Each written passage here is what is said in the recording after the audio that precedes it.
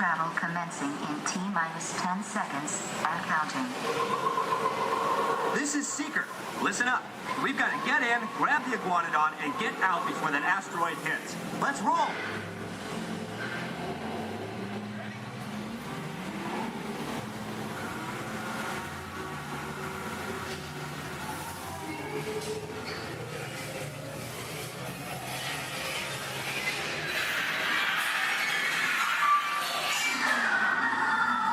Okay, now let's go get that dino. Computer, what are you tracking? Styracosaurus. Not our dino. Warning, meteor shower in range. Just little ones. Oleoramus. Hadrosaur.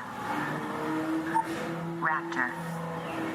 Time to get serious. Locking autopilot on homing signal now. Hang on!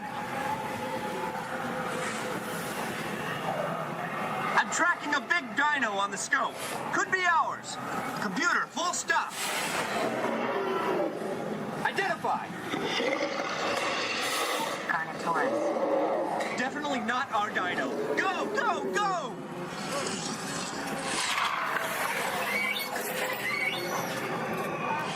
Another big guy coming up. Computer, slow and identify. Sauropod. Still not our dino, but at least this one's a vegetarian. Whoops. Asteroid impact in 90 seconds. We better move it. Pterodactyl. Incoming! Asteroid impact in 60 seconds. We can't stop now. Keep going, keep going. Compsognathus. Computer, what's happening? Loss of traction. Four-wheel drive, move it. Warning, meteor strike. Evasive maneuver. Right, left, right, left. That was close. Computer, now what? Carnotaurus. That's it. Abort mission. Abort, abort. Iguanodon. Forget it. Get them out now. Asteroid impact. Brace yourself. This is it. They're not going to make it. They're not going to make it. Mission accomplished. You made it! I knew you would, and guess who made it back with you? I better find it before security does. Thanks for everything!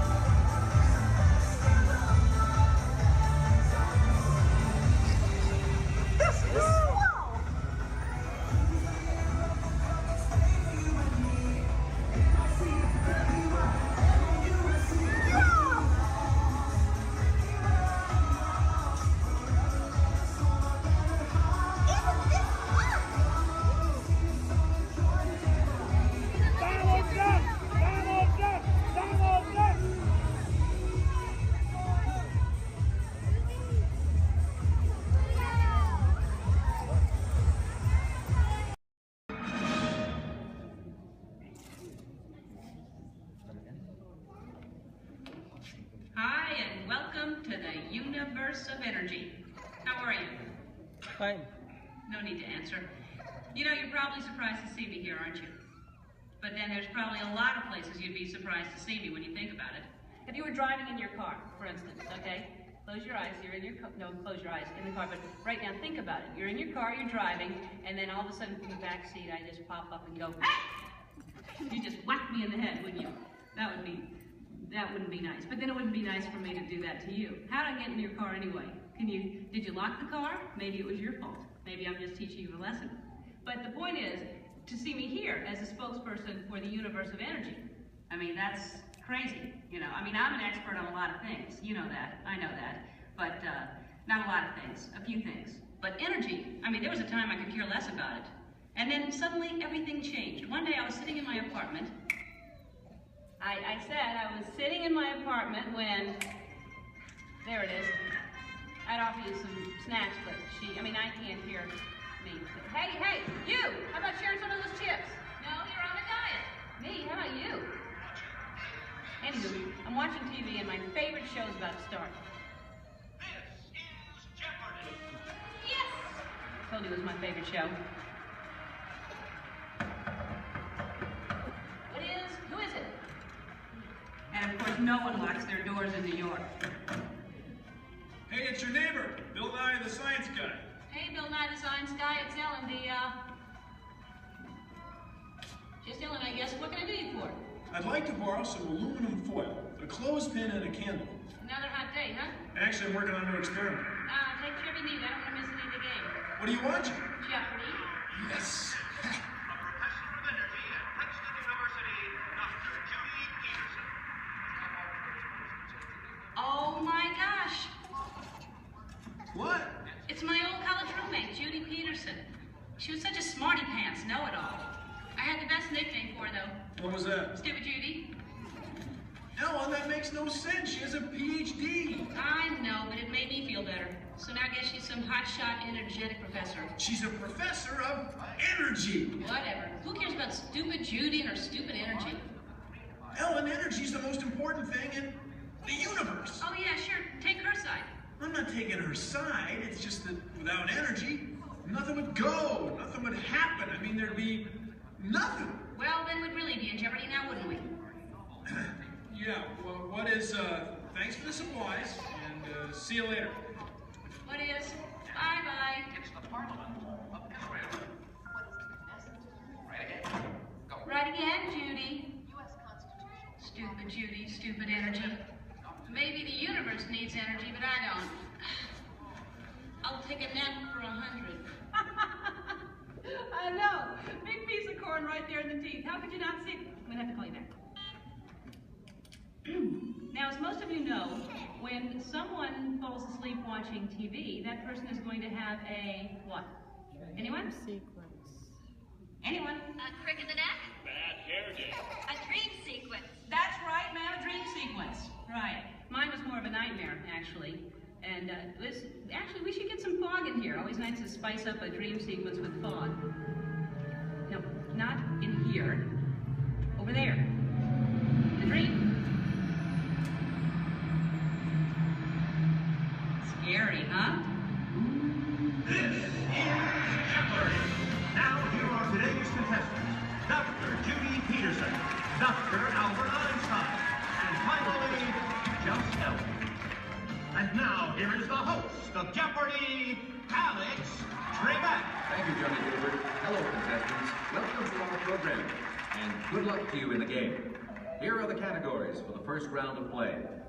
Solar energy, wind power, energy from water, fossil fuels, fusion, and finally, gas. Ellen, since this is your dream, we'll let you make the first selection. I will take fossil fuels for, let's go 100. Fine. The answer is, this was formed from microscopic plants and animals trapped in ocean floor sediments millions of years ago. Ellen. Yes, I know that one. That's, what is the stuff trapped? Microscopic fuels and plants and animals and Sorry, Ellen. We were looking for something more than just an embellishment of what I had already said. Anyone else? Judy. What is petroleum, Alex? What is bituminous? What is solar thermal conversion? What is hydroelectric? What is helium? And so, as we come to the end of the first round, ladies and gentlemen, Judy has the commanding lead. Ellen has her work cut out for her, and Dr. Einstein is nowhere, relatively speaking. Is this a nightmare or what? Oh, Ellen, your first correct response. Wait a minute. Dreams. This is my dream. I'm in control now. I can still win. I still have a chance to. Ellen! Who is it? It's me, Bill Nye the Science Guy. Hey, I'm glad you came to help me. Actually, I came to see Einstein. Wow, you're getting clobbered. Yeah, this Nightmare Jeopardy version's a lot harder than the home version. Can you help me? Sure, but first we have to go back. Backstage? No, way back, like many billion years ago. Okay, but can we stop at a mini mart or something to get some snacks? Because I have a tendency to get hungry after a couple billion years. No can do, time's wasted. Come on! Wait, it's not even over. It gets really weird from here. Now some person I don't even know reminds me there's no eating, drinking, smoking, or flash photography allowed in my dream. There is no eating, drinking, smoking, or flash photography allowed in Ellen's dream. And she forgot something. And no videotaping, okay? And those of you who are just walking in right now, you're late. Where have you been? I love your hair. No, not you. No, I mean, it's all right, but that's cute, yeah. Anyway, so you're not completely lost. Here's a recap of what has been going on. I'm Ellen. Hi. I love Jeopardy. I used to not care about energy at all until I had a nightmare that I was on Jeopardy and all the categories were about energy. Oh, don't I know it's scary. So my neighbor, Bill Nye, stepped in to help me out. Bill Nye, the science guy. You know him? Anyway, so he comes in to help me out. That's what's going on. Got it? Good. If you don't, then that's your problem because you're late. And you think about that next time. Behind the center, Goofy in the left, Minnie in the right, and your happy driver in the bus, Carlos. We want to give you a very warm welcome to Walt Disney World. Welcome, everyone. If you are ready, give me a big yes. Yes! All right, you ready?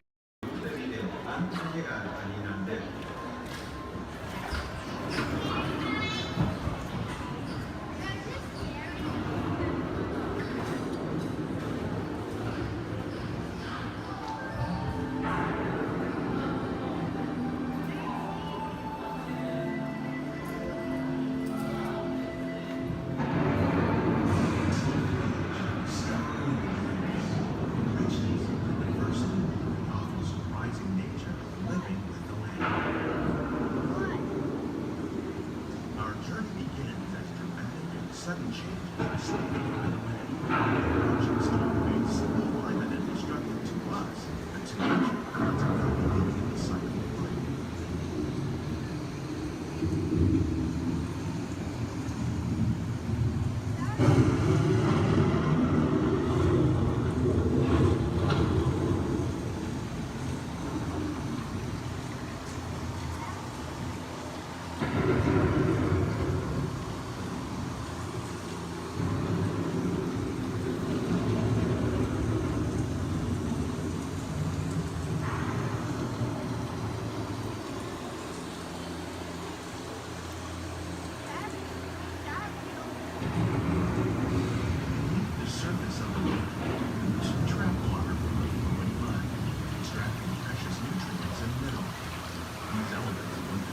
Sunlight create the diverse living systems of our planet.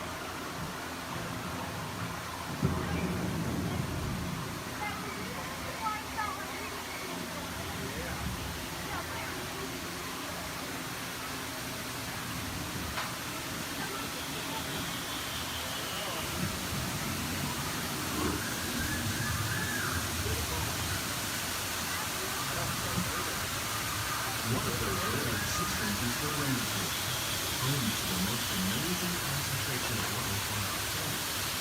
These dense and beautiful forests cover only a tiny portion of the Earth's surface, but they contain more than half of its land on planet. Rainforests are also extremely rich in protected living systems, providing us with oxygen, food, medicine, and other forms of essential life.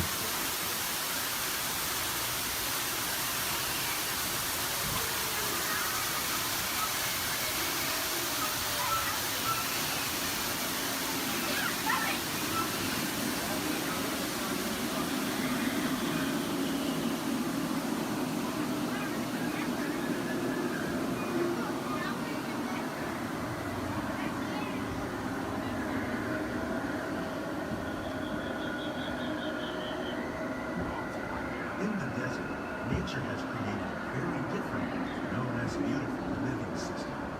And while this arid landscape may seem lifeless, it is very much alive. The plants and animals that have learned to survive in these harsh conditions make use of what little water they can find and avoid the scorching rays of the relentless sun.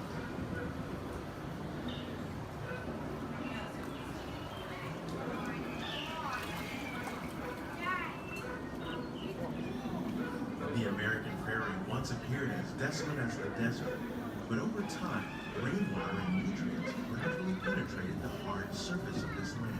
Even the hooves of the mud buffalo helped create the rich soil that one day become home to the American farm.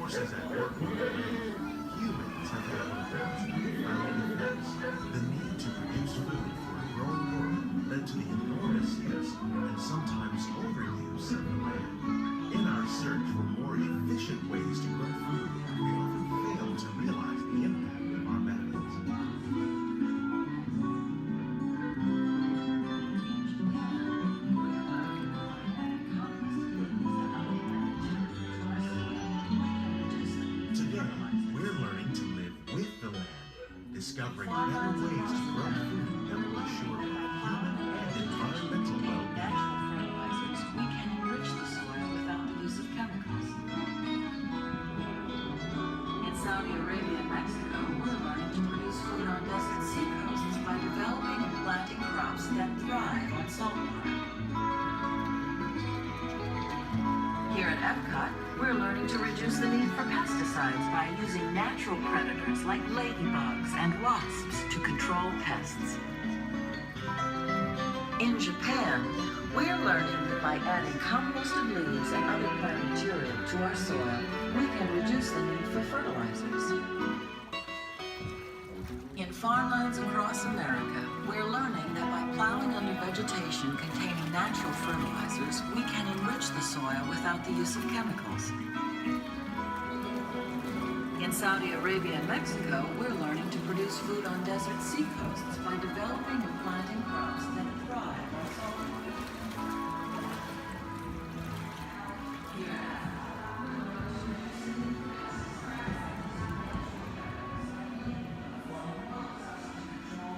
How will we meet tomorrow's growing needs for food production, yet still respect the needs of the land?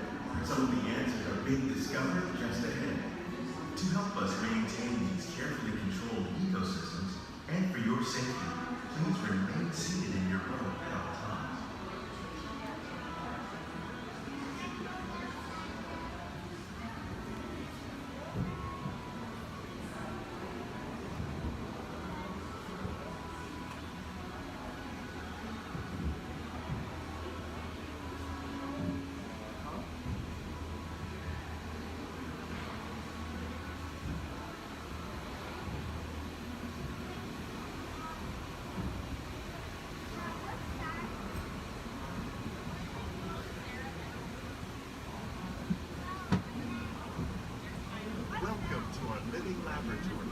Scientists from Epcot and the U.S. Department of Agriculture are exploring innovative ways to produce bountiful harvests now and into the future.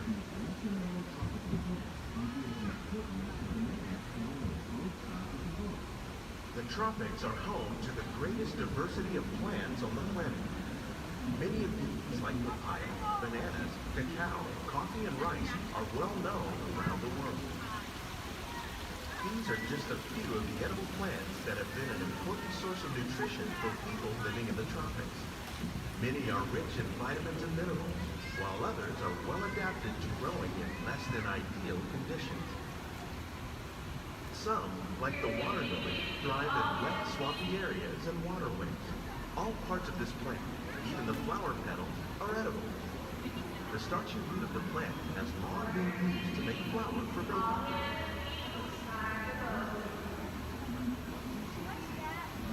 One day, many of these lesser-known tropical plants may be as important as the bananas growing on both sides of the boat. More than 28 million tons of bananas are eaten annually, making it the most popular fruit in the world.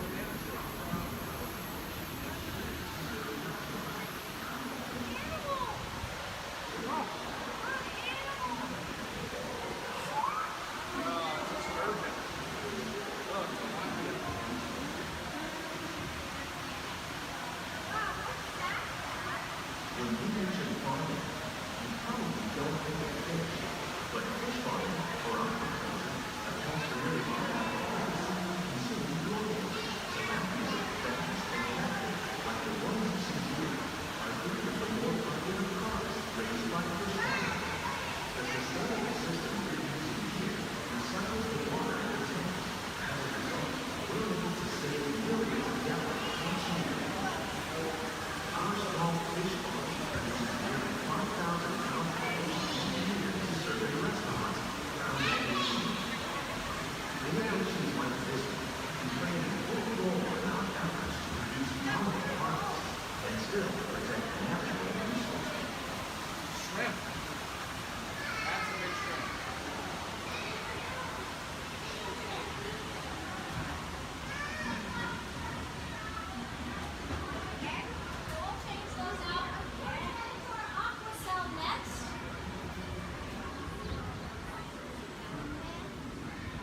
Little sunflowers.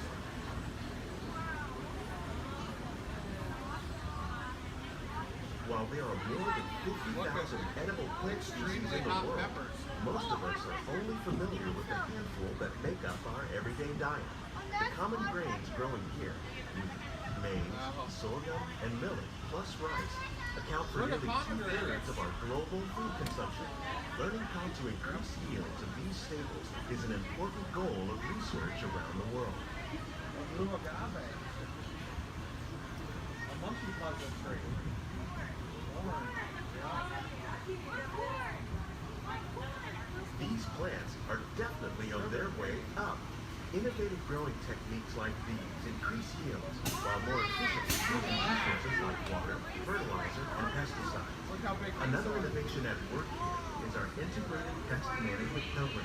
By populating our greenhouses with beneficial insects that prey on harmful pests, like aphids and flies, we are significantly reducing our reliance on conventional pesticides.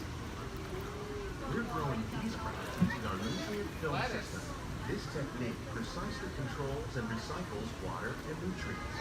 With it, we can produce over 27,000 heads of lettuce a year in this one small area. Look at the cucumbers. Yeah.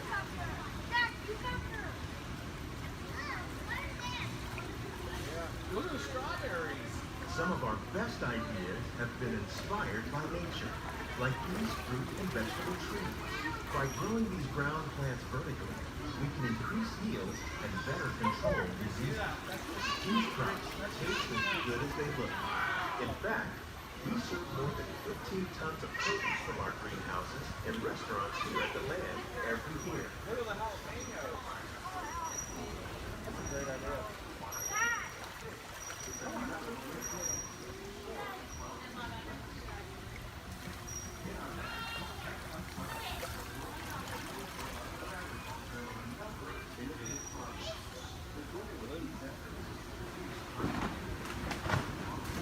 The future of agriculture may include innovative ideas like this vertical growing system.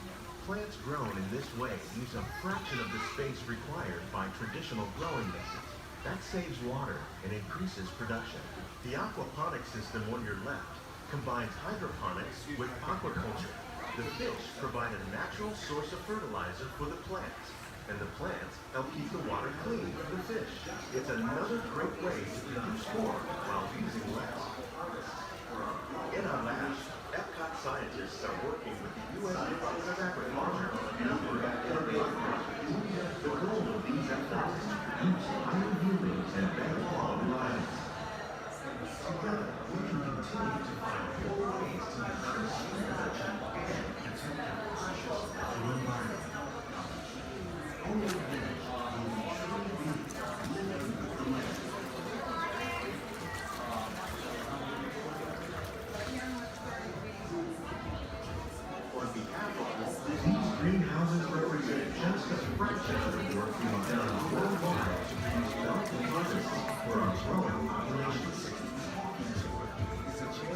scientists, farmers, and even backyard gardeners are doing their part to improve the quantity and quality of foods that we all rely upon. Yet, we can continue to find more ways to increase food production and protect our precious natural environment. Only then will we truly be living with the land.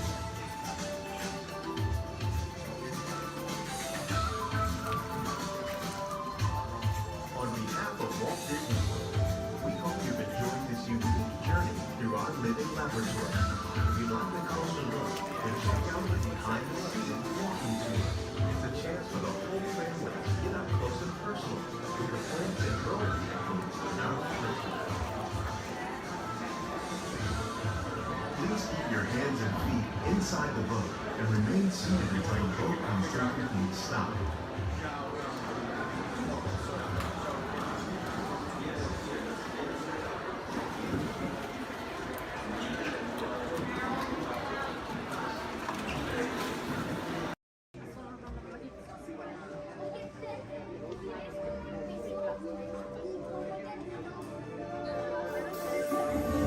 I see we have new visitors. Welcome, Terrans, to the wonders of Xandar. I am World Mind, sentient supercomputer of Xandar. I hold the knowledge, memory, and experiences of all Xandarian citizens, past and present. This gives me extensive knowledge, yet I am constantly learning, and I am now learning about you and your planet, Terra.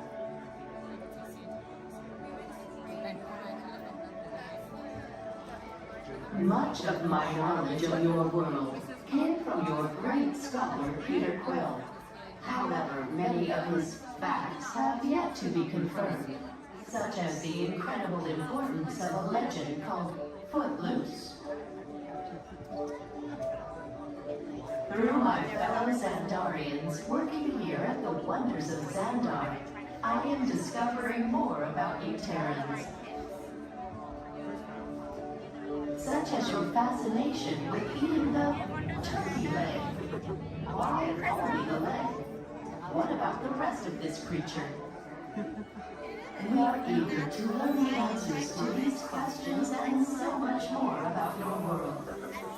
In return, we Xandarians hope to share with you more about ours.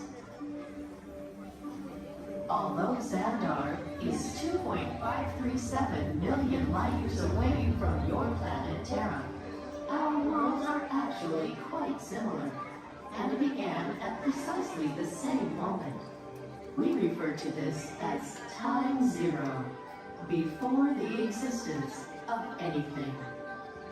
Our worlds were born of a single point of matter and energy that blasted outward in what you Terrans refer to as the Big Bang. And from nothing came the beginning of everything.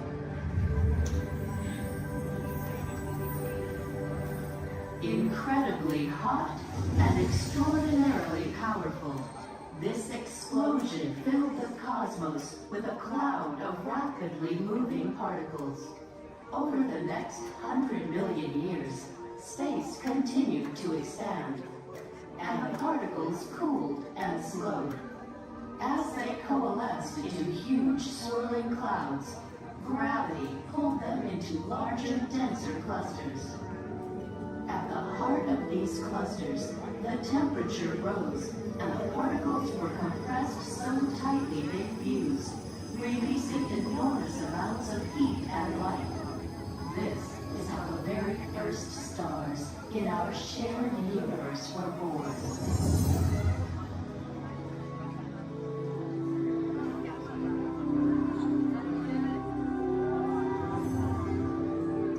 The singularity is just one of the commonalities between our two worlds that we will explore today. Welcome, Terrans, to the wonders of Xandar.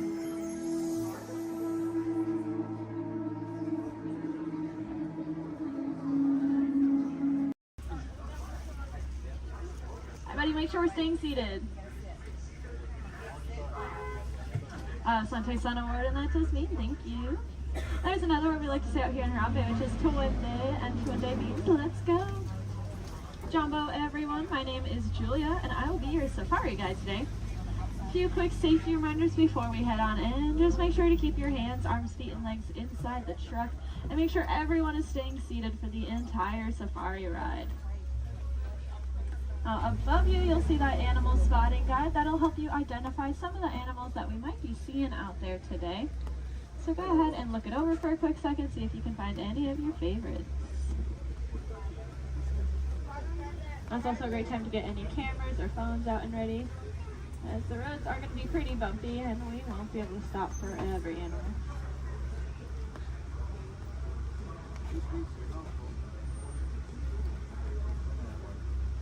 We are going to be starting our journey here in the Little Aturi Rainforest. The animals that live out here are going to be more shy and reclusive, so keep your eyes open for any stripes or camouflage.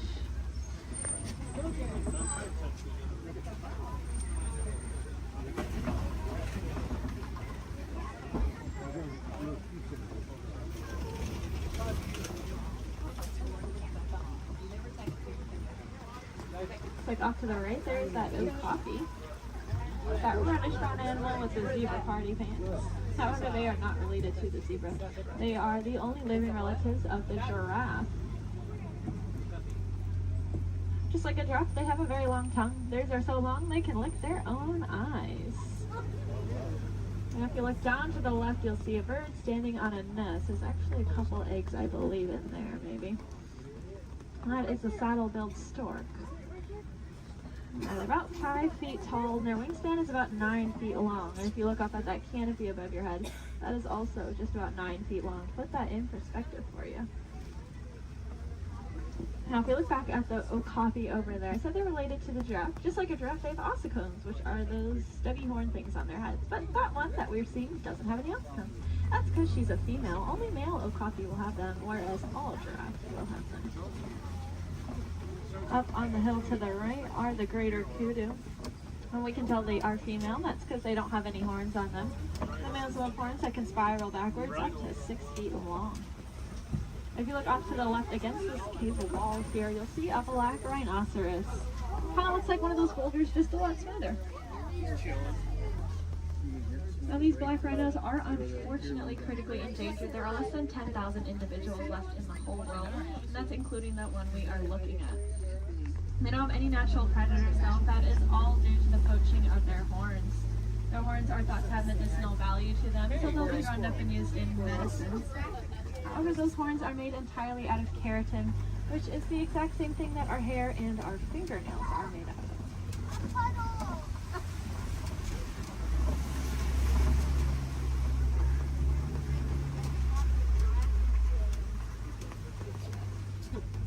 I said the animals that live out here are all going to use camouflage. We saw how they use their colors or patterns to blend into the trees around us. That's why it's really important that we use our paper products responsibly, since our paper comes from the trees that these animals' lives depend on. Looks like we are getting to the edge of the forest here. We're going to make our way down towards the Swampy River. The animals that live here naturally spend most of their time underwater, which will keep them cool and camouflaged, so keep your eyes open on the surface for any bubbles or ripples that you might see.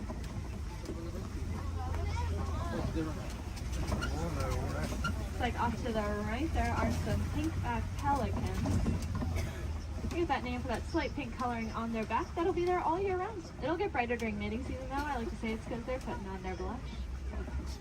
And if you look off to the left, you'll see a belote of the Nile hippopotamus. Make sure we're staying seated, friends. Make sure we're all staying seated. These hippos can hold their breath anywhere from 5 to 8 minutes at a time, which is going to allow them to sleep underwater. They'll float up to the surface every couple minutes, take a big breath of air, and then sink back down and fall completely asleep. They are herbivores, meaning they only eat plants. They'll come out towards nighttime and graze on about 80 pounds worth of grasses. And they'll go back in the water.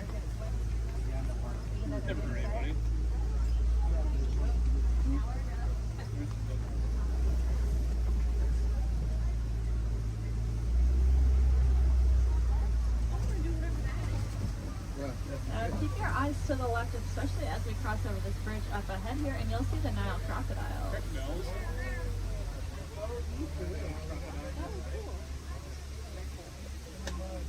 Three of them.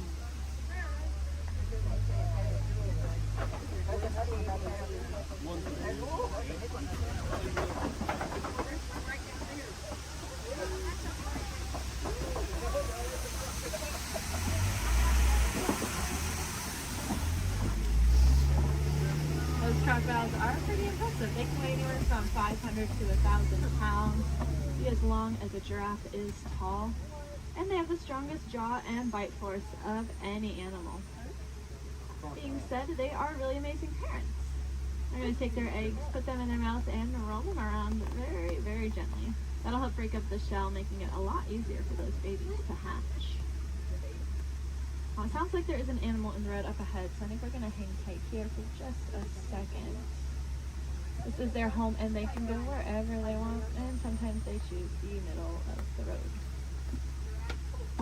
But we'll just wait for them.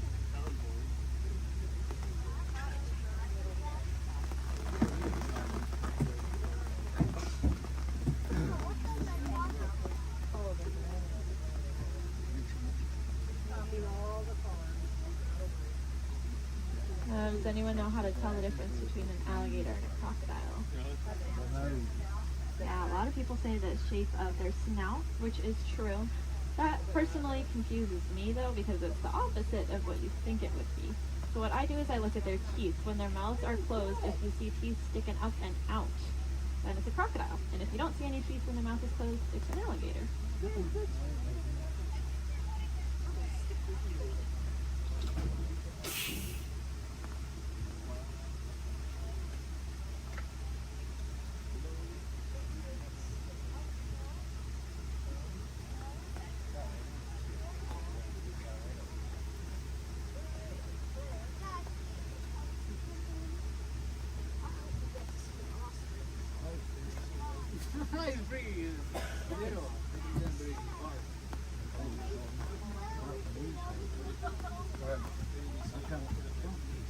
Well, thanks for your patience here.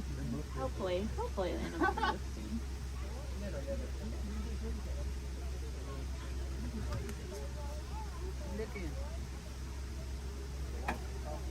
Crocodiles are also something that are called a living fossil, which just means that they were alive way back when all the dinosaurs and all them were alive. But they never went extinct, and they didn't evolve into a different species. They kind of just stayed. There's a lot of other animals like that, like horseshoe crabs, cockroaches. They're all living fossils. But so are those crocodiles and alligators.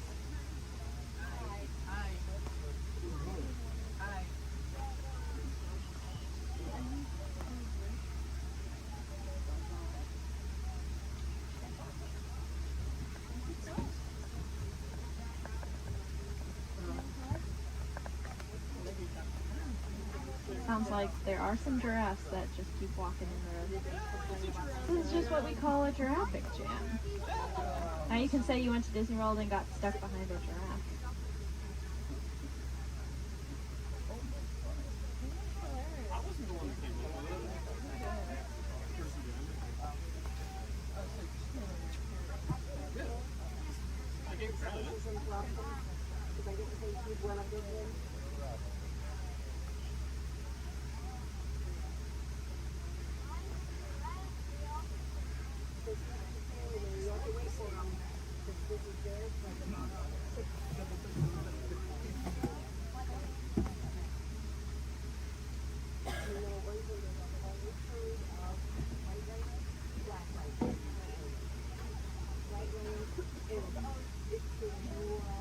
Sounds like the giraffe has moved, but now there's a different animal on the road. The animals really like the rain, so they are very active. Okay, it sounds like maybe we'll be back on the move soon. I think all the animals are out of the road, at least at this very second. But I don't want to jinx it. But that's good news for us, because that means once we get down into the savannah, there's going to be a lot of cool animals really close to see. Alright. see how far we can get.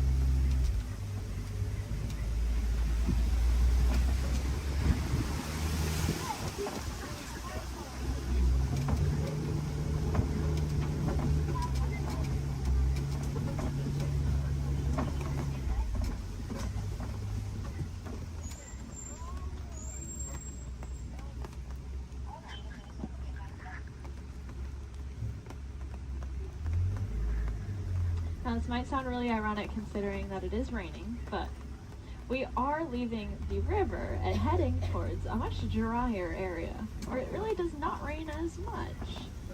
And I say that because the baobab tree that's off on the right there, it is going to be leafless about 9 months out of the year just to conserve water.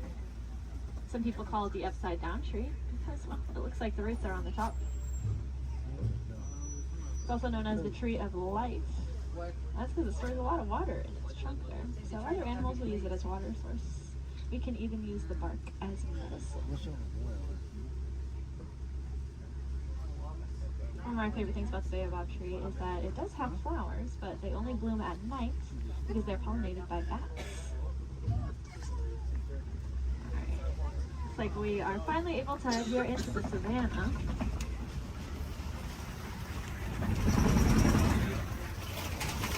Now you may notice the trees are starting to thin out quite a bit, and that's because it doesn't rain as much out here, like I said. So the animals here can't really rely on camouflage in the same way, and so they're going to be very agile and flighty. Most of them can run within an hour or two of being born. That is something I personally cannot even fathom, being able to run within an hour or two of being born. Crazy. Looks like here to greet this is the Maasai giraffe off to the right. They are, of course, the tallest land animals, averaging at about 18 feet tall. You can see that really long, dark tongue. That dark coloring is there to act like sunscreen. And that's because giraffes eat most of the day. And by most of their day, I don't mean like half the day. I mean they eat about 20 to 22 hours. Out of that 24-hour time period, they're going to spend eating. So that tongue is that dark coloring just to protect it, since it is out about 20 hours a day.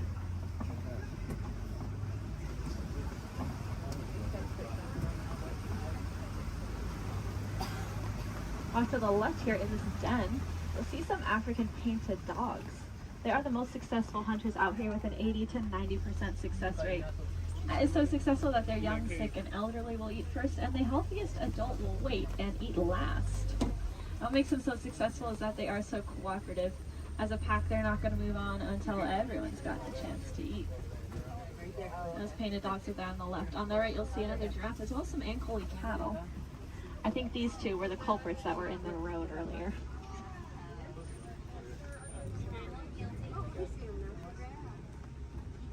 Those cattle have those really large horns on them that look pretty heavy, but they are hollow with a honeycomb-like structure on the inside. That'll help blood flow to keep them nice and cool.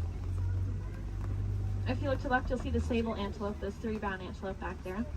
You'll also see some Hartman's Mountain zebra. Now take a really good look at the zebra here, because one of them is a little bit smaller than the other one, and that's because she's about 7 months old. That's her and her mom there. And if you look at her legs, though, her legs are just as long as her mother's, and that's because zebras are born with their legs fully developed. Running, as I said, is very important out here, so those zebra babies are born with long, lanky legs, ready to run within half an hour of being born. Their stripe patterns are going to be unique to them in the same way that our fingerprints are unique to us. That's actually true for a lot of animals, not just those zebra. It's true for those painted dogs we saw, and it's also true for these giraffes up here.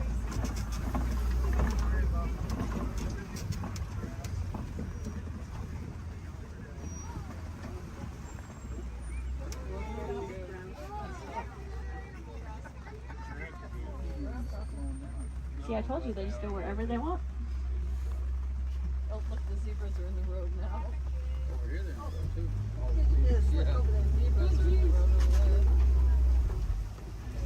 Now, since giraffes spend most of their day eating, they also spend most of their day standing up. They don't really like to sit down, it's very vulnerable for them. They even prefer to give birth standing up. So that's about a 6-foot drop for those baby giraffes. I like to say the first thing a giraffe experiences in life is gravity. Of course, when you're born already about 6 feet tall, I guess it really doesn't matter that much. It also is going to kickstart their heart, that drop, so maybe it's a good thing.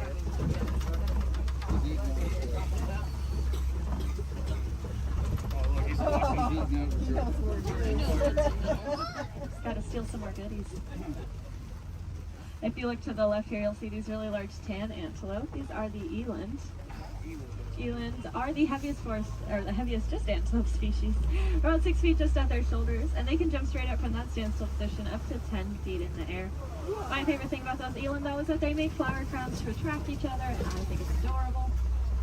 The males will gather up a bunch of branches and twigs and leaves and even flowers and decorate his horns with them and then walk around proudly to attract all of the females. I would highly recommend looking up a picture of that if you have never seen it before. It is, like I said, adorable.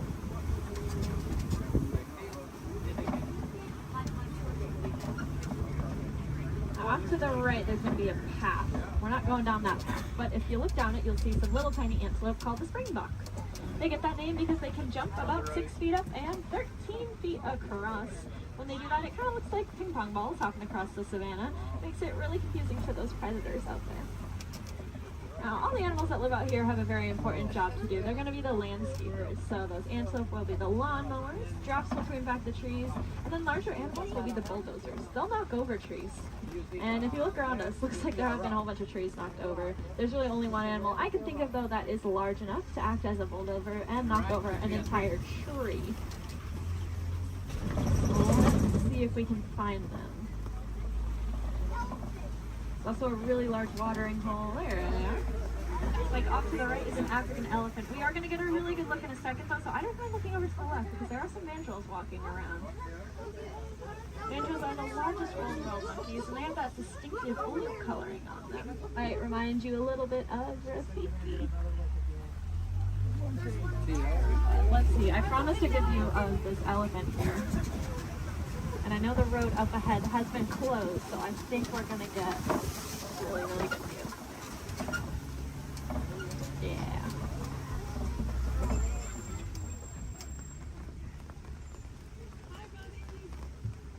Elephants are, of course, the largest land animals. Also very, very intelligent. You can see him using that trunk. They have about 40,000 muscles in that one trunk. To put that in perspective for you, we have a couple hundred different muscles in our entire bodies. They have 40,000 in that one trunk. That is kind of unbelievable to me. And it's going to allow them to do a lot of really cool things, though. You see them eat with it. They also drink water, kind of like a straw. And then sometimes they'll suck up a bunch of dirt or mud and then spray it on their backs to help protect their skin from all those natural elements.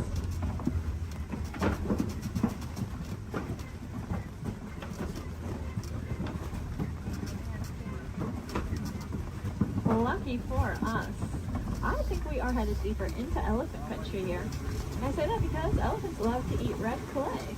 Now, if you look around us, it looks like we are surrounded here by this red clay. It's very nutritious, so they'll eat it as an extra form of nutrition, just like how we might take a vitamin or a supplement every day. And there are some tusk marks over to the right and some footprints down to the left. So the herd must be nearby. I think I see them off to the left there. Elephants are matriarchal, and that means the oldest or wisest female is going to be the dominant one in charge. Males are going to leave the herd at about 15 years old, and if they don't do it willingly, they will be forced out by those females. They're going to go hang out in bachelor herds, which can consist of up to 140 individuals that come and go as they please.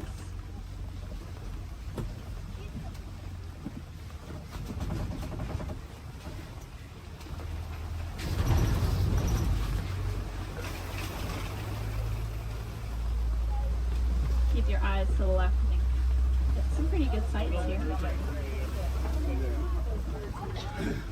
Unfortunately, though, elephants are running into a lot of different conflicts out there in the wild.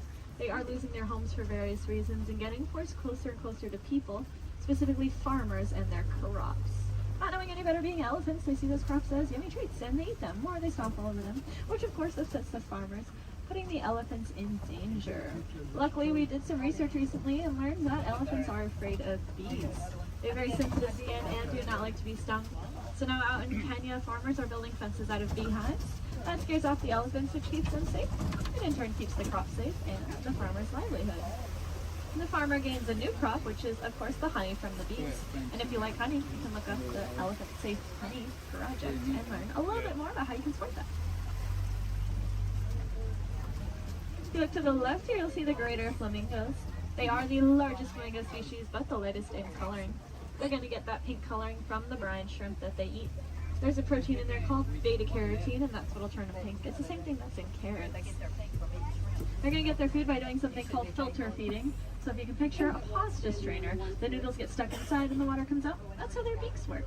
They take a big mouthful of water, the food gets caught inside, and the rest of the water flows right on out. That's why it's super, super important that we keep our waterways clean, because if we have plastic or trash floating around in that water, they could take a big mouthful of that. And we don't want any of our trash ending up in those flamingo beaks.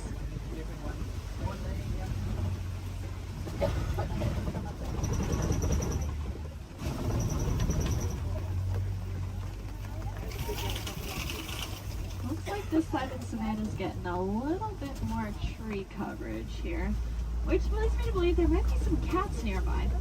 Please help them out while they are hunting. So keep your eyes open. I know I've seen cats roaming around on the hills up ahead before.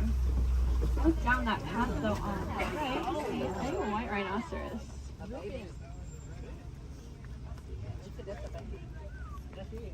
White rhinos are the most social of the 5 rhino species. They're usually always in a group with their buddies, so that one's friends probably aren't too far behind. They have a really, really good hearing too. Their ears will wiggle independently of each other, and they look like funnels, which helps them pinpoint the exact location a sound is coming from.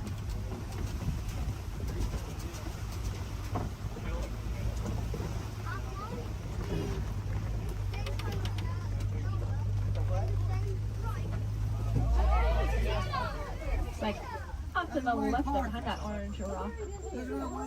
See cheetah. Cheetahs are the fastest land animals. They can go from 0 to 60 miles per hour in 30 seconds or less. They're going to use their tails to help them steer, very similar to a boat's rudder. And they're the only cats that are going to hunt during the day instead of at night. That's just because they don't have very good eyesight at night, so if you can picture what we see at night, that's about the same as what a cheetah can see at night. To help them out though, they have that black stripe under their eye that acts like built-in sunglasses, helping protect their eyes from the sun. Looks like up ahead are some Kopi rocks. And on top of those Kopi rocks, looks like a female lion up there.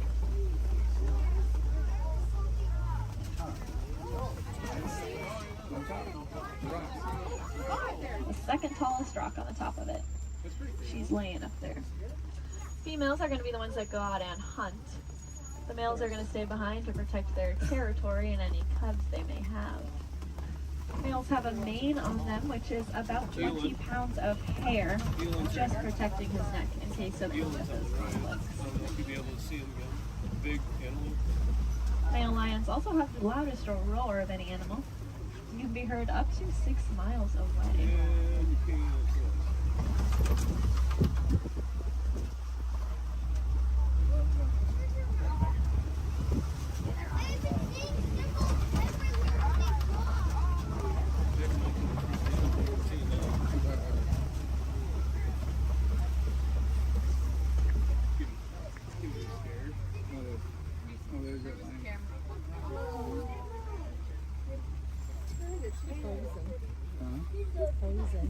She is looking at us.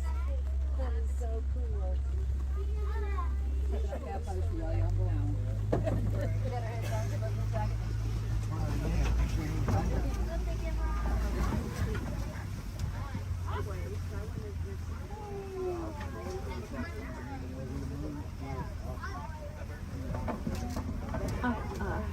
Looks like there are a couple ostriches walking around. They are the largest and fastest birds in the world, but they cannot fly. They have really big wings to help them steer because they can run upwards of 40 miles an hour. Impressively, they have the largest eyes of any land animal. large eggs. If you look down on the right here in the grass, you'll see a couple of those ostrich eggs. They can weigh up to 3 pounds each and are so strong that an adult human could stand on one without it breaking. You could fit about 2 dozen chicken eggs into one singular ostrich egg.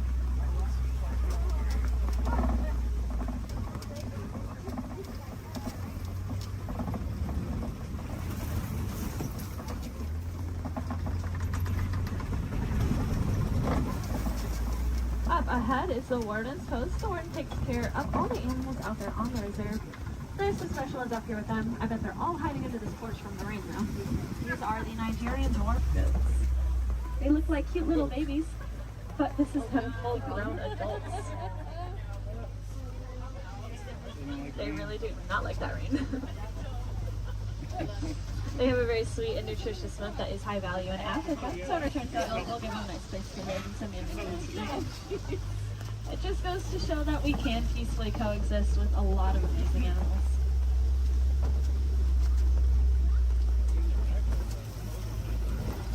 Unfortunately, those gates do signify the end of the reserve and our return back to the village. I really hope you enjoyed that safari. More than that though, I hope you learned something new. If you did, maybe you can tell your family and friends those fun facts that you'll learn when you get home. That's pretty important because the more we learn about these animals, the more we'll care about them, and the more likely it is we're actually going to do something to help protect and save them, so that then the generations after us get to enjoy all those really cool animals that we saw today. If you want to take it a step further in doing your part, you can go ahead and recycle your old electronics. Our electronics are made with a a mineral called coltan that comes from the forests out in Africa. So when we mine for it, we are making things away from many, many animals. That's why I challenge each and every one of you when you go home, see if you have any old electronics that you're not using anymore. Go ahead and recycle them. We'll take out that coltan and reuse it, and then we can just keep reusing what we already have instead of mining for more. That way we get to use our cool technology, and those animals, well, they get to keep their homes. I think that's kind of a win-win for everyone. Now up ahead, it looks like a bunch of docks where people would get off, but that is not us. I'm going to hang on to you a little bit longer and bring it right back to where I got you from. Just hang tight here for a couple more minutes.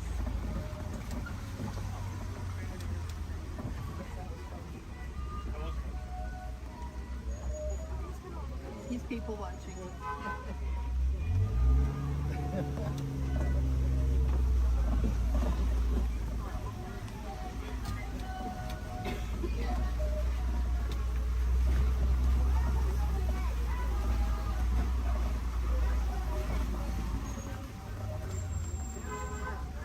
Now, if you want to learn a little bit more about the animals that we saw today, but maybe from the comfort of your own home, and you happen to have Disney Plus, there is a show I highly recommend. It's called The Magic of Disney's Animal Kingdom. It's really, really cool. It gives you a behind-the-scenes look at how we take care of all the animals that call this park home. It is one of my favorite shows, but I am, of course, not biased at all. If you want to see some more animals while you're in the park today, I'd recommend heading over to the Gorilla Falls Exploration Trail. Lucky for us, it's going to be right where I drop you off. Once you get off my truck, you'll go down a ramp, and if you take a right, you'll just be exiting the area. If you take a left, though, you are magically already on that trail. It's about a 10 to 15 minute walking path, where you can see a bunch more African animals, including, of course, those gorillas. If you head over to Asia, there's an Asian version of that trail as well called the Maharaja Jungle Trek, and they have all those Asian animals that we love, like bats, Komodo dragons, and tigers.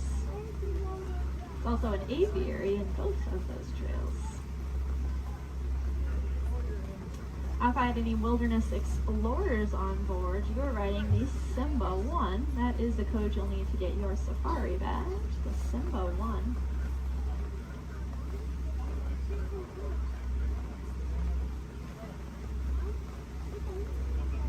You might have also heard a train.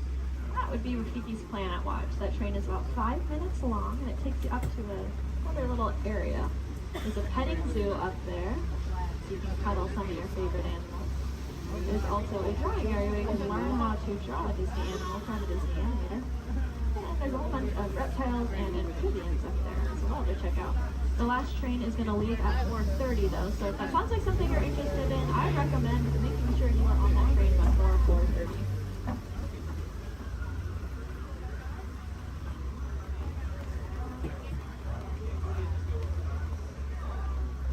looks like we are almost there.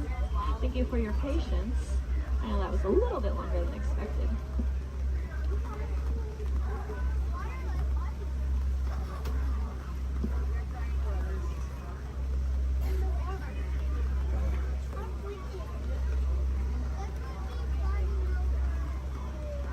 Now's a great time to gather up any personal belongings that you might have. I'm sure you have everything with you.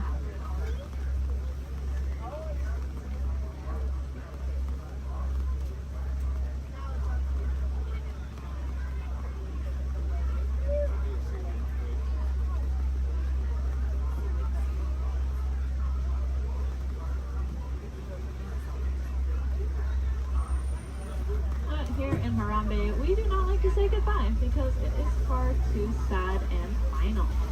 Instead, we say Kwaharini, which means to go well. So Kwaharini, my friends.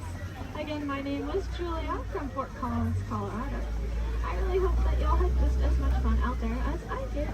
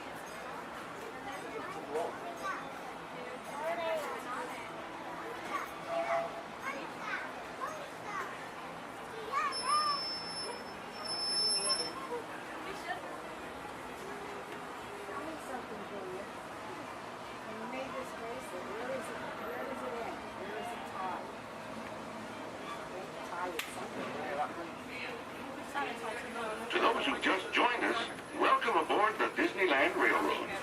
To ensure a safe ride, remember to stay seated with your hands, arms, feet, and legs inside the train.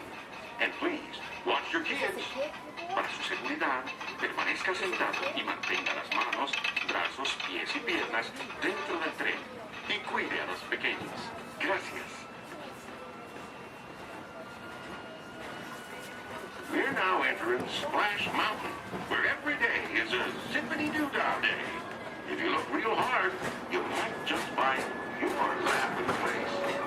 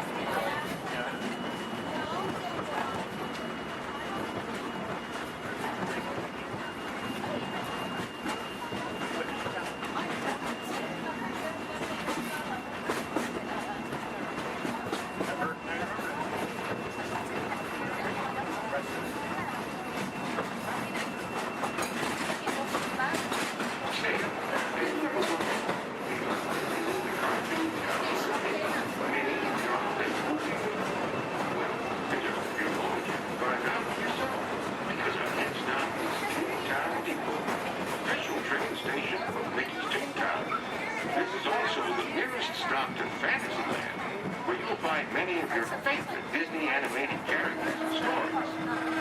If you'll be leaving us here, please wait until the train comes to a full stop.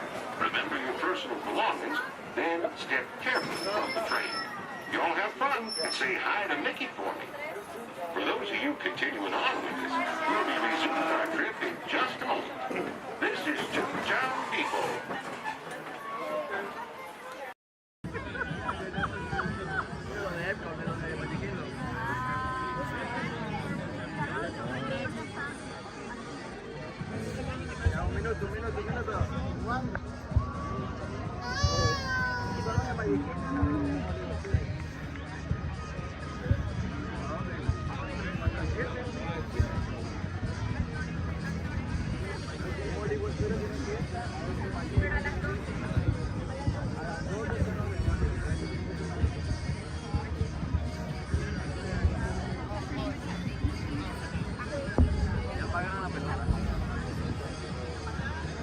Aquí.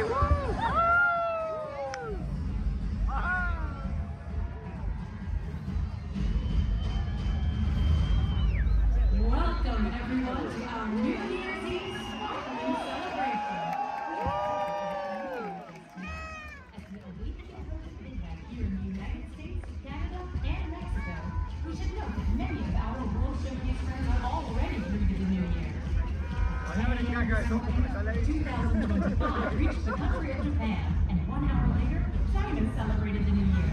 Let's celebrate with them now. 皆様、新年明けましておめでとうございます。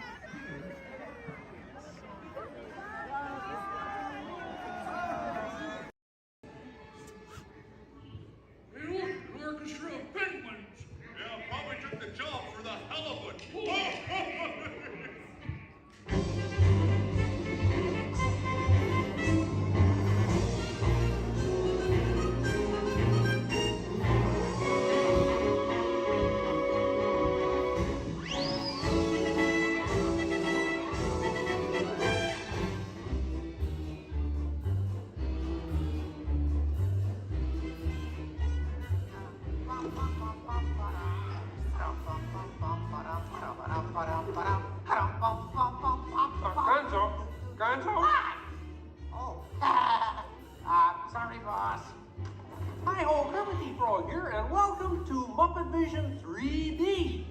Now, let me show you around our research center. See, here in this modern high-tech facility... Hey, careful! Here in this modern high-tech facility, we have perfected Muppet Vision 3D, a new film process which we're about to demonstrate. Now, working the projector is an old friend of ours, the Swedish chef. Chef, everything okay? Exactly. And our demonstration includes a little song from Miss Piggy. Little? Did I say little? I meant to say it's a huge, show-stopping, major song from Miss Piggy. That's more like it. Good. And we've also got a big musical finale from Sam Eagle. Sam, what's it about? It's called A Salute to All Nations, but mostly America. Great. So it's going to be a swell demonstration, and at no time will we be stooping to any cheap 3D tricks. Did you say cheap 3D tricks?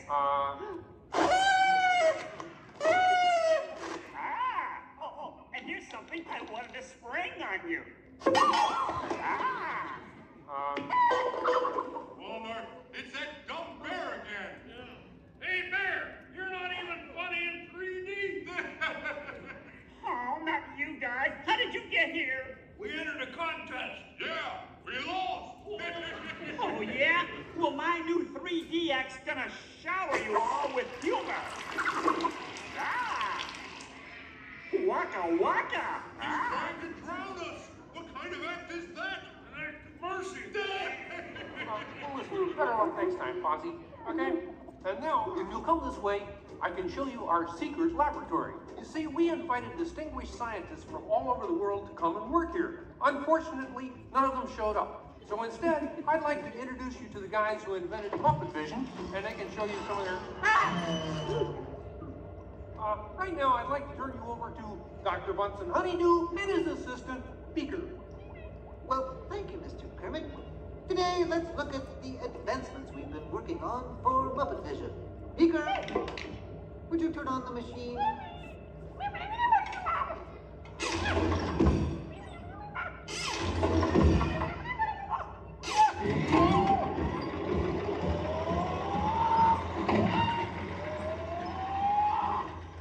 We at Muppet Labs have been able to grab hold of the future. The wheels of progress turn swiftly here as we strike upon ways to bring science safely to you. This user-friendly machine will now generate the first living 3D effect just by flicking a simple switch.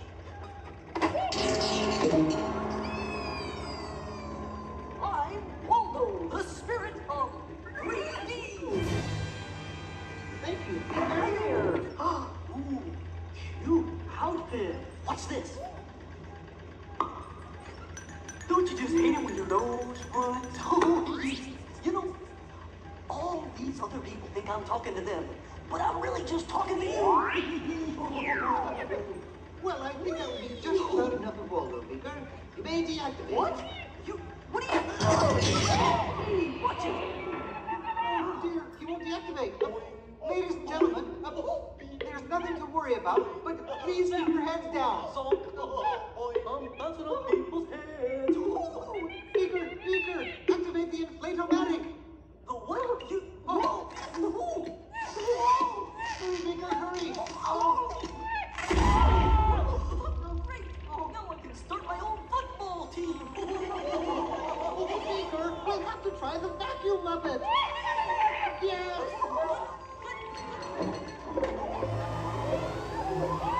Ladies and gentlemen, for your own safety, please rest your armrest firmly.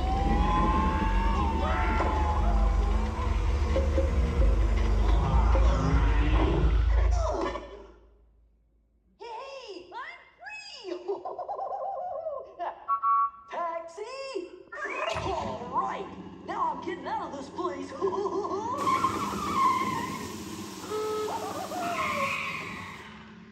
This way, folks. I'm sorry, but Muppet Labs seems to have been temporarily sucked up. But, what is that? Hey, Kermit, see, it's my new remote control banana cream pie. Huh? Hey, Kermit, watch this. What?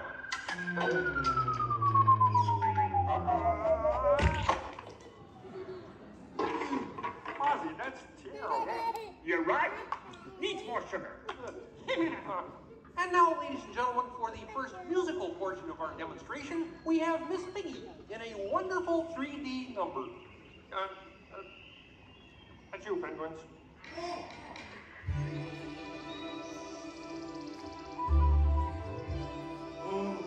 Doesn't it look beautiful? Yeah, too bad they're gonna spoil it with a pig. La la la la la la. Oh, sun shining bright above you. Soft breezes seem to whisper, I love you. Birds singing in the sycamore tree. Dreaming it to me. Oh. Look in my eyes and kiss me. Just hold me tight and tell me you miss me. While I'm alone and blue as can be. Bring a little dream on me. No troubles as life bubbles on, dear. Still craving a kiss. All right, that's it. Knock it off, penguin. Oh, but it was going so well. I will not work with the rabbit. But I was just doing 3D. Guess I won't be needing this. What's that? It was for the big water skiing finale.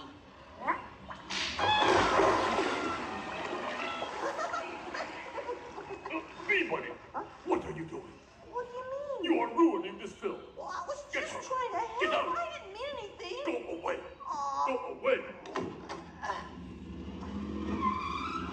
Does anybody know the way out of this film? Hey, you got a map down there? Well, you come with me if you like. I just got fired and I'm running away. Terrific! Let's go. Okay. Hey, Bean, what's up? I'm going away. Forever. Oh, great. Could you get me a sandwich? Would any of you people like anything? I mean, since he's going out, he could forever? Bean? Bean? Oh, Kermit! Kermit!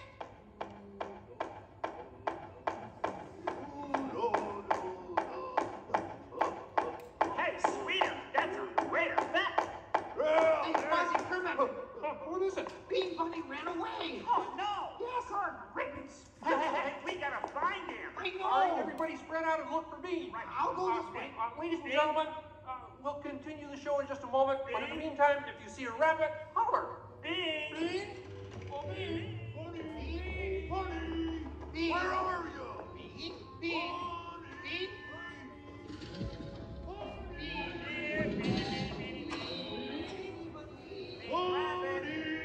Hey, what's all the commotion about? Bunny ran away. Well, you know what that makes him? Smarter than us. Hey, anybody seen a bunny? I don't see a bunny. Where? Where? Oh, nothing up there but a bunny. A bunny? Bean! Hi, sweetie. Hey, Kermit, look! What?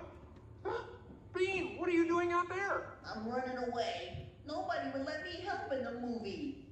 Oh. This is a very moving moment. Yeah, I wish they'd move it to Pittsburgh. Hey, Bean! What are we doing sticking around here? Let's burn rubber! Who's that? He's Walton, 3D friend, and we're both leaving the movie. Right, look at Bean! If you leave, you'll miss all the fireworks! Right, yeah! Fireworks? Ooh, okay, I'll stay. But I want to help. Gee, is there anything Bean can do in the final number? Oh, gosh, maybe Bean could set off the fireworks. That sounds great! Yeah, and I'll stay and help. I love fireworks! Well, okay. Sam, are you about ready? Yes, it's a glorious 3-hour finale. You got a minute and a half. Okay, everybody, get ready. Right. Ladies and gentlemen, the Muppets proudly present the final demonstration of Muppet Vision 3D.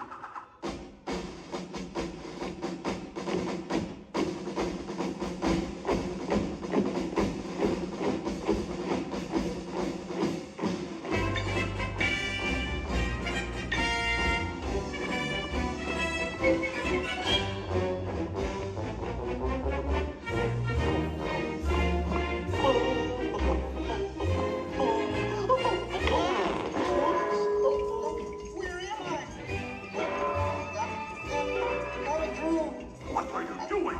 Get back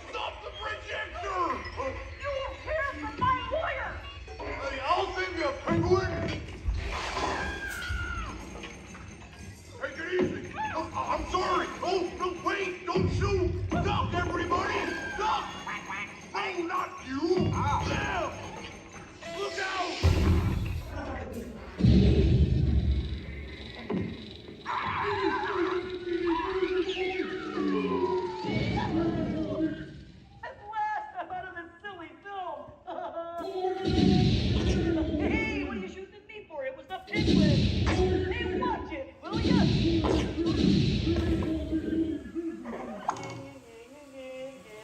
could hit me with a cannon? Hey, everybody, he's got a cannon!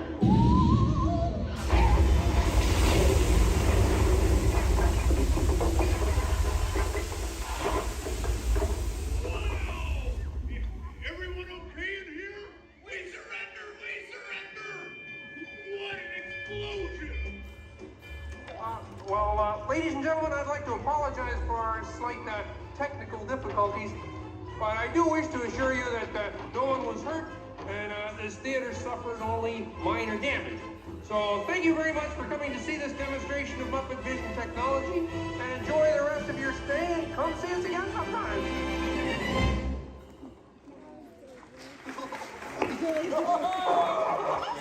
They'll never recognize me now! Forward!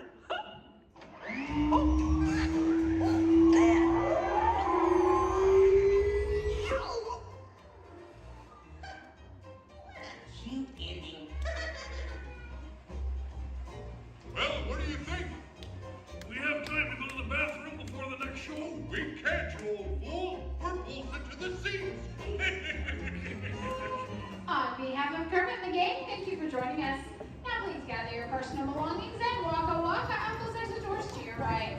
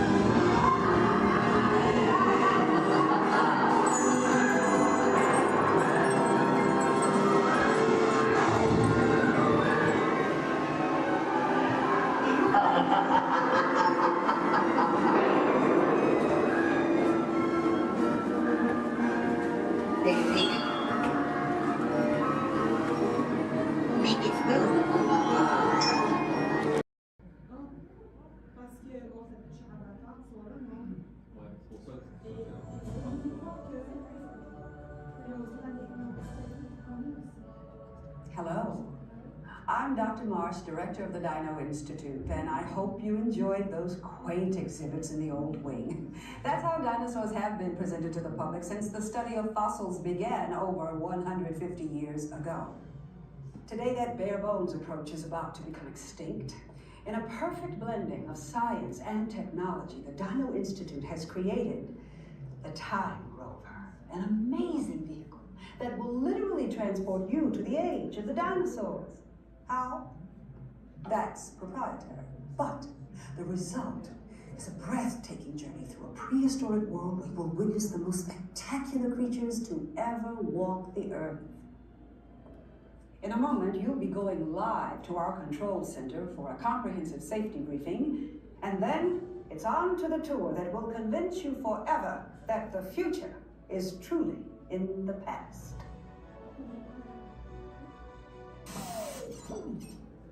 Hello there. Welcome to our little trans-dimensional joyride, folks. I'm Dr. Seeker, your friendly controller and a heck of a paleontologist, if I do say so myself. But let's not talk about me, let's talk about you, and how you can help me make history today with the Time Rover. It's like this. If I can bring you back from the Cretaceous period, it stands to reason that I can bring back a live dinosaur with you. And not just any dinosaur. Take a look at this guy. He's an iguanodon, and I'm certain that he is the key to understanding these magnificent creatures. I tagged him with a locator during an unauthorized field trip. Otherwise, I'd be traveling with you. Right now, our dino should be about here, at the very end of the Cretaceous period. That's where you're going today. I've arrived, it seems, just in time to correct a little misstatement. Dr. Marsh. That is impossibly close to the giant asteroid impact that destroyed most life forms on Earth. Our tours are designed to take you to the early Cretaceous period, and I can assure you that all time rovers have been securely locked on those coordinates. That's right. See? Securely locked. Access denied. Continue. Of course. We were just talking about seatbelts. Plug them in, use them. It can get kind of choppy out there, so keep your hands and arms inside the vehicle at all times. Flash photography? I wouldn't. It alters the homing signal, and that's not good. Oh, and one more thing. Those locked coordinates? We're in. Now, here's the drill. You follow the homing signal to the iguanodon, then I'll enlarge the transport field, and boom, you're back with one additional passenger extra large. And don't worry about that asteroid. You'll be in and out of there before it even breaks the atmosphere. Trust me, what could go wrong?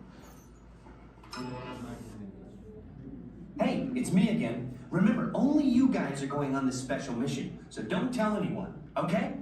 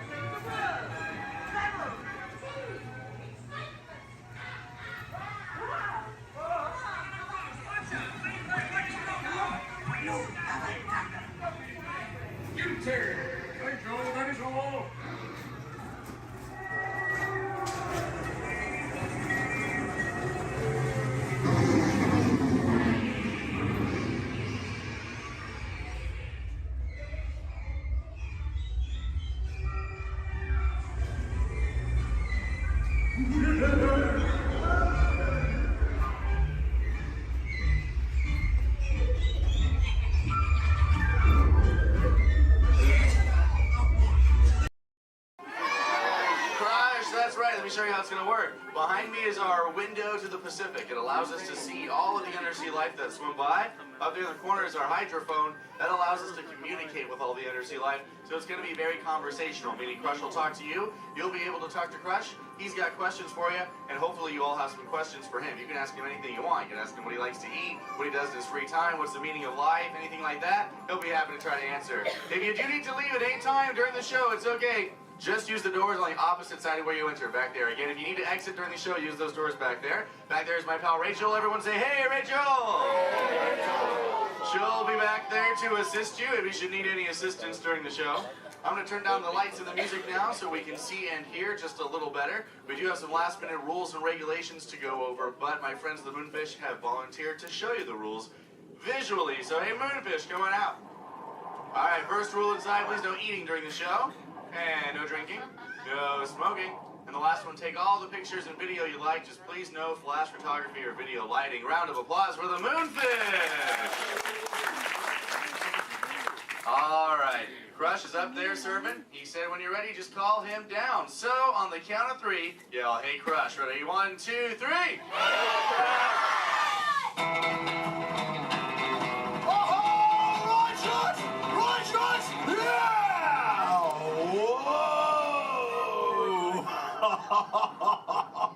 Oh, dude, check out the double spinner intro by the turtle. Whoa! Hey, check out all the human dudes in the human tank, too. Well, hello, human dudes. I said hello, human dudes. There you go. Whoa, hey, look at these little dudes, sublevel. Hey, little dudes. Focus, little dudes. Oh, man, let's totally make contact with some of the humans. Oh, hey, John, dude, come over here to the seafloor, dude. At the back of the seafloor, there's totally a mini man by the aisle with a blue lid and sparklies on it, dude. Oh, I see, dude. Chaw. Hey, what's your name, little dude? That's my old dude. Oh, totally sweet, dude. Let's see, how old is he? Hola, little dude. Dude, me amo Crush. 6. Cool, dude. I'm 150, dude. Hey, I still got my washboard abs. Well, cool. It's actually nice to meet you. It's nice to meet all of you humans. I'm here on a mission today. My youngest son, Squirt, he's got lots of questions about you human dudes, but I don't have all the answers. So, I have come to get the answers from you. If you dudes think you could help me out with that, say chaw. Oh, you so totally rock! Oh, dude, hey, for those of you that don't know, when a turtle says, you so totally rock, respond by saying, dude, nice and loud. Try one for practice, you dudes. You so totally rock! Awesome. Okay, Squirt wants to know how many of you know how to swim. Hey, raise your fin if you know how to swim, dudes. Wow, we got lots of swimmers out there. Hey, let's stay up in the seats, dude, over on this side. Last row, dude, like second noggin in, there's a dude with a white shell, kind of like lots of colors on the front, dude. Sure. What's your name? Tyler. Oh, nice to meet you, Tubular. Tyler? Hey, dude, when you go swimming, do you like to swim fast or take it nice and easy? I like to take it nice and easy. Oh, chaw. Yeah, dude, just kind of like kick back on the shell and be like, dude. Totally, dude. Hey, I like to swim fast, though, too. Dude, you want to see me shred some biscuits? Say chaw. Chaw. Okay, dude, let me get my motor revved up. Human dudes, I want you to time me, okay? Start counting when I say go. Ready, set, go. Back, dudes. Totally just swam all the way around the world. Twice. Ah, dude, I can't swim that fast. Only about what you call 20 miles per hour. Hey, but check it out, dude, if I got a tiger shark on my tail. I can go way faster, dude. Hey, but I'm doing all the talking here. Humans, if you got a question for me, like totally raise your fin, dude. Talk to the dudette right there, waving me down from the second row. Hey, what's your name, dudette? Morgan. Oh, cool, it's Mondo Morgan. What's your question? Do you know any twins? Oh, I know, yeah, dude, I got lots of twins of my own, dude. There's my twins, Bill and Ted. I got my twins, Cheech and John. I got my triplets, Mary, Kate, and Ashley. That's really cool. What about you? Do you have lots of twins, too? Yeah, well, I'm a twin. Oh, you're totally into... Wait, that dude in front of you looks just like you. Is that your twin? Yeah. I would hope so. That'd be an odd coincidence. That's cool. Where are you dudes from? Castro Valley. Oh, where's that? By the Bay Area. Oh, okay. That's cool. That's a cool area up there, dude. Way too many sharks, though.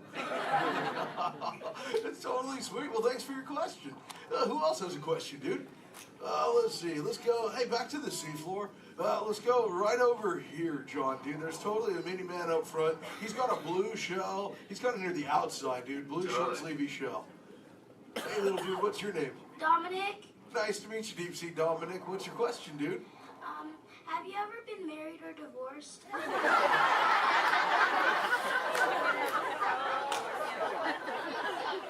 That's a pretty specific question. Actually, dude, most turtles, dude, we don't stay with the same dudette like our entire lives, but I have actually found one that's kept me around forever, dude. Her name is Shelly. She is my turtle dove, dude. We've been together for 130 years, dude. But it's still so awesome, it only feels like the first 75. It's really cool. Hey, can I tell Shelly you said hi? Can I tell her you said hi? Hi. Oh, dude, she'll totally love to hear about you, dude. Let's see, who else has a question? Let's see. Let's go. Hey, John, dude, jump across the aisle up here near the front. There's totally Mini Man. He's getting his fin waved by another dudette. Hey, little dude, what's your name? Braden. Oh, cool, dude. What's your question, Boogie Braden? How many kids do you have? Yeah, I got 65, dude. John, like I said, well, I already told you about my twins, dude. Like Squirt, he's my youngest. And then there's Sheldon, Shelby, Michelle, Herschel, Rochelle, Trishelle, Shell, Lella Ding Dong. See, I got my teenagers, Leonardo, Donatello, Raphael, Michelangelo, Zach, Kelly, Slater, Screech, Jesse, Lacey, Chris Jr. Let's see, there's John, Paul, George, and Ringo. John's going through a really weird phase right now, though, dude. He thinks he's a walrus. So there's Michael, Janet, Tito, Jermaine, LaToya, Randy, Marlon, Chris Jr., Chris Jr., Chris Jr., Chris Jr., Chris... Well, there's lots of Chris Jr.'s, dude. All the way up to my oldest son. His name is Keanu. Keanu's not very bright, but we still love him anyway. My sister's name is Trishelle too. Oh, Trishelle, dude, that's a totally sweet name. She must be part turtle. That's Actually, hey, maybe you can help me out with something, dude. I got a question for you. I found a thingy on the beach the other day. Not really sure what you human dudes call it. Where did I put that? There it is. Hey, dude, what's this? That's a bikini. Oh, cool, a bikini, dude. Do you use a bikini when you go swimming? Oh, why not? Because I'm not a girl.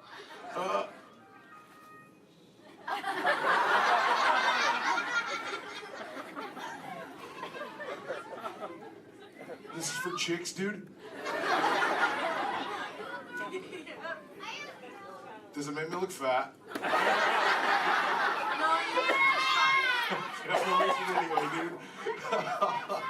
Oh, let's see, dude. Hey, John. Up in the seats, dude, over on the other side. First row on the outside, second noggin over. That dude with like the specs on the noggin, she had her fin raised too. Where, dude? Sure, from the two noggins to the outside. Oh, totally. Hi, dude. What's your name? Cassandra. Oh, nice to meet you, Kahuna Cassandra. Hey, oh, did you have a question too? Yes. Do you speak a second language? Yeah, I speak a little bit of whale, some orca, and some dolphin. That's pretty cool. I'm learning, like I said, like I speak human pretty well too. You know, my friend Little Blue, she's like the best at it, dude. Hey, do you human dudes want to meet Little Blue? I think she's around here somewhere, dude. Call her out, dude. Say, hey, Little Blue! Whoa, there she is. Hey, Little Blue, dude. Check it out. I was hanging out with these human dudes. Cassandra over there wanted to know if I speak any other lingo, dude.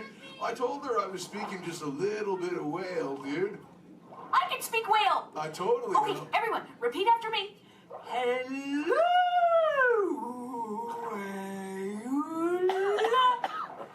Okay, try that one all together, human dudes. Go!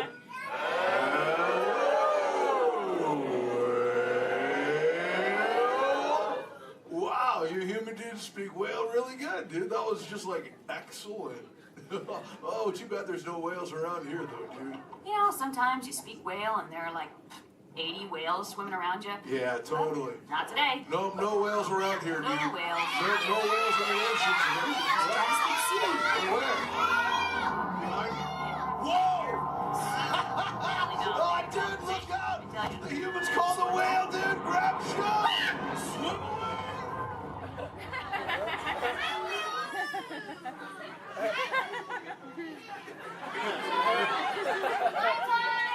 Dude, Little Blue, you're totally a squishy fishy. What should we do?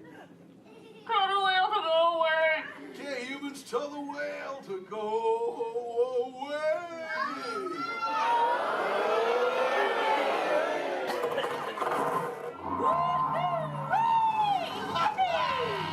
Was excellent. I'll see you later, Little Blue. Hey, humans, put your fins together for saving Little Blue. You so totally rock. Yeah. Awesome. Thank you so much, human dudes, for sharing with me. I can't wait to get home and share all this knowledge with Squirt. Hey, but before I go, human dudes, remember this. We all share the same ocean, humans and turtles alike. So treat everyone you meet like an oyster, dude, because you never really know when you just might find a pearl, dude. That was like a warm and fuzzy moment, wasn't it?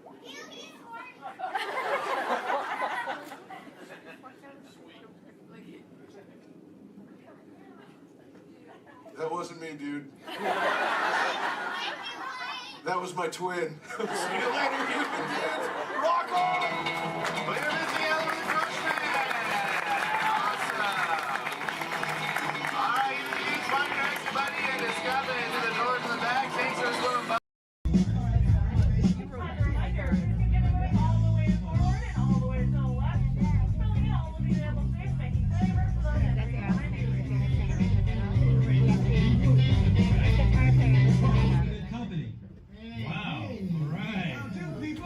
Hey, don't mind us. We'll be finished in just a minute. What are you guys still doing here? You're supposed to be at the show. Now. I'd like to introduce our local manager. Rocket Roller Coasters allows thrilling high-speed roller coaster test ride that includes sharp turns, upside-down maneuvers, Okay, come on, guys. Please get in the car. Sorry, folks. We gotta go. Come on. Chris, can you grab my black Les Paul? Hey, wait a minute. We can't leave these people here like this. We can't? Oh, come on, you know how we feel about our fans. Yeah, that's right. Well, guys, what do you expect me to do? Send them all with you? Yeah. Wait a minute. I love that idea. How about some backstage passes? Yeah. Come on. Make it happen. Okay. I'll make it happen. Now get out of here. I hate all of you. Have a nice ride. Hi, Sal, it's me. Listen, I'm gonna need a bigger car. Make it a stretch. In fact, make it a super stretch. Right. Okay, folks. The show is all the way across town, but I got you a really fast car. Okay, wait, it's out in the alley. Congratulations on those backstage passes. Now please, walk this way out of the alley, keeping up with that party in front of you. As a reminder, masks must fully cover your nose and mouth and be worn as you exit the building after our kickoff.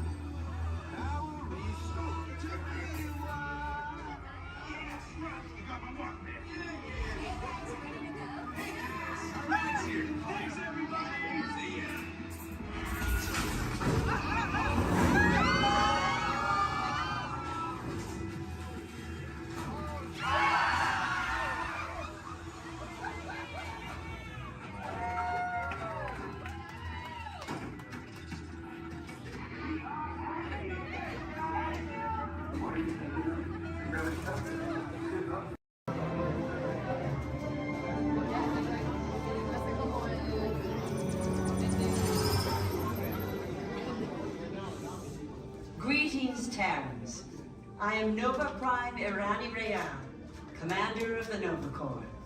On behalf of all Xandarians, I hope you have enjoyed exploring the wonders of Xandar.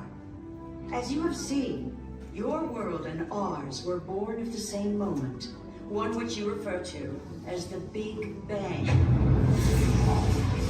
As such, we are all galactic neighbors in a vast universe which we and countless others share. For you to travel to Xandar would take 2.5 million years, assuming you had a ship that could fly at the speed of light. So we decided to come to you. But even we could not have reached you so easily were it not for the Cosmic Generator, an advanced piece of Xandarian technology that creates jump points, artificial tunnels that act as shortcuts, linking distant points in space. It is our desire to share this wondrous technology with your people so that together we might explore new worlds and create a brighter tomorrow. And now, as the culmination of the wonders of Xandar, you will be teleported to a Nova ship above your planet for a demonstration of the Cosmic Generator. I trust you will find it an unforgettable experience.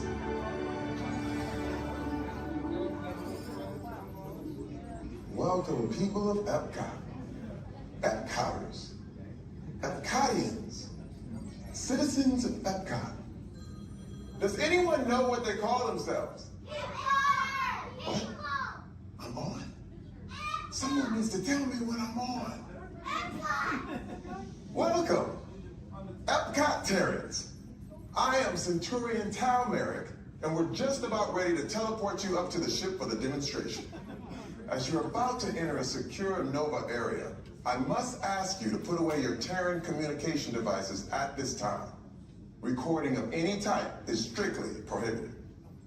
I am very serious about this. Now, please step forward into the chamber. You're gonna love this.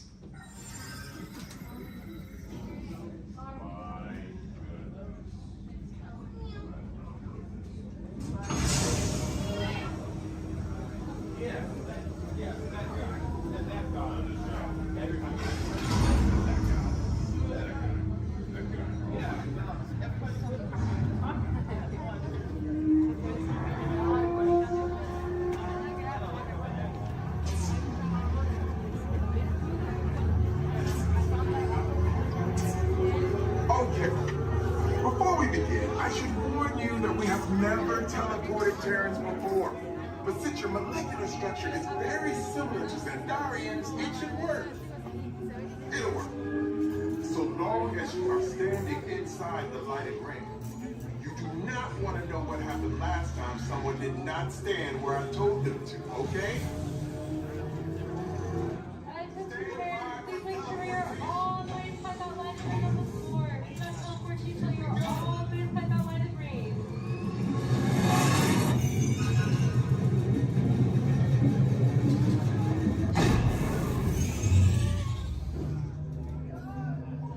You made it!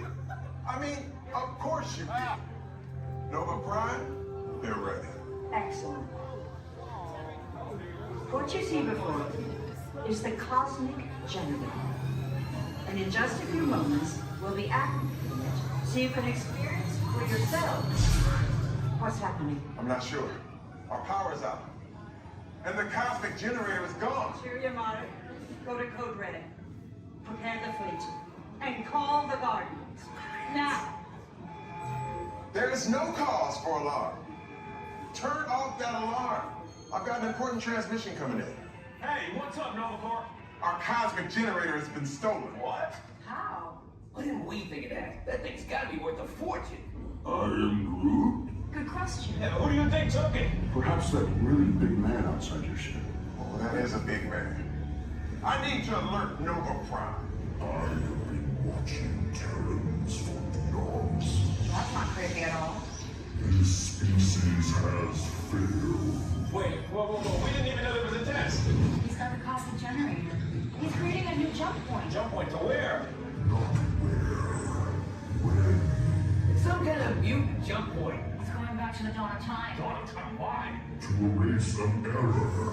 Well, that doesn't sound good. Your time is over. Wait, what do you mean? What do you mean it's so vague? The jump point is closing. Hey, no, dude, you're not recording to follow that whatever it is until we get there. We can't. Our power is down, and I've got to get these Terrans onto evacuation shuttles. I got it.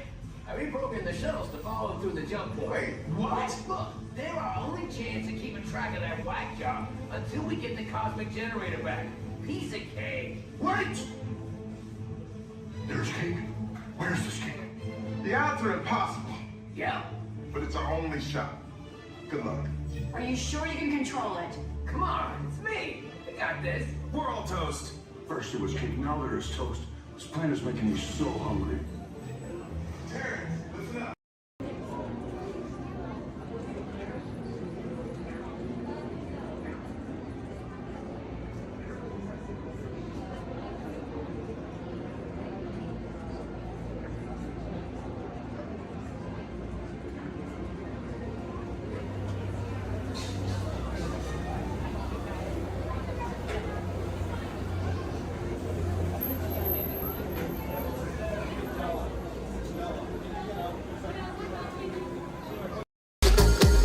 Welcome, foolish mortals, to the haunted mansion. I am your host, your ghost host.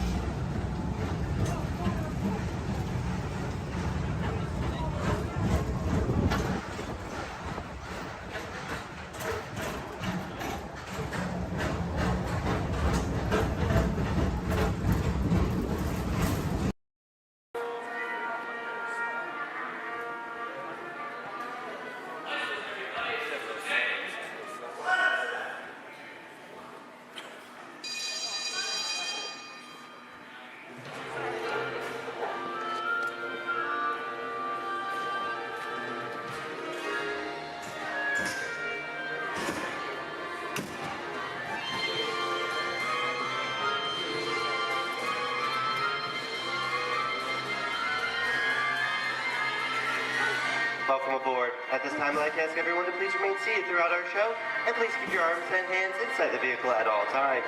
For the safety of our cast, we ask you to please refrain from the use of flash photography and external video lighting.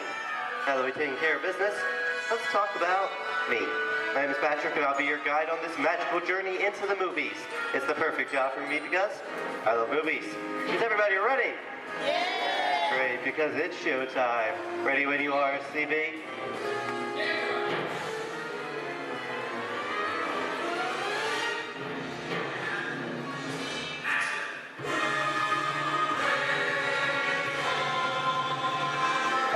We are rolling.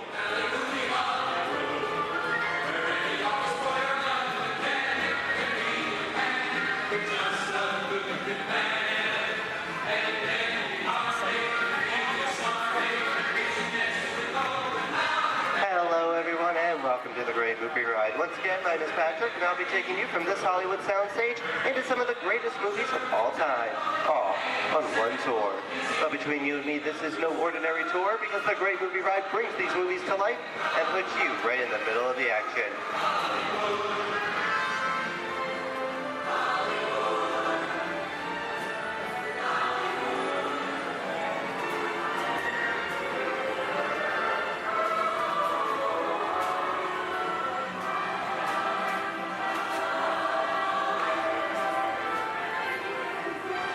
don't know about you folks, but I just love the great Hollywood musicals of the 1930s.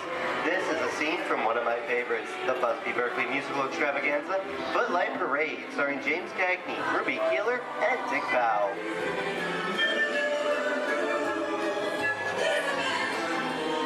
In 1952, Gene Kelly was Singing in the Rain with Debbie Reynolds and Donald O'Connor. Did you know that Gene Kelly co-directed this movie? Who can tell me what movie this is? That's right, it's Walt Disney's Academy Award-winning film from 1964, Mary Poppins, starring Julie Andrews and Dick Van Dyke. Julie Andrews won an Oscar for her portrayal of the nanny, who was practically perfect in every way.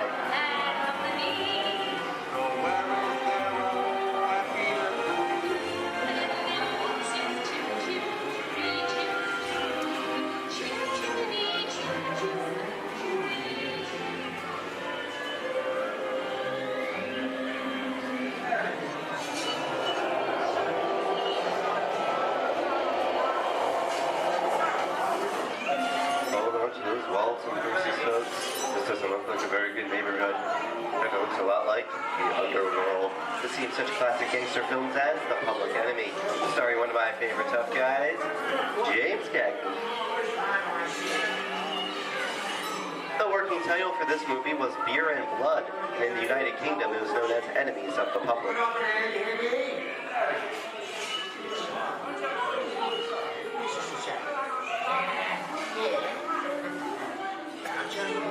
Very nice time. Dutch comes around, he's going to leave you some beer. You're going to check it. And you're going to kick in with your dog. If you don't, somebody's going to drop by you and kick your teeth out one at a time. You me?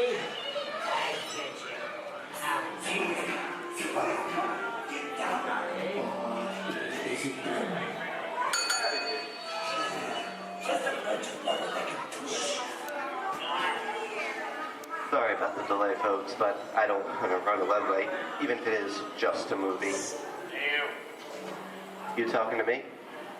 You talking to me? I'm talking to the dame with the funny looking mouth over there. You're talking to me. I'm not supposed to leave my vehicle. I said get away. Oh, okay, Monkey, whatever you say. Hey, don't you know my name anyway? I've seen this movie before. Oh, I've seen you fancy cats like thinking that is great. You make a big mistake about this. Come out of here. You gotta get out of here. That's no movie. I'm beating you, son. Here they come, boss. Get out, you grinders.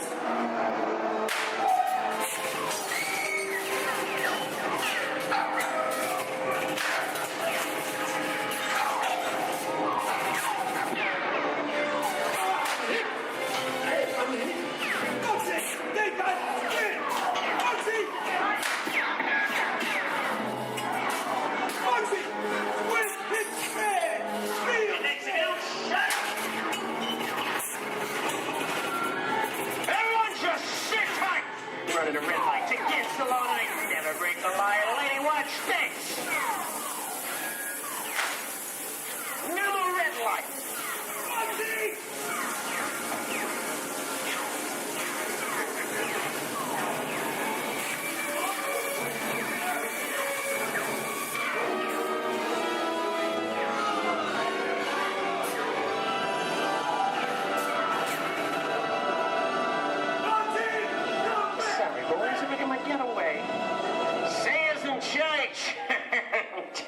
What are you looking at? Everyone mind your P's and Q's, and maybe you won't get hurt. What is this? Jay-Z? And now, the Old West, and two of Hollywood's legendary stars, Clint Eastwood and John Wayne.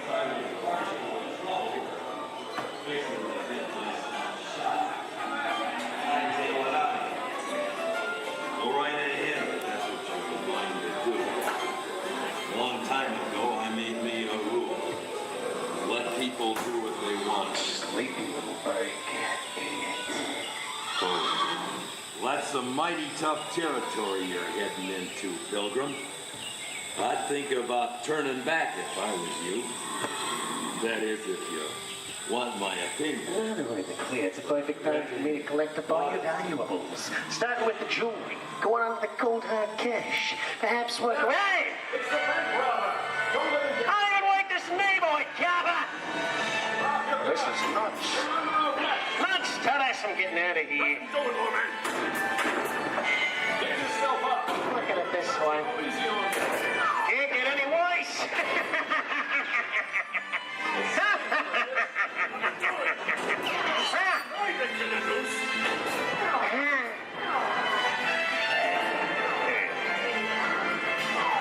Okay. It's Weiss.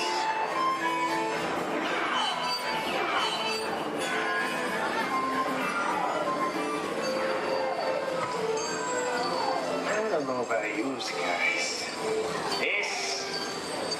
This is kind of creepy. What is this? This is Alien. You are with Sigourney Weaver aboard the spaceship Nostromo. Something has gone wrong. One by one, the crew has vanished. And somewhere in the ship, a terrifying creature waits to claim its name. Well, pal, I ain't no victim. Warning, remain in your vehicle. The area you are entering is extremely dangerous. Proceed with caution.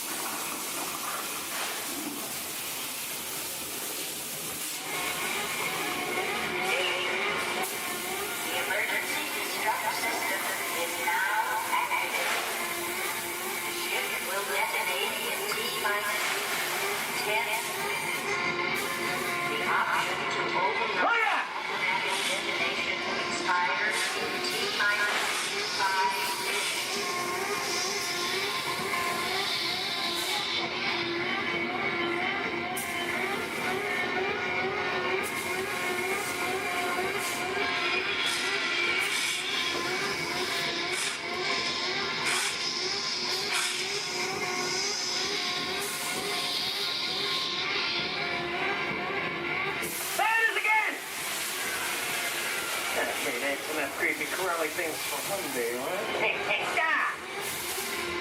Wrong. Here in Raiders of the Lost Ark, amid 1,000 deadly snakes, Indiana Jones unearthed a great treasure. Will Harrison Ford escape with his discovery? And what will be your fate? Beware. Snakes. Why did there have to be snakes?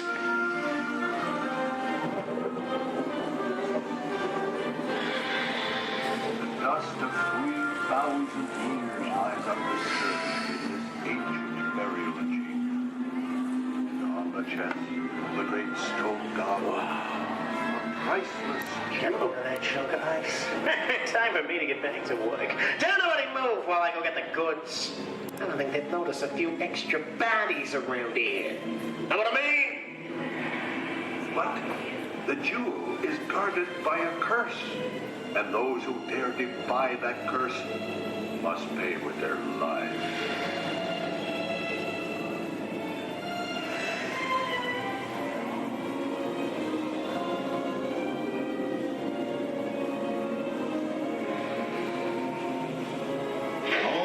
Unbeliever, disturb the treasure of the gods, and you shall all pay with your lives.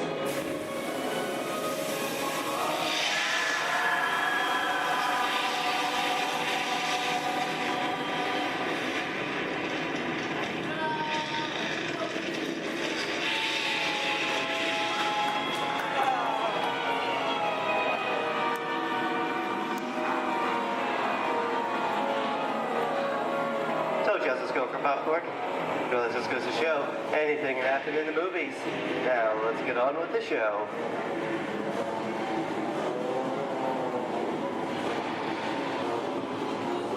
Ooh, I see 10 people. The horror movie is my all-time favorite genre. Some of the best horror films were made back in the 1930s and 40s, but monsters, mutants, and maniacs are still audience favorite and continue to haunt us today.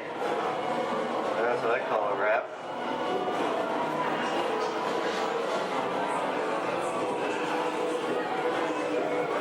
We are now entering the jungle home of one of of the most beloved characters of all time. Now it's not George of the Jungle. Actually, it's Tarzan, portrayed here by Johnny Weissmuller. Over here we have Maureen O'Sullivan as Jane, and the lovely and talented Cheetah as herself.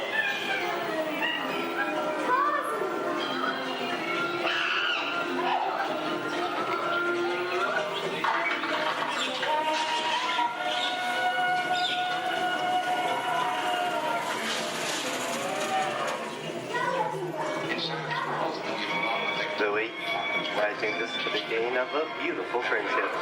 Best last line of a movie ever. Humphrey Bogart and Ingrid Bergman in the classic romance, Casablanca. Always have passed. You didn't have it. You lost it until you came to Casablanca. You got it back last night.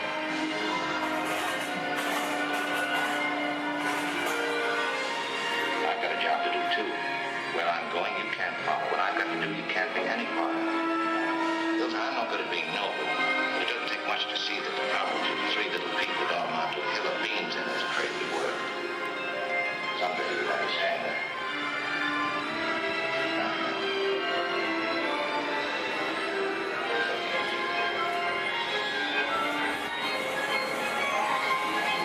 And here's one of my favorite movie stars, Mickey Mouse, in one of his greatest roles, the Sorcerer's Apprentice in Fantasia.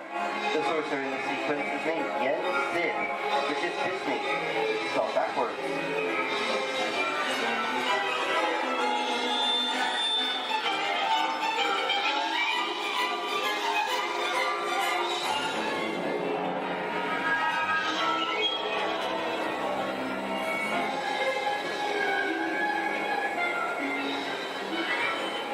Toto, I have a feeling we're not in Kansas anymore. How often do you get to say that? I'd say we are definitely somewhere over the rainbow in one of the most beloved movies of all time.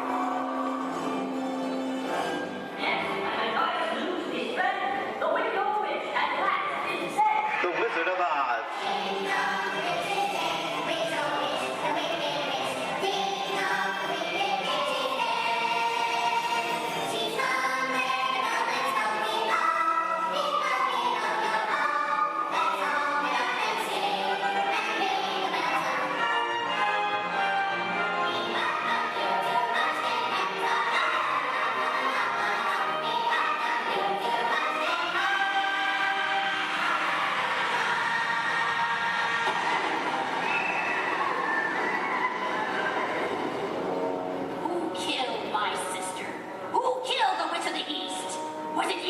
No, it was an accident. I didn't mean to kill anybody.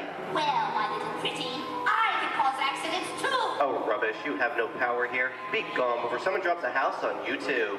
Very well. I'll bide my time. But just try to stay out of my way. Just try.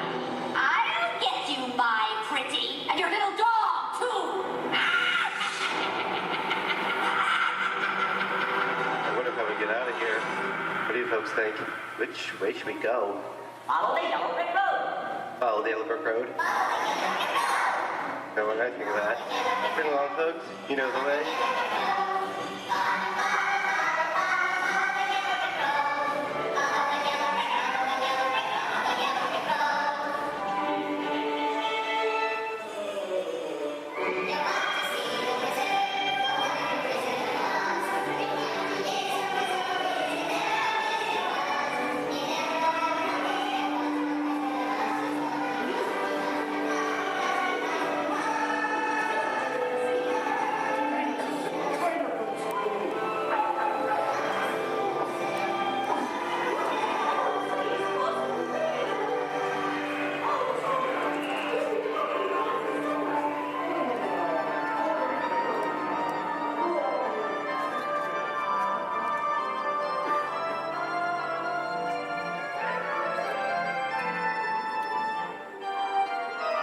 I hope you enjoyed our tour of these great moments at the movies, but we've only scratched the surface of what Hollywood has to offer.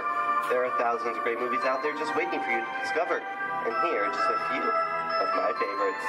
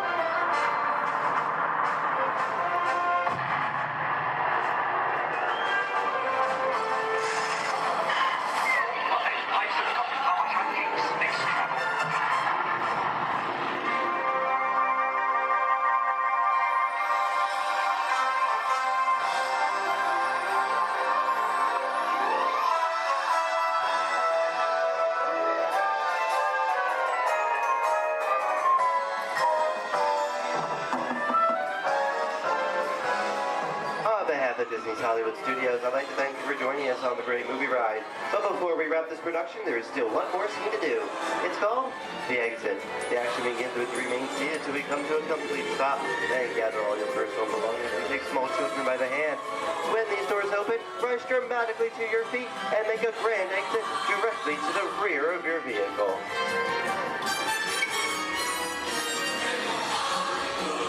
Oh, and one more thing. When I yell action, don't forget the thunderous applause for yours truly.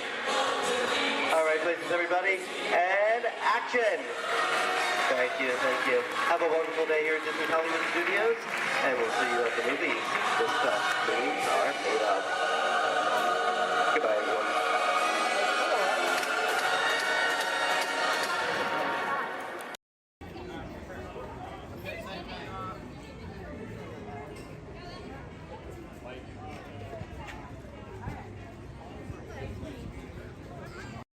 Clear of doors and hold on to handrails. The shuttle will be departing momentarily for gates 100 through 129. Orlando and Central Florida have so much to offer. There's a good chance you didn't see and do it all. So please come back and visit us again very soon. This is Orlando Mayor Buddy Dyer. We hope you enjoyed your Orlando experience.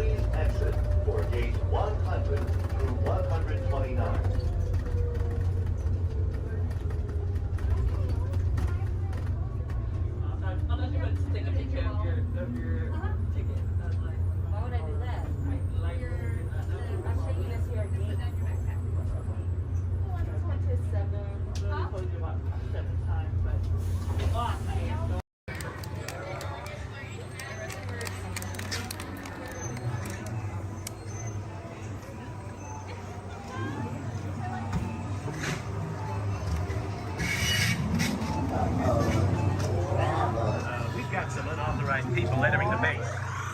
Wait, they got E.T. They're getting away. Unit 3, cut them off.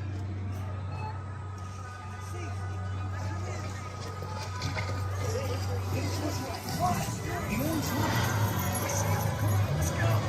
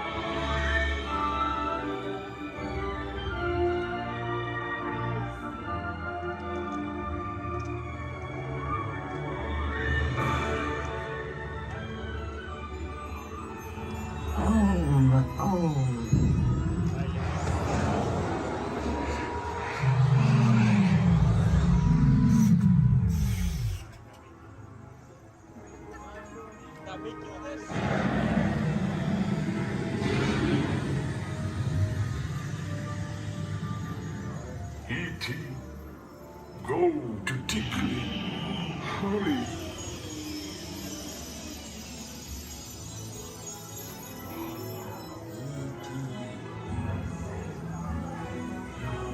Tickly. Ouch. Welcome home. You deserve Poor dog. Welcome home.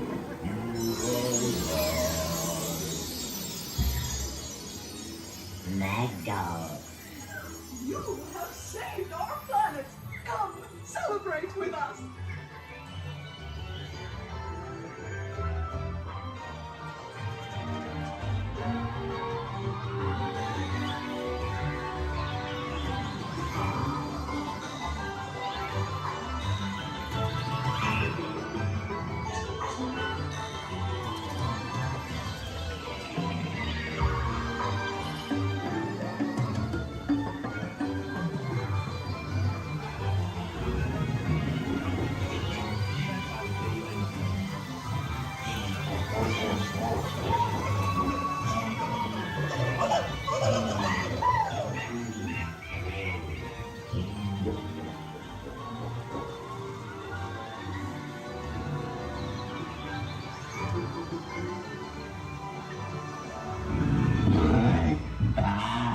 Beautiful, mighty friend. Loopy, he, Tara, Brandon, Amanda.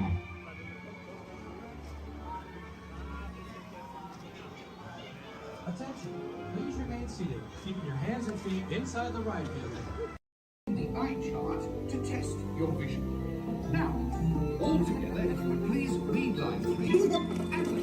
With FIGMENT, you can see things differently.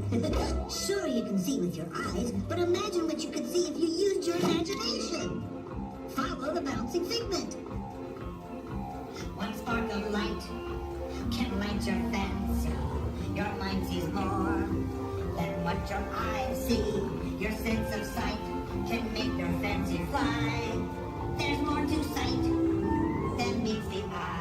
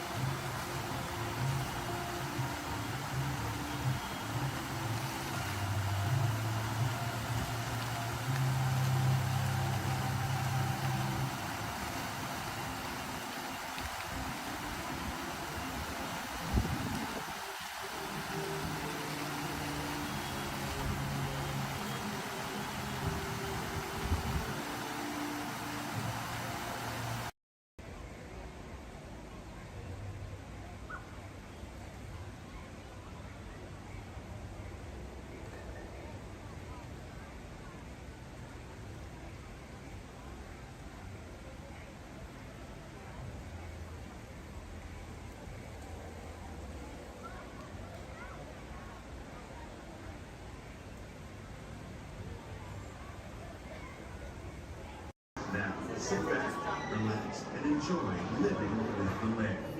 Por su seguridad, permanezca sentado con sus manos y brazos, pies y piernas dentro del banco y cuida a los pequeñitos. A manera de recordatorio, no tomar foto con flash y luz de video antes de llegar a Disneyland.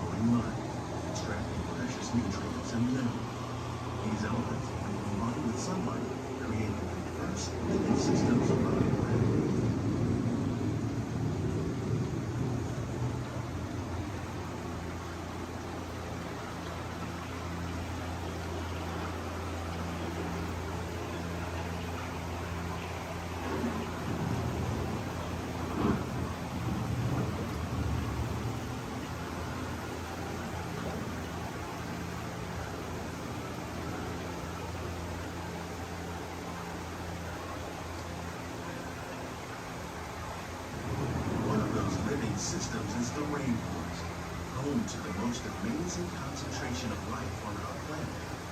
These dense and beautiful forests cover only a tiny portion of the Earth's surface, but they contain more than half of its plant and animal species.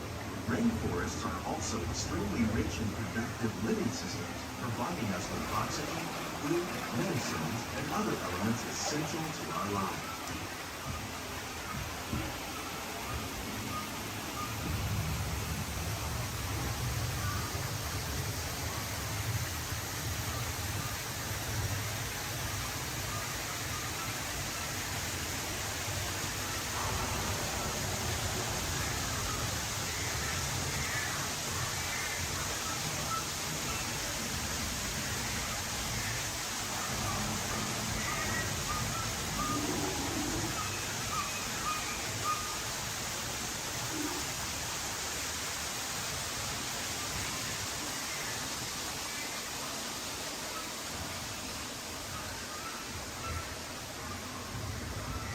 In the desert, nature has created a very different, no less beautiful living system. And while this arid landscape may seem lifeless, it is very much alive. The plants and animals that have learned to survive in these harsh conditions make use of what little water they can find and avoid the scorching rays of the relentless sun.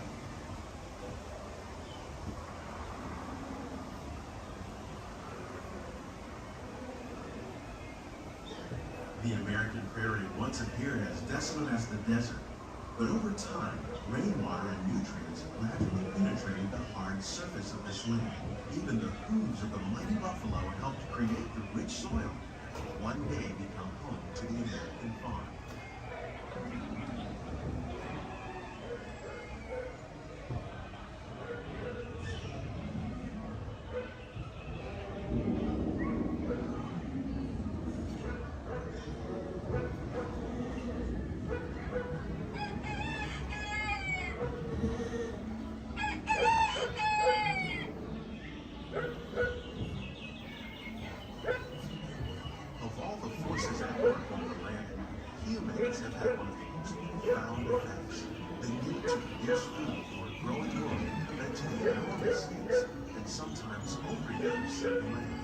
In our search for more efficient ways to grow food, we often fail to realize the impact of our methods.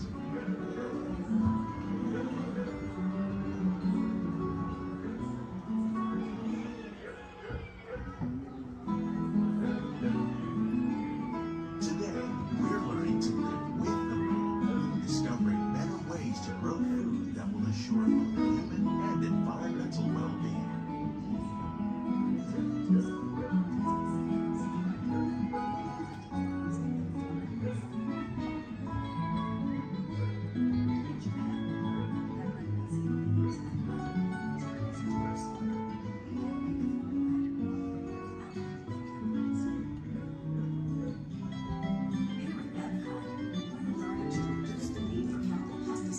By breeding and using natural predators like ladybugs and wasps to control pests.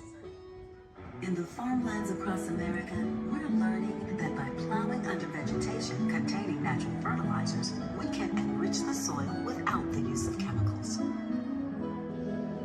In arid regions, we're learning to produce food on desert seacoasts by developing and planting crops that thrive on salt water. In Japan, we're learning that by mixing leaves and other living materials into our soil, we can make farmland more fertile without the need for chemicals. Here at Epcot, we're learning to reduce the need for How will we meet tomorrow's growing needs for food production, yet still respect the needs of the land? Some of the answers are being discovered just ahead. To help us maintain these carefully controlled ecosystems, and for your safety, please remain seated in your boat at all times.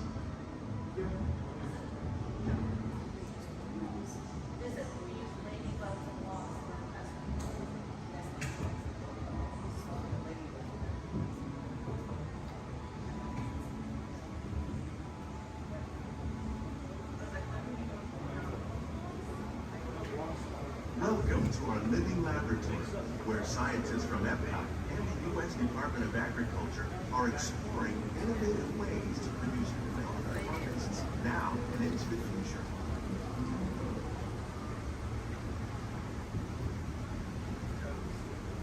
The tropics are home to the greatest diversity of plants on the planet. Many of these, like papaya, bananas, cacao, coffee, and rice, are well known around the world. These are just a few of the edible plants that have been an important source of nutrition for people living in the tropics. Many are rich in vitamins and minerals, while others are well adapted to growing in less than ideal conditions. Some, like the water lily, thrive in wet, swampy areas and waterways. All parts of this plant, even the flower petals, are edible. The starchy fruit of the plant has long been used to make flour for baking.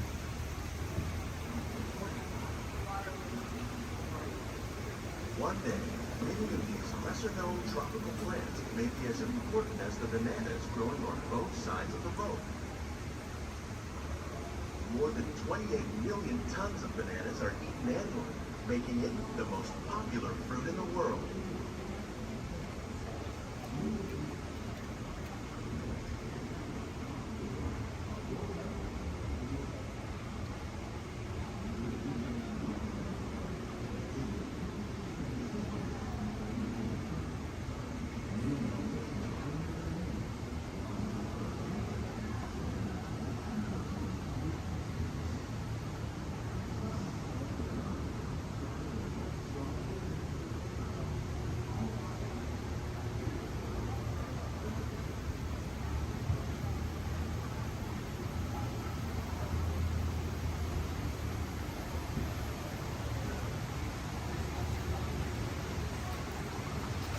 When we mention farming, you probably don't think of fish. But fish farming, or aquaculture, accounts for nearly half of all the seafood consumed globally.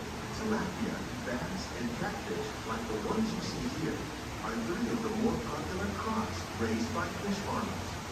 The sustainable system we're using here recycles the water in the tanks. As a result, we're able to save millions of gallons each year. Our strong fish farming produces nearly 5,000 pounds of fish each year to serve in restaurants around Walt Disneyland. Innovations like this one can play an important role in our efforts to produce valuable harvests and still protect natural resources.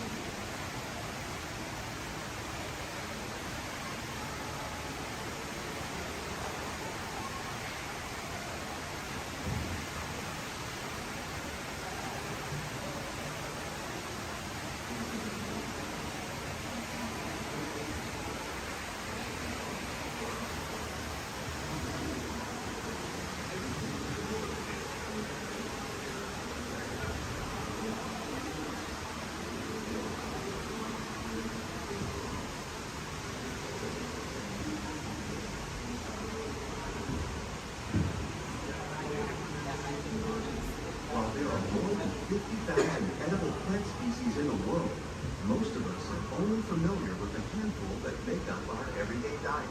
The common grains growing here, maize, sorghum, and millet, plus rice, account for nearly 2/3 of our global food consumption.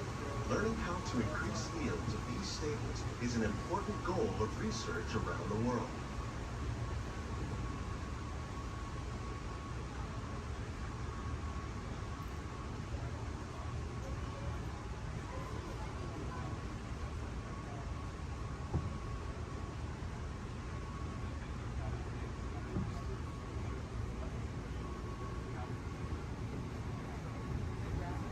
These plants are definitely on their way up.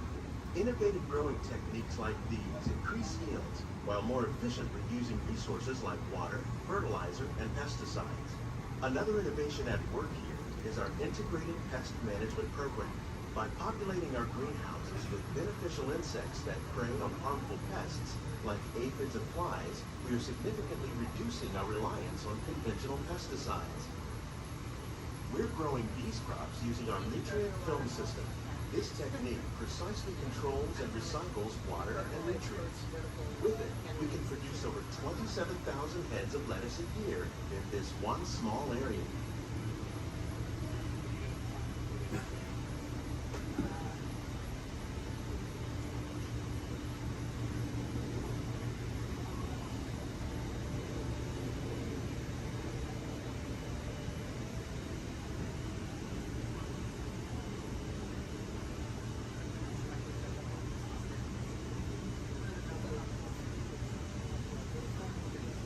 Some of our best ideas have been inspired by nature, like these fruit and vegetable trees.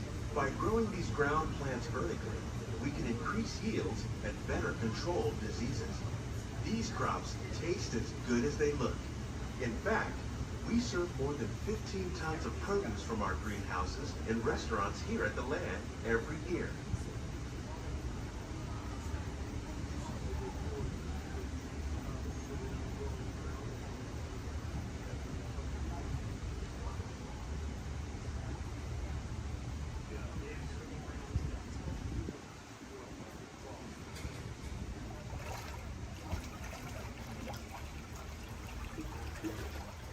The future of agriculture may include innovative ideas like this vertical growing system. Plants grown in this way use a fraction of the space required by traditional growing methods. That saves water and increases production. The aquaponics system on your left combines hydroponics with aquaculture. The fish provide a natural source of fertilizer for the plants, and the plants help keep the water clean for the fish. It's another great way to produce more while using less. In our lab, Epcot scientists are working with the U.S. Department of Agriculture on a number of innovative projects. The goal of these efforts is to produce higher yielding and better quality plants.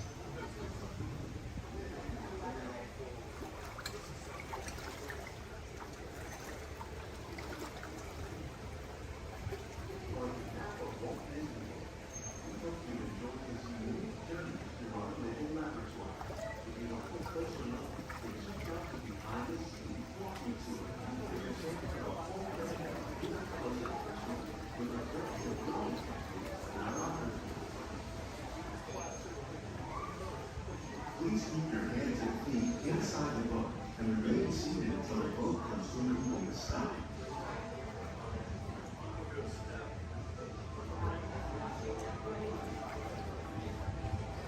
These greenhouses represent just a fraction of the work being done worldwide to produce bountiful harvests for our growing population. Scientists, farmers, and even backyard gardeners are doing their part to improve the quantity and quality of foods that we all rely upon. Together, we can continue to find more ways to increase food production and protect our precious natural environment. Only then will we truly be living with the land.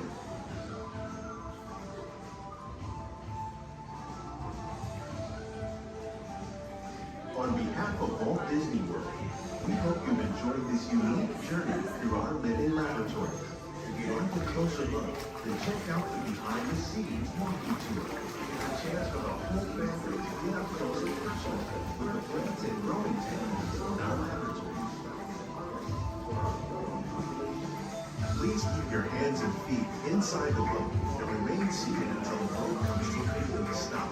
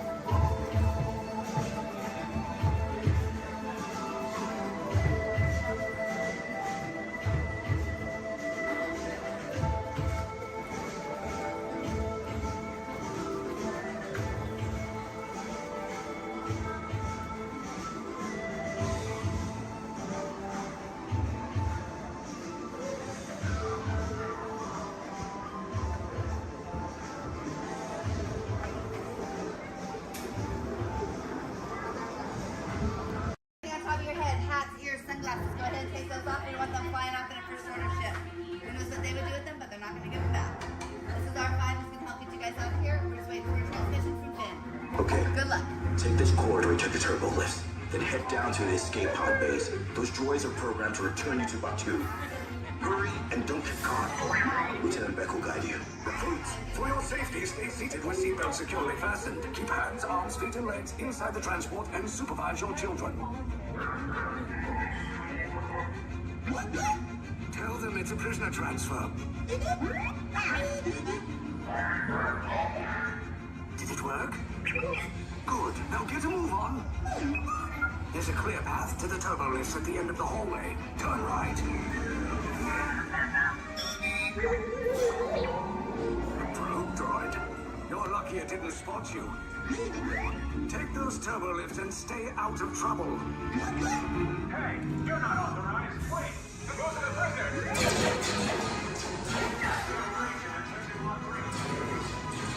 Your cover is blown. Find an alternate route. Who picked these two droids anyway? Detention approach. Prisoners not seen at the Fire!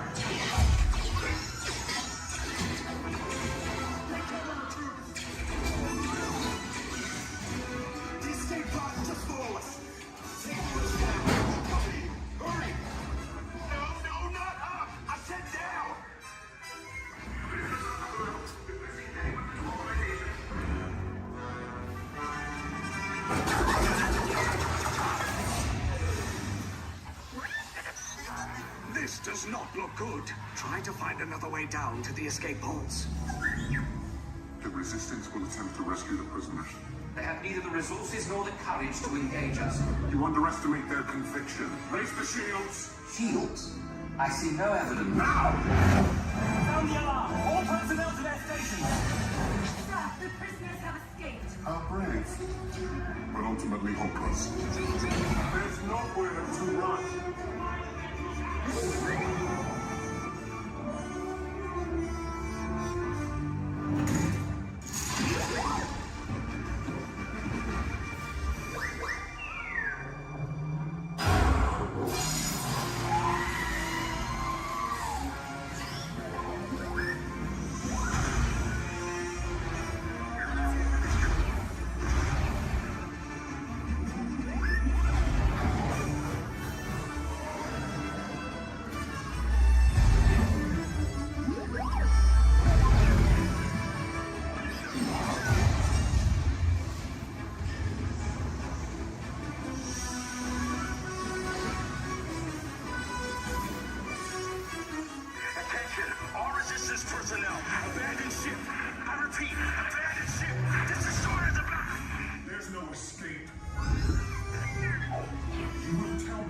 Of the secret base, and then I will destroy you and the Resistance.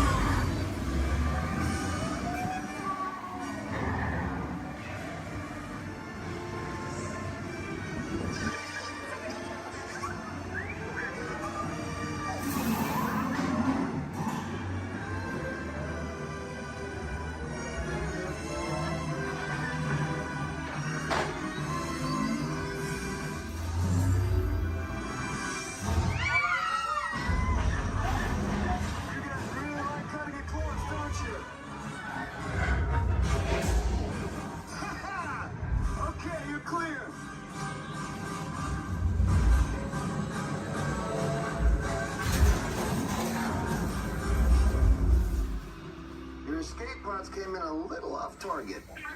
Ground crews will meet you outside the wreck.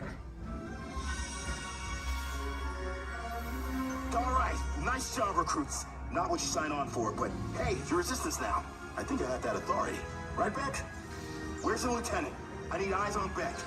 Rhino, scout for his pod beacon. More escape pods down in Sector 4. Verification pending from Key Command personnel. Where's the lieutenant? I need eyes on Beck. Lieutenant Beck here. Beck! You're alive! I should hope so. Great job, recruits. Thanks to your heroism, the location of the Resistance base is secure. Bravo! Yes, R5, you too.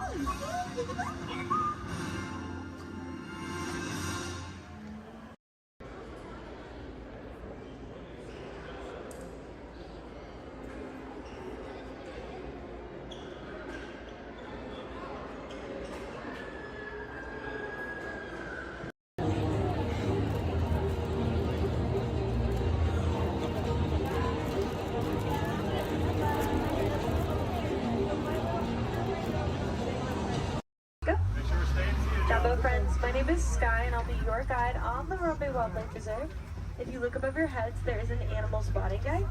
Probably not going to see all of those animals, but we have some pretty good luck. Just remember to stay seated at all times. That includes any little ones. Please don't hold anyone up or pass anyone around. Keep your hands, arms, feet, legs inside of the vehicle at all times so you brush up against the thorny brush. And these are going to be real wild animals. They are going to be moving around, so you may want to have your cameras out ready. Hold on tight. I recommend a sport or an action mode if you have it.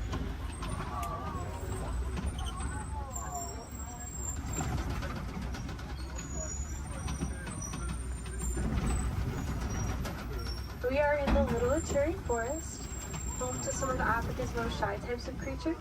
They're usually very good at hiding, and their markings will help them to blend in. Like that okapi up on the right. They have white stripes on their legs, kind of like zebra stripes. Okapis are actually the only known relative to the giraffe. They have a similar skeletal structure without the long neck and long legs. They were believed to be mythical creatures until 1901. People thought they were too good to be true, but they're true. I think they're pretty great. To the right of the bamboo on the hill in the sun, there's a yellow-backed duiker, dark brown animal. Duiker means diver in the Afrikaans language. They dive into the nearest bush when they get spooked. There are some saddle-billed storks a little further up to the right. They're walking up this hill. There's one on the top of the hill. Looked like they were collecting things to build a nest, but big black and white birds. Stand about 5 feet tall, have a 9-foot wingspan, and they're made for life.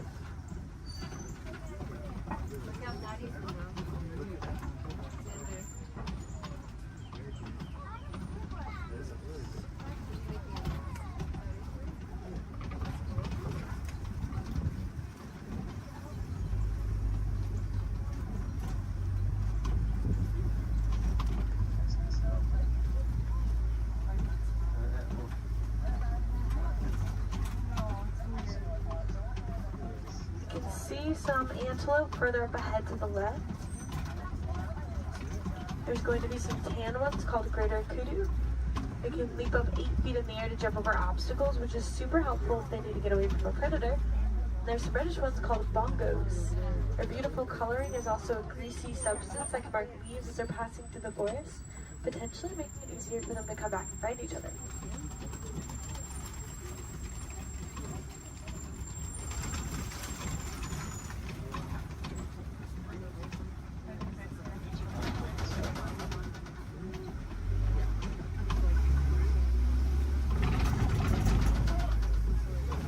Let's make our way down to the Safi River next. That's home to some of Africa's more aquatic animals. We should probably look for them in the water.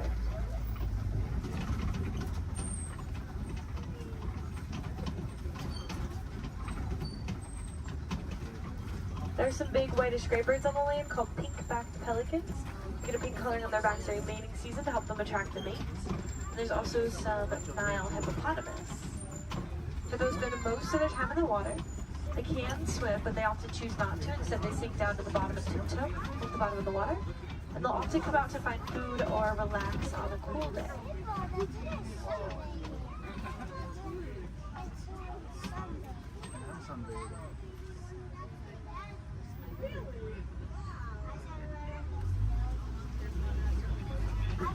The Nile hippopotamus are one of Africa's most dangerous animals. They don't really eat meat. They are herbivores and plants, but are very territorial, and some can even outrun us on land at up to around 30 miles per hour, which is very impressive for an animal that can weigh around 5,500 pounds.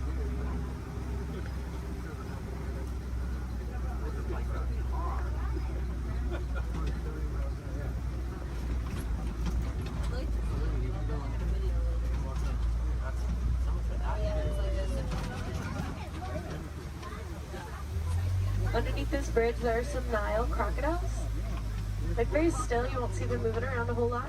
They spend a lot of time conserving energy in between their meals, but they have quick reflexes and a bite force that can crush bones. Sometimes they actually have to be very gentle with their jaws, like when they help their eggs to hatch by rolling them in between their teeth.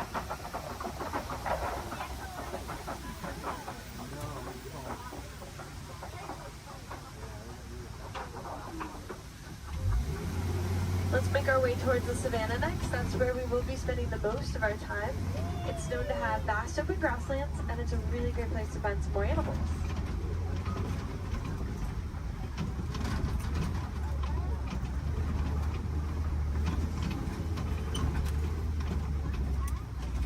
We are getting close. Just around this bend to the right, there's a baobab tree. It'll be the one that looks like it has been planted upside down. Some people like to call it the upside down tree, but it's also known as a tree of life. It's stay leafless about 9 months out of the year, collecting thousands of gallons of rainwater in its trunk to survive through the dry season. Anything with horns or tusks can very easily break it open, drain the water out, and get a tree.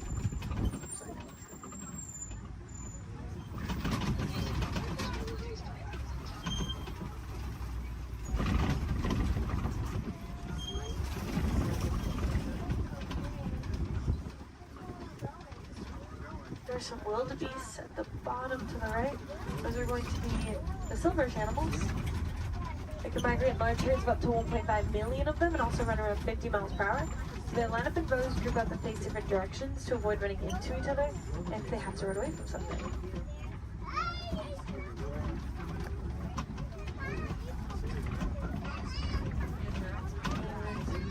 There's some giraffes. There's a tower, which is a group. Makes sense, they tower over everything at around 20 feet tall. Giraffes are born at about 6 feet tall after a 15-month pregnancy. And the large tan antelope are the elands. They stand up to around 6 feet tall at the shoulder, weigh around 2,000 pounds, and have a funny way of attracting a mate. They'll wrap their woods in leaves like they're creating crowns on their heads, and they'll flex their muscles.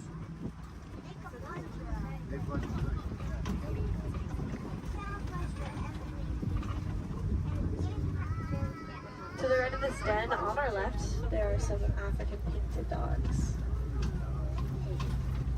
They get their name from their beautiful markings that are as unique to them as our fingerprints are to us. They are not like your pups at home. The African painted dogs are the most successful hunters on the savannah. They hunt in packs and chase their prey to the point that it drops of exhaustion. So very dangerous, also very cute.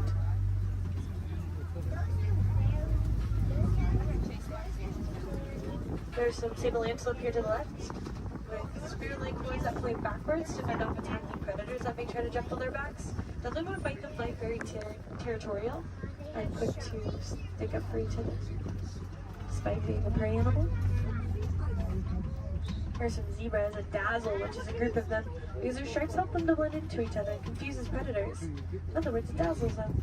When they're born, their legs are the same length as the adults to help them blend in even more, keeping them protected from predators that may try to seek them out.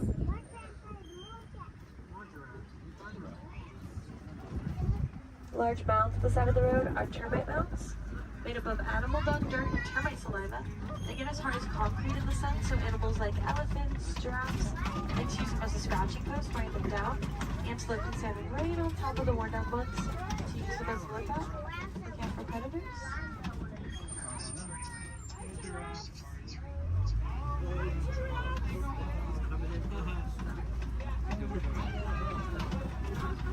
We'll see the eland again up ahead and more giraffes throughout the savannah.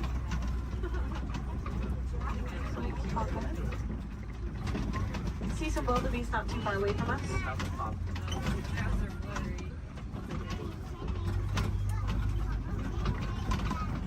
They are a silverish animal on the hills up ahead to the right. Wildebeest can migrate in large herds with about 1.5 million of them crossing the savannah each year.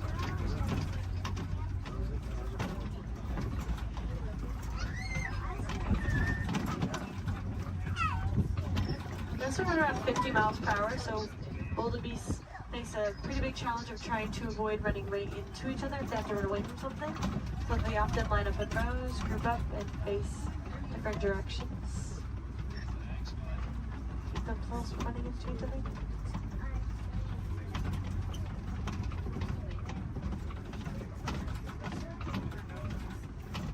On the very top of the hill to the right, there are some really cute tiny tan antelope called springbuck on that tree. They can spring up 6 feet in the air, 13 feet across. It's called pronking. Sometimes they do it to show off to predators because they can also run up to about 60 miles per hour, making them one of the fastest land mammals.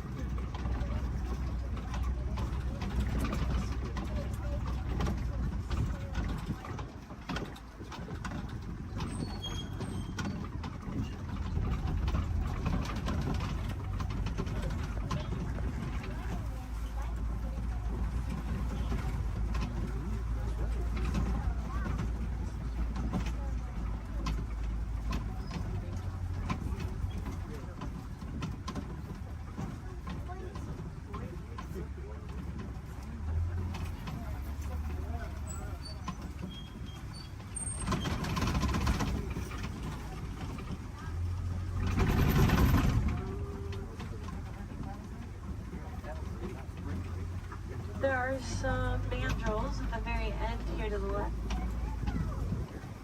Largest of the monkeys, males get around 100 pounds. And they have a bright red and blue coloring on their face and rear end, just like Rafiki.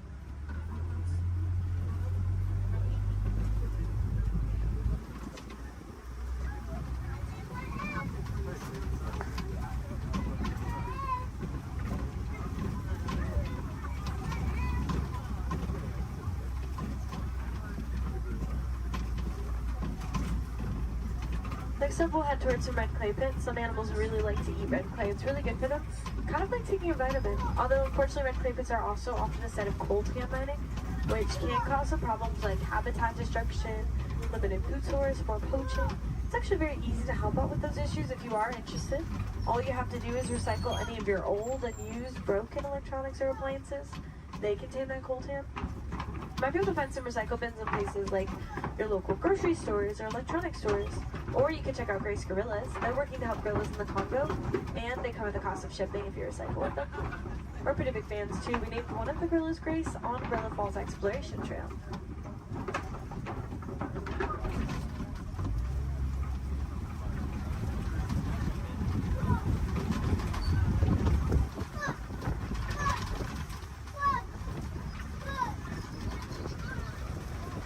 Looks like there are some tusk marks and footprints, which means we could be getting close to smoke.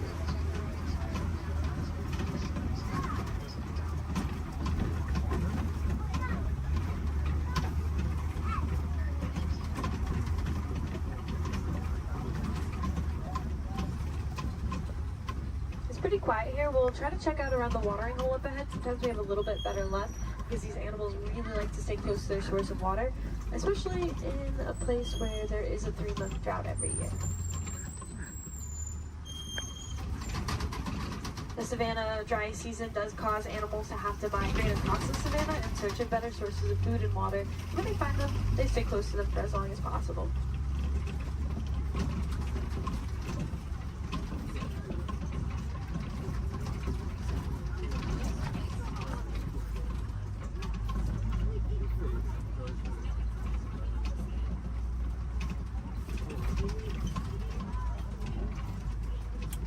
There's an African elephant up ahead to the left. Actually, 2 of them. This is a bachelor herd of males, and I can see that they're kind of pushing each other around a little bit. They can roughhouse a little bit. It's pretty normal. African elephants are the largest land mammals. They can weigh up to around 14,000 pounds. Elephants are born at around 300 pounds after a 22-month pregnancy. And they're a matriarchal society, so females are in charge. They actually kick these males out of the herds once they reach maturity of around 13 to 15 years old. Some males migrate alone, some band together to create their own herds called bachelor herds. Here's a flamboyance of greater flamingos here. These ones are a very light shade of pink, and it can take up to 2 years for them to get their coloring from beta-carotene found in the brine shrimp that they eat. There are a few different theories to why a flamingo might stand on one leg.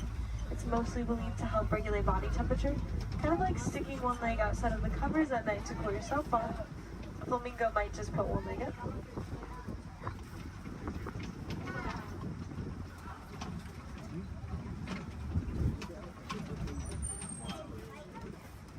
It's really cool to watch those elephants play.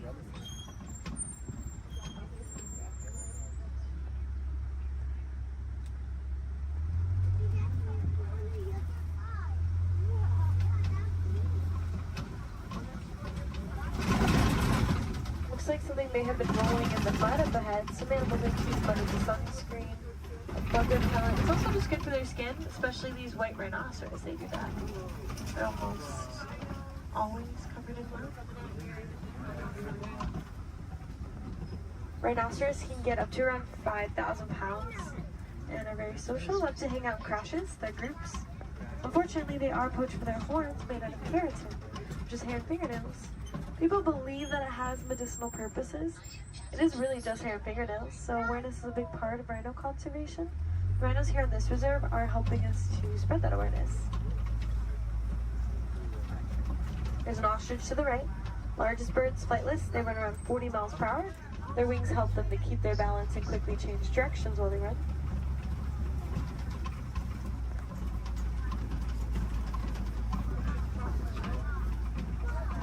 There are some cheetahs along the hills to the left. We should have a whole coalition of them, which is a group of them. Fastest land mammals, they have a top speed of up to 70 miles per hour, which we'll get to in just a couple of seconds. Cheetahs really only run for about 30 seconds at a time. Not long distance runners. And they are most active during the day. They do their hunting during the day to avoid the competition that they would have if they were to hunt at night, especially alongside big cats.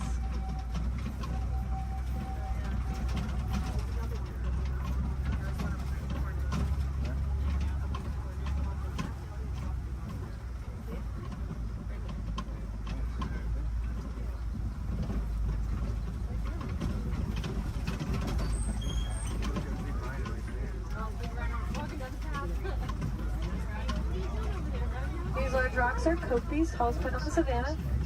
Some animals like to use them as a vantage point to look over the savannah. See if maybe you can find something on the other side.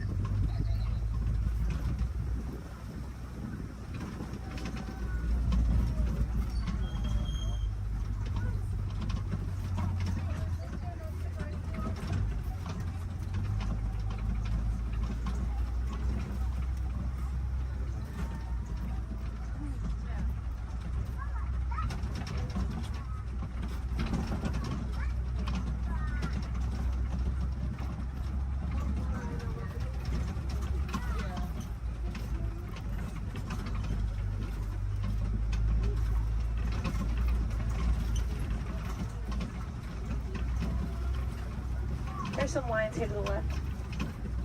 They sleep and relax about 18 to 20 hours out of their day, active for about 4 to 6 hours at night.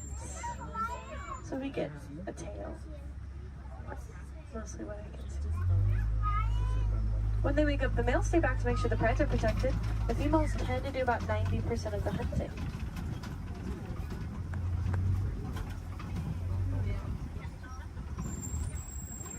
There's some warthogs in the back left. They just look like hairy rocks in the break of that bush. Pumbaa, that means foolish one in Swahili. Actually very intelligent. They'll back up into those burrows with their tusks out to ward off predators. Also use them to dig too, but they work smarter, not harder.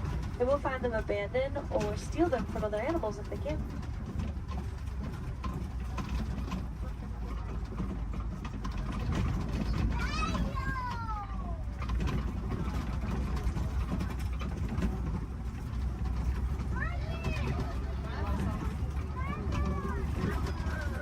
There are some ostrich eggs on this path river.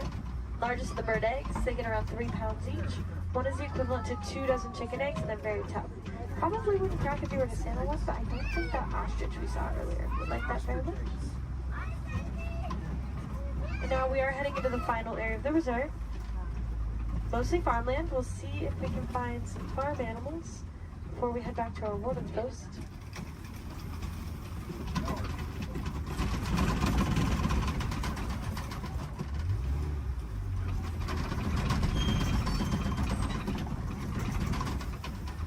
There are some Nigerian dwarf goats here. Very tiny type of goat known to take up very little space, and they produce a milk that's nutritious and high value. Helps communities to rely less on their local wildlife for things like nutrition and income.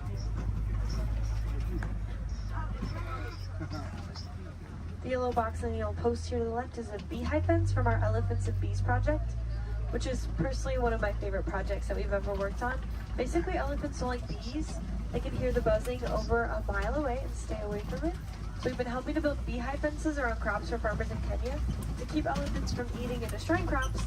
Then farmers won't have to resort to poaching them. It's also good for the bees, and farmers can sell the honey as an extra crop. So again, that is the Elephants and Bees project. It's about that time that we start to make our way back to the warden's post. Just make sure you have everything. Check those rows, gather up all of your trash. Please don't leave anything on the trucks. If any of you are wilderness explorers, you have been aboard the Simba 1. That is SAM-BA1 Simba 1. Badges can be collected further down the path as you exit. And if you want to help out these amazing creatures, then I definitely recommend checking out the Disney Conservation Fund. You can learn more about the cool projects that we work on. You can donate to it if you'd like. Any amount Disney matches every cent. We'll give you a cool pin for it. You can also just reduce, reuse, recycle. Those are great ways to help. And if you learn any cool facts about animals or conservation anywhere around the park today, just share them with a friend. Awareness is always the first step, so by talking about the animals, you can help them out. Again, my name is Sky. I had a lot of fun out there. I hope you did too, and I hope you'll join us here again soon. No two safaris are ever the same. The animals will definitely make sure of that. But we aren't going to stop in this area right here. I'm actually going to take you back to the same boarding post I picked you up from. So we're just passing through, but it's not going to take us too long.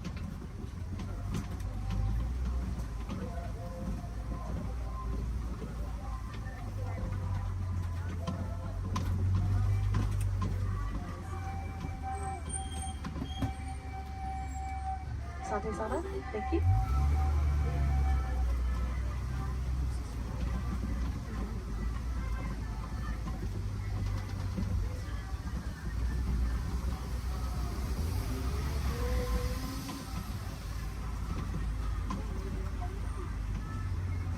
Again, just going to pass through here and keep on going. While we have a few moments ahead of us, this is also a good time to decide where you want to head next. You will already be on the Gorilla Falls Exploration Trail as you exit. So if you continue on, you can see some animals like gorillas, meerkats, zebras, naked bull rats. Back in Asia is the Maharaja Jungle Trek if you'd like to see some animals like Sumatran tigers, Komodo dragons, fruit bats. There's also a trail called the Garden of the Tree of Life around the big tree in Discovery Island. So you can get a closer look at the carvings. There's a lot of really cool picture opportunities over there and more animals along the trail as well. And of course, if you love those goats as much as I did, you probably want to pet one. There's a petting zoo at Rafiki's Planet Watch. Just take the Wildlife Express train and Harambe to get up there. Let's try to make this a little less awkward and hang out here while they load this truck ahead of us. In a moment, we will be passing by this guest who are probably a little confused right now to why you're on the truck and they're not. So personally, I like to wave to them, say Jumbo, get them excited for their adventure. You don't have to do that if you don't want to. You can completely ignore them. We'll never see them again anyways. You can awkwardly stare at them as we roll by. That's fine too. Or look at the beautiful plant life on our left. Totally up to you.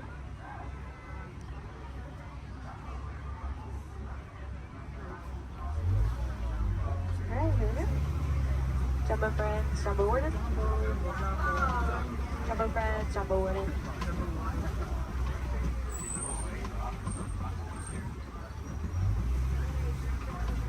Here in Harambe we say Kwaherini, which means to go well. So Kwaherini, enjoy the rest of your day out there in the wilds. And go make a big difference out there, friends. Bye.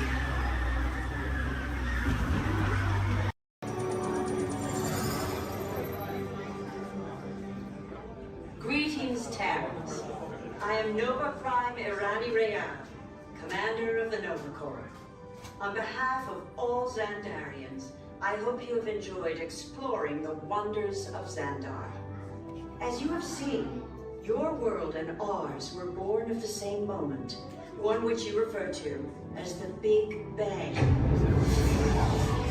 As such, we are all galactic neighbors in a vast universe which we and countless others share. For you to travel to Xandar would take 2.5 million years, assuming you had a ship that could fly at the speed of light. So we decided to come to you. But even we could not have reached you so easily were it not for the Cosmic Generator, an advanced piece of Xandarian technology that creates jump points, artificial tunnels that act as shortcuts, linking distant points in space. It is our desire to share this wondrous technology with your people, so that together we might explore new worlds and create a brighter tomorrow. And now, as the culmination of the wonders of Xandar, you will be teleported to a Nova ship above your planet for a demonstration of the Cosmic Generator. I trust you will find it an unforgettable experience.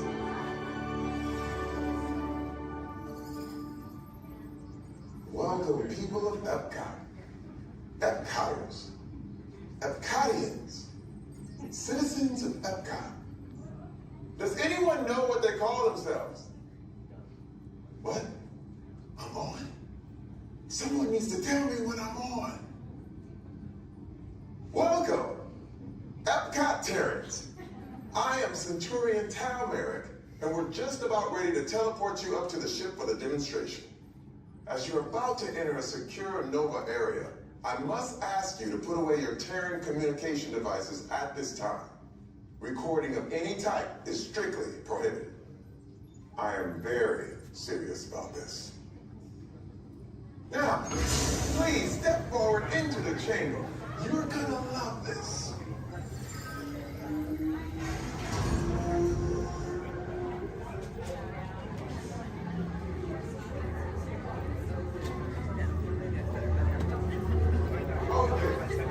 Before we begin, I should warn you that we have never teleported Terrans before. But since your molecular structure is very similar to Xandarian's, it should work. It'll work. So long as you are standing inside the lighted ring. You do not want to know what happened last time someone did not stand where I told them to, okay? Stand by for teleportation. Here we go.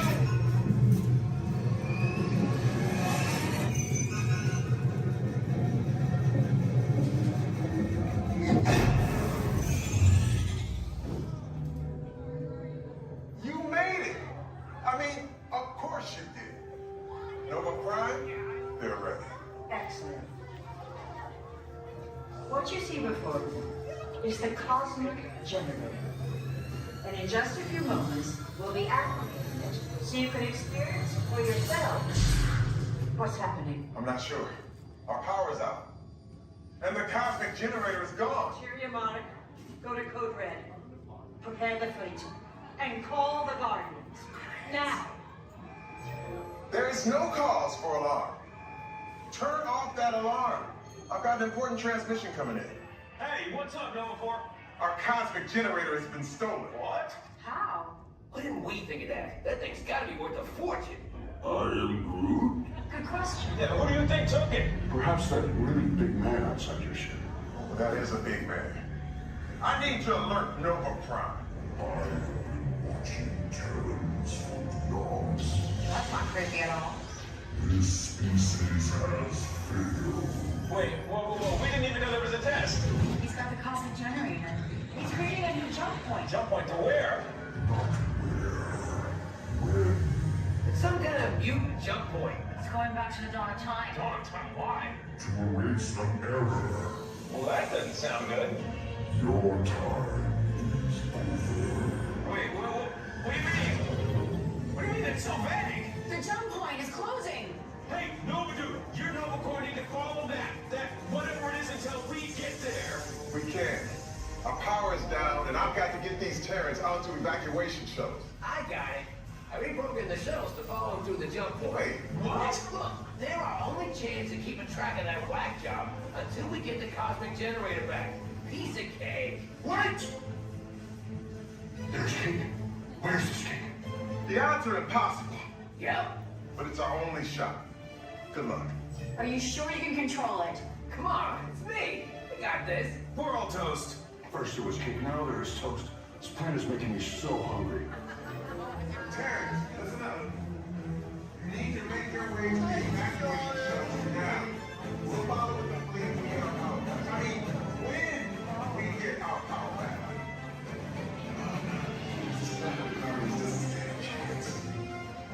We head out. Please remain seated at all times. Please keep your hands, arms, feet, legs, and elbows inside the vehicle. And please supervise your children. This is a one-way trip to Maestro USA. And enjoy your ride.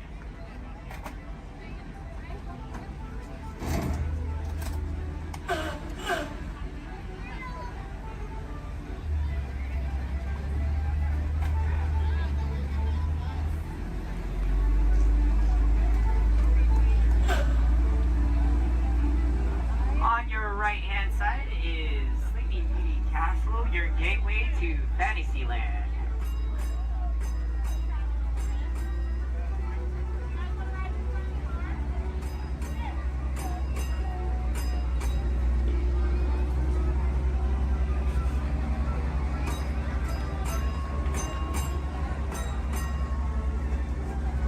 Coming up on your right-hand side is Frontierland and Adventureland. Beyond that, Critter Country, Darling Square, and Star Wars Galaxy's Edge.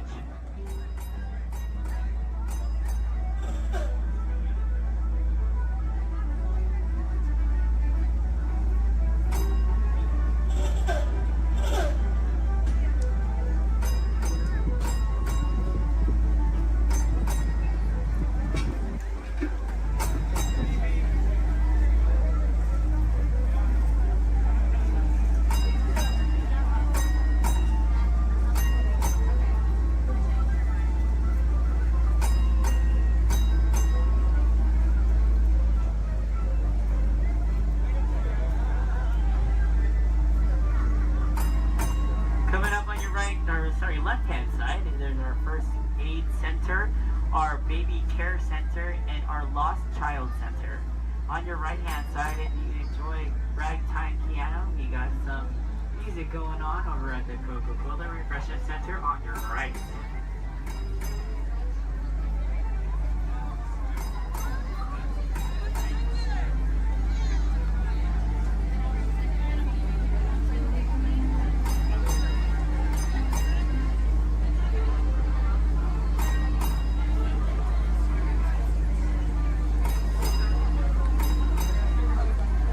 If you get hot later, on your right-hand side is our Dips and Girl ice cream parlor. And on your left is Market House, where you can find our Starbucks coffee and tea. Beyond that is our locker station.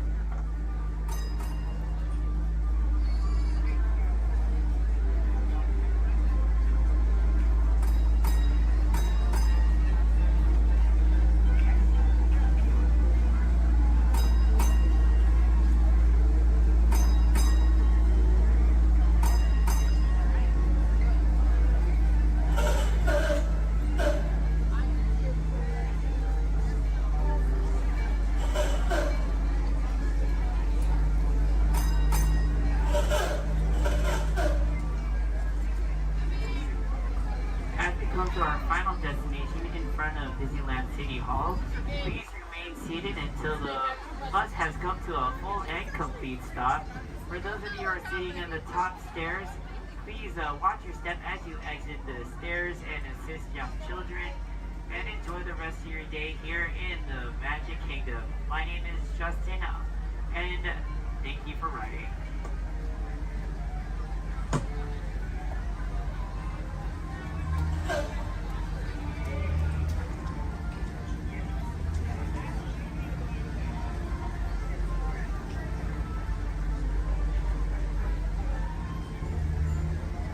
Thank you.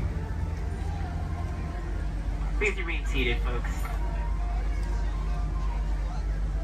I do need a park like right over there. Yeah. Please remain seated, folks.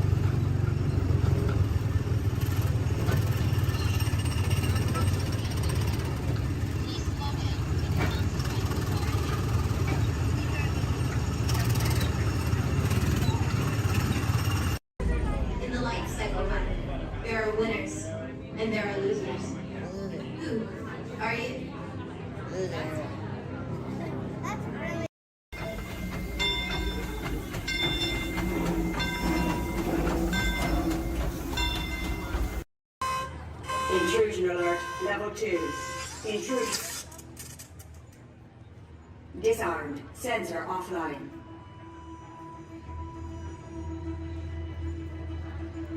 Nothing to see here. Move along.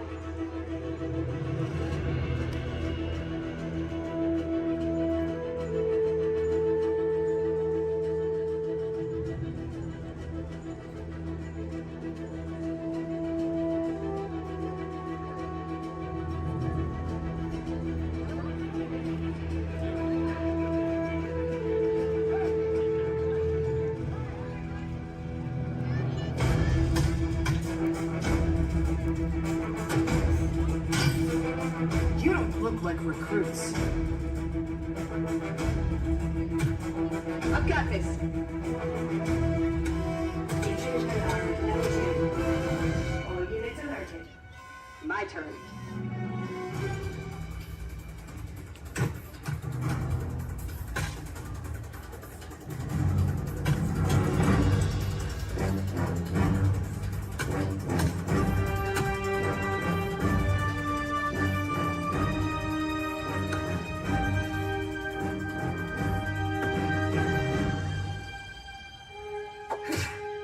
Let's try this again.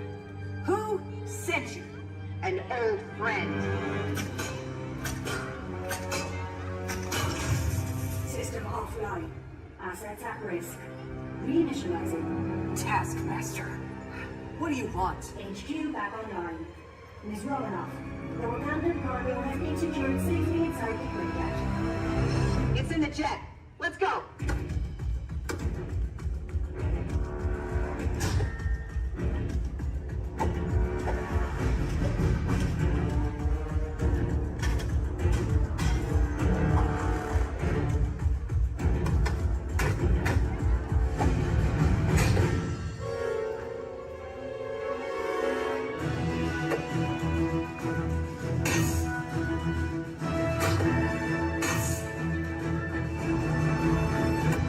Incoming call from Mr. Stark. Friday, don't put him through! Yeah, she put me through. Hi, Nat. Everything okay? You need help? I don't need help! Yeah, I said no. Intruders, step aside. I won't ask a second time.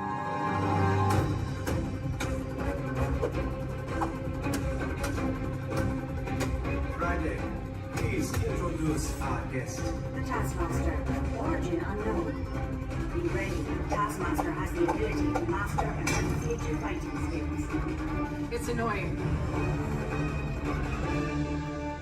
This is a fight you cannot win.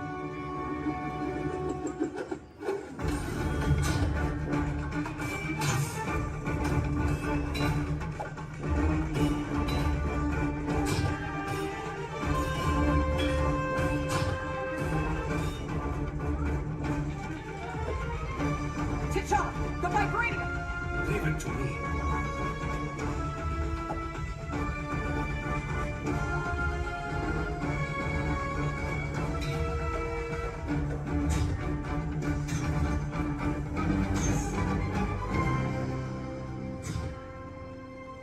We've got it. Let's go. Friday, seal off Bay 94. Yes, Ms. Romanoff. Bay 94 secured. This is not going to end well for you.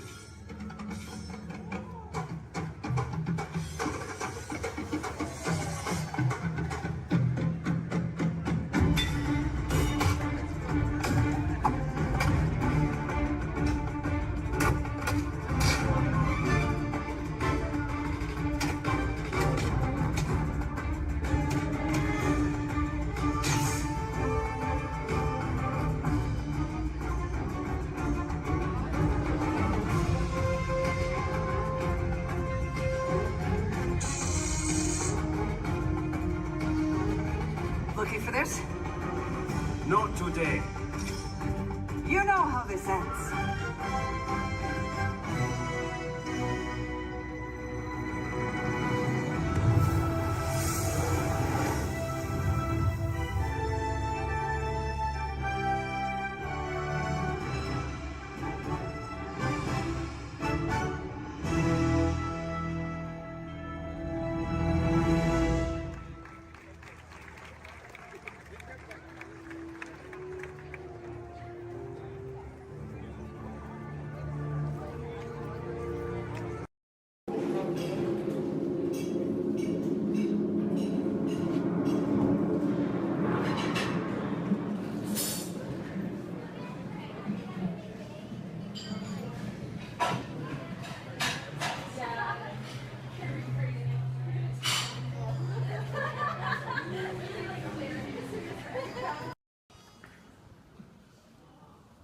Ladies and gentlemen, the voices of liberty. Strike up the band, strike up the band, strike up the band, strike up the band, strike up the band, strike up the band, strike up the band. Let the drums roll out, let the trumpet call, while the people shout, strike up the band, give the cymbals ring, calling one and all to the martial swing. Strike up the band. There's a prize to be won. Come, you son of a god. Take your stand, come on and take your stand. On the nightingale boy, come along, let's go. Hey, leader, strike up the band, strike up the band. Come on and hear, come on and hear. Alexander's ragtime band. Come on and hear, come on and hear. It's the best band in the land. They can play bugle call like you've never heard before. So natural that you want to go to war.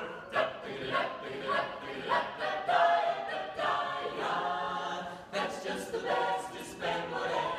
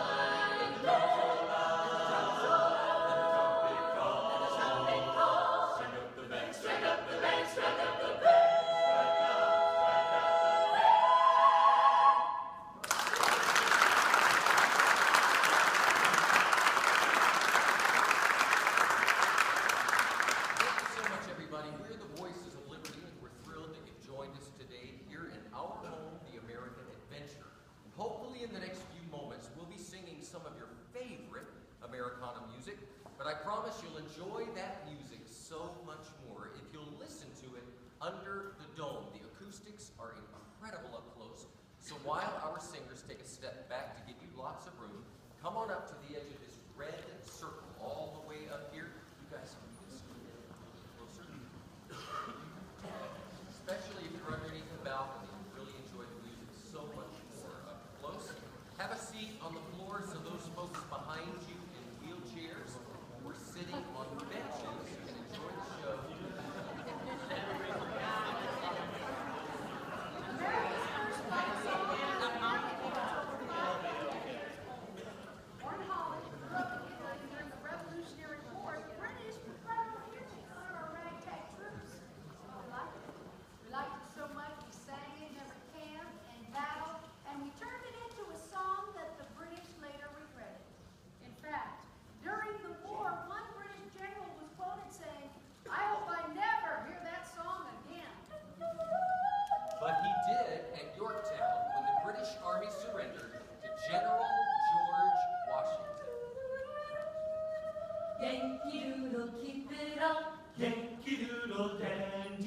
Mind the music and the step.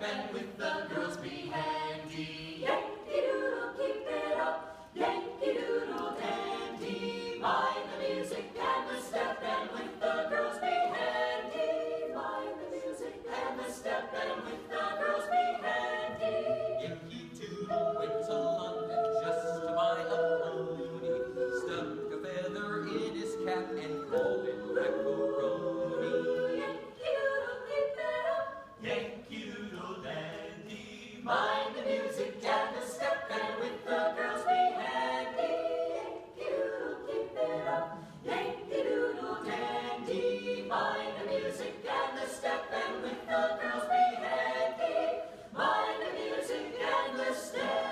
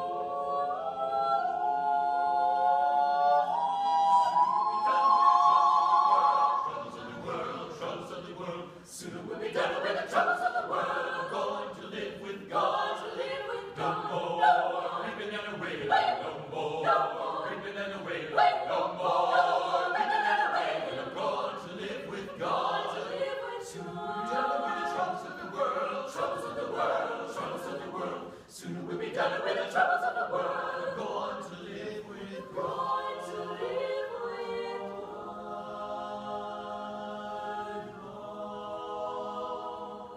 My trials, Lord, soon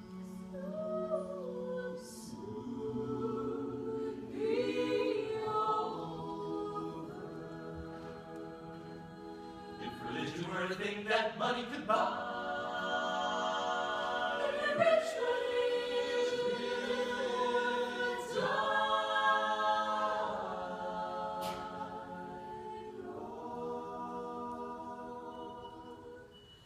All my trials, Lord, soon be over.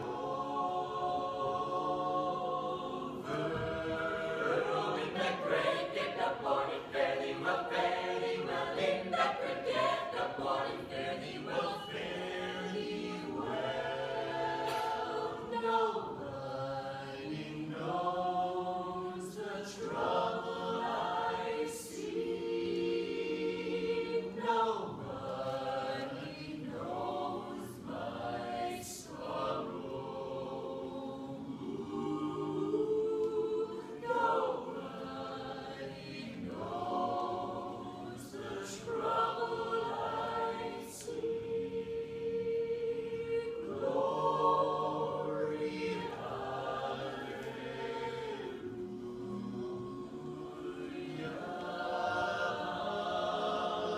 My home is on Jordan. Oh, deep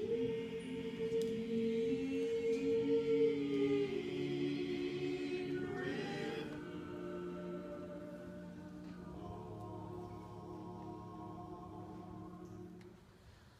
I want to cross over into campground. Riding the chariot in the morning, Lord. Riding the chariot in the morning, Lord. I'm getting ready for the judgment day, my Lord, my Lord. Riding the chariot in the morning, Lord. Riding the chariot in the morning, Lord. I'm getting ready for the judgment day, my Lord, my Lord. In that great get up morning, fare thee well, fare thee well. In that great get up morning, fare thee well, fare thee well. In that great get up morning, fare thee well, fare thee well. In that great get up morning, fare thee well, fare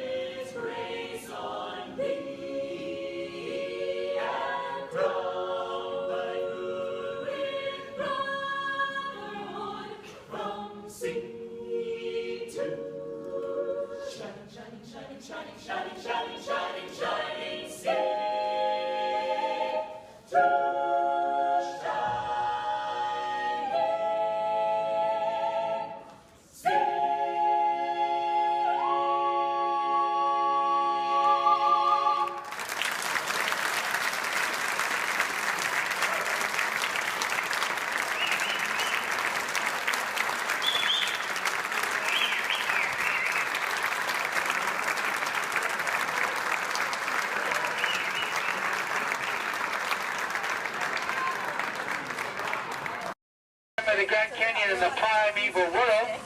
In the tunnel, you'll notice there is a window pane. If you use a flash on your camera, it's going to bounce back in your face. You will not get a picture. You will annoy your neighbors. And you'll make the dinosaurs, and especially our front conductor, very angry. Please, no flash cameras in the tunnel. I only get a little angry. I don't. I keep my eyes closed.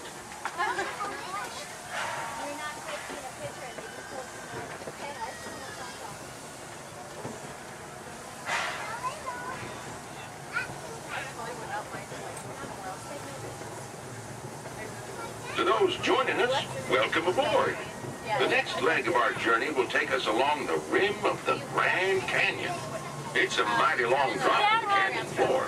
So for your safety, stay seated with your hands, arms, feet, and legs inside the train.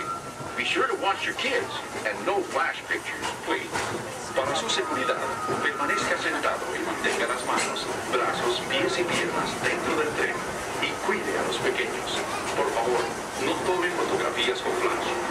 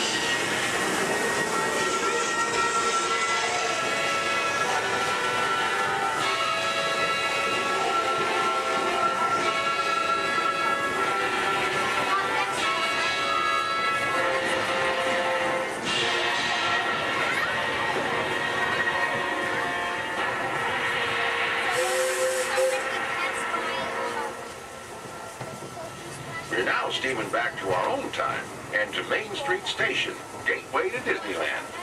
If you'll be leaving us here, stay in your seat till we come to a full stop. And remember to gather all your personal belongings, including the young'uns if you got any, and step carefully from the train. I'd especially like to thank those of you who've been with me for the Grand Circle Tour of Disneyland. We surely hope you enjoyed your travels with us and that you'll come back and see us again real soon. For those of you traveling on, we'll be on our way again in just a few minutes. This is Main Street Station, Main Street, USA.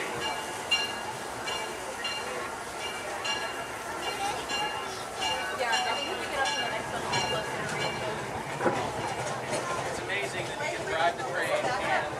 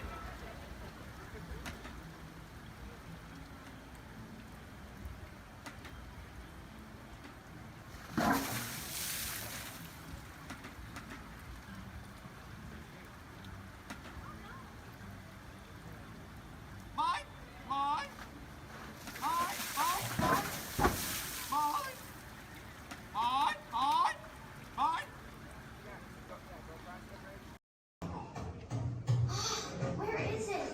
I know I left it around here somewhere. Mom! Have you seen my cowboy belt buckle? I can't find it. Never mind. Yeehaw! It's rodeo time. Well done, cowboy.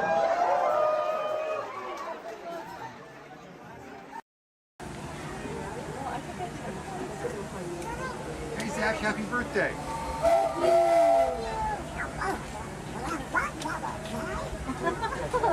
Who's that?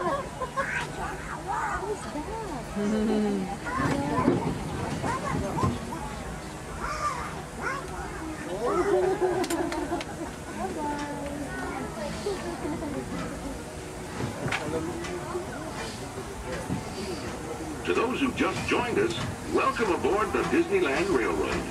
To ensure a safe ride, remember to stay seated with your hands, arms, feet, and legs inside the train. And please, watch your kids.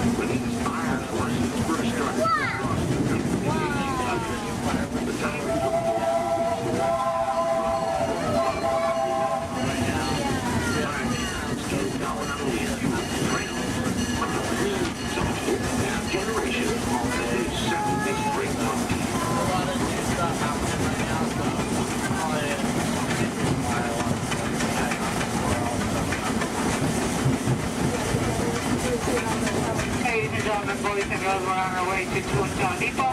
However, you stop for all the attractions in Fantasyland, Toontown, and then we have our Fantasyland Theater, where your princesses can meet our princesses. They can ask all the questions they like, and they can send as many pictures as they like. They do close a lot earlier in the park. Make sure you mention different schedules, or ask one of us, we'll let you know. But they do close earlier in the park. If you're up here at Toontown Depot, please wake up and come to a cool little stop.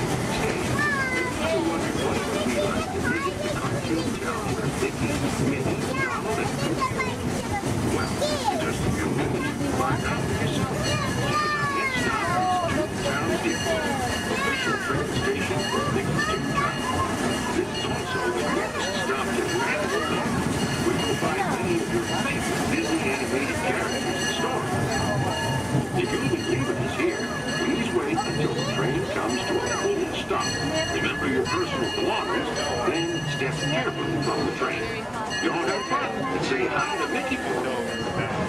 see you continuing on with this. We'll be resuming our trip in just a moment. This is Toontown Depot.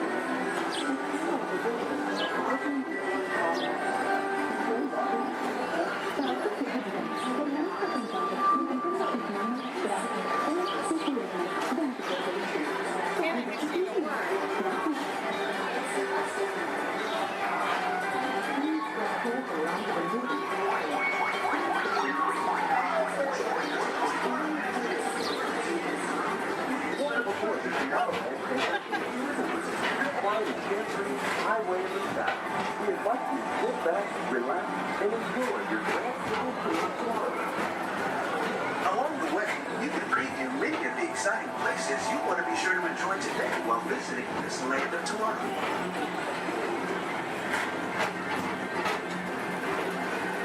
The People Mover is the perfect vehicle for people watching, so keep your eyes peeled.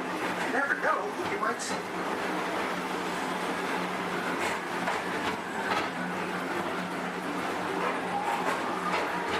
Coming up, Stations for Escape, where you can report for duty as a security agent for the Galactic Federation.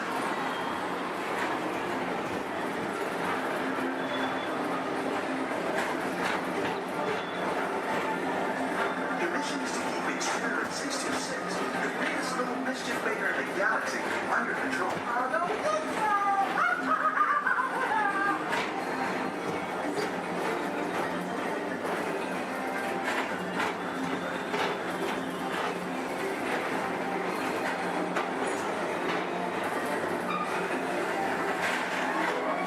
And now, tomorrow, head to the border in Hollywood Cruises, Progress City, Walt Disney's dream for an experimental prototype community of tomorrow. Progress City was the inspiration for Epcot, and many of its forward-thinking ideas have been realized throughout Walt Disney World.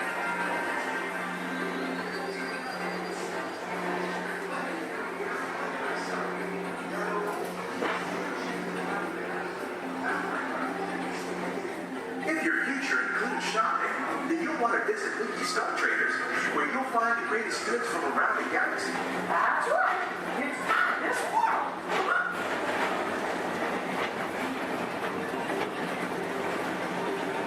At the Disneyland Speedway, put the pedal to the metal and speed towards the checkered flag in your very own race car.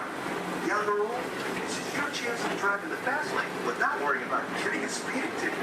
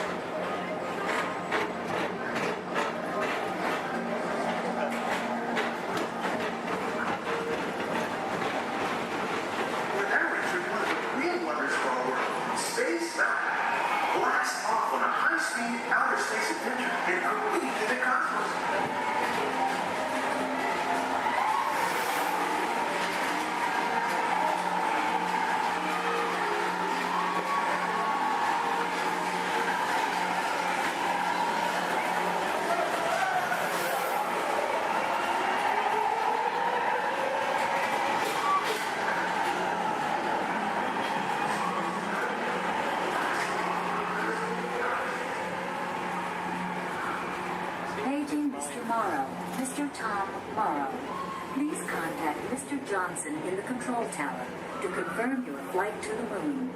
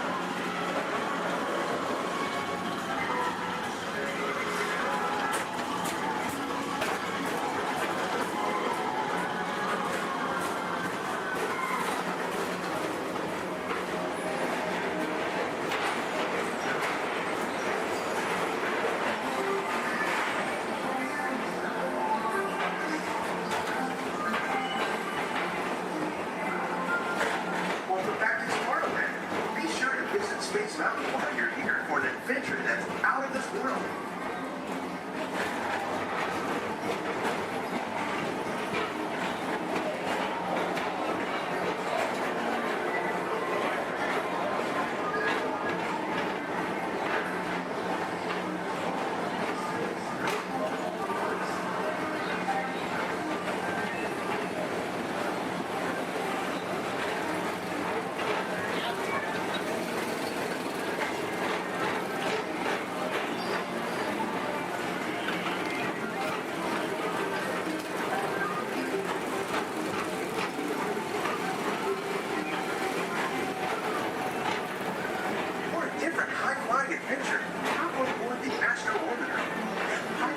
Spacecraft as you take a spin around the planet and ascend to otherworldly heights.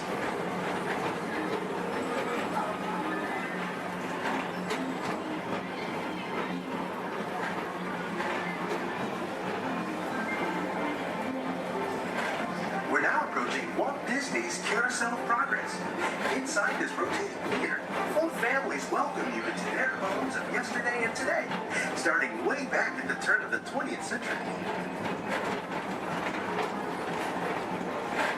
Presented at the New York World's Fair, this legendary circular theater celebrates the progress that has made our lives better. It's a perfect reminder that there's always a great, big, beautiful tomorrow shining at the end of every day.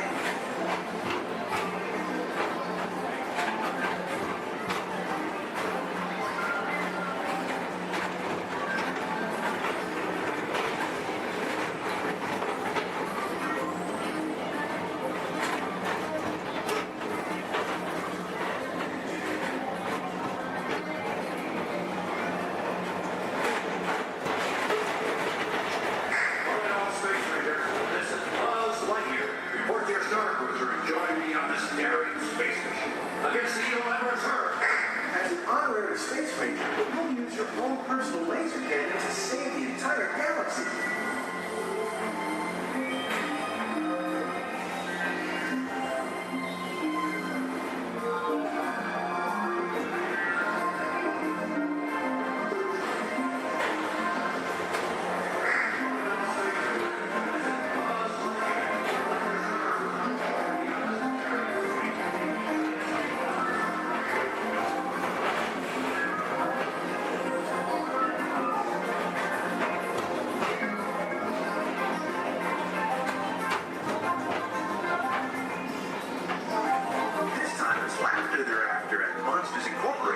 So drop in and join Mike Wazowski and all his pals at Monsters Incorporated Laugh Floor. Share the fun.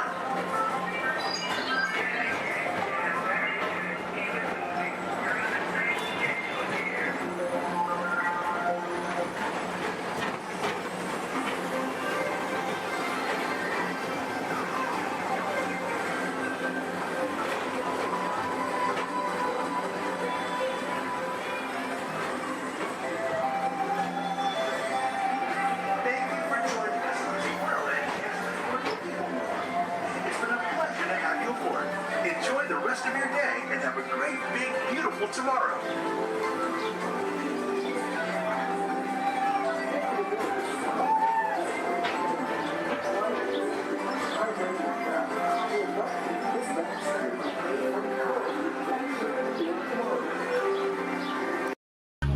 My name is Skipper Melanie. That's first name Skipper, last name Melanie.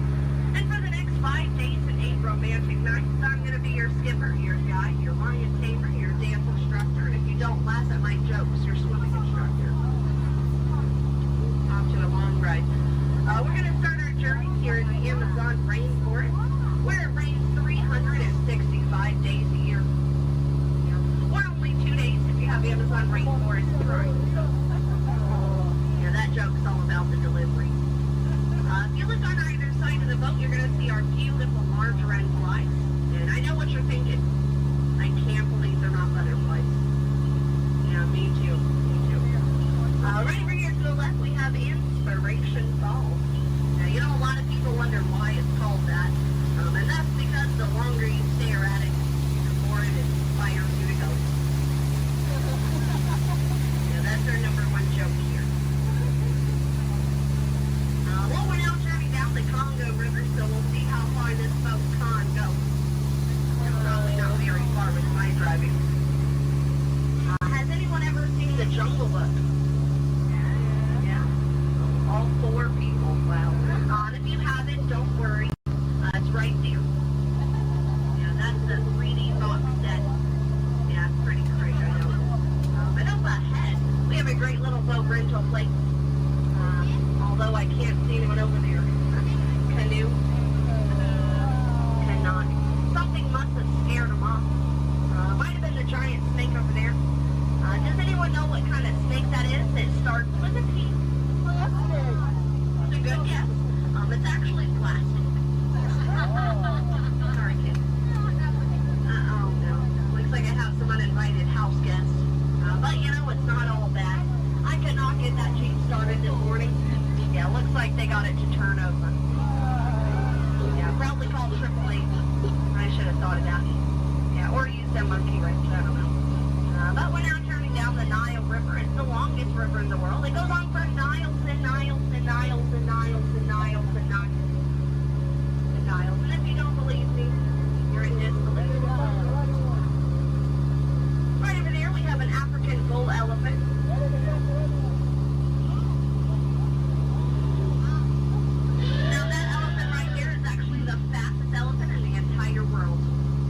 He's already over here. Wow. Disney magic, right? And right in front of us, we have the star of the new Jungle Cruise movie. His name's Dwayne. Yeah, we're really excited about it. And we're now in the African belt where all the animals came together. We have some long-necked cheetahs, some 1970s impalas. Oh, look at those lions protecting that sleeping zebra. He's dead. Tired, dead tired. You know, it must be hard to eat a zebra. Yeah, because it's like white meat, dark meat, white meat, dark meat, white meat, dark meat, tail. You know? Oh, but there's the lost safari everyone's been looking for. You know, I tried to tell them that they could not outrun the animals here in the jungle, but what a rhino, right? I guess they'll get the point in the end. But that's my best friend right over there. Her name is Ina. Everyone say hi, Ina. The jokes do not get better from here. But now is a great time to point out some of my favorite plants, so I'll go ahead and get started.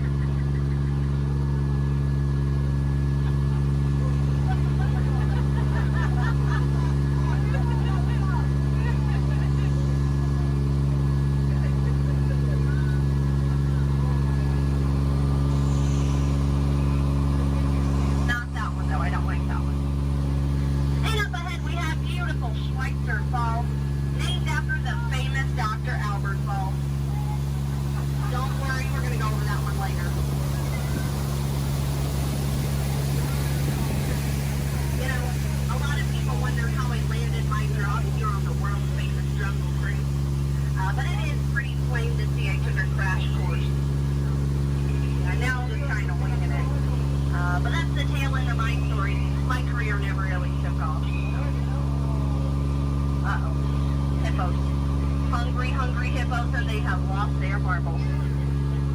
These hippos may look cute and friendly, but they can actually capsize a boat just the size of this one. But don't worry, everybody. I have a great technique that'll scare off anyone. I love you. I work at the Jungle Cruise. Yeah, that normally does the trick. I just wanted to live happily ever after, whatever. Someone once told me that my job was so easy a monkey could do it. Yeah, I only halfway believed him.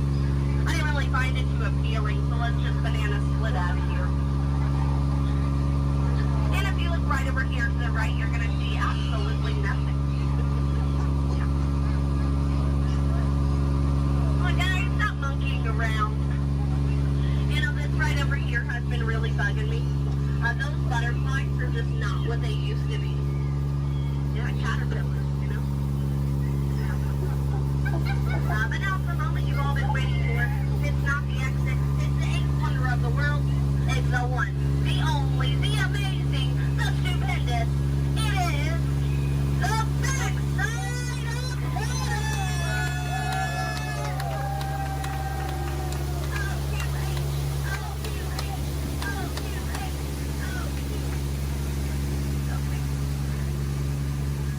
Well, we're now in the Mekong River, deep in the heart of Cambodia. Oh, look at that, a pair of Crocs. I always wanted a pair of Crocs. Said no one ever. I don't know, it looks a little scary. What do you guys think? Should we go in? Yeah. Good answer. 3 people. All right. I don't know what lies ahead. Could be treasure. Could be a dead end. Knowing Disney, it's probably a gift shop. Although it might be painful. It's a root canal.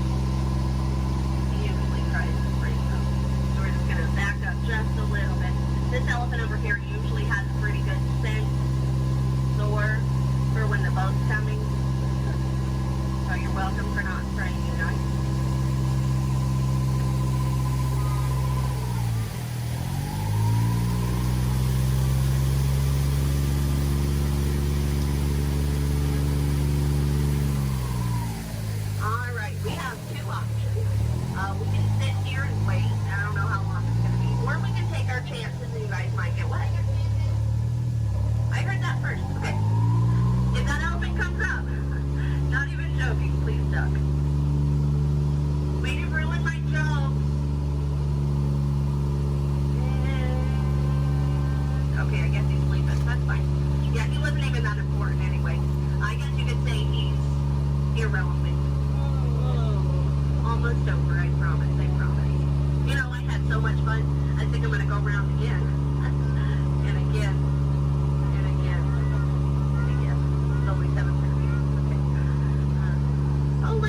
they're boxing. Well, that's fun. Alrighty, folks. Well, if you laughed today, thanks so much for laughing. And if you did not laugh today, thanks so much for leaving. It's been a pretty awkward 10 minutes for everybody. As we approach drop, make sure to keep your hands and arms inside the boat. You know, folks, we laughed together, we cried together, we very nearly died together, so it kind of makes us like a family. But just like any family, 10 minutes together is enough, so you know what they say, get out. Oh, sorry, that was rude. Let me try that one again. What I meant to say was, please, get out.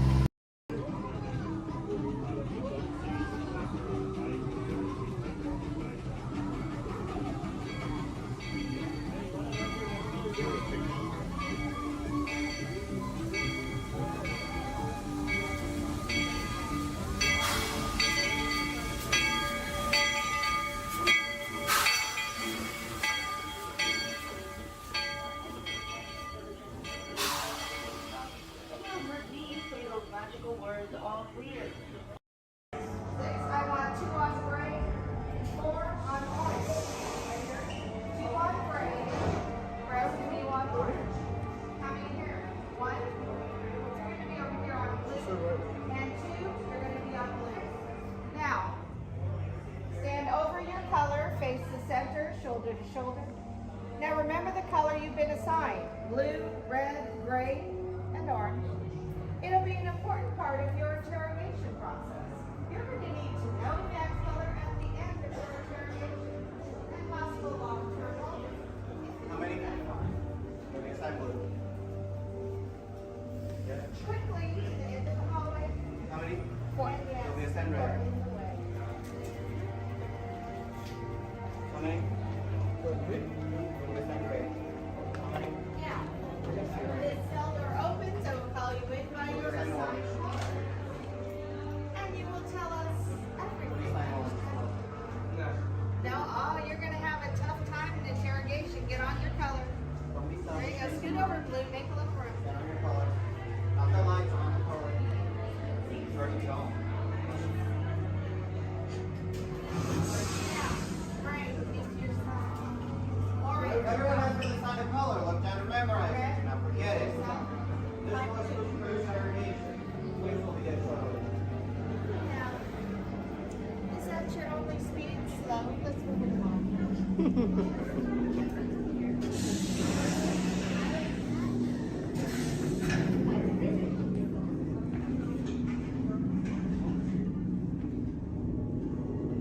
Leave us. Yes, General. Enemies of the First Order. We will soon snuff out your meager resistance. You chose the wrong side, and now you will pay. The resistance prisoners. You have what I want. You know the location of the secret base, and I will take it from you. We are needed on the bridge. Keep the prisoners here. I will return to finish this personally.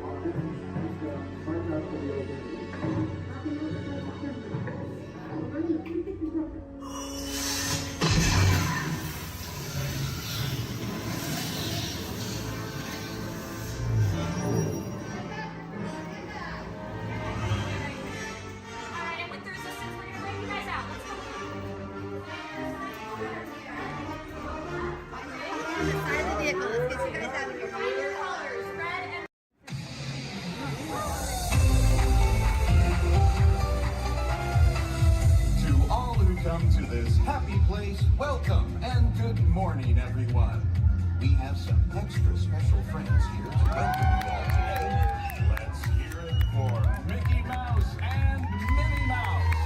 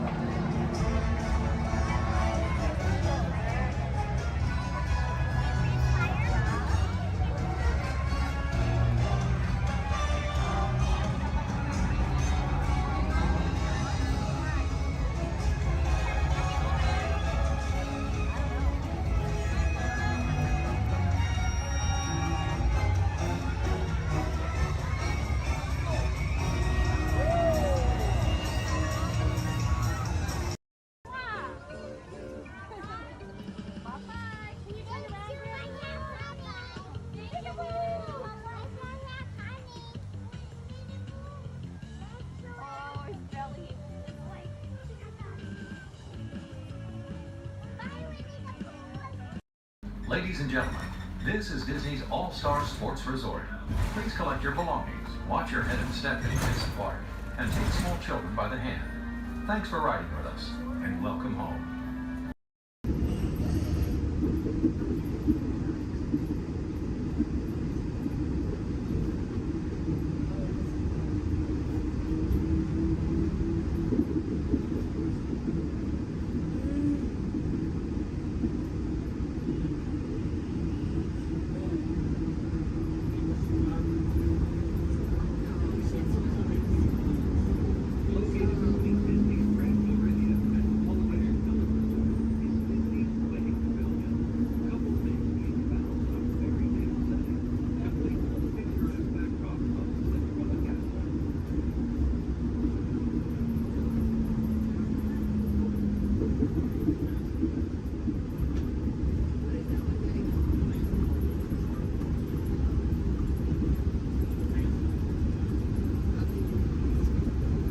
You to walk and get that movie star treatment, there you go, that you know you deserve. And you know what, you might look and see. This could be the start of something wonderful.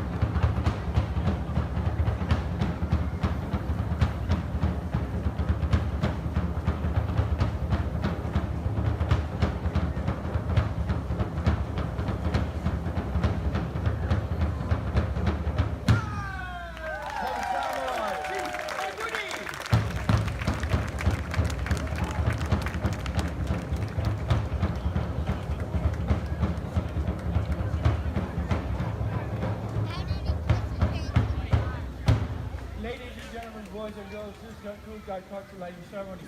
Thank you for attending and please enjoy the rest of the evening. Mahalo and aloha! Wait, just kidding. No, we have to stay here for a little longer. If you look up ahead, you're going to see a dock on your left. You're going to see another dock on your right there.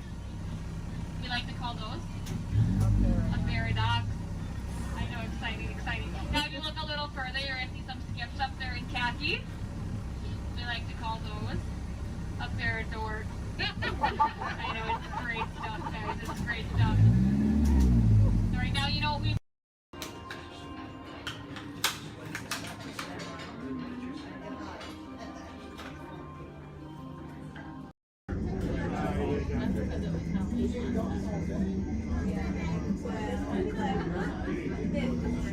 This is Disney's Port Orleans French Quarter Resort. Please collect your belongings, watch your head and step as you disembark, and take some home shore fun. Thanks for riding with us, and welcome home.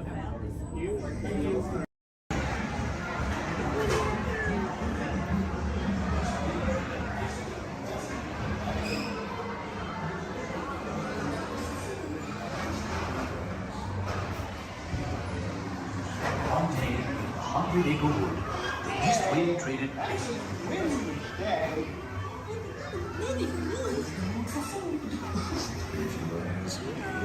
He'll never reach there. Why me? Oh dear. Can't even talk to them, Mom. Look, Mama, look. I'm a bite.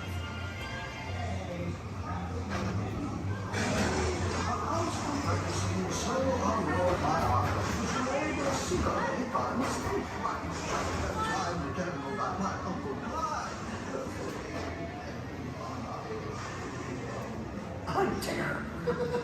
Come bounce with me.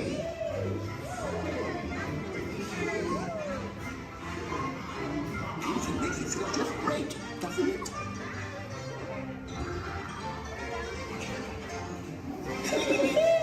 Follow me! I almost bounced right out of the ride. Watch out for everyone in the water. They feel honey. Steal honey.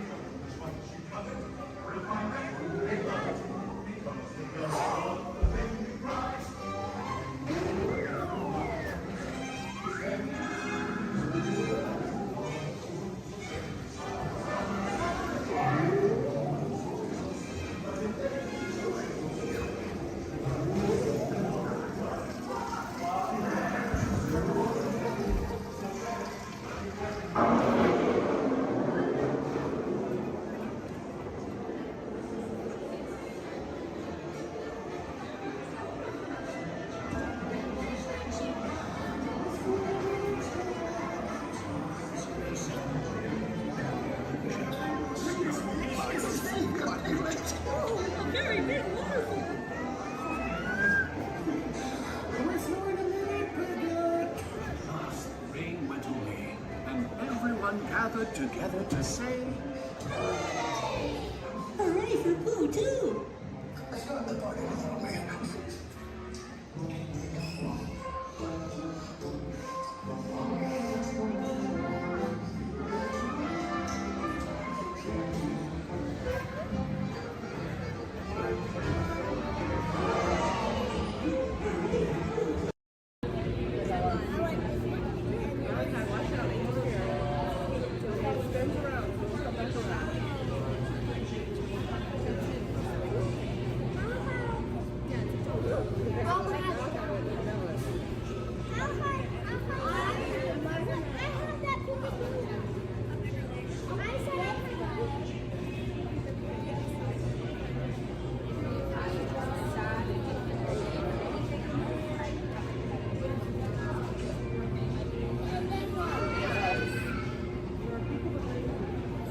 What is the Earth?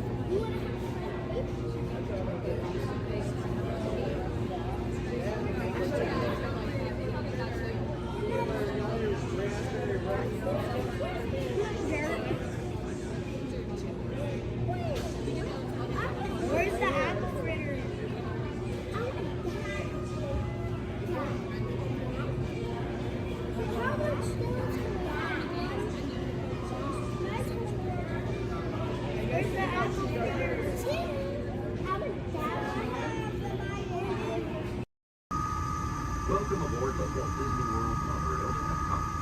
For those of you standing, please hold on to the handrails throughout our journey and stay clear of the door. For the comfort of others, no smoking, please. Thank you. As we turn south, you can catch a glimpse of the spires of Space Mountain, Magic Kingdom. Nearby is Disney's contemporary resort.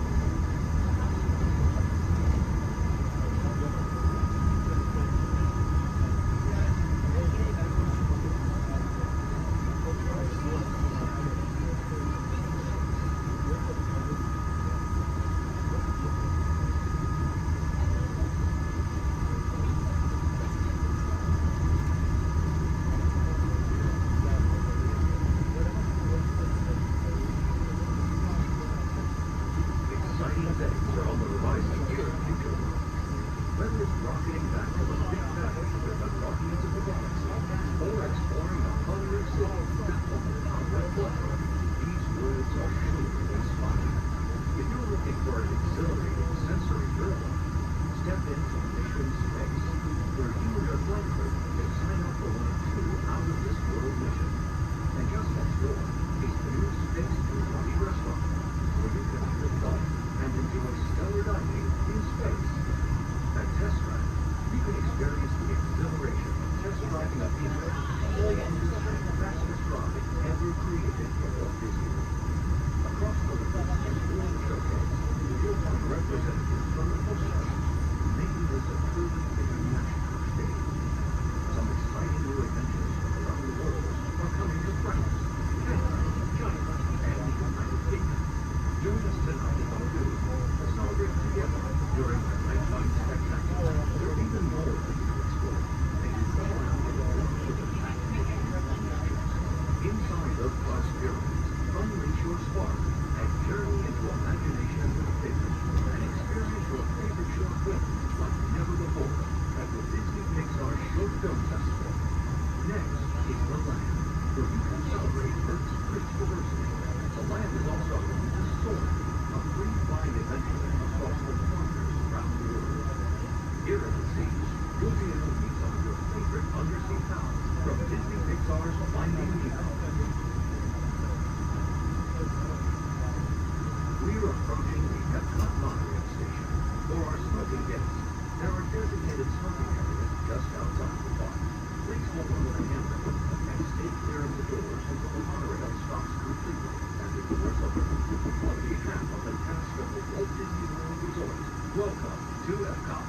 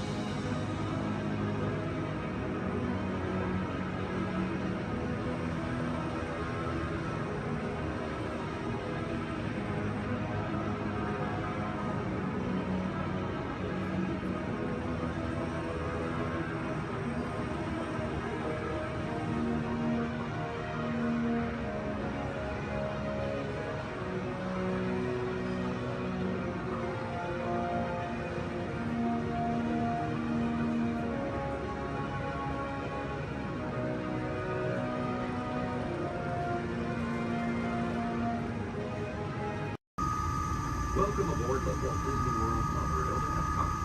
For those of you standing, please hold on to the handrails throughout our journey and stay clear of the door.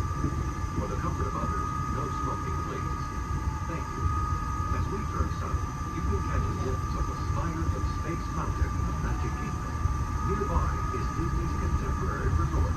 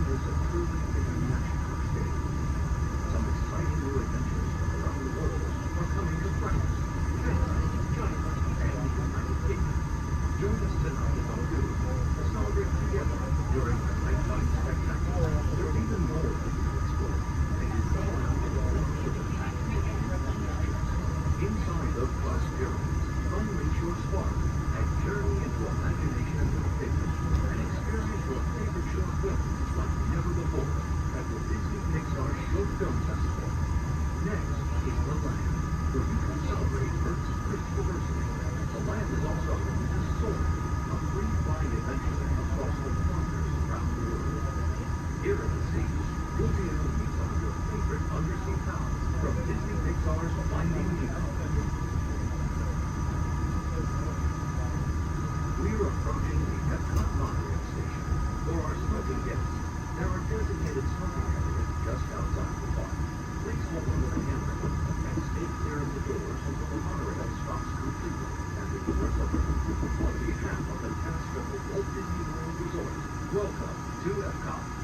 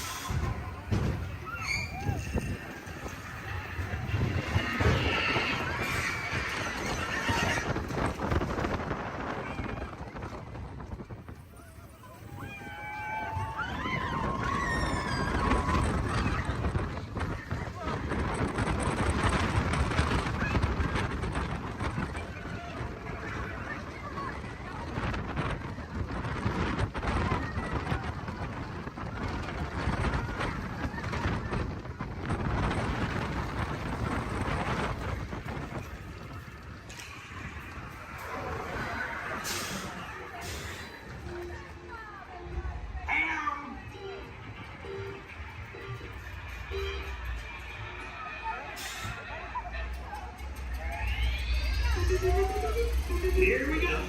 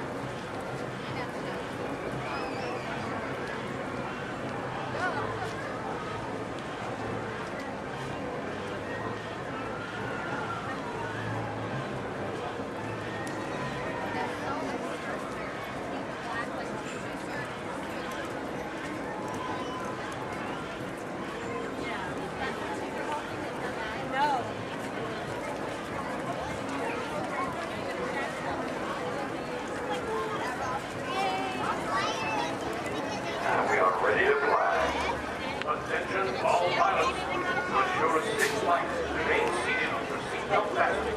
Keep your hands, arms, feet, and legs inside. That means supervise the other pilots. To make your rocket ship fly higher, pull back on the control lever in front. To descend, just push the control lever forward. Thank you. Pilots, prepare for liftoff. Para su seguridad, permanezca sentado por el cinturón de seguridad ajustado y mantenga sus manos para sus pies y piernas dentro del cohete. Cuide a los pequeños pilotos. Gracias.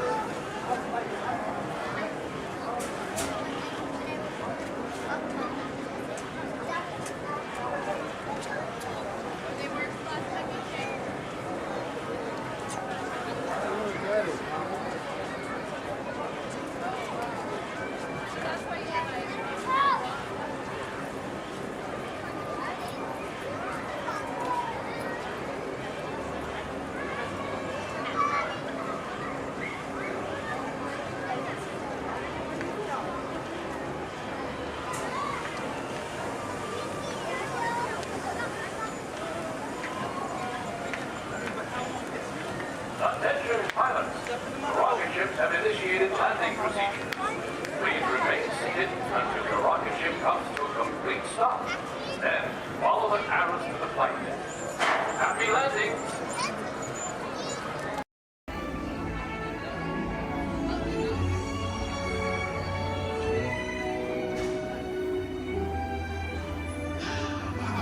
Voilà.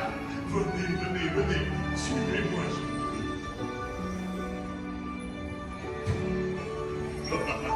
My chef Rami is waiting for you. This way. Qu'attendez-vous?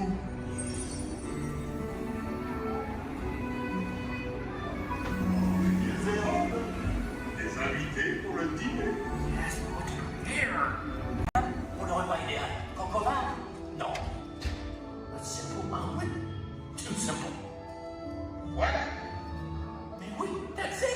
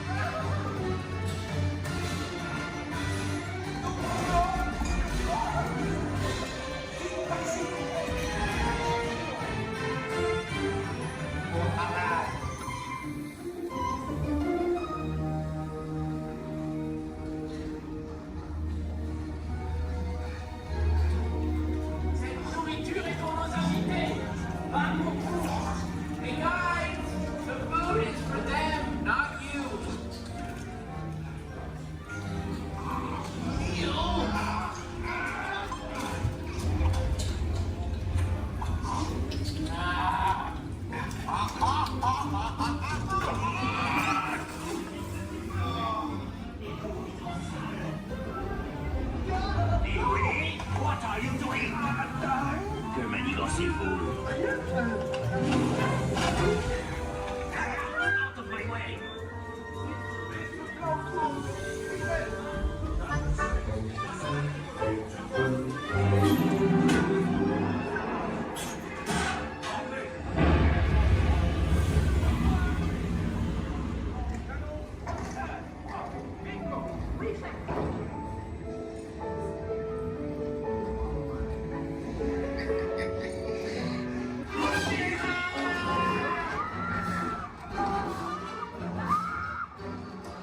Dépêchez-vous.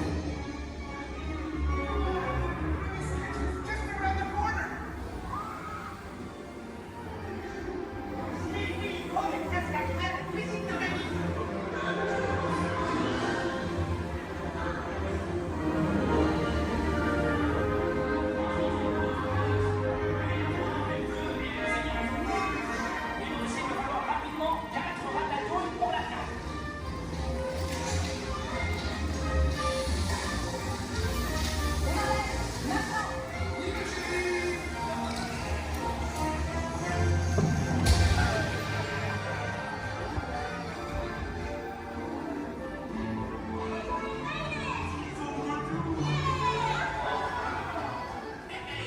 thanks for coming, everyone. Vous êtes toujours les bienvenus chez Rémi. À bientôt et bon appétit. Et oui, non?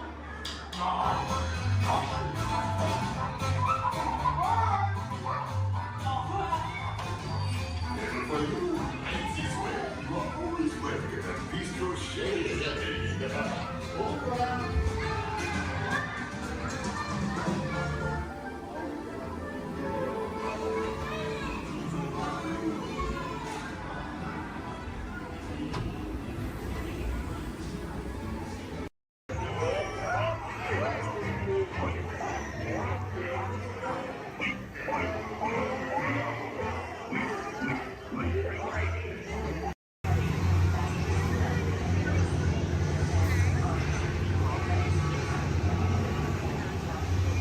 Time travel commencing in T-minus 10 seconds and counting.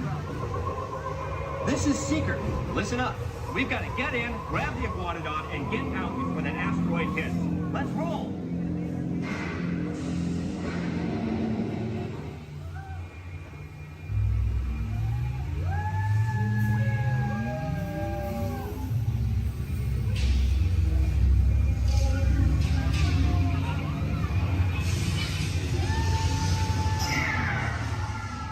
Okay, now, let's go get that dino. Computer, what are you tracking? Styracosaurus. Not our dino. Warning, meteor shower in range. Just little one. Oleoramus. Hadrosaur. Raptor. Time to get serious. Locking autopilot on homing signal now! Hang on! I'm tracking a big dino on the scope. Could be ours. Computer, full stop. Identified. Carnotaurus. Definitely not our dino. Go, go, go!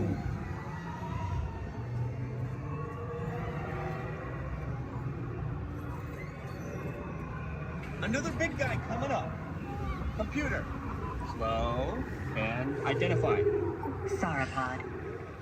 Still not our dino, but at least this one's a vegetarian.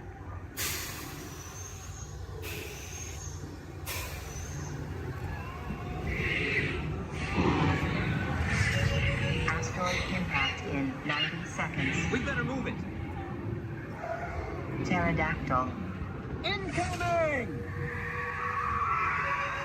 Asteroid impact in 60 seconds. We can't stop now. Keep going, keep going. Compsognathus. Computer, what's happening? Loss of traction. Four-wheel drive, move it! Warning, meteor strike. Evasive maneuver! Left! Right! Left! Right! That was close. Computer, now what? Carnotaurus. That's it! Abort mission! Abort! Abort!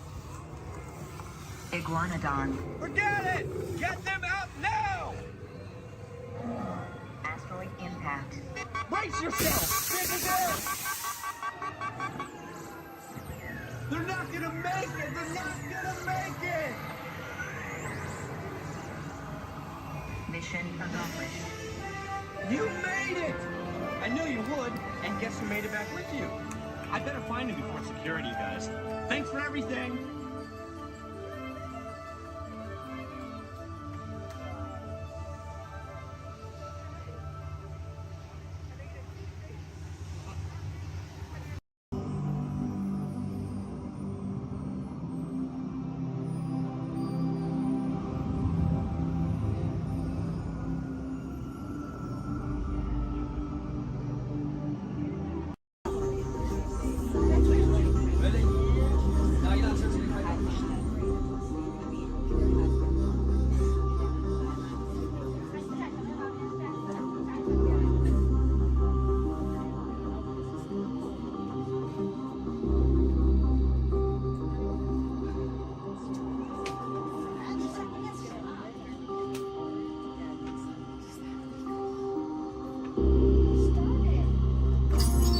users. Prepare to be digitized into the world of Tron.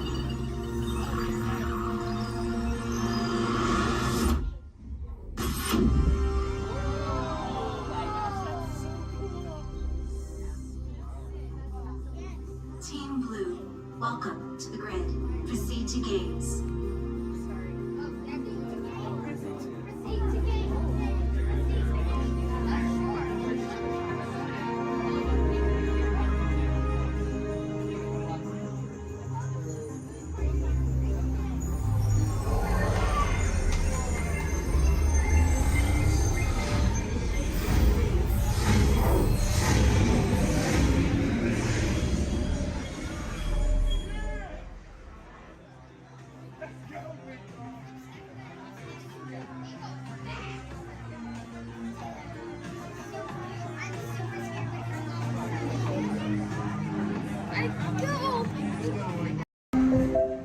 This is Starport 75.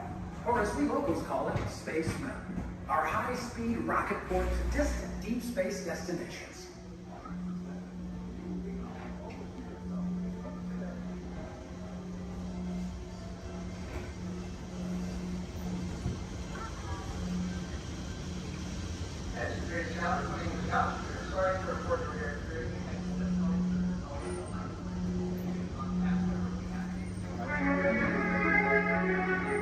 Let relaxation wash over you at the most refreshing retreat in the galaxy, the coral moons of Pisces 7.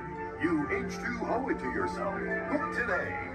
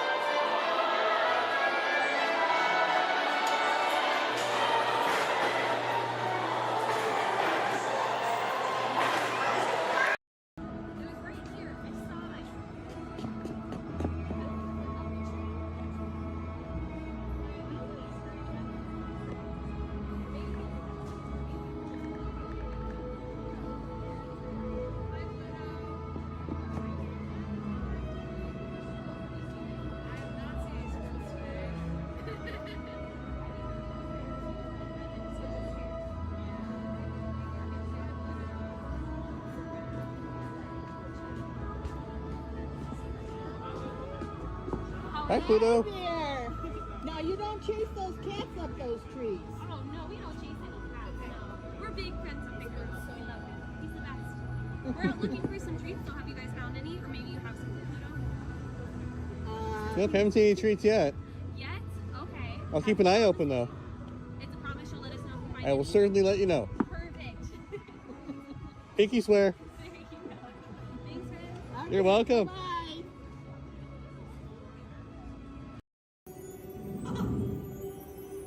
Oh boy!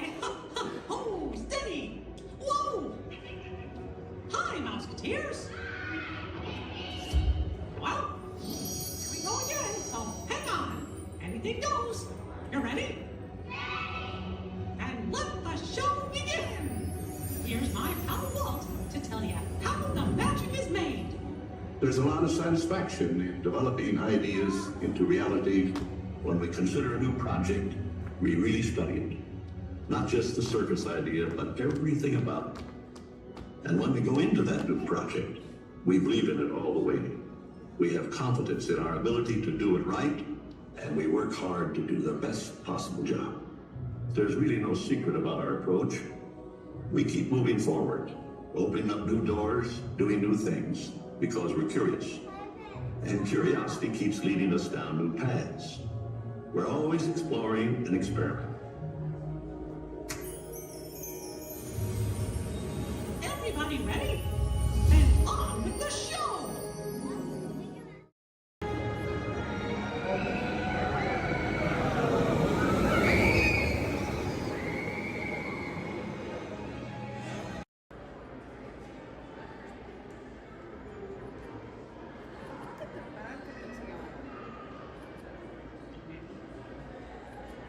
Okay, this one.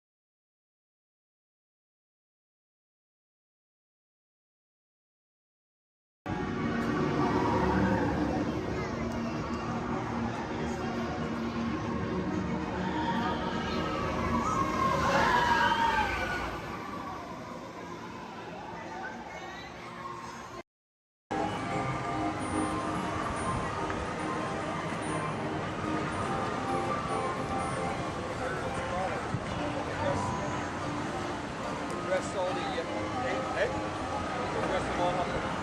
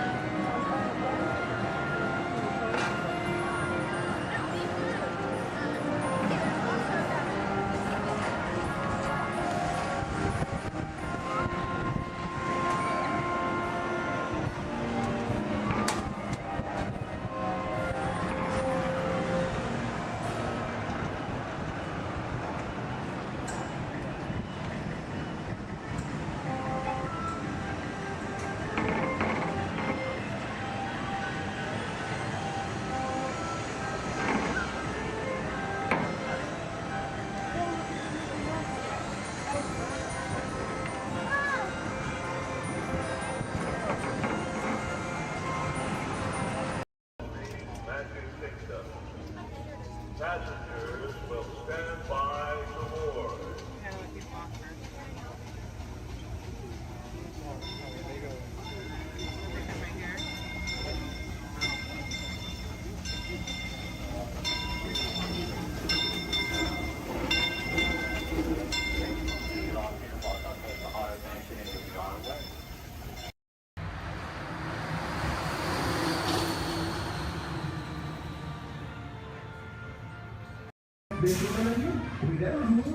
Here we go!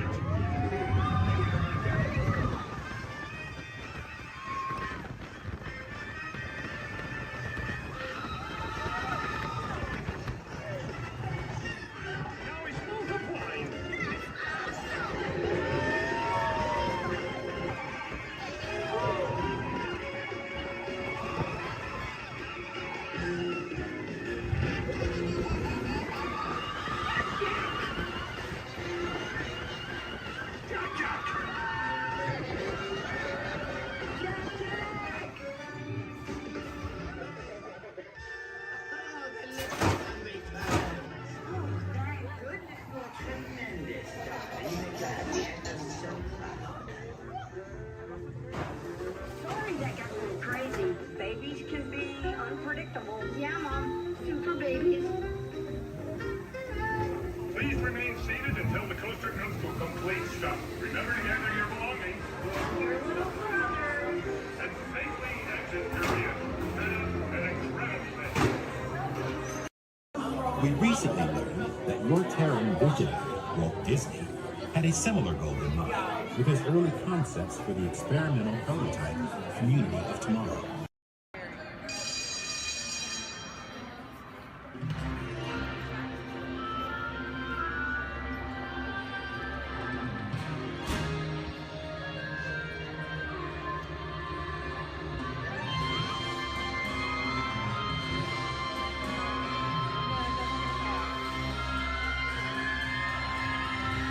Welcome aboard. At this time, I'd like to ask everyone to please remain seated throughout the show. Please keep your arms, hands, legs, and feet inside the vehicle at all times. Don't forget to supervise your children. And for the safety of our cast, please refrain from the use of flash photography and external video lighting. Now that we've taken care of business, let's talk about me. My name is Justin, and I will be your guide for this magical journey into the movies. It's the perfect job for me because I love movies. Is everybody ready? Well, great, because it's showtime. Ready when you are, CB.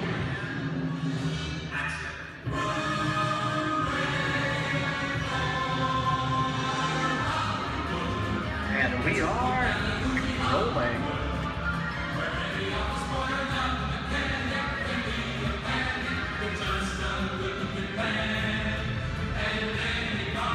Hello everyone and welcome to the Great Movie Ride. Once again, my name is Justin and I will be taking you from this Hollywood soundstage into some of the greatest movies of all time. All on one tour. But just between you and me, this is no ordinary tour as the Great Movie Ride brings movies to life and puts you right in the middle of the action.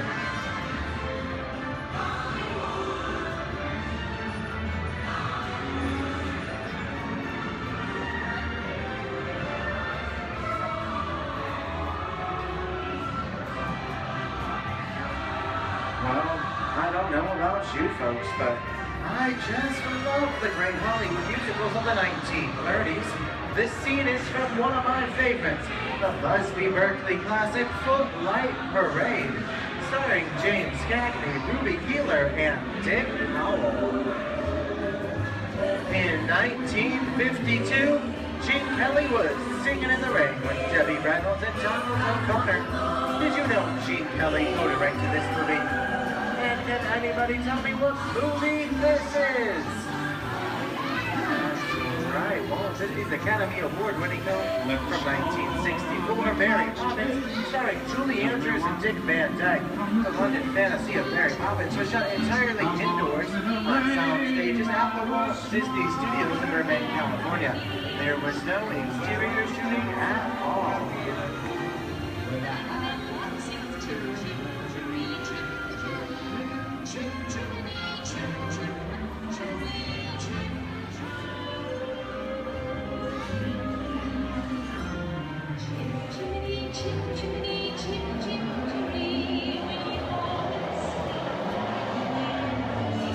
Hold on to those wallets and purses, folks. This doesn't look like a very good neighborhood. In fact, it looks a lot like the underworld.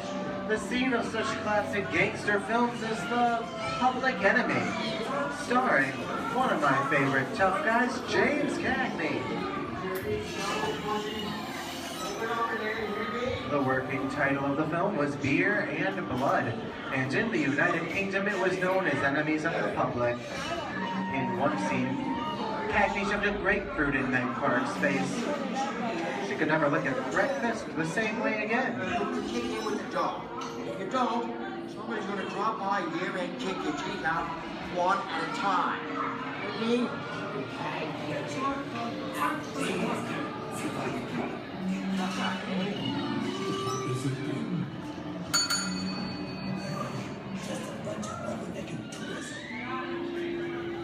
Sorry about the delay, folks, but I don't want to run a red light, even if it is just a movie. You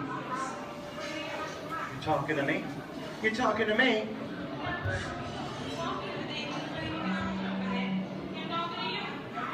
not supposed to leave my vehicle. I said get up, baby. Okay, Muggsy, whatever you say. How'd you know my name anyways? I've seen this movie before. Well, they need some. See, you fancy. Connor's about to get out of here, so do we. I said screw out of here. You're gonna get hurt. I can't just walk out. Here they come, boss! Get out, you grinders!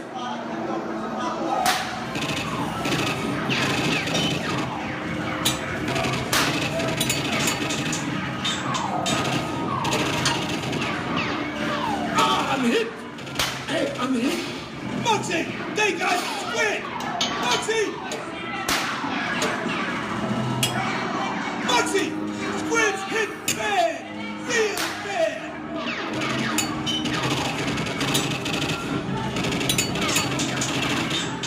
Everybody just inside. When the red light's against the law, and I would never break the law. Take it. Watch this. No more red light. Muggsy!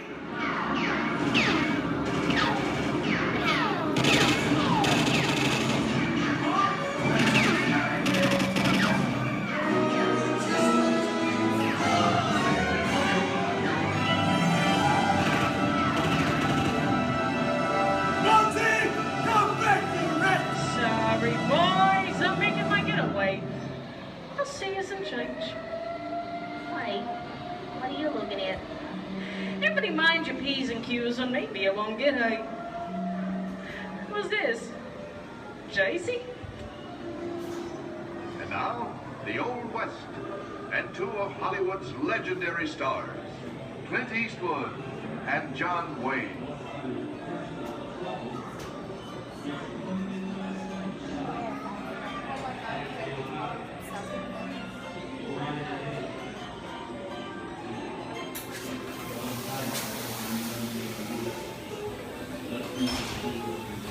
Sleepy little bag, ain't it? That's some mighty tough territory you're heading into, Pilgrim.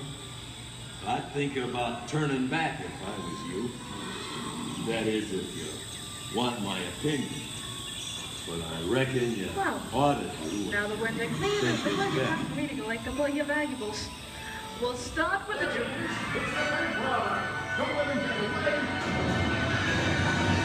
You're gonna have to catch me face, Copper. Give yourself up. It's nuts and bolts. I'm getting out of here. For this. What are you doing? Nobody's staying right making a noose. Can't get any worse. Put a hole right in the star, Okay. That's worse. I don't know about you guys. This is kind of creepy. What is this? Alien. You are with Sorry Reaper aboard the spaceship Nostromo. Something has gone wrong. One by one, the crew has vanished. And somewhere in the ship, a terrifying creature waits to claim its next mate. Look now, name the victim. Warning, remain in your vehicle. The area you are entering is extremely dangerous. Proceed with caution.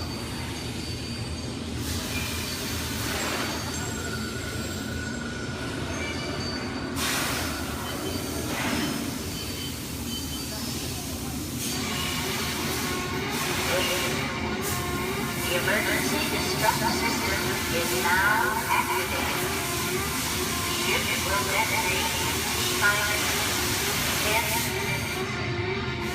Option to override automatic detonation expires.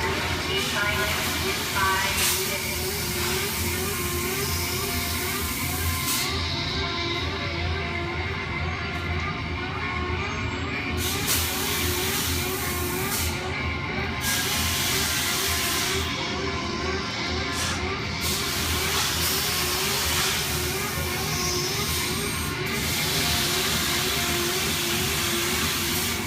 There he is again.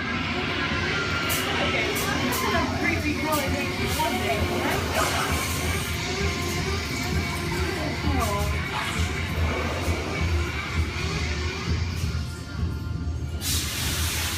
adventures in Raiders of the Lost Ark amid 1,000 deadly snakes, Indiana Jones unearths a great treasure.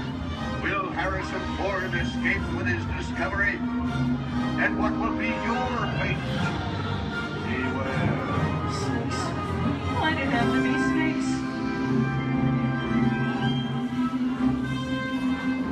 The dust of 3,000 years lies undisturbed in this ancient burial chamber.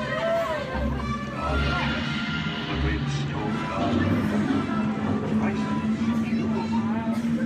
Get a load of that, you guys. Time for me to get back to work. Don't nobody move while I go get the goods. I don't think they notice a few extra bodies around here. But the jewel is guarded by a curse, and those who dare defy that curse must pay with their lives.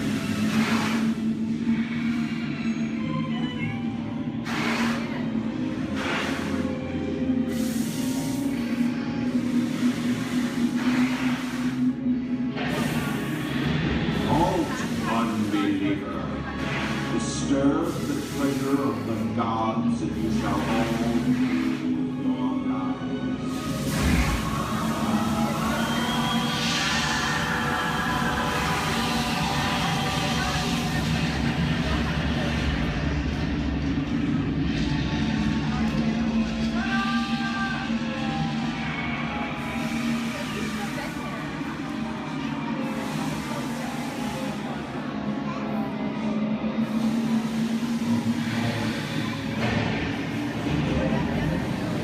Well, I told you folks I was just going for popcorn. That just goes to show you anything can happen at the movies. So let's get on with the show. I see dead people. The horror movie is my all-time favorite genre. Some of the best horror films are produced in the 1930s and 40s, but monsters, mutants, and maniacs are still audience favorites and continue to haunt us today. Now that's what I call a wrap. We are now entering the jungle home of one of the most beloved characters of all time. No, it's not George of the Jungle. Actually, it's Tarzan, played there by Johnny Weissmuller. Over here we have Marino Sullivan as Jane, and the one and only Cheetah as herself. Tarzan has appeared in nearly 50 film adaptations since 1918, including Disney's 37th animated feature.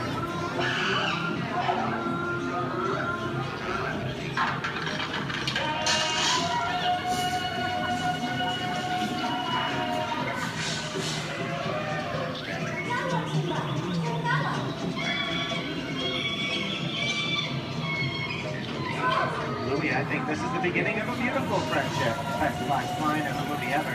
Humphrey Bogart and Ingrid Bergman in the classic romance, Classic Bronco. Inside us, you belong to Victor. It's where nothing keeps you around. Maybe not today, maybe not tomorrow, but soon, the rest of your life. You'll always have past. You didn't have it. You lost it until you came to Casablanca. You got it back once.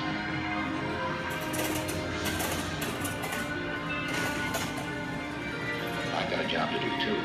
Where I'm going, you can't follow. What I've got to do, you can't be any part of. Those are no good at being noble.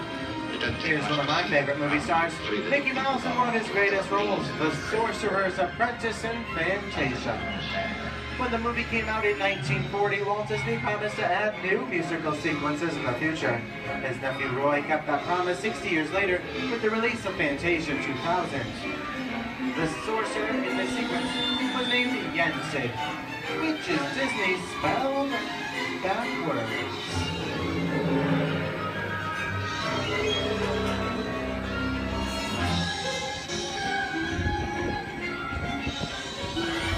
I don't have a feeling we're not in Kansas anymore. How often do you get to say that? I'd say we're definitely somewhere over the rainbow in one of the most beloved movies of all time, The Wizard of Oz.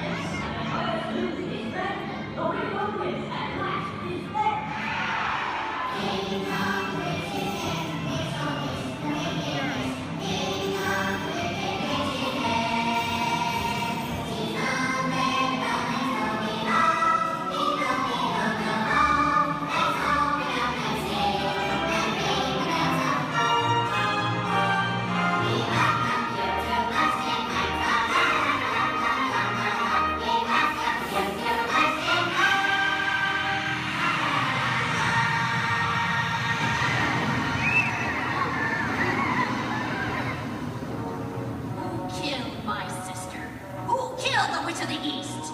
Was it you? No, it was an accident. I didn't mean to kill anybody. Well, my little pretty, I can cause accidents too. Oh, rubbish. You have no power here. Be gone before somebody drops a house on you, too. Very well. I'll bide my time. But just try to stay out of my way. Just try. I'll get you, my pretty, and your little dog, too.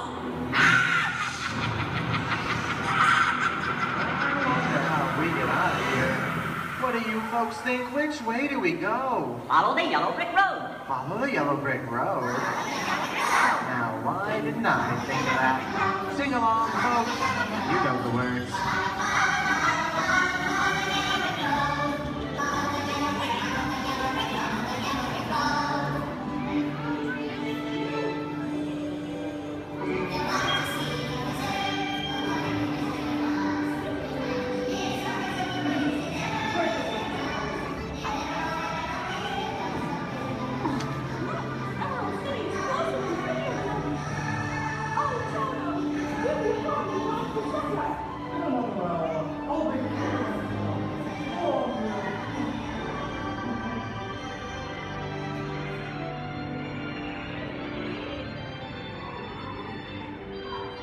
I hope you've enjoyed our tour through these great moments at the movies, but we've only scratched the surface of what Hollywood has to offer.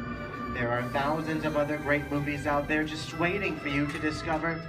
And here are just a few of my favorites.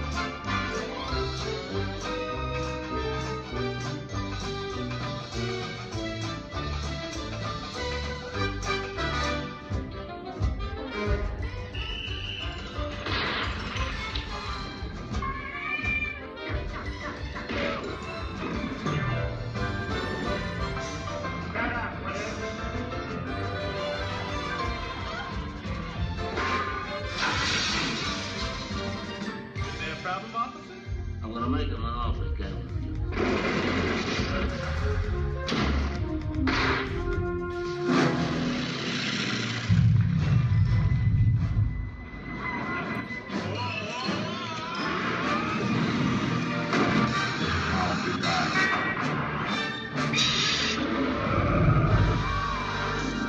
We're not in Kansas anymore.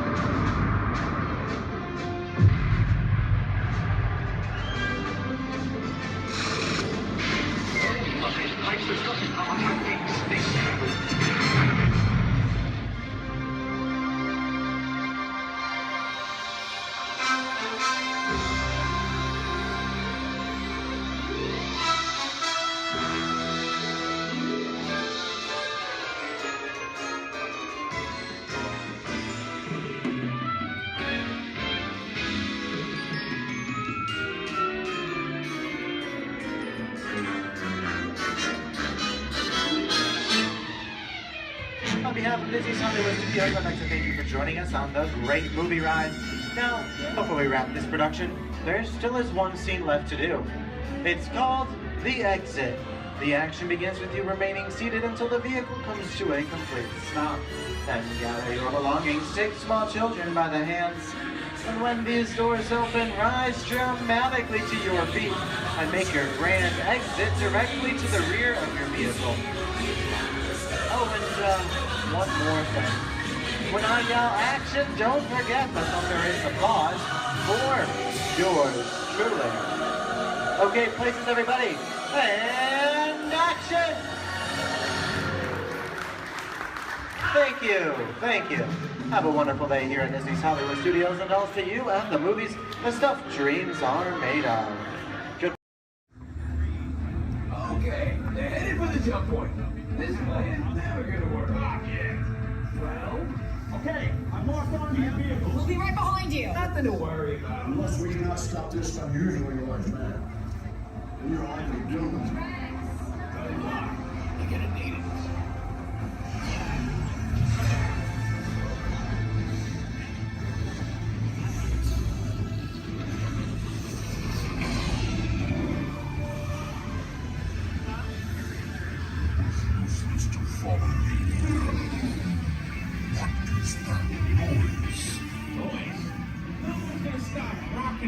From existing. What have we done? I think we jumped back.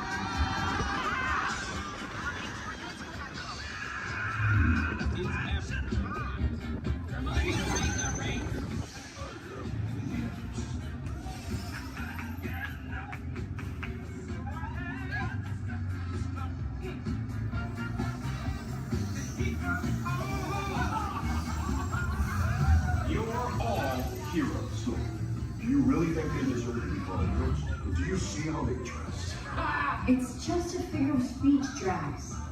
You are lying to them. Now I understand. Welcome to the Guardians of the Galaxy.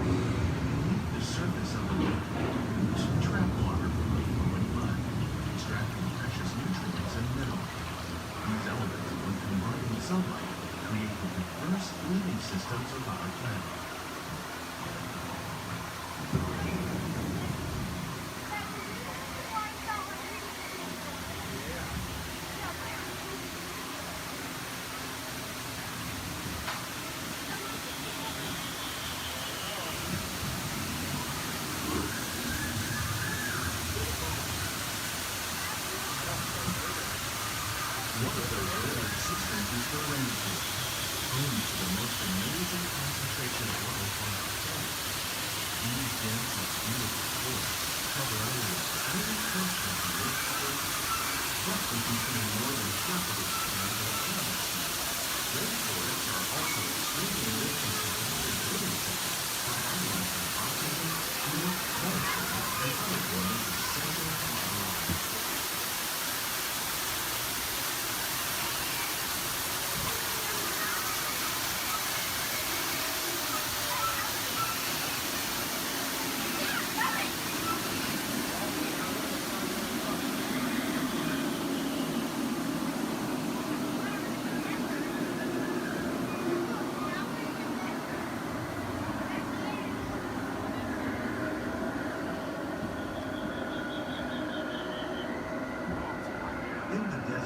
Nature has created a very different, known as beautiful living system.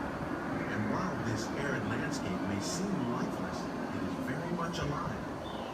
The plants and animals that have learned to survive in these harsh conditions make use of what little water they can find and avoid the scorching rays of the relentless sun.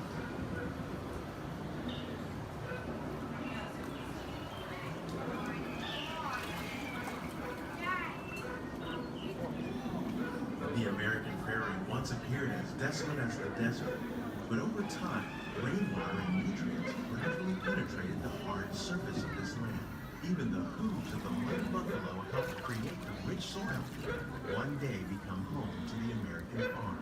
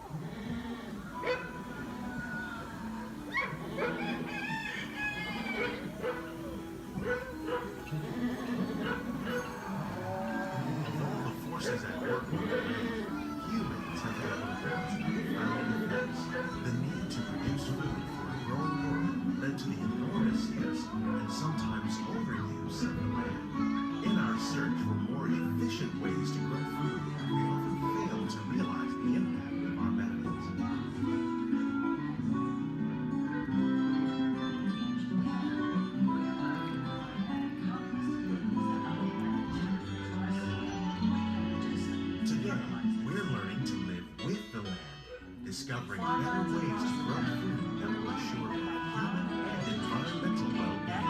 Fertilizers, we can enrich the soil without the use of chemicals. In Saudi Arabia and Mexico, we're learning to produce food on desert seacoasts by developing and planting crops that thrive on saltwater. Here at Epcot, we're learning to reduce the need for pesticides by using natural predators like ladybugs and wasps to control pests.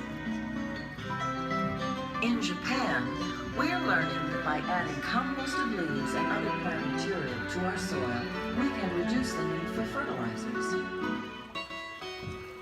In farmlands across America, we're learning that by plowing under vegetation containing natural fertilizers, we can enrich the soil without the use of chemicals. In Saudi Arabia and Mexico, we're learning to produce food on desert seacoasts by developing and planting crops that thrive on saltwater.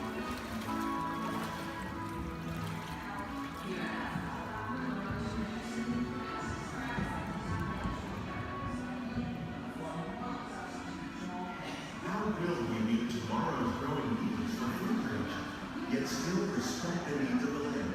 Some of the answers are being discovered just ahead. To help us maintain these carefully controlled ecosystems, and for your safety, please remain seated in your boat at all times.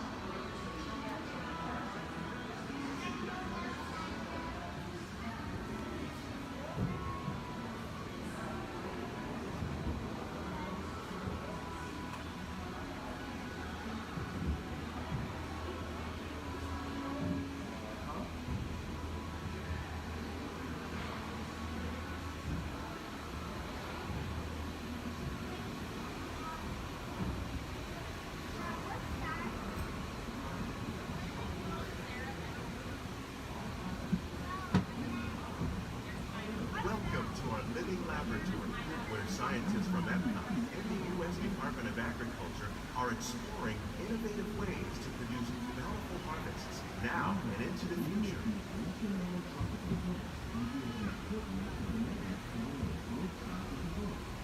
The tropics are home to the greatest diversity of plants on the planet. Many of these, like papaya, bananas, cacao, coffee, and rice, are well known around the world. These are just a few of the edible plants that have been an important source of nutrition for people living in the tropics. Many are rich in vitamins and minerals, while others are well adapted to growing in less than ideal conditions. Some, like the water lily, thrive in wet, swampy areas and waterways. All parts of this plant, even the flower petals, are edible. The starchy root of the plant has long been used to make flour for baking. One day, many of these lesser-known tropical plants may be as important as the bananas growing on both sides of the boat. More than 28 million tons of bananas are eaten annually, making it the most popular fruit in the world.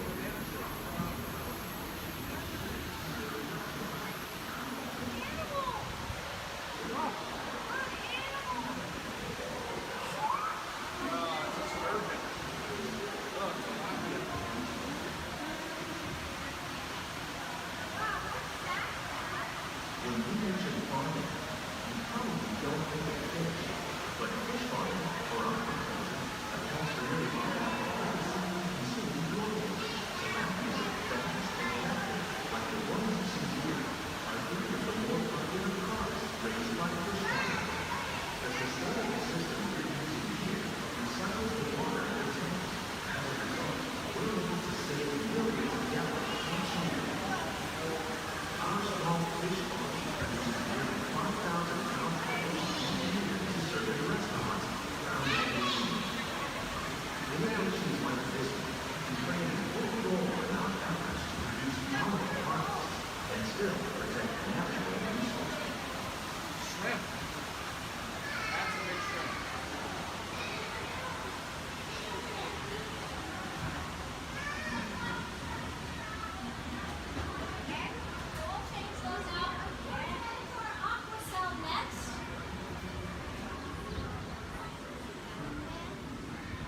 Little sunflowers.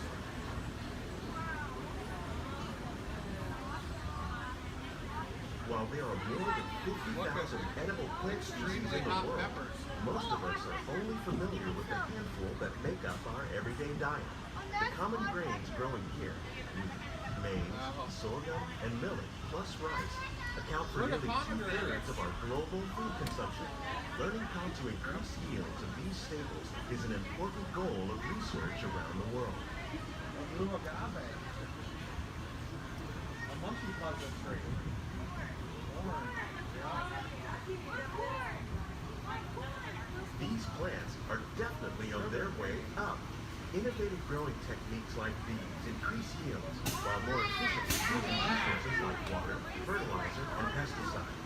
Another innovation at work here is our integrated pest management program. By populating our greenhouses with beneficial insects that prey on harmful pests, like aphids and flies, we are significantly reducing our reliance on conventional pesticides. We're growing these crops using our nutrient film system.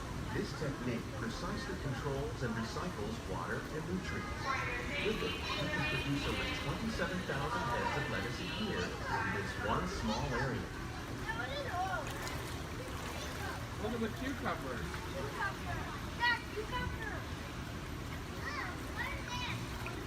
Yeah. Look at the strawberries. Some of our best ideas have been inspired by nature, like these fruit and vegetable trees. By growing these ground plants vertically, we can increase yields and better control diseases. These crops taste as good as they look. In fact, we serve more than 15 tons of produce from our greenhouses in restaurants here at the Land every year. Look at the jalapenos. That's a great idea.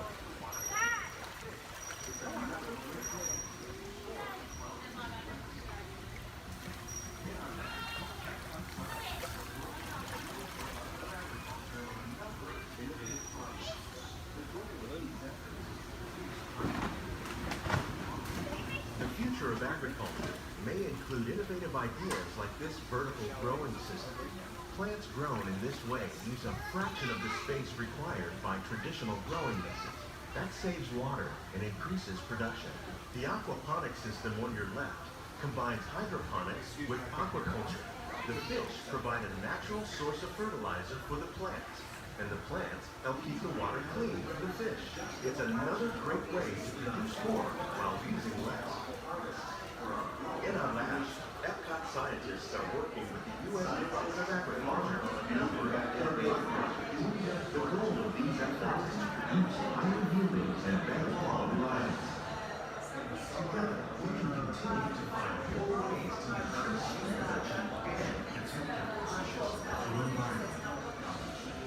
Only then will we truly be living with the land.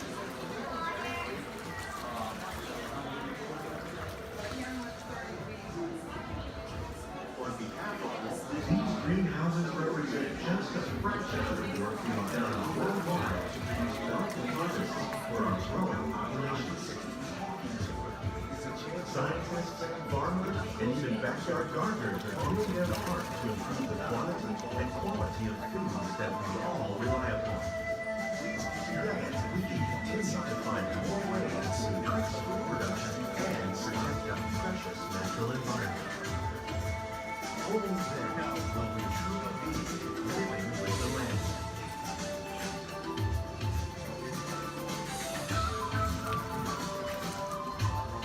On behalf of Walt Disney World, we hope you've enjoyed this unique journey through our living laboratory. If you'd like a closer look, then check out the behind-the-scenes walking tour. It's a chance for the whole family to get up close and personal with the plants and growing techniques in our laboratory. Please keep your hands and feet inside the boat and remain seated until the boat comes to a complete stop.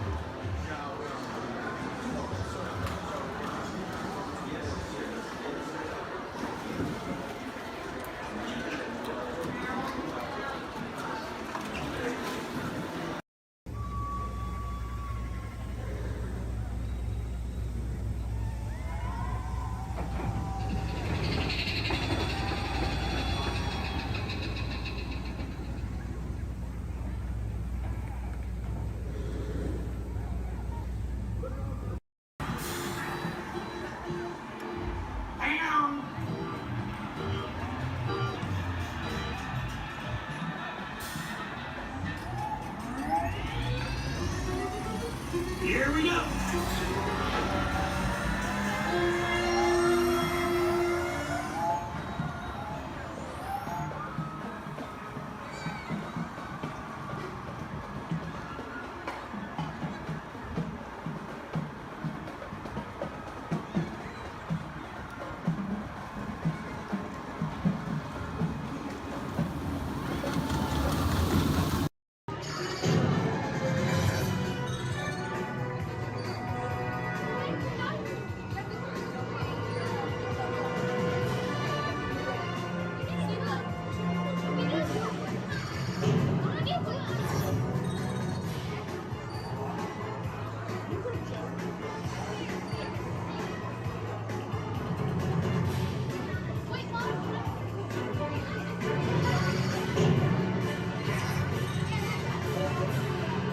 Prison transport launch in 12 Archelian weeks. Hold on, people. Zed here. Glad you made it to the 5-hour order tourism given us today. You MIB recruits. Warning. Warning. Warning. 10 seconds to planetary implosion. 8, 7, 6, 5. Planetary implosion averted. Have a nice day. Never a dull moment around here, folks. Many of you may be wondering, are resident aliens really that common here on Earth? After all, how many antennae does one see in a day? And that's precisely the point. Because when they get here, you look like this. Then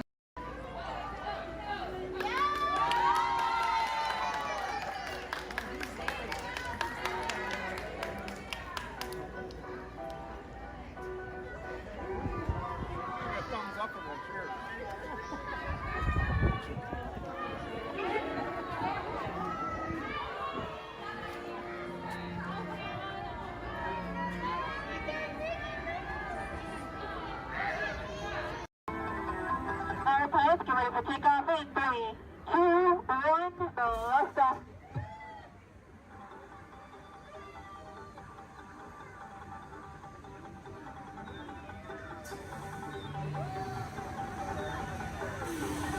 friendly reminder, pushing and pulling the lever in front of you will control your height.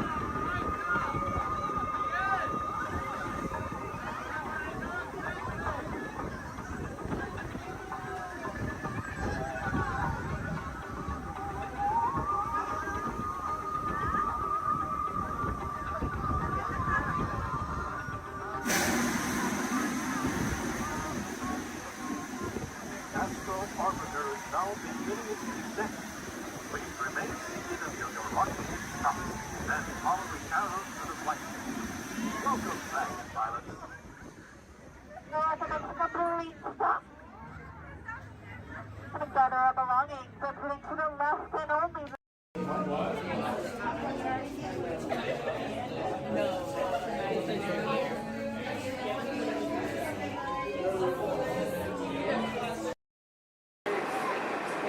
Please stand clear of the door.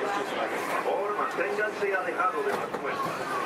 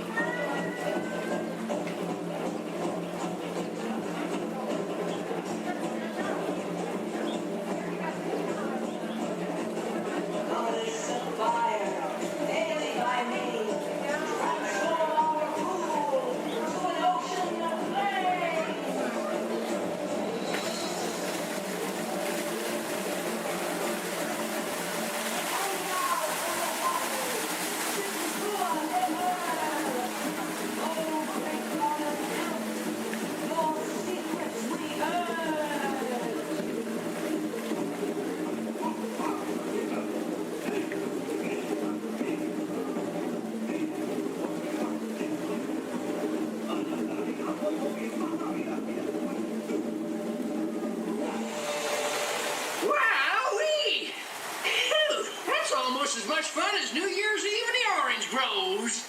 My word, we did get a mite carried away. Yeah. I say, look out there across the water. It appears we're a bit of company. No, me, yes. Welcome, you all. Permit us to introduce ourselves. My name is Claude, and my loquacious cousin over here is... I'll introduce myself, if you don't mind. Hi there. I'm, well, let's see now. It's right on the tip of my beak. Clyde Birdbrain. Oh, yeah. I'm Clyde Birdbrain. Oh, I say, perhaps you good people have never conversed with toucan birds before. Well, neither did we, till one day we discovered this magic sunshine pavilion. By Jove, yes. I remember just how it happened, many, many bird baths ago. There we were in an explorer's launch on a mysterious river in deepest Adventureland. Off in the distance comes the fierce roar of an African lion. And as we round a bend in the river, a huge bull elephant bellows forth in protest of our intrusion. Suddenly, the treetops explode in a frenzy of outraged birds. Oh, come, you can jolly well do better than that. I can jolly well do one at a time.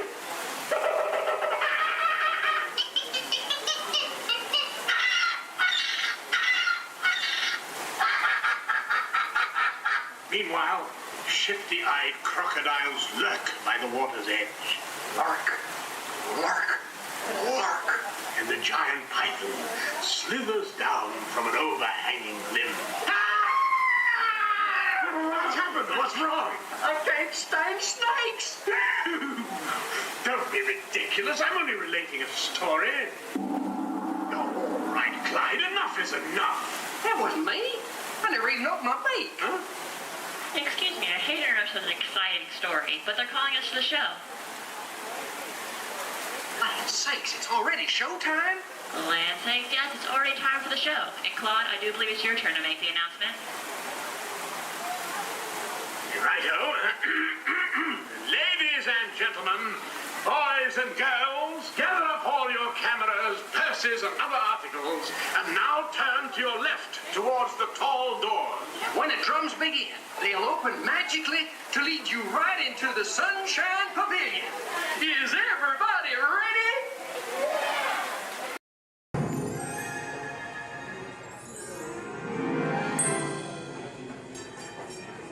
Ready? What card is that? Okay, keep your eye on it. Wait. Please.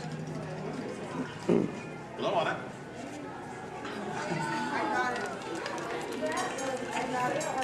Hello and welcome to Disneyland's 50th anniversary celebration. For this truly historic event, no ordinary host would do. No, the Disney folks wanted someone who's been here from the beginning. They wanted a household name. A name that means family entertainment. Donald, calm down. You're just too animated. I'm referring, of course, to me, Steve Martin. Oh, really? Well, I don't remember him calling that show the Donald Duck Club. Now just waddle along. As I was saying, the Disney folks came to me because I began my career right here at the Magic Shop at Disneyland. That's me, Disneyland class of 1960. Magician, prestidigitator, and seller of fake vomit.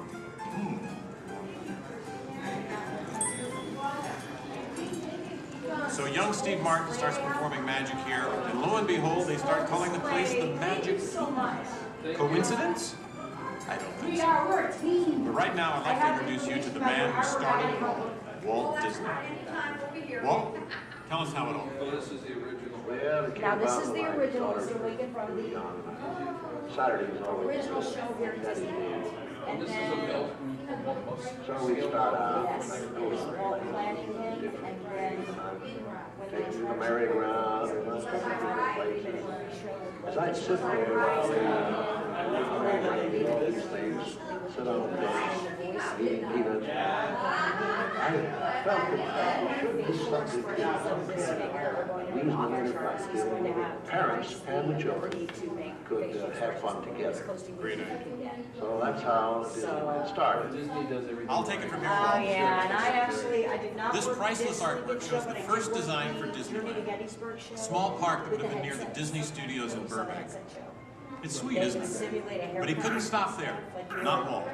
He wanted a world of the future, an exotic jungle, a wilderness frontier. What do you mean, thinking about cutting your hair? And you get This is just the most rare and valuable piece of art for Disney archives. It's the painting that sold the concept of Disneyland to the bakers. It was a painting. Thank you, and just get this lobby just open this morning, so you were here day one. It's just open today. Then Walt heard about an orange grove in Anaheim. Thank you, you're welcome. An hour away from any major city, at the end of a dirt road. Talk about impossible dreams. If I could take you back in time. Wait a minute. What am I saying? I'm a magician.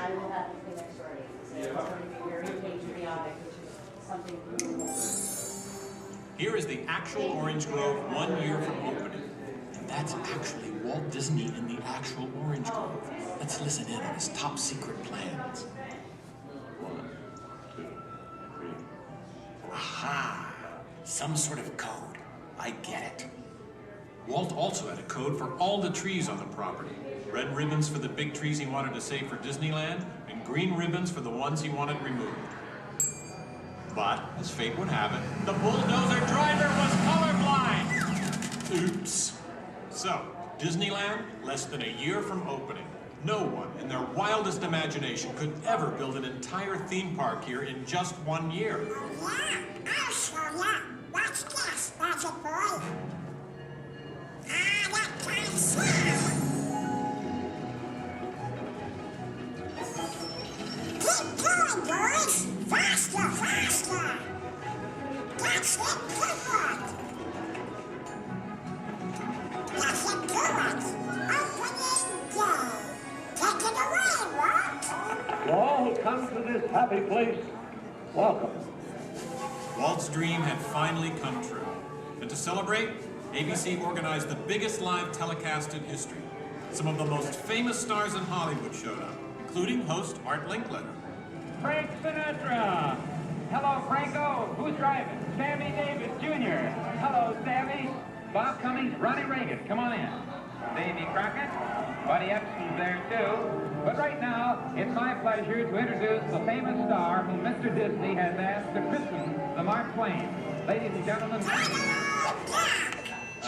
Disney. I'll take it from here, Mr. Linkletter.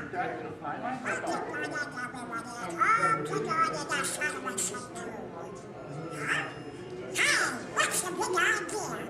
I'm translating.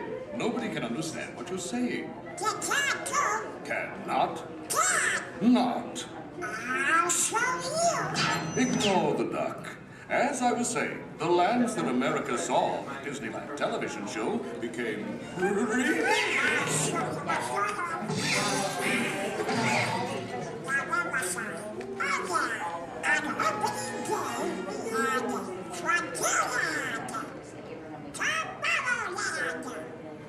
Fantasyland and Adventureland. It was a perfect day. Oh, really? I wouldn't say perfect. It was 100 degrees in the shade, and the freshly poured asphalt was still wet. 11,000 people were invited, but 28,000 showed up. Newspapers predicted the worst for Walt and his park, and only 90 days later, the 1 millionth guest walked through the gate. Disneyland not only survived, it thrived. First grade one was with Mr. Lincoln Show, and then we had another show that was called The Journey Again. We've been down since 2005 where we've been the Steve Martin Show. This is honoring Disneyland's 50th year. So this film is what's left. So it's going to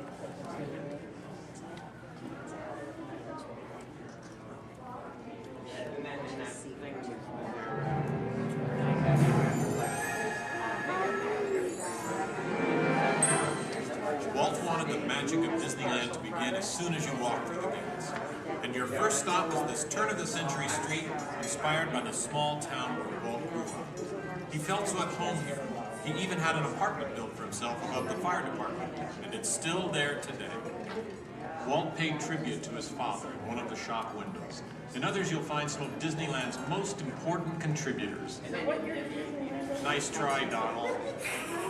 Many shops have come and gone here over the last 50 years. Gone is the working pharmacy, and gone but not forgotten, my favorite, Hollywood Maxwell's corset shop, better known as the Wizard of Bronze. Yes, Disneyland is filled with nostalgia and memories, but that's only part of the magic. Let's not forget fantasy. Ah, hear that? When you wish upon a star, your dreams come true.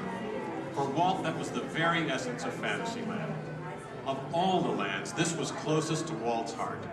He even placed the Disney family crest right above the castle gate. Fantasyland was created by the same artist who created Disney's animated films at the studio. And soon those storybook tales came to life in an orange grove in Anaheim. For the first time, we could step into those worlds and become a part of the adventure. In Adventureland in New Orleans Square, surprises happen all the time. In fact, Disneyland is the only place I can think of where you can be attacked by pirates, frightened by ghosts, and nearly crushed by a giant boulder. while keeping your arms, legs, and feet inside the vehicle at all times. And here's the adventure that started them all. Remote rivers through a treacherous jungle. Could something go horribly wrong? Only a punchline. Over the years, the Jungle Cruise has become a showcase for handsome and witty river guides. Oh no! That big elephant is coming up to us and it looks like he's going to squirt us! Everyone in the back, get down! Don't worry, it never happens.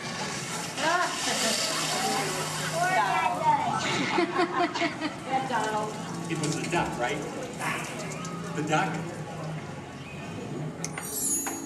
You know, every time I get all dressed up in my cowboy hat and pearl-handled pistols, I think about the heroes of Frontier.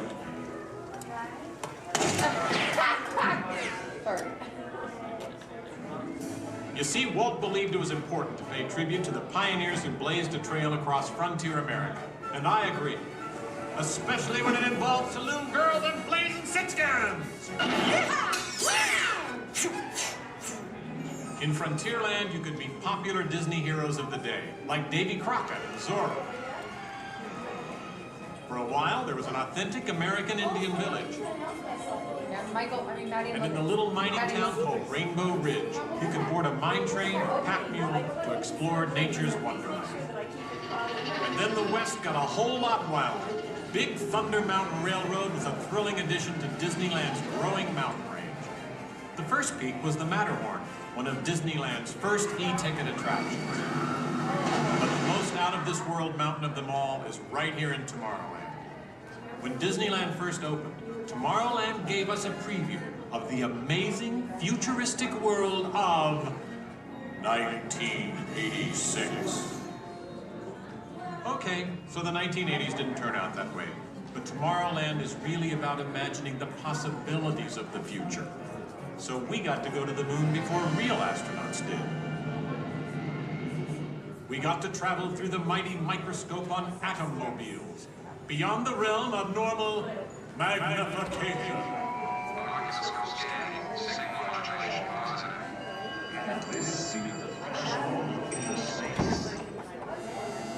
Tomorrowland has always been a showcase for new ideas and new inventions, including one of Walt's most famous. Audio animatronics? Right, audio animatronics. And this technology wasn't just for the birds. Walt's idea got better and, as always, bigger. With my new wash day marble, it takes only 5 hours. Not only could these robotic performers talk and act, they could jam. Hit it, boys!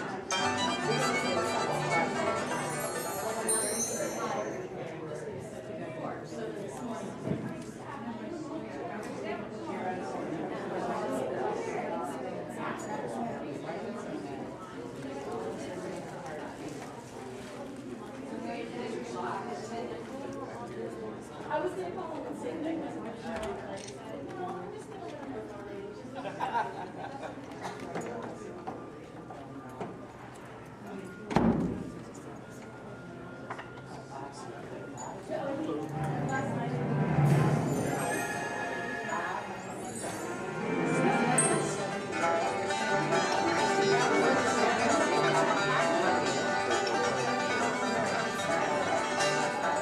Yes, Disneyland has had thousands of great entertainers over the years, and not all of them have had servos and circuit boards. I learned a lot about comedy by watching Wally Boat, star of over 47,000 shows at the Golden Horseshoe Revue. And he was only one of the great homegrown acts that brought their unique magic to Disneyland over the years.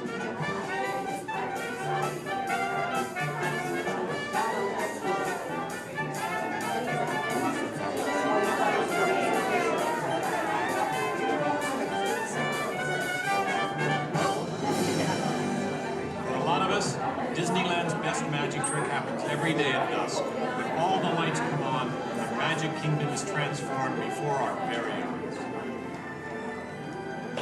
You know, that's one of the great things about Disneyland. Everyone has their own special memories. For some, it's the first time they walk through these gates. For others, it's their first parade. And I'm sure for all of you, it's watching me, Steve Martin, host Disneyland's big 50th anniversary. But while shows and attractions are all great, I think for most people, real magic of Disneyland is right here. It's you, Donald. Yes, it's you and Mickey and all the rest of the gang who always make us feel like home. Shall we? Let's do it! Goodbye, everybody. You know, I have to admit, you would have made a perfect host. Sit up next to me.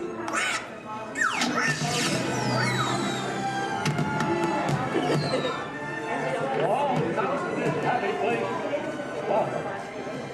Disneyland is your land. Here age relives fond memories of the past. And here youth may savor the challenge and promise of the future. Disneyland is dedicated to the ideals, the dreams, and the hard facts that have created America, with the hope that it will be a source of joy and inspiration to all the world.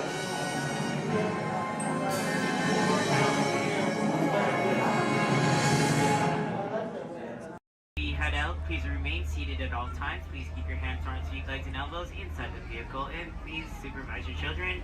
This is a one-way trip to Main Street, USA, and enjoy your ride.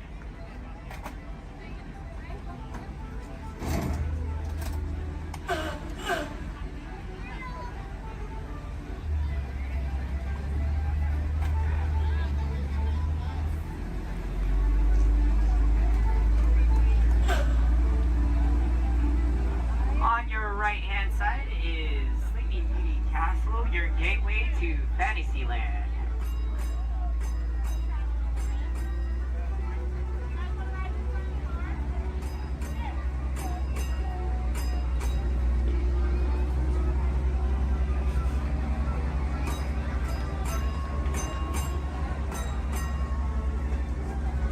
Coming up on your right-hand side is Frontierland and Adventureland. Beyond that, Critter Country, Darling Square, and Star Wars Galaxy's Edge.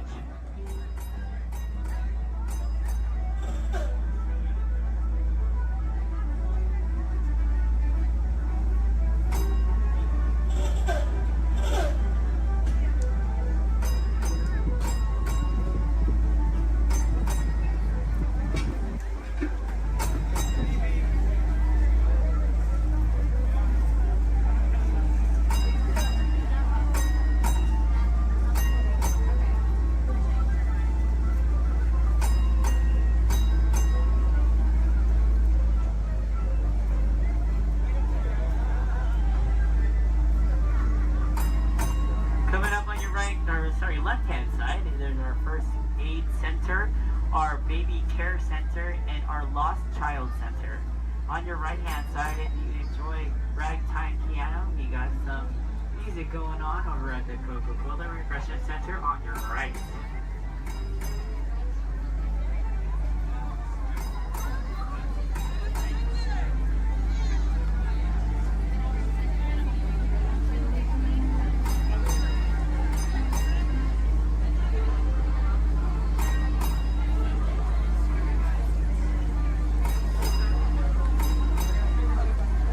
If you get hot later, on your right-hand side is our Dips and Grill Ice Cream Parlor. And on your left is Market House, where you can find our Starbucks coffee and tea. Beyond that is our locker station.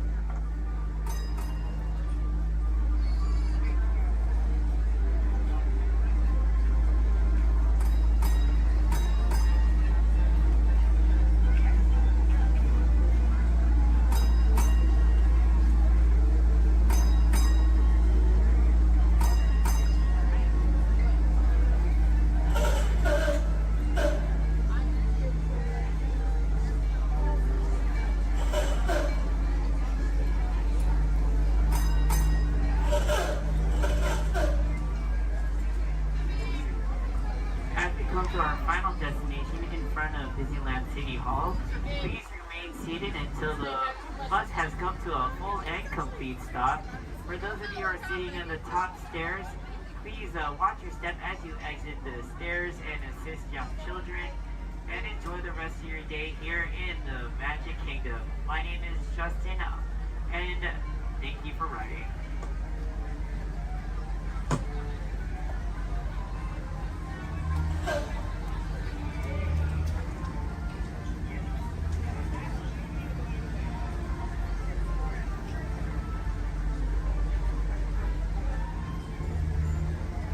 Thank you. Please remain seated, folks. I do need to park like right over there. Yeah. Please remain seated, folks.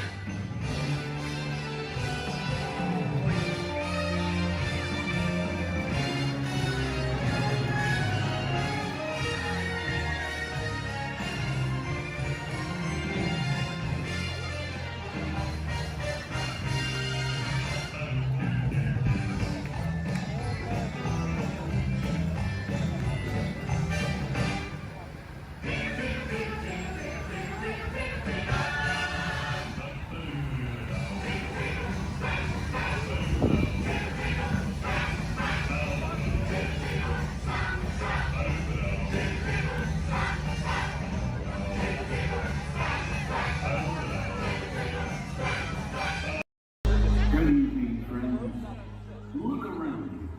There is a special magic that flows through this land. A magic of fantasy, swirling with pixie dust, made more brilliant by the light that lives within you. It inspires us to wish upon stars, follow our hearts, and find our happily ever afters. Tonight, as we gather together under the spires of this majestic castle, our dreams ignite the magic to create a beacon shining out and celebrate 50 years of the most magical place on earth.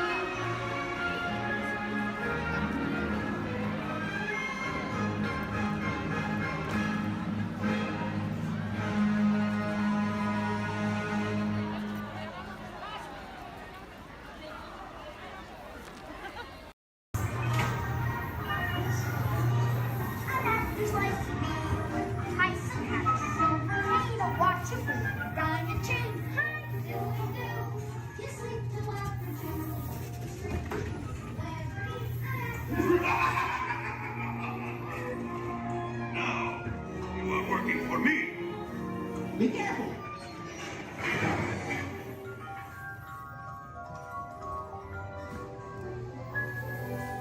Wait for me.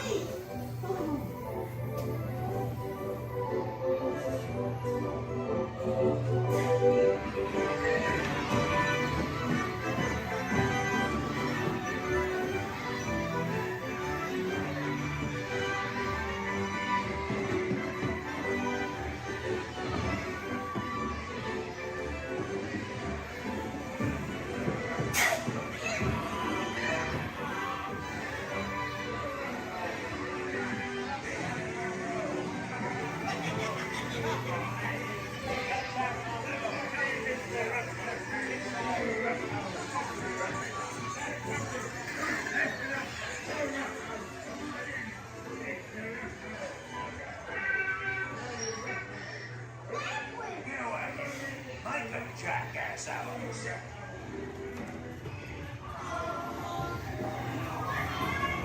Shut the door and lock talk.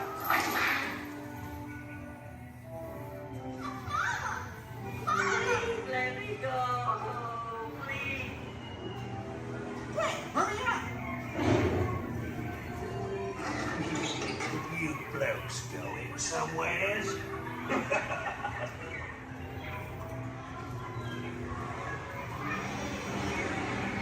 Look out, you monster!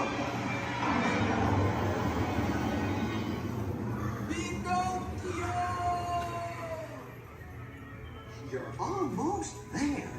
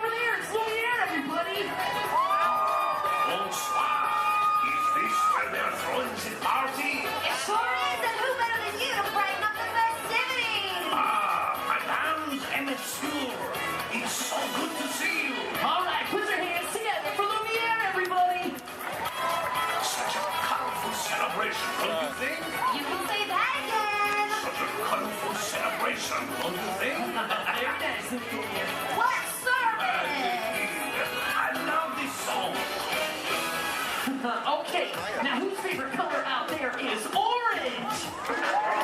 Anybody?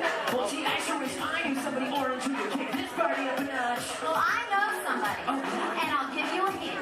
He's orange and black, and he loves to bounce. That's right, it's not Tiger, it's a Tigger! It's time for a little bouncing. All right, everybody, now's your chance to get bouncing!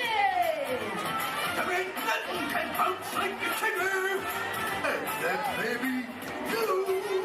Keep on bouncing. All right, we've got yellow, we've got orange, now we need somebody green! Oh, don't tap me. Peter Pan. No. Who's the other kid? Alex. Jiminy Cricket. Picture somebody larger and a little more round. Just picture a big billiard ball with one eye. Did somebody say there was a party? Ladies and gentlemen, it's Mike Wazowski. I knew I liked you the moment I laid an eye on you. Oh, thank you, thank you. We would have nothing if we didn't have Boy, am I excited. you. Okay, friends, everybody shout out another color so we can bring in another one of our Disney pals. On three, ready? 1, 2, 3. Lavender.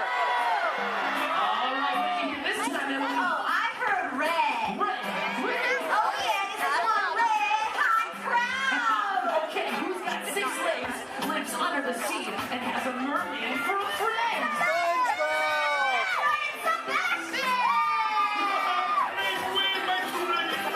I love to celebrate. It's my favorite crowd. Hello, everyone.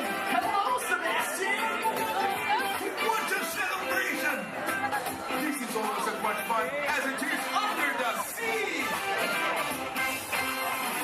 Okay, everybody. Now go like this with your hands and pretend like you're holding a magic lamp. What are you doing? We're making wishes. Well, what are you wishing for? I think we're wishing that somebody's blue would get here. Don't look now, but I think you got your wish. Gee, wouldn't be a party without you. Right, Mr. Blue himself. Genie is in the house. Oh, yeah, these look like real party people. Put your hands up, put your hands up. Come on, put your hands up, everybody. Look out, the genie is coming through. Let's give a big round of applause for all of our colorful friends. Just Russia, thank you. Oh. Okay, now it's time to find out just how excited everybody is out there. Yes, friends. It's time for the official World Championship Color Competition. Okay, it's time to break them into teams, and these colorful friends of ours will be our team captains. So first up, let's decide who's on Genie's team. So this big group of people right here in front of me, including you in the center, I want you to think like a genie and yell abracadabra on the count of 3. Are you ready? 1, 2, 3. Oh, come on, I said it like a genie, really loud this time. Ready? 1, 2, 3. Great! You guys are now Team Genie. Blue is the bomb. Oh, really? We'll see about that. Everybody back here hanging out with Mike. Let's collect some scream power. I want to hear big green team scream on 3. Ready? 1, 2, 3. Fantastic. You guys are all now Team Wazowski. Good job, everyone. I'll be keeping my eye on you. Eye, get it? Yeah, we get it, Mike. All right, now everyone around Lumiere, I want you to throw your candlesticks up in the air and wave them from side to side. And make a little noise. Come on, guys. Oh, you can be louder than that. Come on. All right, you guys are now Team Lumiere. Well, see, I am touched. All right, now everybody way over there by Tigger, and that includes everybody on the bridge. Let me see you jump up and down and make some noise. Perfect. You guys are now the Tigger team. That's terrific. Okay, looks like we have one team left. So everybody over here around Sebastian, and that includes everybody way over there. Let me see some booty shaking.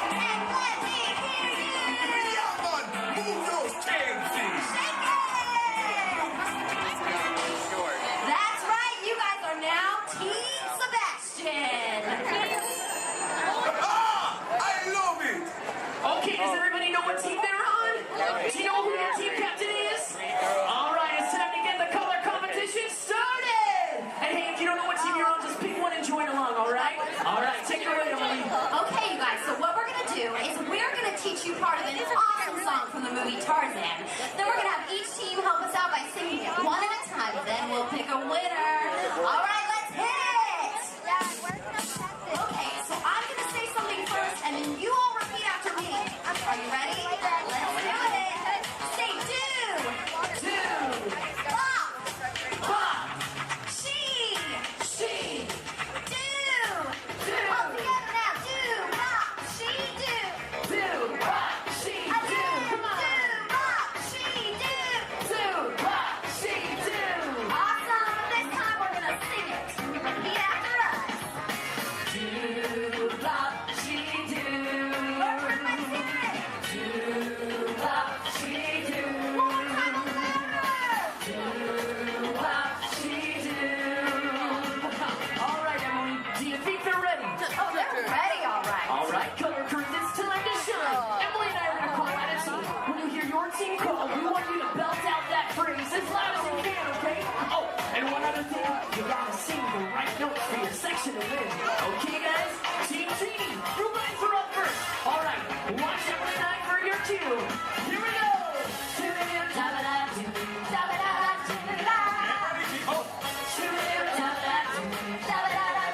Oh, we're ready! All right, Team Genie. Do, bop, she do. Hey, that was cool. Give it up for Team Genie. Oh, wait, you other teams think you can do better? Let's give it a try. Team without you guys are up. Right now, team, try to sing the right notes. Lead you in.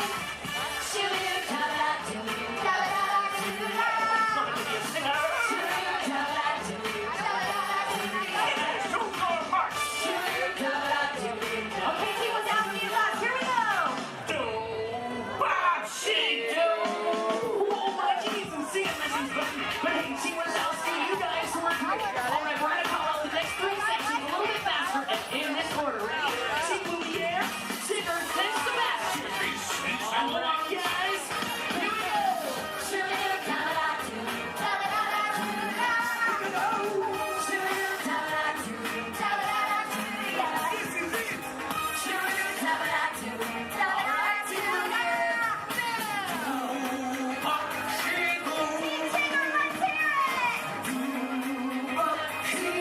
All right, Team Sebastian, hit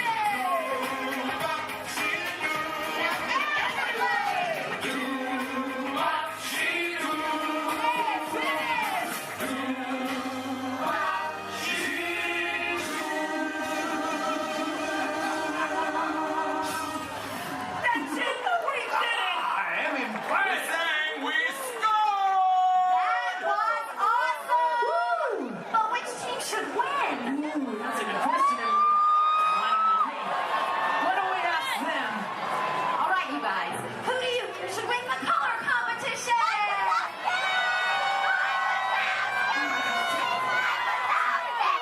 Everybody did a great job, but tonight's winner is Team Lumiere!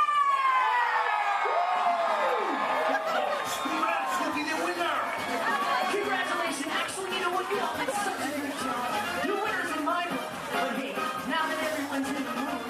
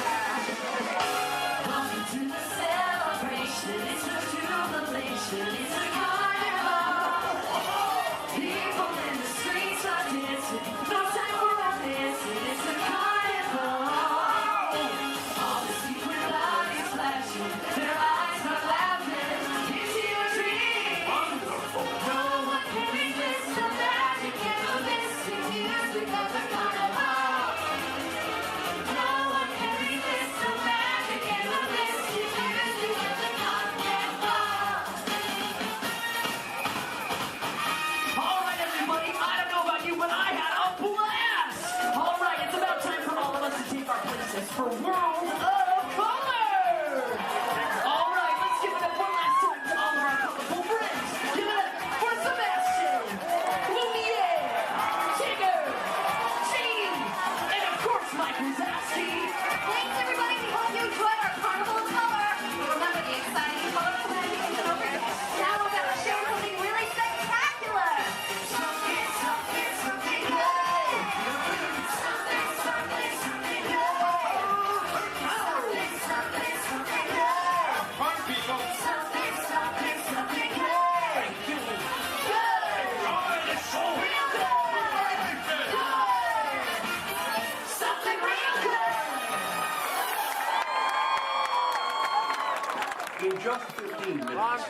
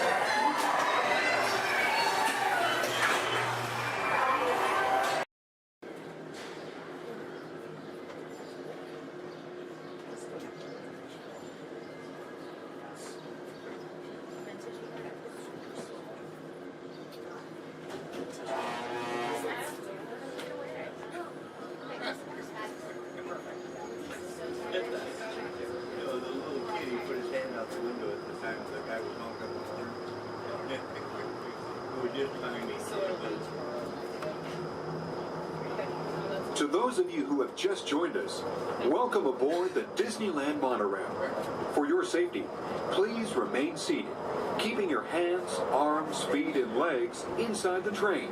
Watch your children, and no smoking, please. Bienvenidos a bordo. Para su seguridad, permanezca sentado y mantenga las manos, brazos, pies y piernas dentro del tren y cuide a los niños. Por favor, se ruega no fumar. Gracias.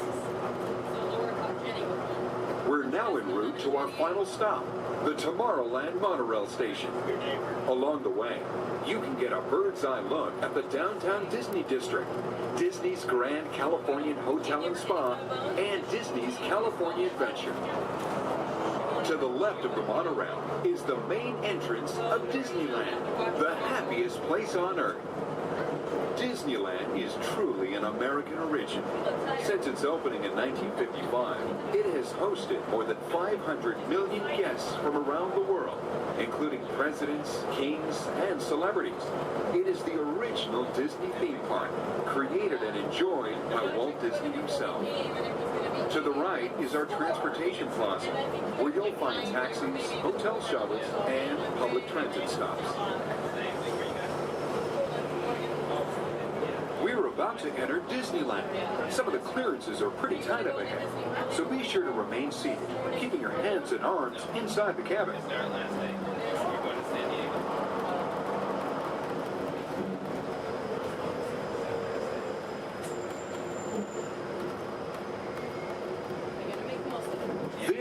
is Tomorrowland, a land inspired by science fact and fantasy. Directly below us is the Submarine Lagoon, where you can dive into an exciting underwater adventure aboard the Finding Nemo submarine voyage.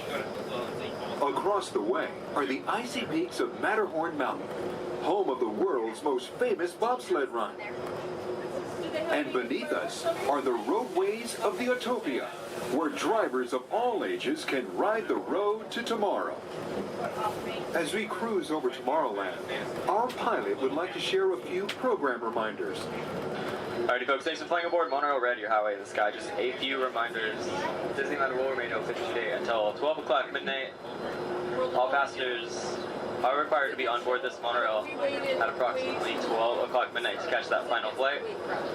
Well, it's going to be having a Celebrate a Street Party along Main Street at 6:30 p.m. today. Fantastic along the Rivers of America at 9:05 and 10:30 p.m. and then Magical, our fireworks spectacular, at approximately 9:30 p.m.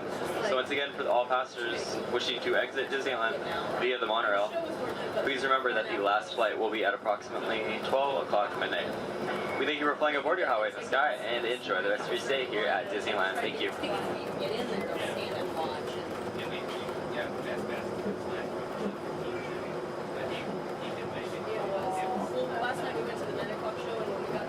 Just ahead and to the right of the train are the sparkling gold spires of one of Disney's most beloved attractions.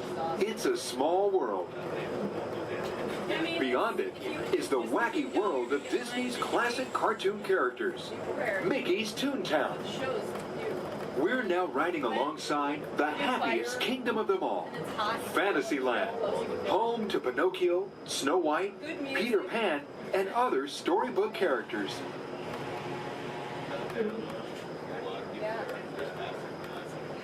Yeah, it's brand new. Supposedly he said we're going to try it, but so many people interested in it, it's so popular, I'm sure they'll be. We're now approaching the Tomorrowland monorail station, our final destination. Please remain seated until the monorail comes to a complete stop. Then, collect your belongings, watch your head, and step carefully from the train. On behalf of all of our crew, thanks for traveling with us, and we hope you'll have a happy and memorable visit here at Disneyland. This is the Tomorrowland monorail station.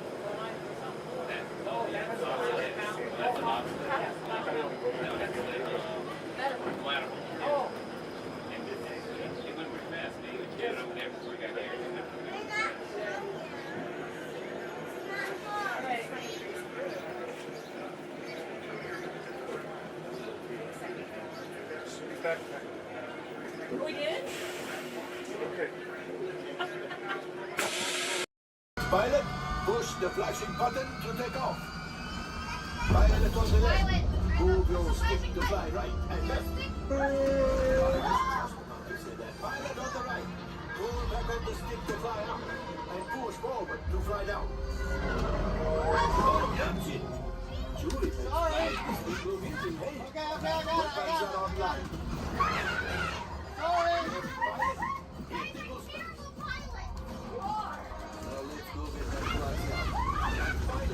Make the drop to light speed.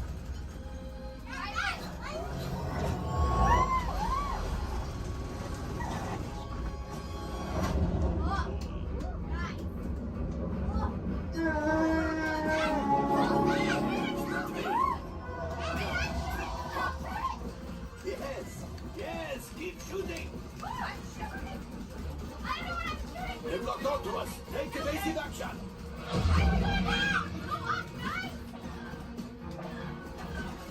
Gunners, we need to defend ourselves. Open fire. Gunners, blast away. Blast. Ah, there it is. After that plane.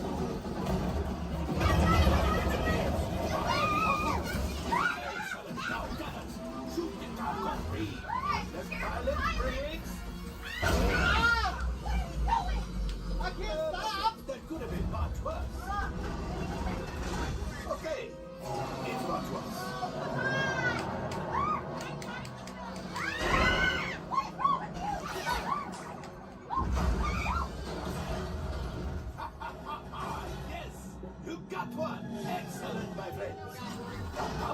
ship. Well, I grab the golden axiom. You see, just as I promised, my friend, now that the resistance has rotated, they put something from Bundle. Pilots, line up behind the train so we can harpoon that last guy. Gunners, shoot the train. Engineers, reel us closer. Who's pretty shooting?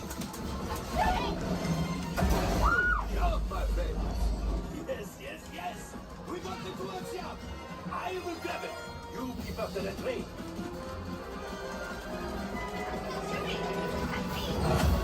Gunship? Oh, that's ridiculous. Things are getting too hot. Get on it. Distraction. Come on, the missiles at the train. Hurry.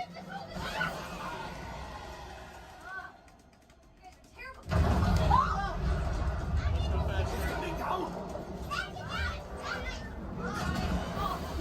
I can't see.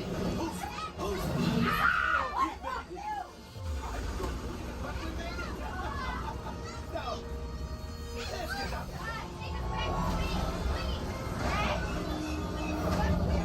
Oh boy! Violence, evasive maneuver. We've got company. Who is right? We lead them back behind the resistance. Only 3 left. He's the last. Watch out!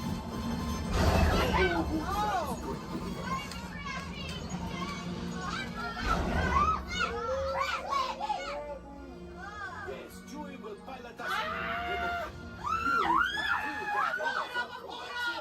This would greatly help the resistance. You will earn the first order and made Chewie proud. Now after my modest profit, your cut minus what you owe me for damaging the Falcon. Not bad. You are 35%. This thing doesn't work well. Awful. Fired. That's not too bad. R5, damage report. I'm driving next Engine time. failure. All right. Hyperdrive leak. That is not too good. Multiple hull ruptures. Well, it could be worse. Life support failure. That's something. Yeah, I'm just going to cut you off there. It might be faster if you list the parts that are not damaged. You know, the ones that help us to breathe. All right, my friends. You brought the Falcon back in one piece, and I guess that is something. Not a lot, but something. Welcome back to Batu.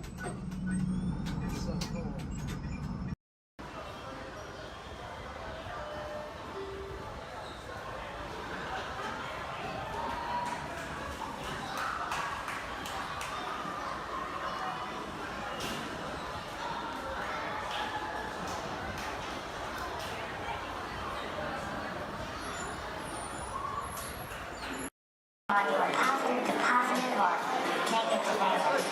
No. A positive, it was negative positive. Absolutely positive. Hey, what are y'all staring at? Oh, me. Well, you got cameras. Why don't you take a picture? It'll last longer. Gee, a lot of families here today. Glad you're flying with us. You know, I like families. Sure. I see a lot of mine these days. Oh, look, there's Dad. Hi, Dad. Dad was the top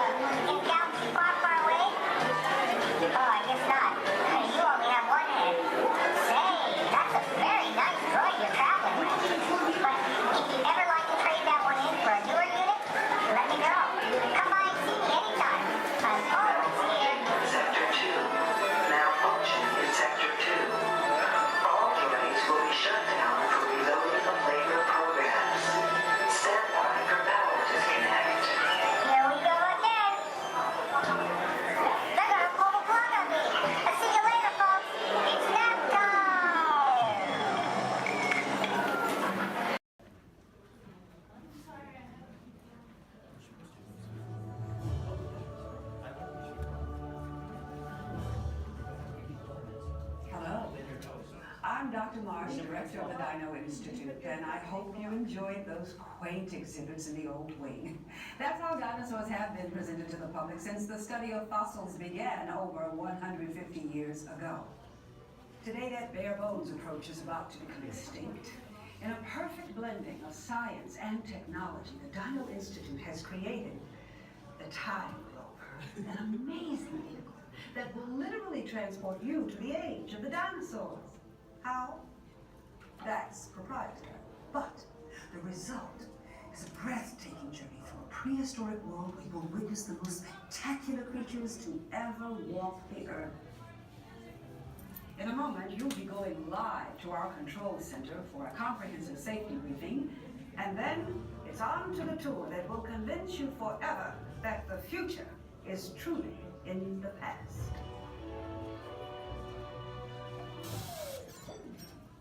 Hello there.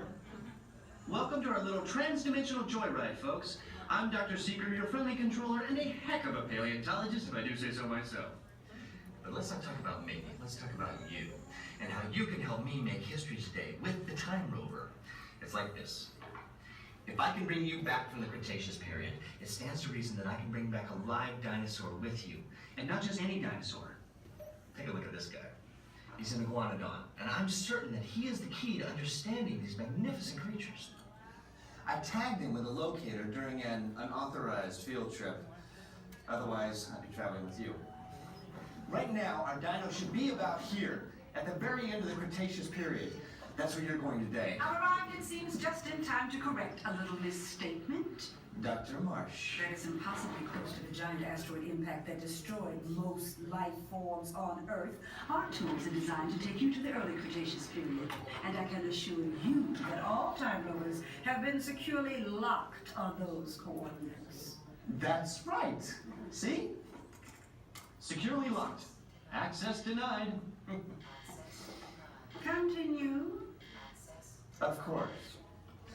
We were just talking about seatbelts. Plug them in, use them. It can get kind of choppy out there, so keep your hands and arms inside the vehicle at all times. Flash photography? I wouldn't. It alters the homing signal, and that's not good. Oh, and one more thing. Those locked coordinates? We're in. Now, here's the drill. You follow the homing signal to the iguanodon, then I'll enlarge the transport field, and boom, you're back with one additional passenger extra large.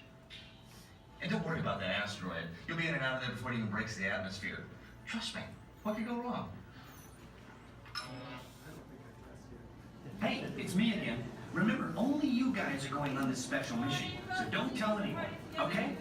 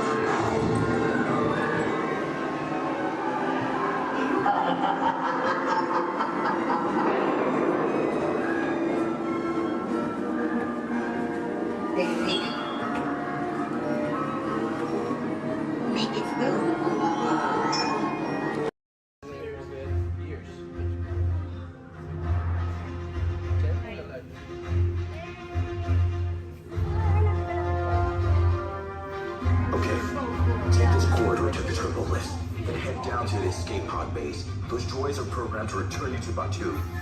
Hurry and don't get caught. Lieutenant Beck will guide you. Recruits, for your safety, stay seated with seatbelts securely fastened. Keep hands, arms, feet, and legs inside the transport and supervise your children. Tell them it's a prisoner transfer. Did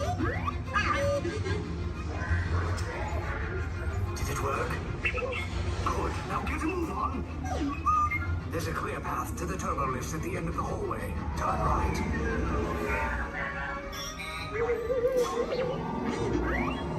A probe droid. You're lucky it didn't spot you. Take those turbo lifts and stay out of trouble. You're not authorized. Wait, those are the prisoners.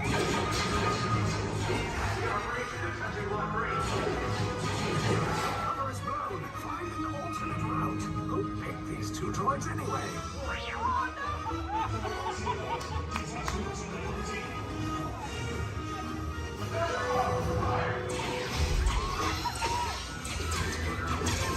Take cover, recruits. If anyone's backing a blaster, now's a good time. The escape pod's just below us. Wait, why are you going up? I said down. Up is bad. Up is real bad.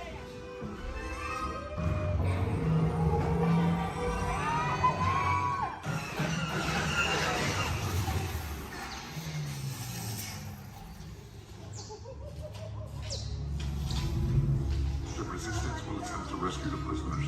They have neither the resources nor the courage to engage us. You underestimate their conviction. Raise the shields! Shields? I see no evidence. Now! Sound the alarm! All personnel to their stations! Sir, the prisoners have escaped. How brave, but ultimately hopeless. There's nowhere to run.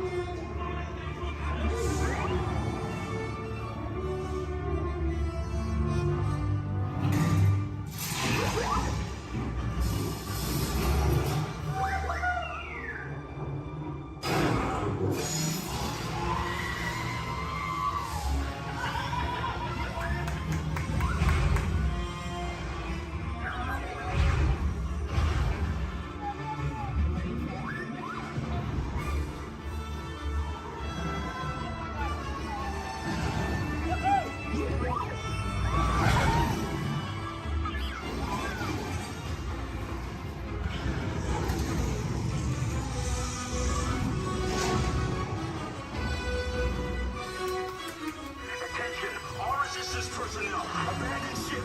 I repeat, abandon ship. This is survival.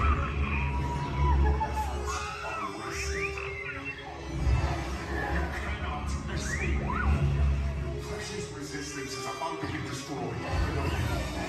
No!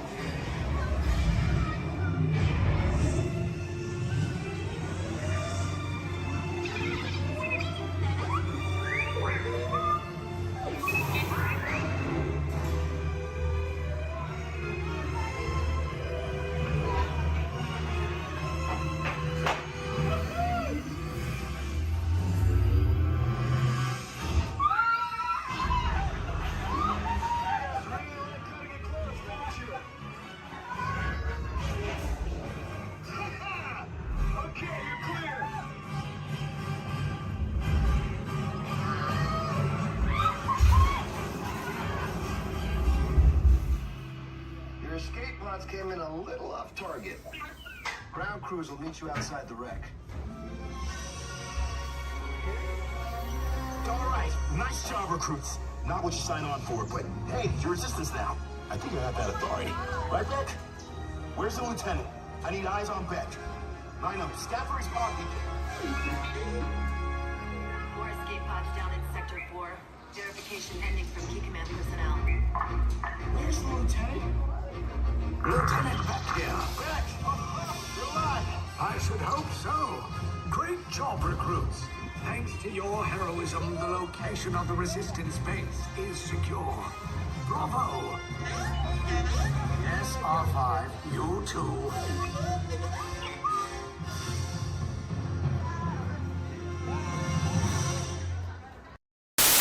All the way down and not sitting on feet or anything else. All right. Well, here we go. Everyone say bye. Bye. Bye. Bye. Everyone say hi. Hi. Hi. Now say bye. Bye. Bye. Now say hi. Hi. Don't say bye. We're stuck together. 3 months. Yes, 3 months together. Yes, my name is Erin. I'm going to be your skipper, your guide, your social director, and your dance instructor for all 3 of these months. Now, make sure you stay seated. Keep your hands and arms inside, and be sure you watch your kids, because the crocodiles, be sure they will. Now, we begin our adventure here in the Amazon rainforest. On the left and on the right, you see those beautiful butterflies. Now, they can grow to have a wingspan anywhere from 12 inches all the way up to a whopping 1 foot. Yes, we call them the rulers of the jungle. Over here, we have Inspiration Falls. If you're wondering why it's called Inspiration Falls, it's because if you stare into it long enough, it'll inspire you. Yeah, watch this. Everybody say, ooh. Everybody say, ah. Congratulations, you have now been inspired. Now, if you look right over here on the left, then you'll see nothing on the right. Yep, made you look. We are now in the Congo River in the deepest, darkest part of Africa. Guys, I have a very special treat for you. A pygmy welcoming party to welcome us here to the jungle. Take a look right over here on this beach, and they're gone. Okay, something must have scared them off. So keep your eyes open, guys. Whatever it is could still be around. Yeah, something scary. Something probably like a, it's right behind me, isn't it? Uh-oh, okay. Just a 30-foot python. Nothing to be afraid of, guys. They are actually very, very friendly creatures.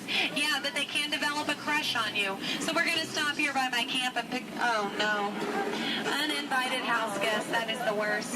But you know what? On the flip side, couldn't get that Jeep started this morning. Looks like they got it to turn over. Oh. Yeah. Well, we are now on the longest river in the world, the Nile River. It is over 4,000 miles long. Yes, if you don't believe me, well, then you are obviously in denial. Up ahead on the left, we have a beautiful African elephant. You can tell that he's an African elephant because his ears are shaped like Africa. Yeah. He actually knows a, oh, he's not going to show off? What about this one over here? Do you feel like showing off? This one over here knows a great trick. We'll see if he decides to take attention. Speak. There we go. Louder. Stay. Good elephant. I want to point out this sandstone here. You know, many people just take it for granted. Yeah. But I definitely think it's one of our bolder attractions. This is the belt, yes, the African belt where all the animals come down for water. They won't all return to their herd, yeah, thanks to that pride of lions. Now, up here, this demonstrates a basic law of the jungle. Never ever be a zebra. Now, another basic jungle law states that a safari on foot cannot outrun a charging rhinoceros. Yeah, I tried to warn them, but they didn't listen. But you know what? I feel like they got the point. In the end, you know, when you hate to be the low man on that totem pole. Now, danger lurks around every bend in the jungle. As we come around this next corner, we are entering crocodile country. The big croc on the left, that's Old Smiley. Old Smiley is 75 years old. He just lays there all day looking for a handout. Yeah, I had an English teacher on my boat, try to give him one time. Now she's teaching shorthand. Up ahead is Schweitzer Falls. Now Schweitzer Falls is named for Dr. Albert Falls. Those of you in the back, you might want to lean in. Lean in, guys. Lean in, lean in. It's going to be close. Lean in, or don't move a single muscle. That works too. Paralyzes fear, sir, I understand. Now people ask me all the time how I landed my job here at the world famous Jungle Cruise. I think it's plain to see.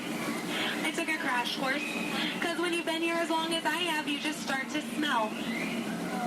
Smell danger, that is. Like up ahead, this pool of hippos. Guys, I know they look cute, but they can actually capsize the boat. I'm going to use my gun to scare them off. Cover your ears, guys. This is going to be loud. Shoot! Shoot! Shoot! Shoot! Shoot! Shoot! There we go. Yeah, it's actually a little known fact about hippos. They are terrified of shoes. Now up ahead, headhunters. This is bad. This is bad. This is a very bad place to be headed. All right, stay calm, guys. Don't lose your heads. Yeah, there's my last crew in that boat over there. Bunch of numbskulls. Now that dance that they're doing, that does mean they are going to attack. But they only attack from the right-hand side. Stay focused on the right and they can't ambush us. Over the top of the hill.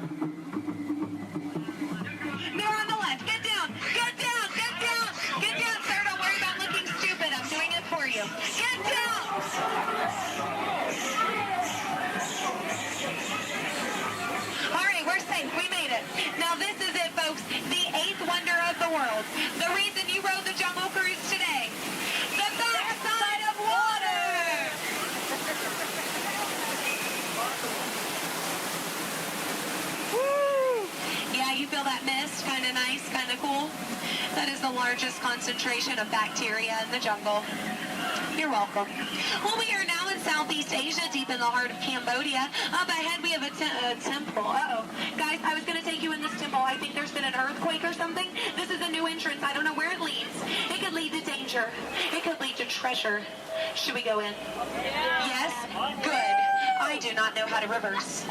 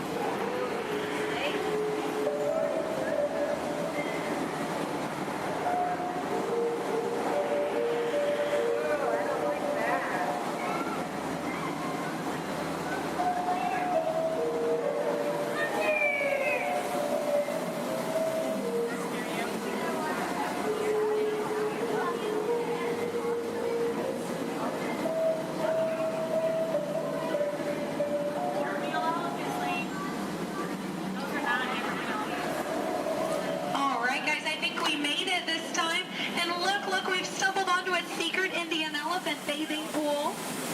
Now guys, I know this is their bathing pool, but feel free to take as many pictures as you like, because look, they all have their trunks on. It's fine. Now some of these elephants are very, very friendly, and they might try to spray the boat. So we are just going to scoot on through. Oh no, up ahead, get down, duck, duck, duck, goose. All right, no, oh no, both sides, I don't know, get down. You fell for it twice. Yeah. No, that one over there, don't worry. He always forgets to pack his trunk. Now, guys, I'm going to take this time to point out some of my favorite jungle plants. That one. That one. And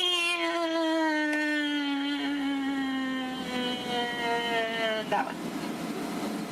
There we go. Those are my favorites. Any questions? No? Good. Over here on the left, you'll see our dear friend Trader Sam. Trader Sam is actually our resident head salesman here in the jungle. Yeah, due to the economy lately, sales have been shrinking. But he is offering a special, 2 of his heads for just 1 of yours. Yeah, think about it, because, you know, any way you slice it or dice it, you're going to come out ahead. Yeah. All joking aside, Sam is a really lucky guy. He was the only man from his entire tribe to go to college. Yeah, he actually got kicked out, though, before getting his degree. He got caught trying to butter up one of his professors.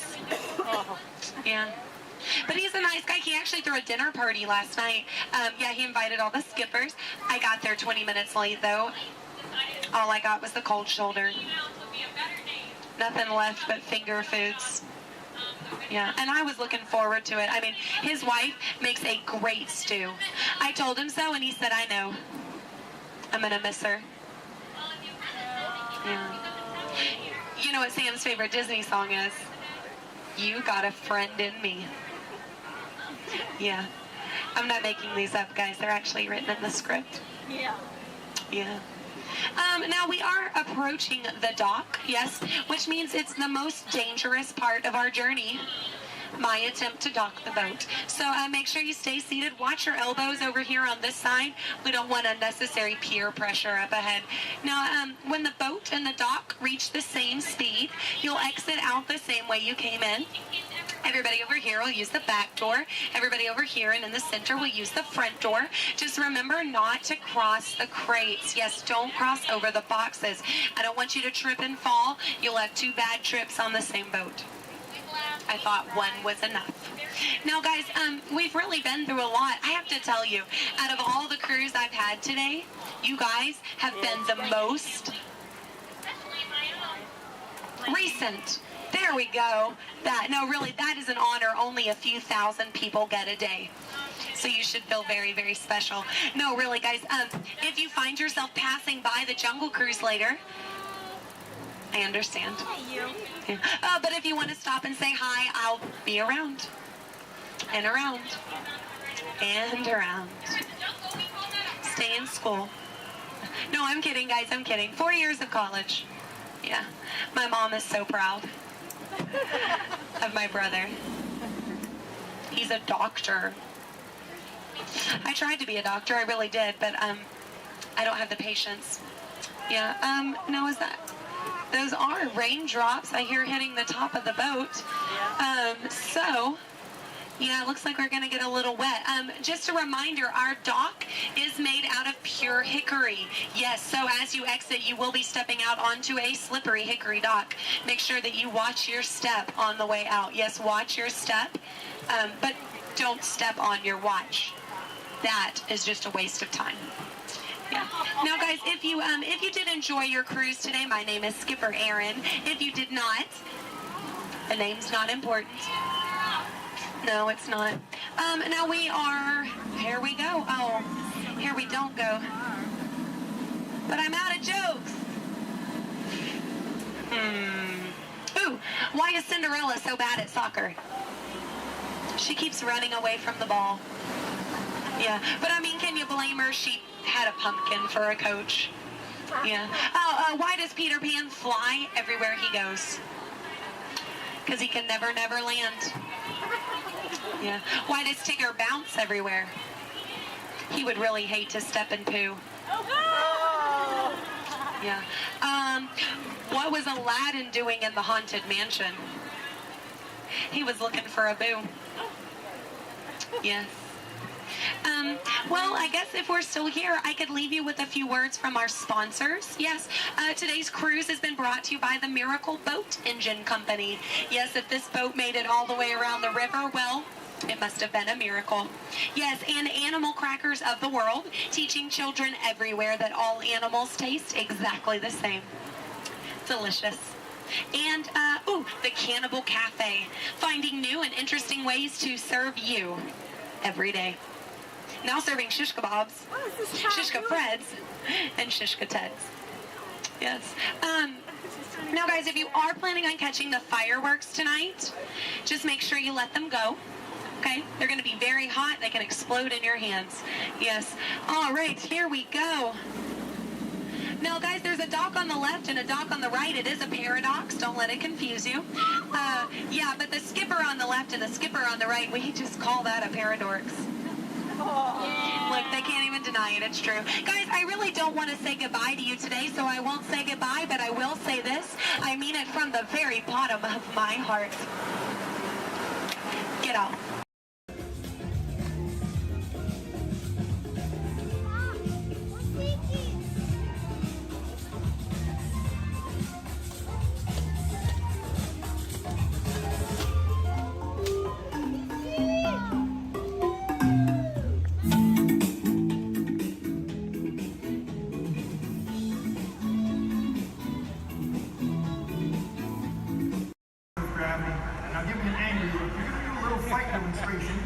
One of my stuntmen. All right, turn around. Here he is.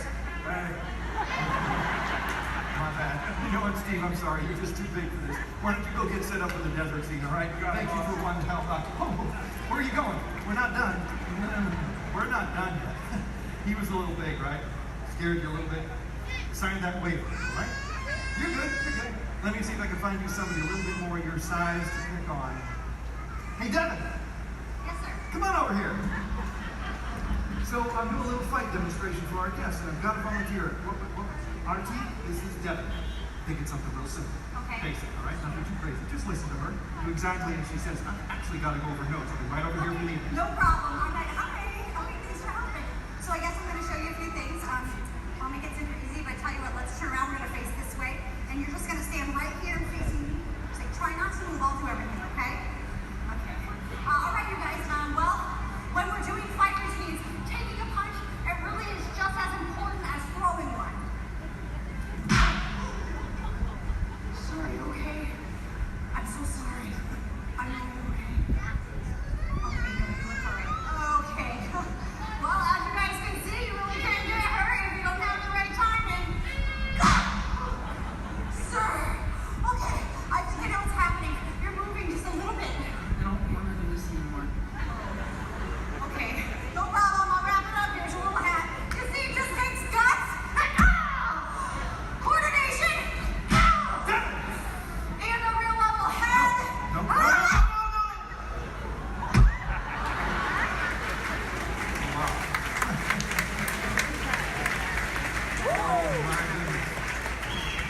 Oh, what ahead, Mike? Would you say something to the folks while I check on the man on the floor? So obviously something like this does take a lot of practice. Yeah, or a lot of extras. Let me try it again, boss. Oh, no. Stay away from those nice folks and help this poor man up off the floor, please. Sir.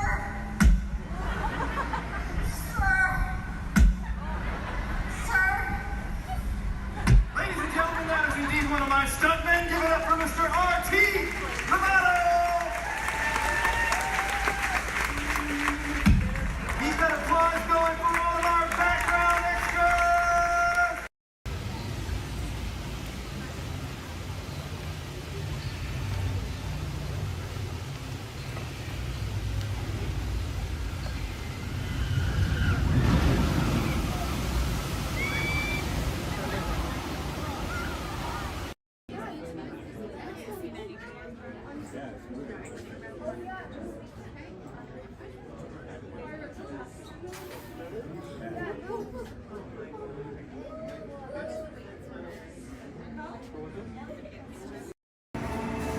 Welcome to the Sea Track.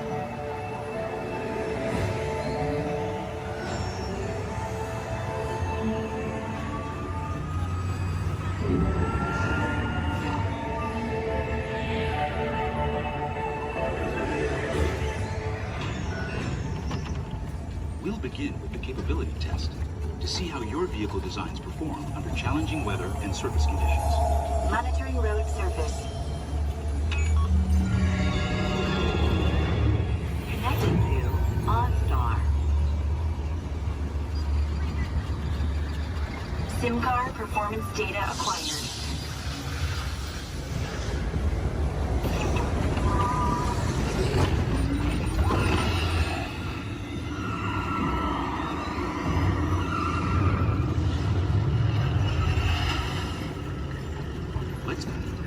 Let's see how your designs hold up now. Commencing SIM car off-road and extreme weather sequence.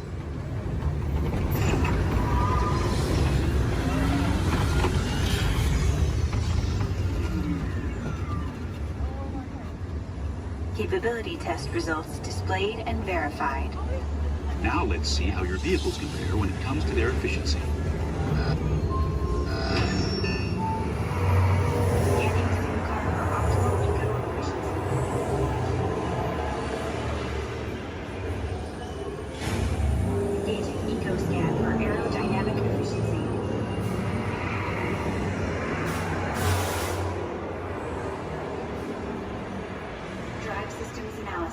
Hyperspectral imaging in progress. Calculating total enviro impact.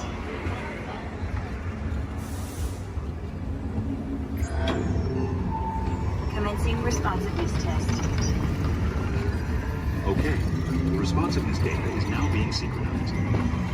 Automated driving technology verified and active.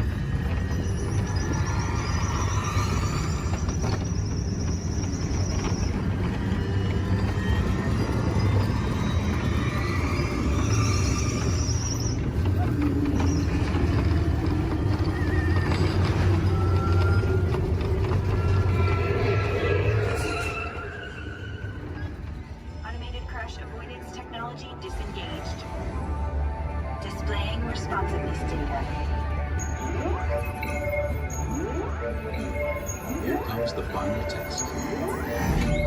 Energizing for power test.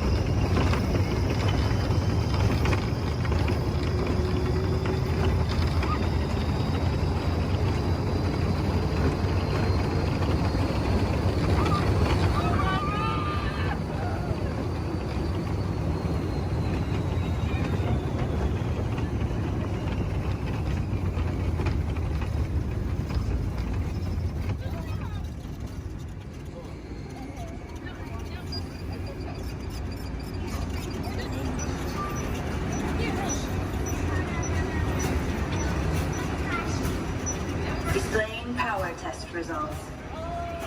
SimTrack performance testing complete. This concludes your performance testing. You'll be able to see how your Chevrolet custom concept vehicle designs compare to the sim car after you disembark. Please watch your step as you exit, and remember to take all your personal belongings with you. Be sure to check your final performance numbers in our scoring area.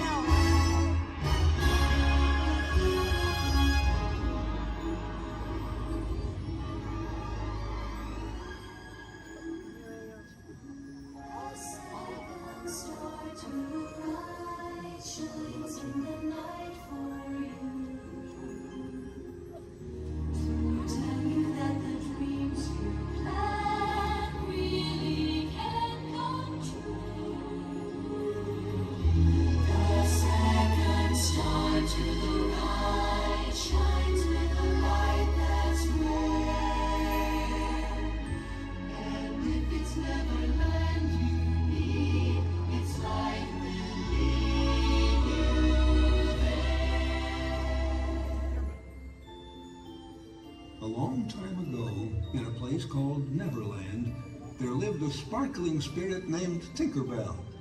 Legend has it that to this day she still flies over this magical land of fantasy. And the story is told for children of all ages that if you wish hard enough and believe strong enough, Tinkerbell will soar high above the magic kingdom and light our fantasy in the sky.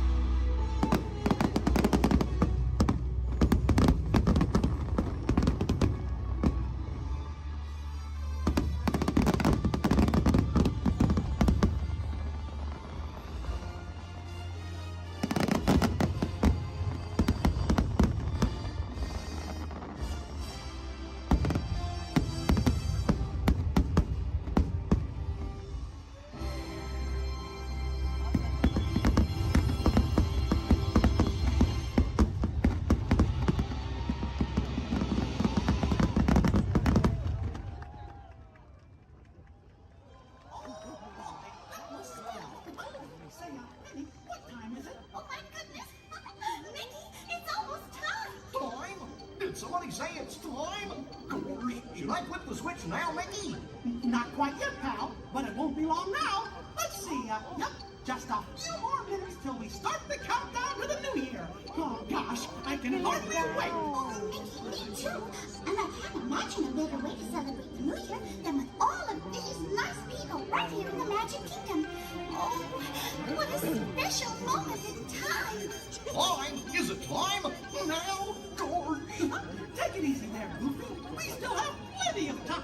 Oh, no we don't. Goofy, this is it. Start the countdown clock. Alrighty, Mickey. Starting the countdown clock. Okay, everybody. It's time to start counting down to the new year. Are you ready? Okay, then. Here we go. 10, 9, 8.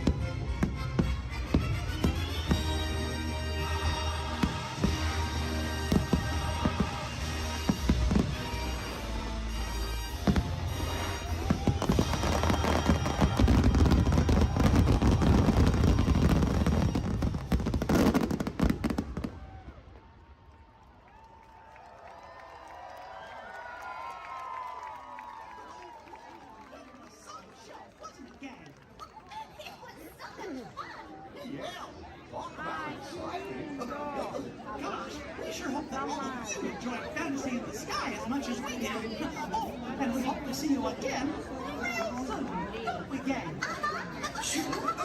Well, everybody, so long for now. Goodbye, everyone. Goodbye. Remember, we love you. See you later.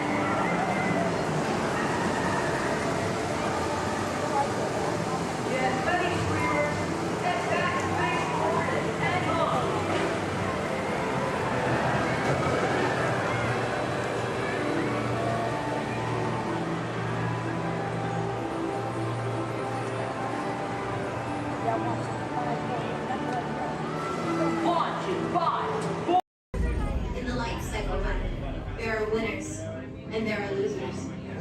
Who are you? Time Time travel commencing in T-minus 10 seconds and counting. This is Seeker. Listen up. We've got to get in, grab the iguanodon, and get out before that asteroid hits. Let's roll!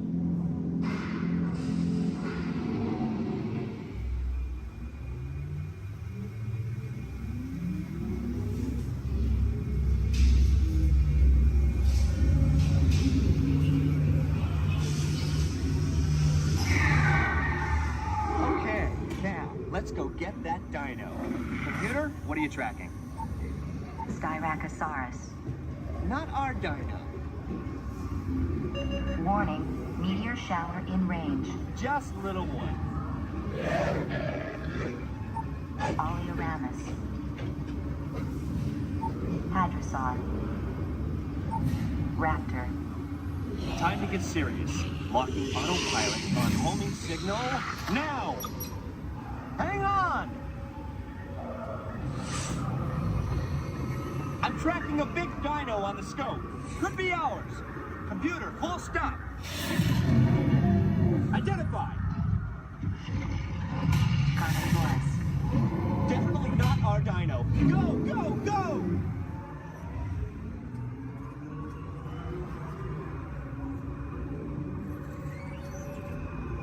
Another big guy coming up. Computer.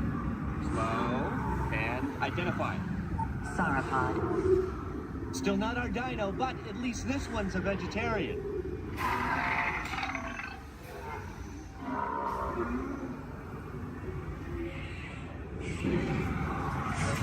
Asteroid impact in 90 seconds. We better move it. Pterodactyl. Incoming! Asteroid impact in 60 seconds. We can't stop now. Keep going, keep going. Compsognathus. Computer, what's happening? Loss of traction. Four-wheel drive, move it! Warning, meteor strike. Evasive maneuver! Left! Right! Left! Right! That was close. Computer, now what? Carnotaurus. That's it! Abort mission! Abort! Abort! Iguanodon. Forget it! Get them out now! Asteroid impact. Brace yourself! This is it!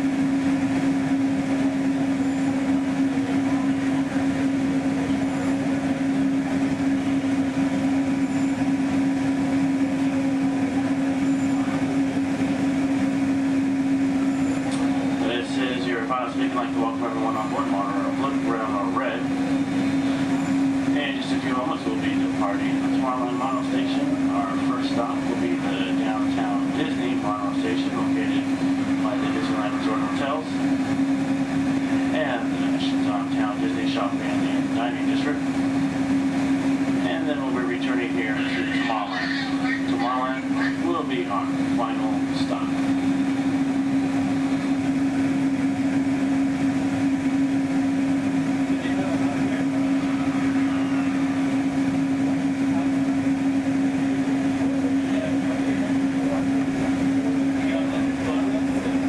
Hello, everyone. Welcome aboard the Disneyland monorail. We are now beginning a 2.5-mile journey to downtown Disney Station and back. For a safe trip, remain seated, keeping your hands, arms, feet, and legs inside the cabin. Be sure to watch your children, and no smoking, please. Bienvenidos. Para su seguridad, permanezca sentado y mantenga las manos, brazos, pies y piernas dentro del tren y cuide a los niños. Por favor, se ruega no fumar. You're riding aboard the Mark 7 monorail, the latest generation of Disneyland monorails. When Walt Disney introduced this attraction in 1959, it was the first daily operating monorail system in the Western Hemisphere. Just ahead is Disney's California Adventure, where you can live the ultimate California dream through attractions and live shows that are as diverse as the Golden State itself. The Towering Hotel is home to the Twilight Zone Tower of Terror, where you can literally take a thrilling drop into Hollywood history. The bear-shaped rock formation is part of the Grizzly Peak Recreation Area, a haven for outdoor adventures. Beyond it, you'll find the high-energy fun of Paradise Pier. Coming into view on the left are the villas at Disney's Grand California Hotel and Spa. It's the first Disney Vacation Club resort on the West Coast and shares the same arts and crafts style as the famous hotel, which we are now entering.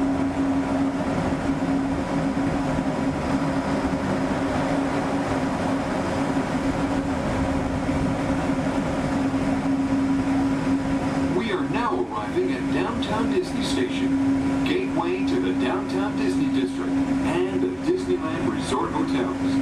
If you will be leaving us here and returning later today, please hold on to your park ticket and have your hands stamped as you leave the station.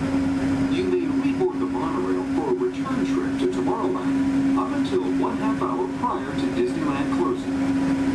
Please remain seated until the monorail comes to a complete stop and the doors have opened. Then, gather your belongings, lower your head, watch your step, and exit to the left of the monorail. Thanks for traveling with us today, and we hope you enjoy your visit to the Disneyland Resort. For those of you continuing with us,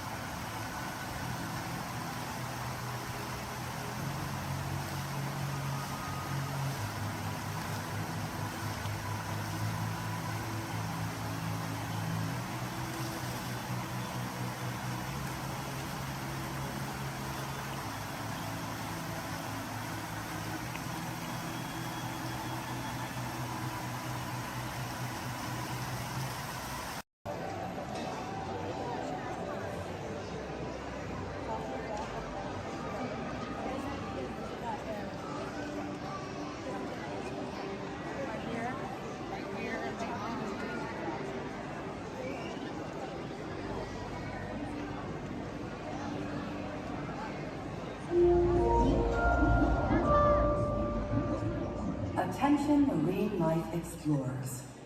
Do you ever wonder why pufferfish puff? It's a special adaptation that keeps them safe from predators. Thanks to elastic-like skin that stretches easily, puffers inflate their stomach when they're scared or threatened, and some are even covered in spines that ward off danger.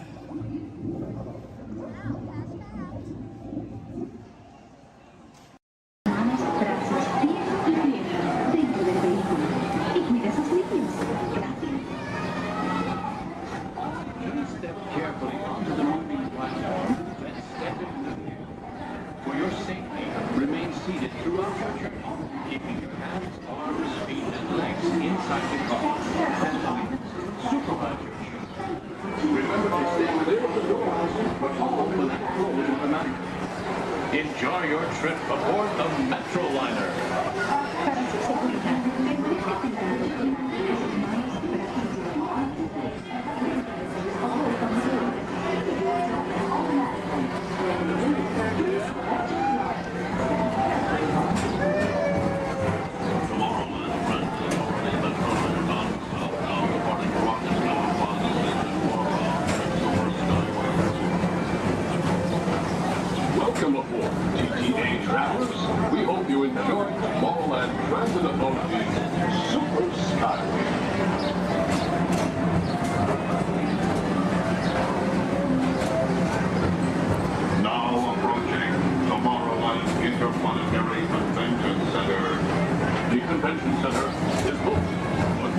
display of wonders from tomorrow.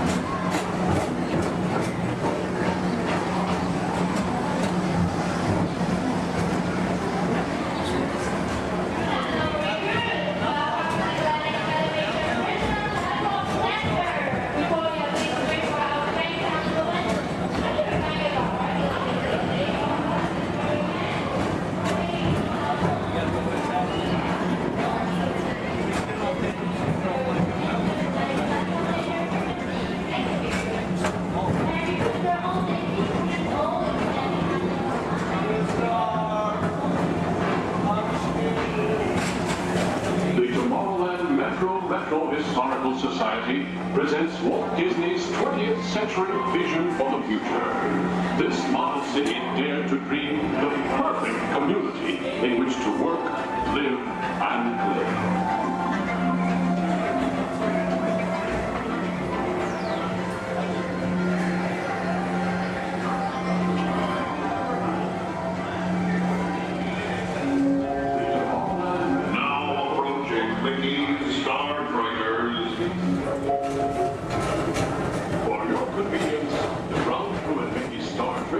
Will be glad to rocket ship to any planet in the galaxy. Hi there, Tomorrowland travelers. This is Mr. Johnson and Sky Hovercraft One, bringing you the latest Tomorrowland traffic report. As usual, everything is perfect on Tomorrowland Superhighway. Back to you at DTA Center.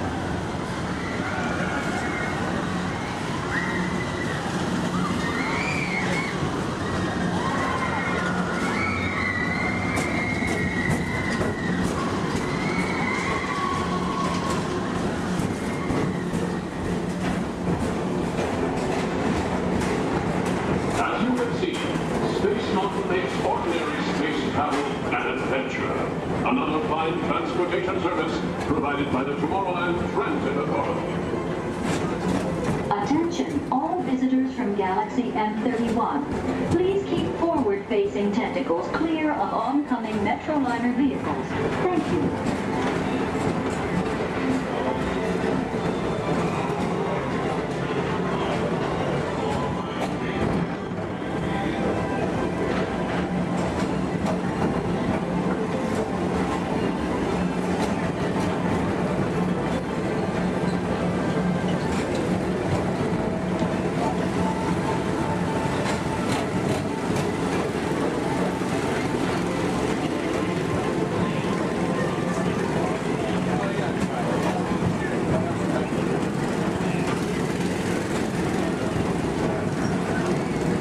centerpiece of Rocket Tower Plaza is the League of Planets Astro Orbiter. This symbol of universal harmony and interplanetary fellowship provides all beings with an exhilarating spin around the planets.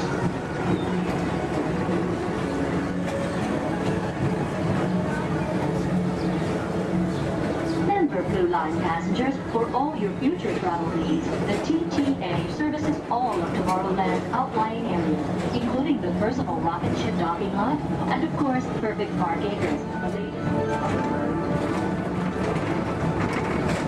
Paging Mr. Morrow, Mr. Tom Morrow. Your party for the Saturn has arrived.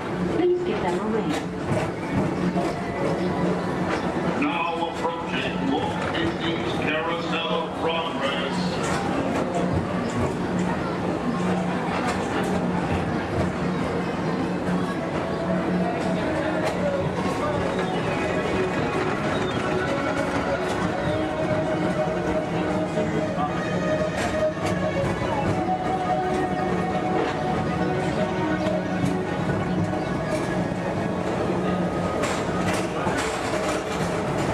Citizens of Tomorrowland, join Buzz Lightyear on a daring space mission to save the universe from the evil Emperor Zurg. Report to Star Command and Buzz Lightyear, Space Ranger Spin!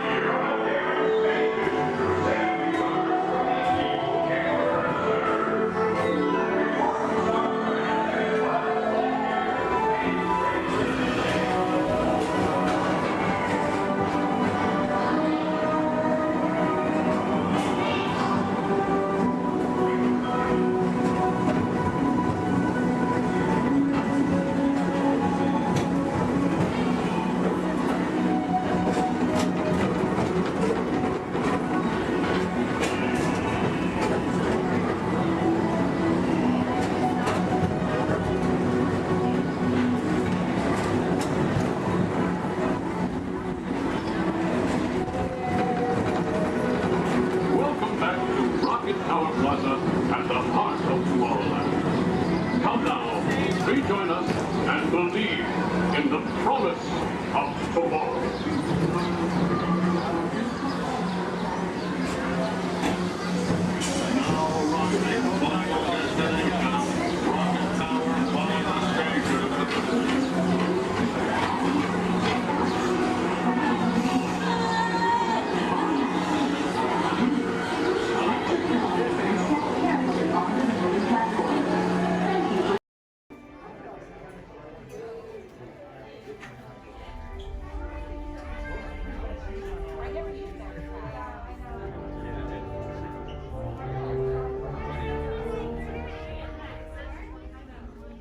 Hello and welcome to Soarin'.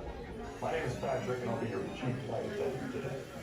We'll begin boarding in a few minutes, but first I'd like to acquaint you with some important safety information. When the doors to your flight open, please take a seat and store all carry-on items in the underseat compartment. This includes cameras, purses, hats, and of course, these little beauties. Next, fasten your seatbelts, inserting them into the buckle on your right. If smaller aviators don't measure up to the height indicator on the seat, just put the belt through the loop in the center strap before buckling it.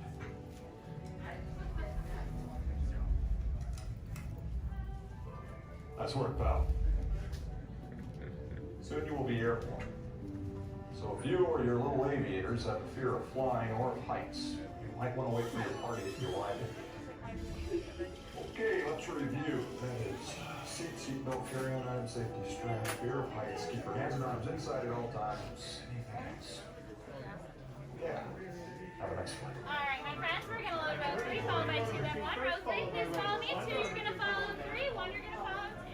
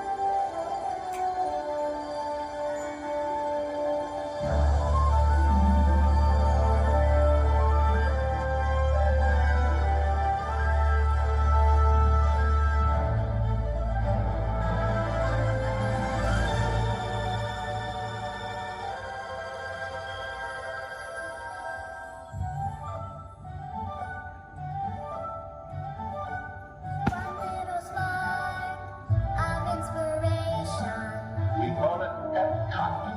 Is at the heart of all creation. EPCLT.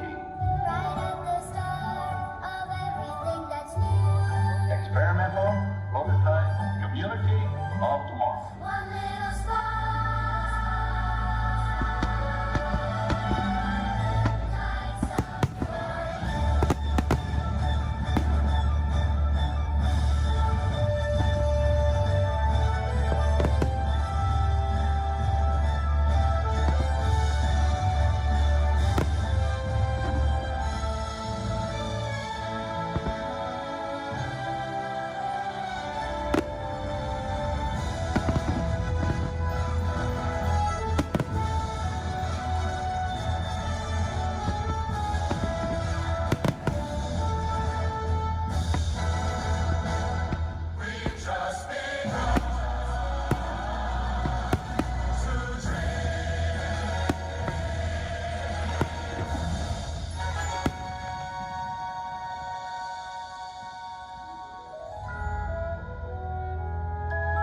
Welcome to the future, or should I say, your future.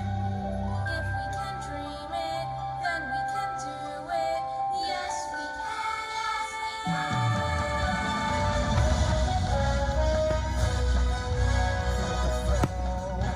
Here we go, through the universe of energy.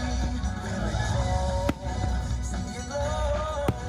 It's the universe of energy.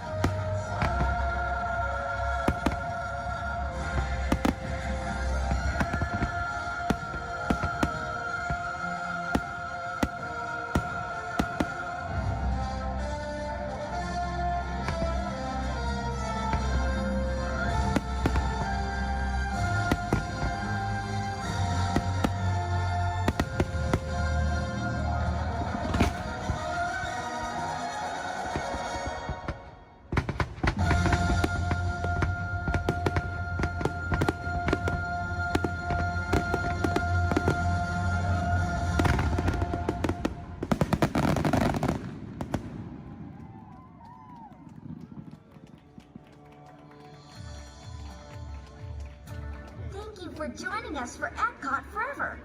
As you take your next steps into the future, we hope you'll continue exploring, creating, and discovering wherever you go.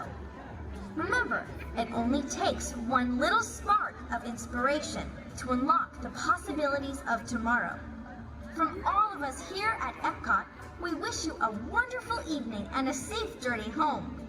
Thank you and good night.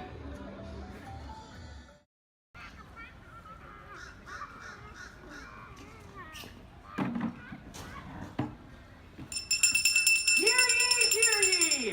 I am James Jefferson, the town crier of Liberty Square. But my friends call me JJ.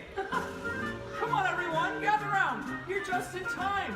Come closer, all ye people, gather round and listen well. I've got a satchel full of history's greatest tales to tell. Your hair will stand on end with all the history and such.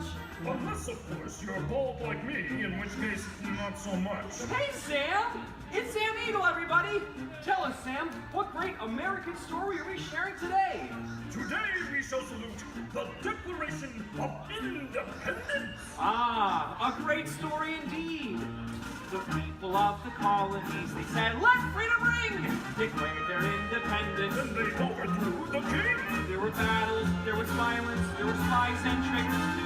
We won't speak about all that. This is wholesome through and through. Right, let's bring out some friends to help us. Hey there, that's your cue. Welcome! Hiya! Woo! Great moments in history. La la la la la. Great moments in history. And this one features more. And here's what you will take away in all your minds and hearts. Great moments in history. Great moments in history, but just the American parts. Hi-ho, and welcome to Great Moments in History. But just the American parts. That's right, Sam. And as the official Liberty Square historian, I have drafted tributes to every important event in American history. JJ, please remind everyone which great moment we are sharing today. The Declaration of Independence! Excellent! I read it every night before bed, and so should you. And now I will recite from memory the entire Declaration of Independence. When in the course of human... Excuse me, Sam? Kermit, you are interrupting America. Sam, the gang and I were talking, and we had some ideas to make your show more entertaining. Entertaining? Mm-hmm. In a theme park? Yeah. Highly unusual. Aw, please, Sam? JJ, I could use a little help here. Sure, Kermit. Let's put this to a vote. All those in favor of making Sam's story a little more entertaining, say aye! Aye! The ayes have it. Oh, it appears democracy has spoken. All right, Kermit, you and your band of weirdos can come. Okay. But please, do it with dignity. Oh, sure, Sam. We always do things with dignity. Hey, Kermit, the all-chicken chorus is ready for their big number. The clock heard round the world. Get it, girls! Back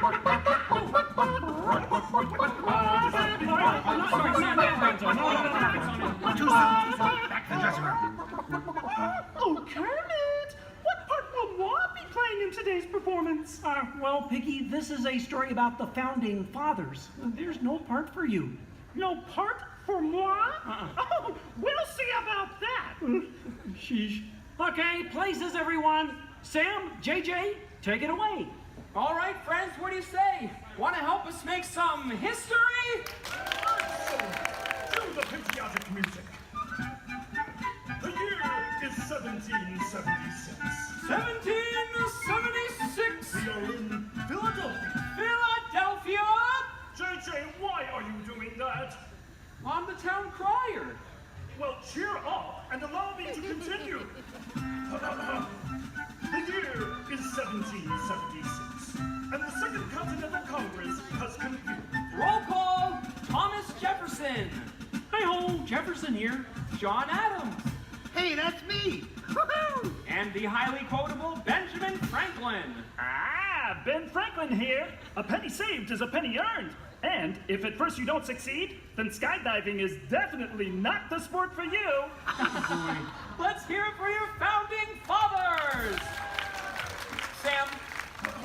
The delegates are discussing the question of America's independence from England, and there is much debate. Psst. Hey, that's you guys. Debate. Point of view. Opinion. Says you. Argument. Point. Counterpoint. Order. Needlepoint. Order. I'll take 2 hot dogs with extra mayo. A banana sounds appealing. Waka waka. You get on with it. Okay, Sam. Guys, look, let's get down to business. Does anyone have any arguments in favor of independence? I do. Our continued association with England has grown intolerable. King George has altered our government, enforced cruel repression, and abolished our rights. Wow, nice job, Gonzo. How did you remember all that? I stapled it to my arm. Oh, yeesh. That's gonna leave a mark. Okay, now, does anyone have any arguments in favor of England and King George? Boo! Boo! Come on, No everyone! King George! No King George! No King George! No King George! No King George! No King George! Did someone call moi? Piggy, what are you doing here? I told you there's no part for you in this show. Of course there is. After all, who better to play royalty than moi? All hail King George! Piggy, women aren't kings, they're queens. Fine. All hail Queen Georgette! Good grief. I protest. This is not historically accurate. The king was not at the Congress.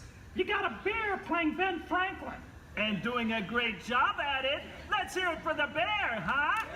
Go Fozzie! Go Fozzie! Go Fozzie! Go Fozzie! Go Fozzie! Guys, Go can we Fozzie! continue, please? Oh, sorry. Sorry, Kermit. King George, Queen Georgette, you are not a good ruler. Who? What? Yes, you. You mistreat the colonists. You raise taxes. You are drunk with power. You might even say she's intoxicated. That was pretty good. Queen Georgette, can't you see? The colonists are angry.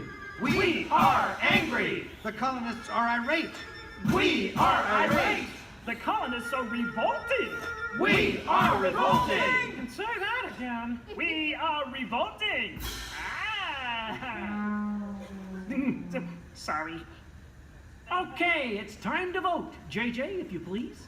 All right. All those in favor of declaring their independence from England and Queen Georgette say aye! Aye! The ayes have it. Let's declare our independence. Yeah! Queen Georgette, it appears you lose. Wait, what?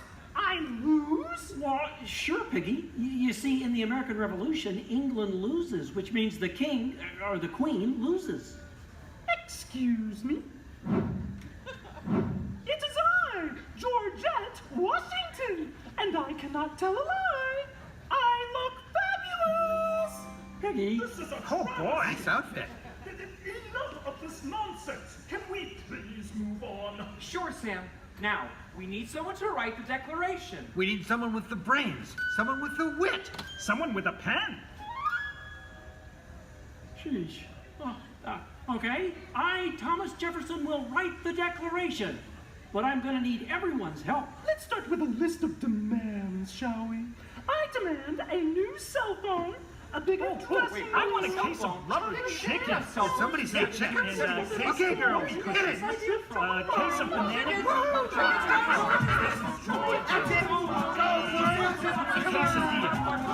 You're doing it! Guys!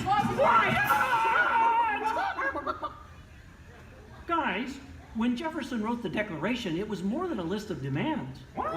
Oh. What are you talking about? Yeah, it was about things we all believe in. Things worth fighting for. Things that inspired the birth of a new nation. Gee, Kermit, what do you mean? Well, like the Declaration says, we hold these truths to be self-evident, that all men are created equal, that they are endowed by their Creator with certain unalienable rights, that among these are All together! Life, liberty, and the pursuit of happiness.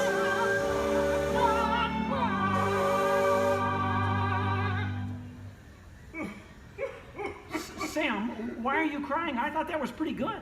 It wasn't good. It was Glorious. Yes!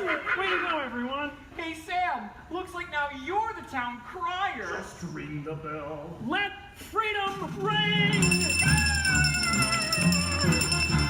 Great moments in history, the 4th day of July.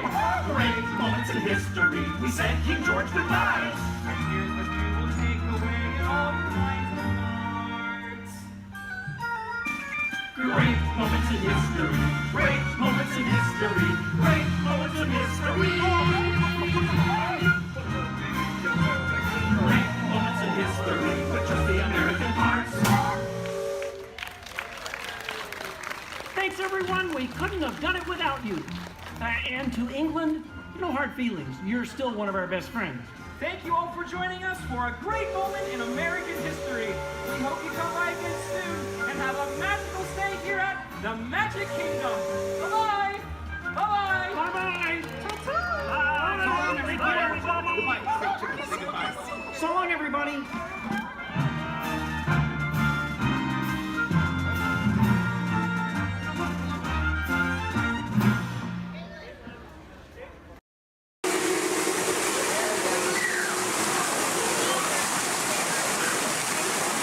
Hey, what are you doing here, William?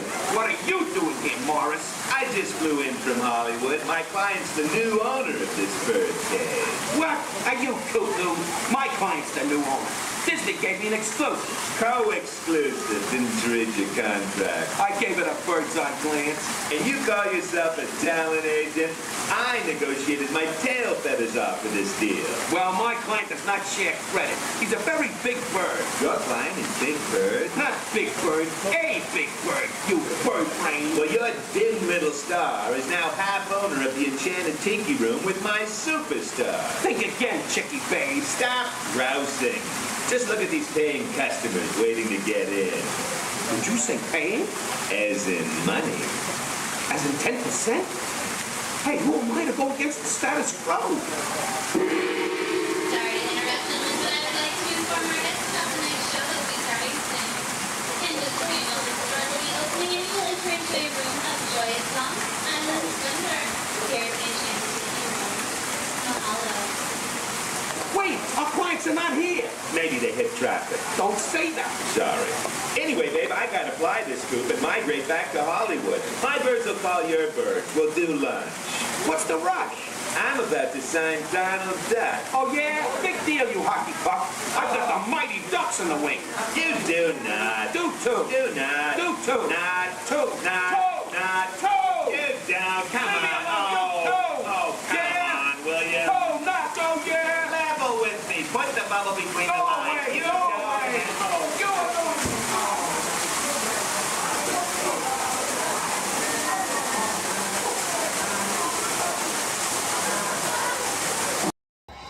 Oh gosh, it's great to have so many friends here. Now we can all dance together.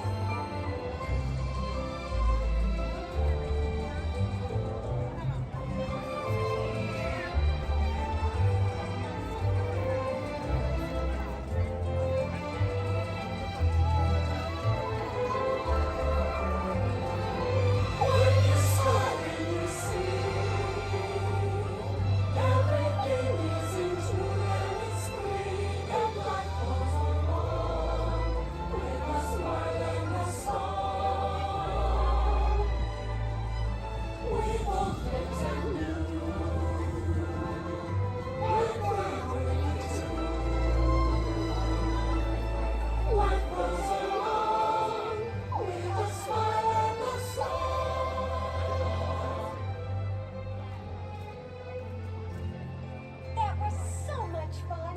Yeah. Thank you for the dance. Oh, Nikki, this really has been the best day ever. Discovering new dreams. That's an adventure for sure. Trying something new. And having a swinging good time. You bet. Finding the confidence to be true to yourself. That's right. Here's to all of us, old friends and new. Warm hugs for everyone.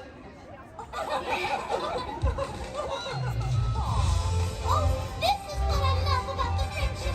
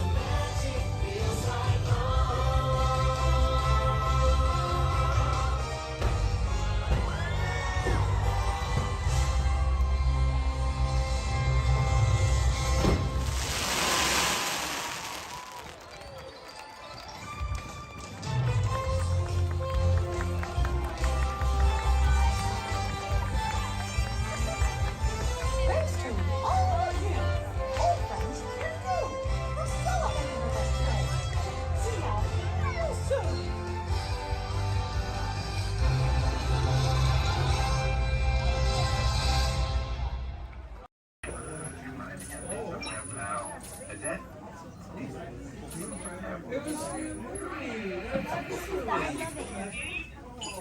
Ha! Gotcha.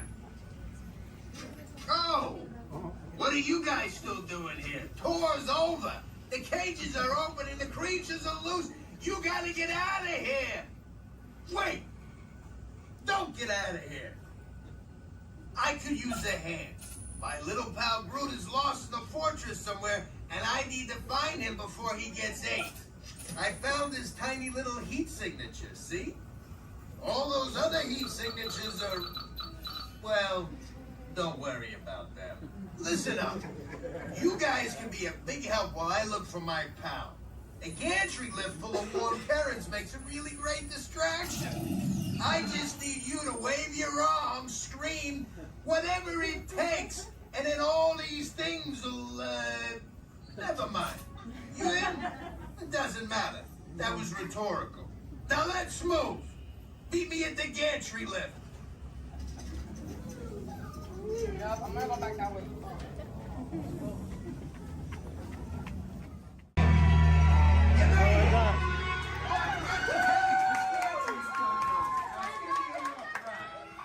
Remember, if you see a scary creature, scream real loud and look delicious.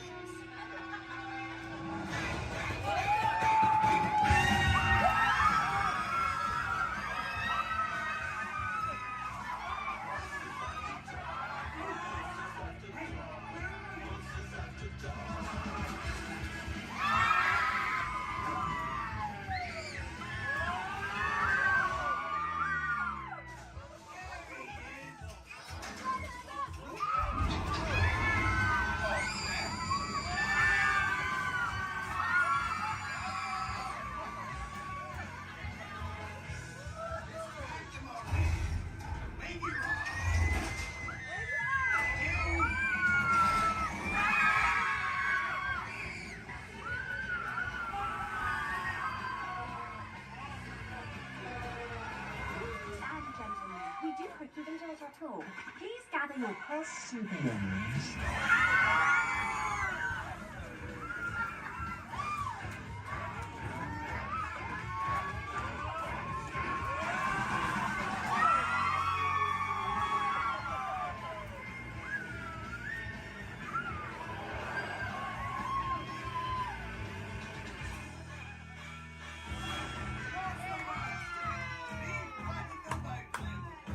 Spit that out, it's not candy. What's your language?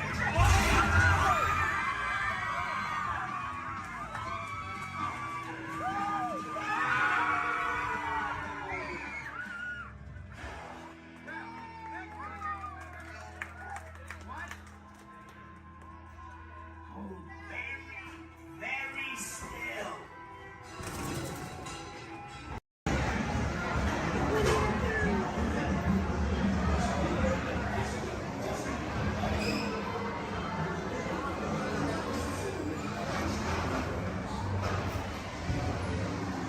One day, 100 Acre Wood, the East Wing traded places.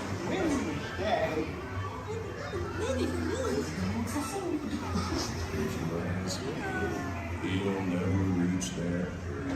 Mommy! Oh dear! Can you talk to them,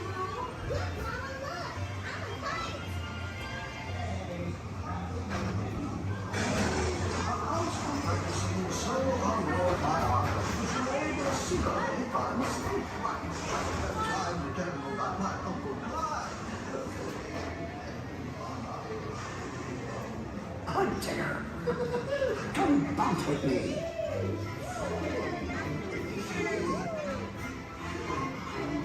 It makes you feel just great, doesn't it?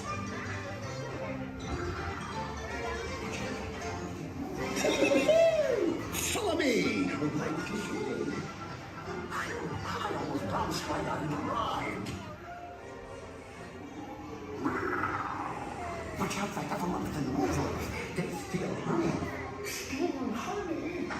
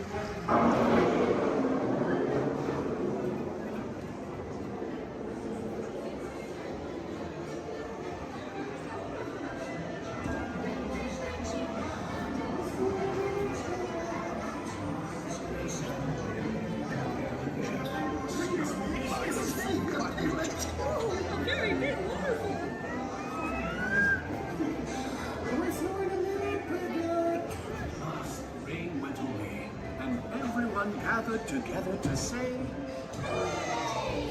We're ready for Pooh, too.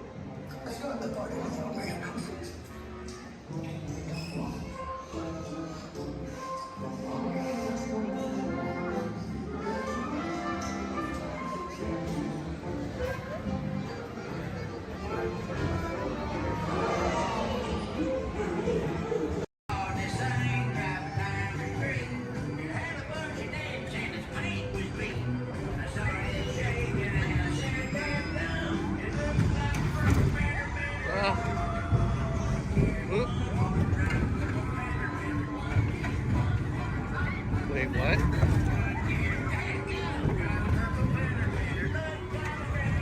What?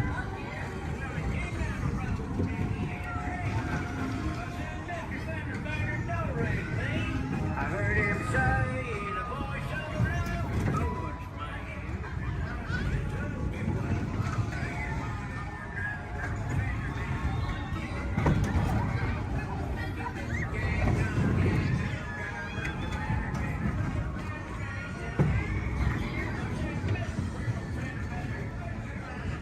What?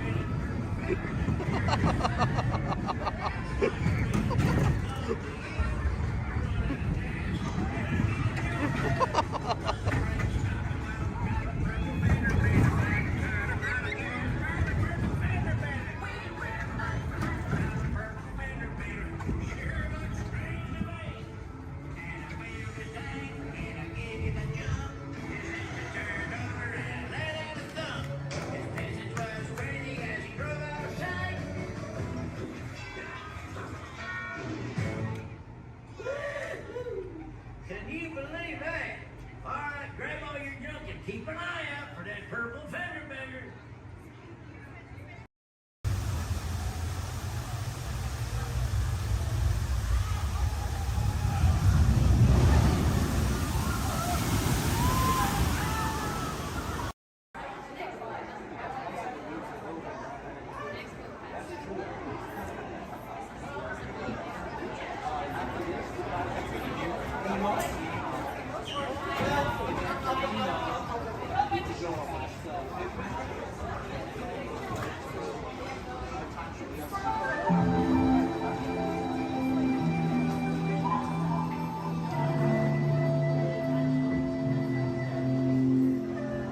Welcome to a voyage of discovery and awareness of the richness, the diversity, and the often surprising nature of living with the land. Our journey begins as dramatic and sudden changes are sweeping over the land.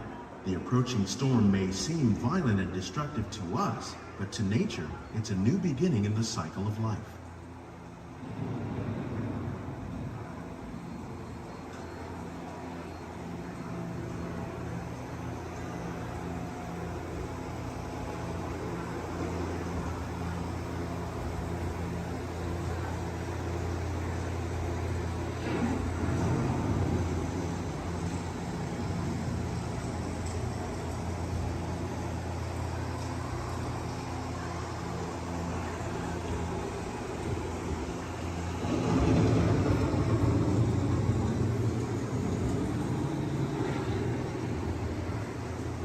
Beneath the surface of the land, roots trap water from the flowing mud, extracting precious nutrients and minerals. These elements, when combined with sunlight, create the diverse living systems of our planet.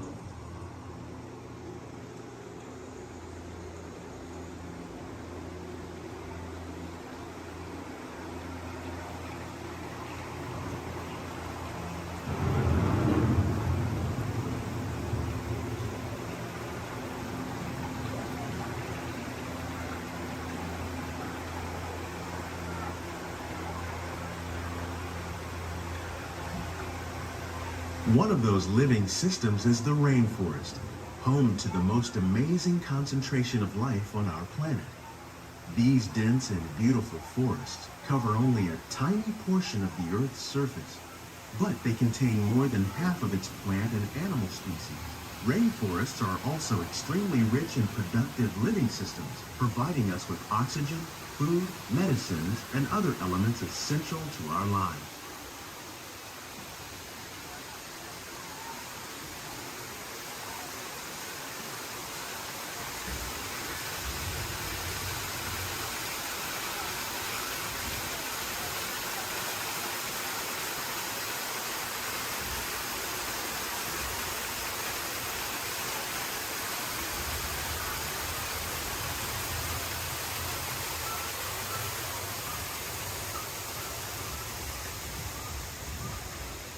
In the desert, nature has created a very different, but no less beautiful living system. And while this arid landscape may seem lifeless, it is very much alive. The plants and animals that have learned to survive in these harsh conditions make use of what little water they can find and avoid the scorching rays of the relentless sun.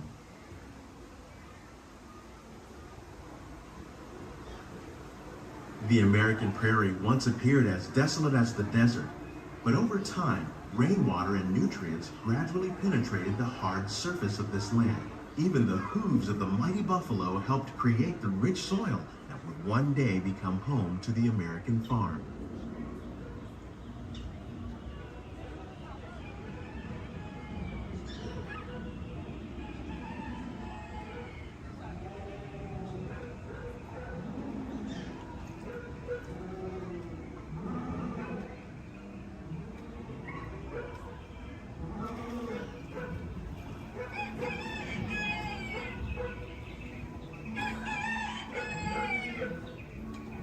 Of all the forces at work on the land, humans have had one of the most profound effects.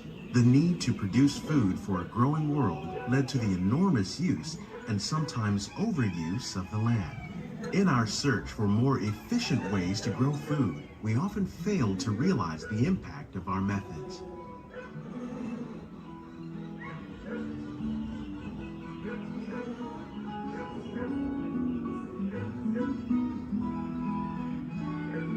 Today, we're learning to live with the land, discovering better ways to grow food that will assure both human and environmental well-being.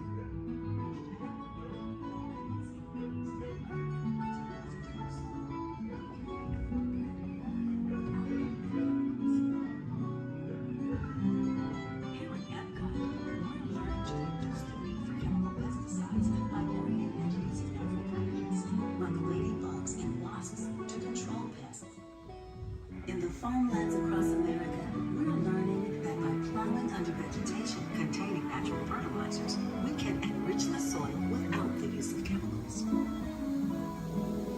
In arid regions, we're learning to produce food on desert seacoasts by developing and planting crops that thrive on salt water. In Japan, we're learning that by mixing leaves and other living materials into our soil, we can make farmland more fertile without the need for chemicals. How will we meet tomorrow's growing needs for food production, yet still respect the needs of the land? Some of the answers are being discovered just ahead. To help us maintain these carefully controlled ecosystems, and for your safety, please remain seated in your boat at all times.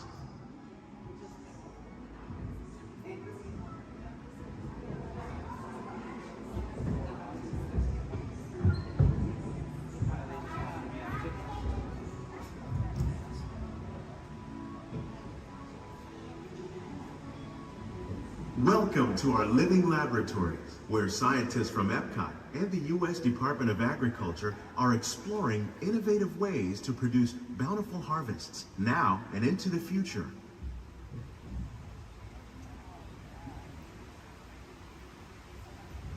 The tropics are home to the greatest diversity of plants on the planet. Many of these, like papaya, bananas, cacao, coffee, and rice, are well known around the world. These are just a few of the edible plants that have been an important source of nutrition for people living in the tropics. Many are rich in vitamins and minerals, while others are well adapted to growing in less than ideal conditions. Some, like the water lily, thrive in wet, swampy areas and waterways. All parts of this plant, even the flower petals, are edible. The starchy root of the plant has long been used to make flour for baking.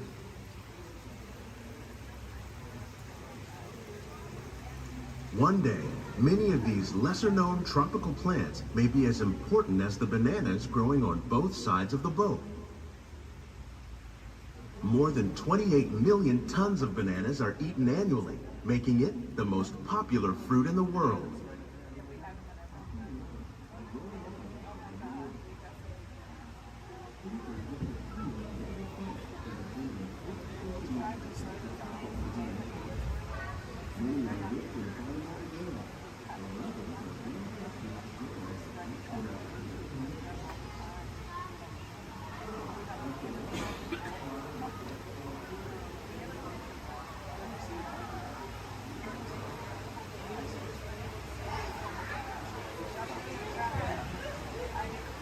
When we mention farming, you probably don't think of fish. But fish farming, or aquaculture, accounts for nearly half of all the seafood consumed globally. Tilapia, bass, and catfish, like the ones you see here, are 3 of the more popular crops raised by fish farmers. The sustainable system we're using here recycles the water in the tanks. As a result, we're able to save millions of gallons each year. Our small fish farm produces nearly 5,000 pounds of fish each year to serve in restaurants around Walt Disney World. Innovations like this one can play an important role in our efforts to produce bountiful harvests and still protect natural resources.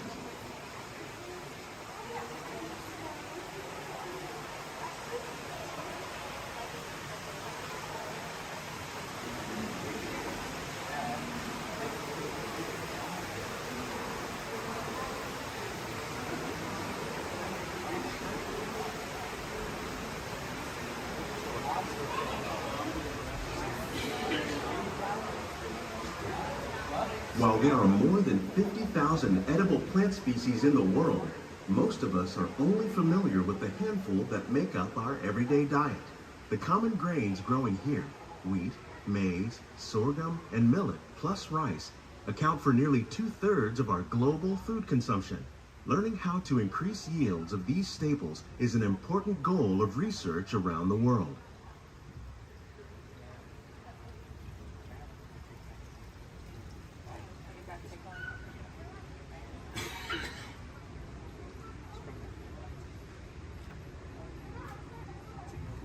These plants are definitely on their way up. Innovative growing techniques like these increase yields while more efficiently using resources like water, fertilizer, and pesticides. Another innovation at work here is our integrated pest management program. By populating our greenhouses with beneficial insects that prey on harmful pests like aphids and flies, we are significantly reducing our reliance on conventional pesticides. We're growing these crops using our nutrient film system. This technique precisely controls and recycles water and nutrients. With it, we can produce over 27,000 heads of lettuce a year in this one small area.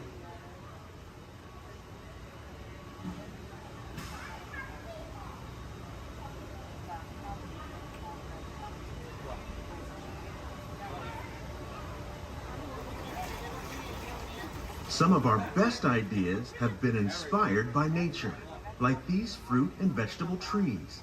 By growing these ground plants vertically, we can increase yields and better control diseases. These crops taste as good as they look. In fact, we serve more than 15 tons of produce from our greenhouses in restaurants here at the land every year.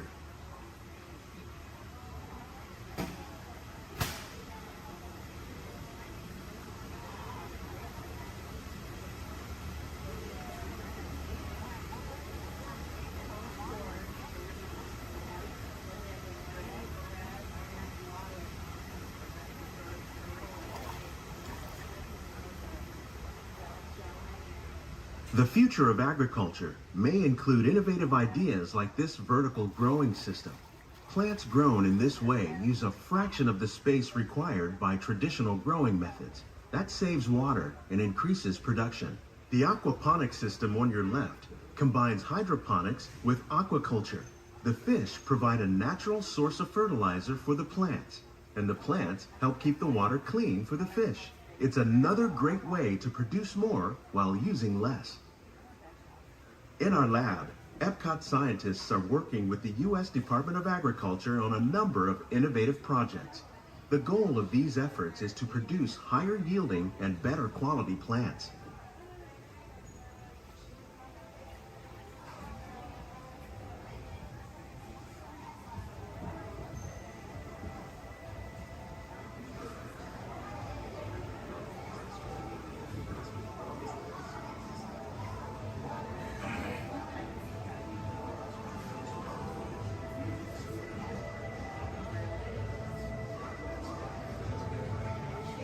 These greenhouses represent just a fraction of the work being done worldwide to produce bountiful harvests for our growing population. Scientists, Farmers and even backyard gardeners are doing their part to improve the quantity and quality of foods that we all rely upon. Together, we can continue to find more ways to increase food production and protect our precious natural environment. Only then will we truly be living with the land.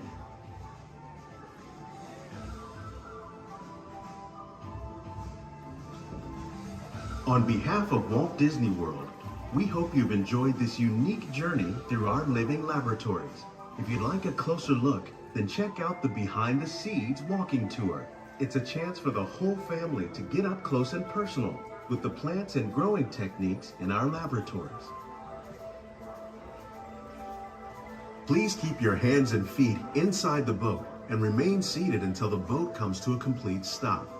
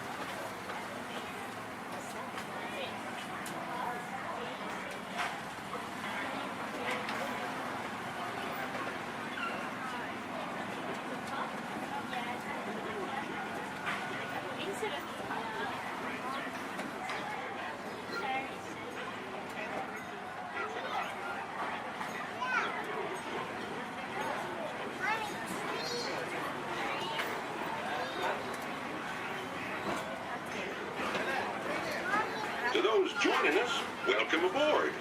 The next leg of our journey will take us along the rim of the Grand Canyon. It's a mighty long drop to the canyon floor. Once again, ladies and gentlemen, friendly reminder, no flash pictures. And legs inside the train. Be sure to watch your kids and no flash pictures, please. Para su seguridad, permanezca sentado y mantenga las manos, brazos, pies y piernas dentro del tren. Y cuide a los pequeños. Por favor, no tome fotografías con flash.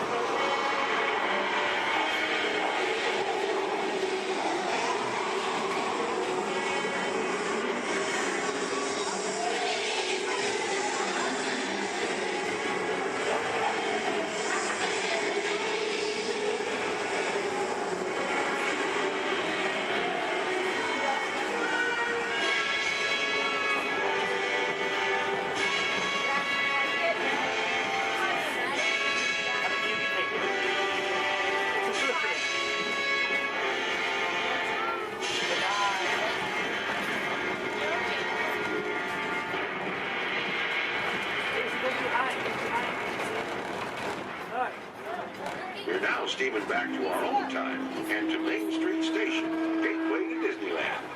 If you'll be leaving us here, stay in your seat till we come to a full stop.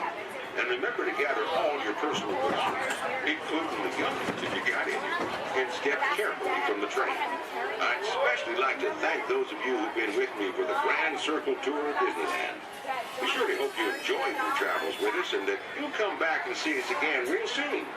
For those of you traveling on, we'll be on our way again in just a few minutes. This is Main Street Station, Main Street, USA.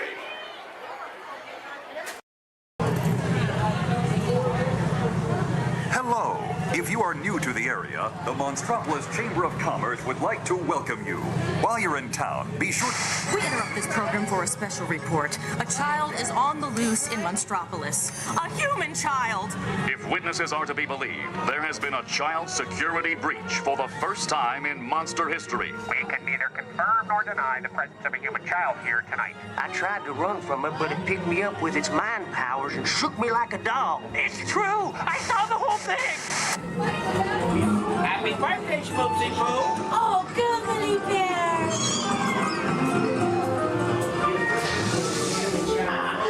It's telepathic control. Lazy days like a chicken. My thoughts were not my own.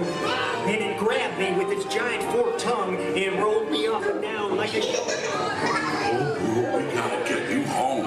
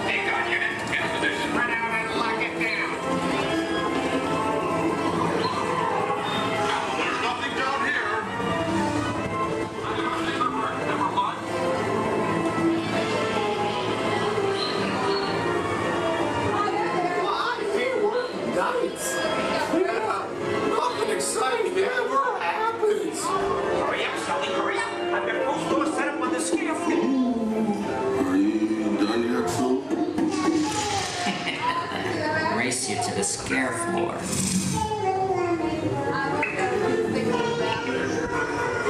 Almost there.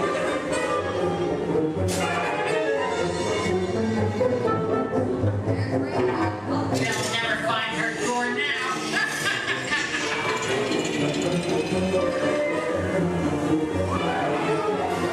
Oh, there's your door. We're almost there, kiddo. Not so fast, Sullivan. They'll never get her home now.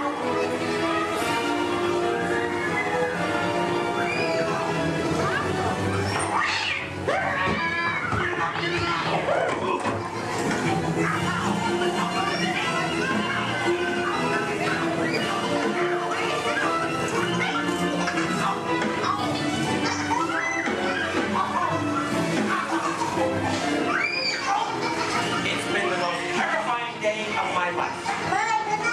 But I love you, kiddo. Good night. Kitty's gotta go now. Sleep tight.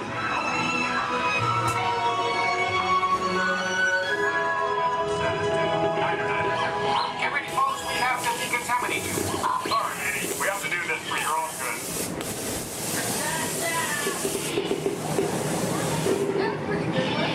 Very good. Sorry, sir. You're not my type. Yeah. We can neither confirm Sir, stop making goo-goo eyes at me. I'm not that kind of girl. progress and reported to the scene where we immediately Stop staring at me. we spread out and locked it down. Hey, you left the lens cap on. Just kidding. Your stunned silence is very reassuring. Duh. Ta-ta. In 1923, a young man from the American Midwest, along with his older brother Roy, started a cartoon studio in the back rooms of a small real estate office in Hollywood, California. This was the small beginning of a family entertainment company that would create unforgettable stories, characters that become beloved friends, wondrous experiences, and music that has become the soundtrack of our lives. That young man was Walt Disney, a master storyteller whose imagination knew no bounds and who delighted in making the impossible possible. Disney 100, the exhibition, is a journey through 100 years of Disney magic, presented in themed galleries based on Walt Disney's creative concepts and philosophies.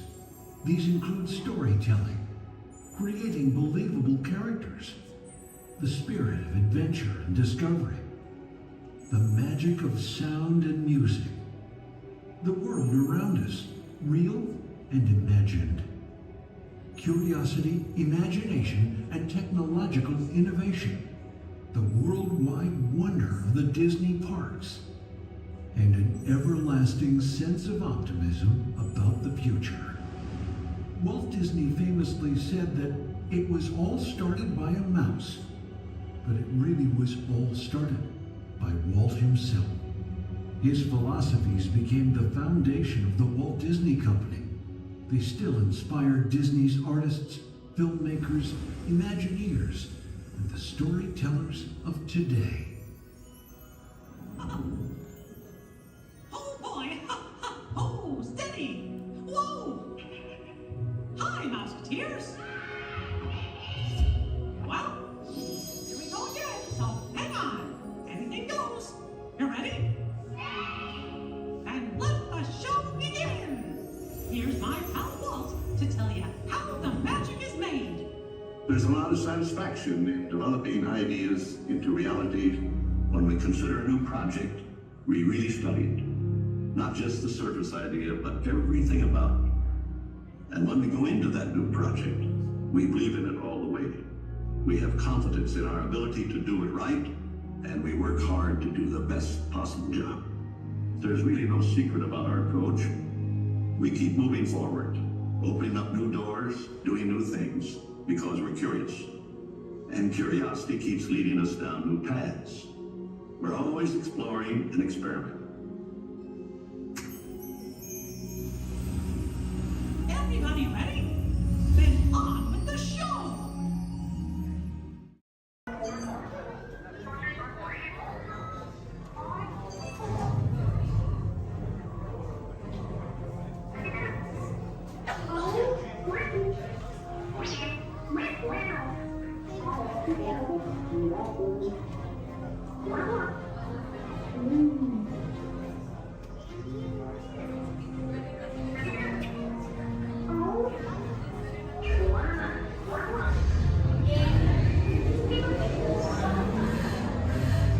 Incoming transmission from Ray.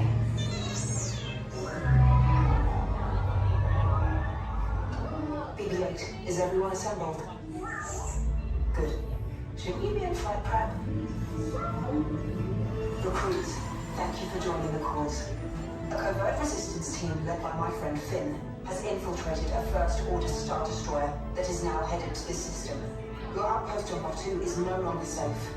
We have transports waiting to take you to General Organa's secret base on Pucara. I'll regroup with you there. The Resistance desperately needs your help in our fight against Kylo Ren and the First Order.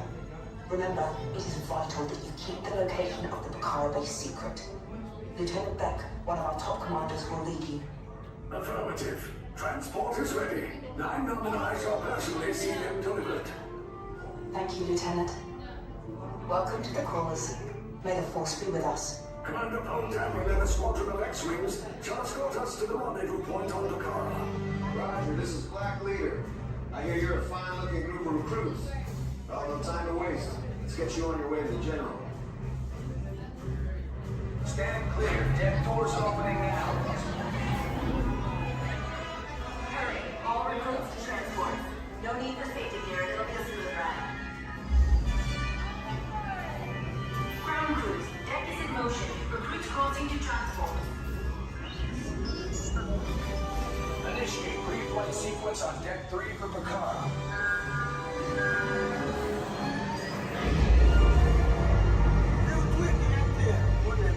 Affirmative. Deck 3, you are clear for launch.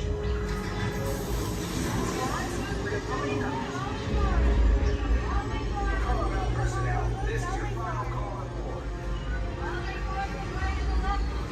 Away from the blast doors, all the way forward.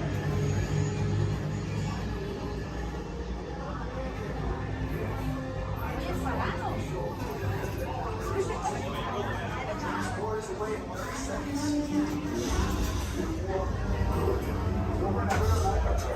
Yes, check the hyperdrive also.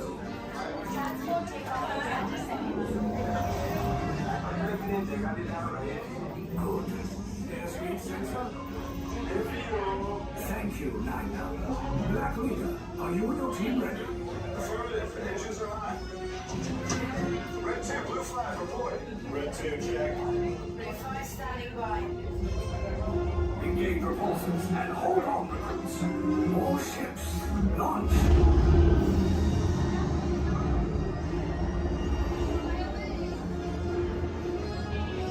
I am Lieutenant Beck. As you heard from Ray, I have been tasked with getting you to Vakara. Red 2, blue 5, keep tight now. Let's get ready to make that jump to light speed on mark. Black Leader, we're picking up an unusual signal. Are you spotting anything? Yeah, I see it. We'll check it out. BB-8, what do you got? There appear to be a number of small craft heading our way. Raise the shields. We got company. First order TIE fighters. Reroute. Reroute. Red 2, blue 5, we got a clear path so transport can make the jump. They're all over us. We lost Red 2, more incoming. Blue 5 taking evasive action.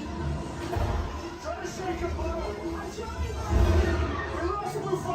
I'm gonna try to draw him away. Copy that. Get us clear so we can make the jump. Be ready. You won't have much time. Where are all those TIE fighters coming from? Star Destroyers. Get out of there! We can't. We're caught in a tractor beam. It's pulling us in. Our lives and friends will make this a fair fight. Don't worry, I'll come back for you. Stay strong. Cargo vessel TR-141, identify yourselves and prepare to be boarded. This is TR-141. We are a civilian vessel. By whose authority are we being detained? By the authority of the First Order resistance scum. Now bring down your shields and prepare to be boarded. They'll want the location of our secret base. Tell them nothing. The future of the resistance is at stake. I have a bad feeling about this.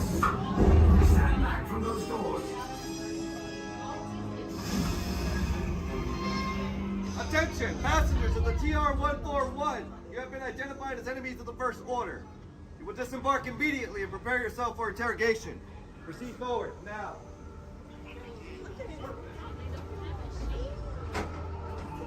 Go that hallway to your right for interrogation. Keep your...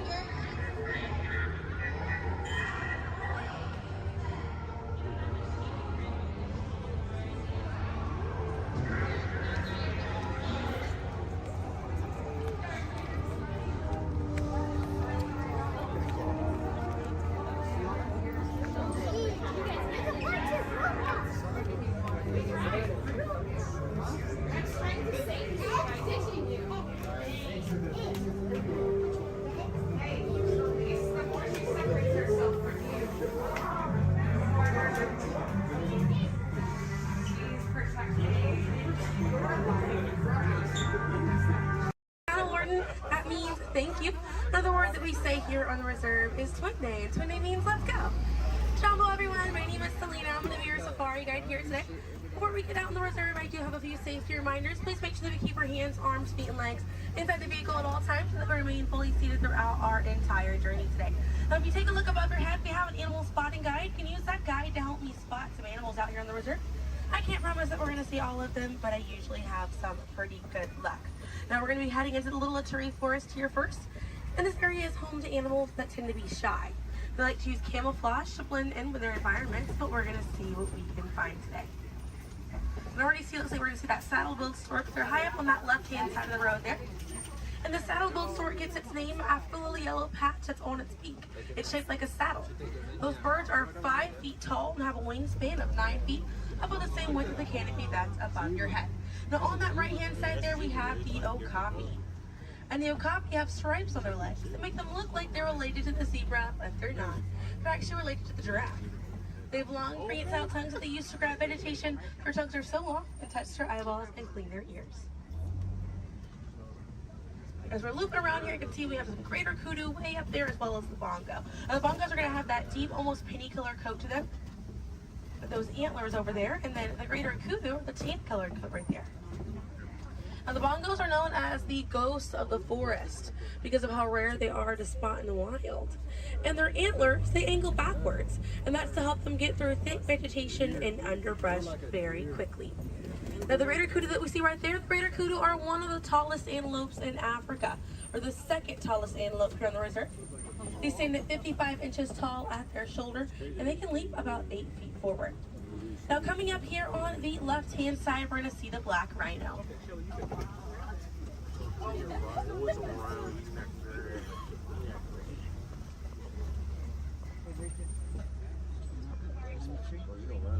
Now, black rhinos are the smallest rhino in Africa. They weigh about 3,000 pounds. Rhinos are poacher hunted for their horns. Some people believe that they have medicinal value, but they do not. Their horns are not valuable at all, made out of keratin. And that's the same thing that our fingernails are made out of. Really good view of that bongo there on the right-hand side as we're passing by here.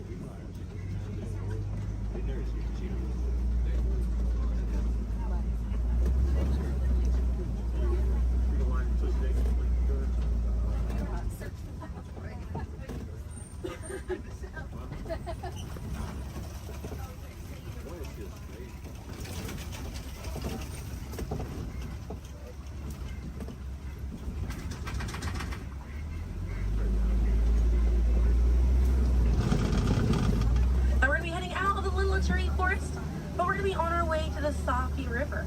And animals in this area like to hang out in and around the water.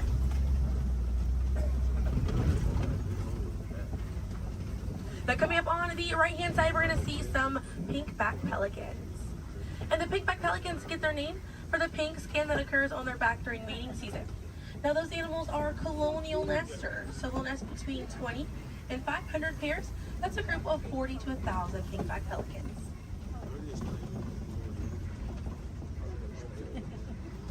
A view of the Savi River coming up on the left, and we have some Nile hippopotamuses.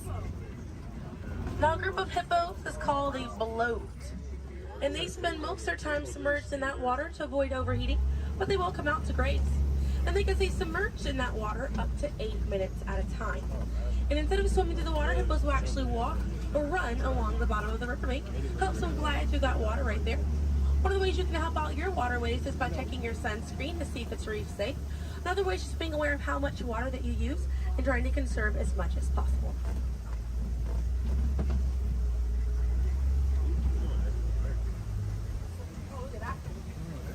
Another one there, taking a nap on that left-hand side.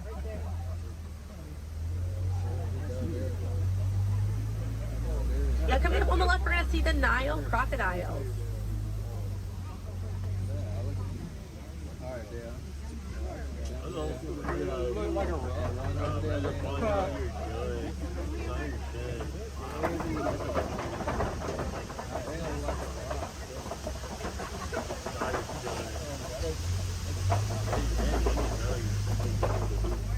Now, the Nile crocodiles can eat half their body weight in one sitting, and they can go months without eating if food is scarce. Now, mother and father crocodiles are great parents, and they'll gently roll their eggs in their mouth. It softens up their shell, and it makes it easier for their babies to hatch. But we're going to be heading into the savannah now, and the savannah hosts millions of migrating animals every year. And it's home to Africa's most well-known animals, such as zebras and giraffes. I'm hoping that we'll be able to spot some today, but as we're getting out here, we have a pretty good chance to identify some animals with that animal spotting guide. We have lots of wide open spaces. So already see, looks like you can see the elands are out there. Wondering what other animals. I'm hoping it'll be a pretty busy day out there.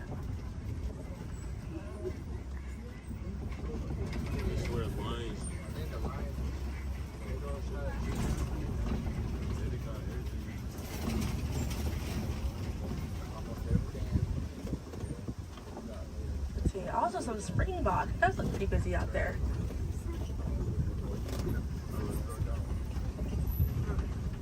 So we're still looking around. You keep an eye on the right. They're going to be past this kind of rocky area.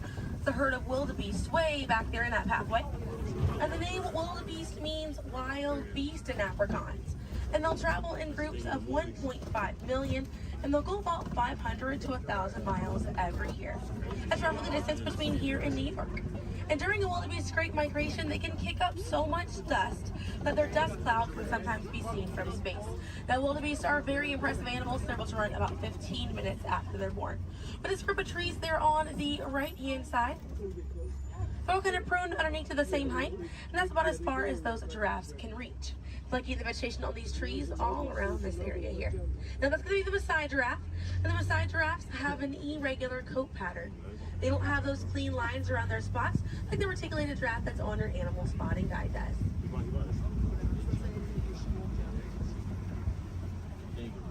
Now on the left-hand side, we do have the African painted dogs. There might be a little bit more people once we're a little bit further up here. Now, African painted dogs get their name after their fur pattern. It kind of looks like they have paint on them. It's unique to each animal, and that's how they identify each other. African painted dogs are Africa's most successful hunters. They have a catch rate of 90%. Now, right here on the left-hand side, we're going to have a really good view of the Ankole cattle. We're going to sneak on by here. The Ankole cattle are the only domestic cattle breed that we have here on the reserve. They're in the bovine family, same family as buffalo and bison. And their horns right there, they grow about 3 to 4 feet in length, and they're filled with a honeycomb-like structure. It allows for blood circulation, and it helps keep them cool on hot days. Now, further back, that's a sable antelope in that back left corner. And the sable antelope are very special because of the symbol of the Harambe Wildlife Reserve, because of how courageous they are. So in a choice between fight or flight, the sable antelope will choose to fight, just how we should fight to protect these animals and the environment that they live in. And their antlers are angled backwards to deter animals like lions from jumping on their backs. And we have a really good view there of that Maasai giraffe. We're going to have another pretty good view there on the right up ahead too. Maasai giraffes stand about 18 to 20 feet tall when they're adults. And when they're born around 6 feet tall. They have about a 6-foot drop the moment that they're born. And just like the okapi, they do have those long prehensile tongues that they use to grab vegetation. They kind of use it like how we use our fingers to grab food.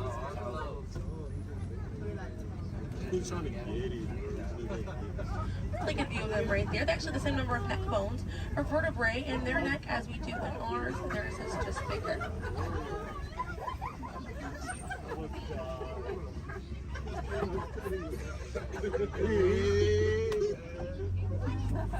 Group of giraffes is called a tower.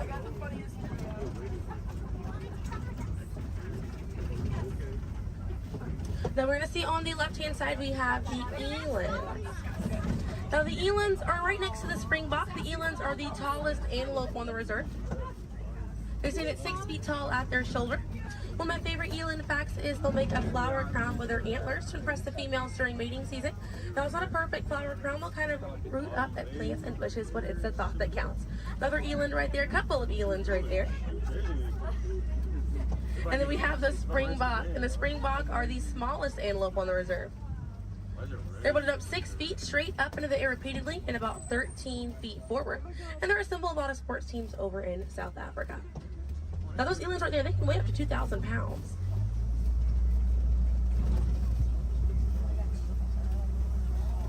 Another view of that Maasai giraffe right there.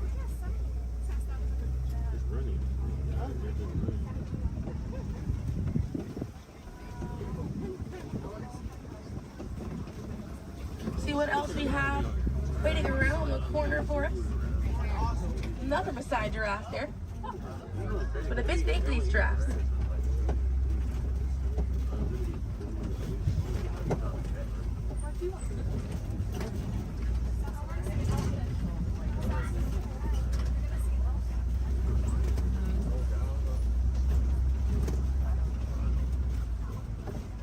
We're going to see the African elephant up here. It's going to be on the right-hand side of the truck.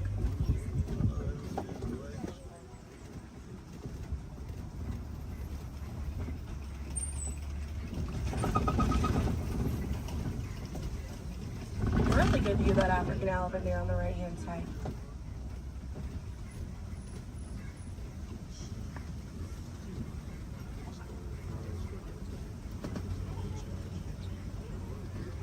left, we have the mandrill. That's the male mandrill on the left. Lots to look at right here. Male mandrills weigh about 100 pounds. Females grow up to 30 pounds. And they can bare their teeth at each other as a sign of aggression, but they usually don't. They usually do it as a friendly gesture. So it's kind of like the mandrills are smiling at each other. Now we got to see that elephant back there.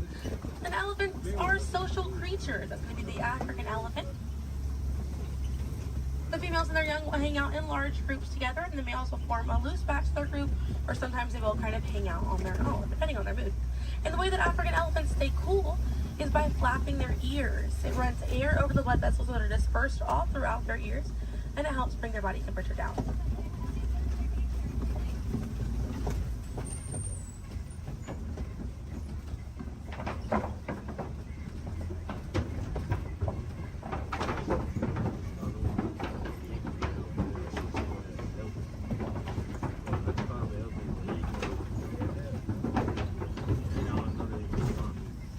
We're going to be looping around this area here. We have lots of red clay on this right hand side. And if you keep an eye out, we'll be able to see some tusk marks right around the corner here.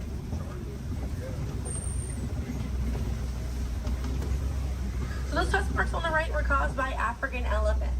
And they'll scrape up against that clay and they'll eat it. More elephants there on the left hand side. And they eat it because it contains the minerals that they need, sort of like how we take vitamins.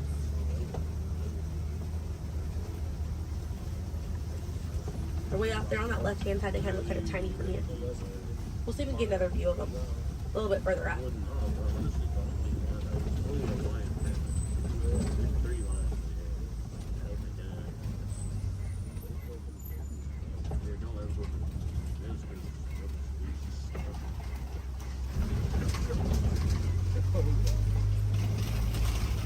So on the right hand side, we're going to pass by a couple of trees. There's one on the left by those elephants as well. And these trees are baobab trees. And baobab trees survive by storing water in their trunk, and they stay leafless about 9 months out of the year. Now, baobab trees have a few different nicknames. One is the upside down tree, and the other one you might be familiar with is the tree of life.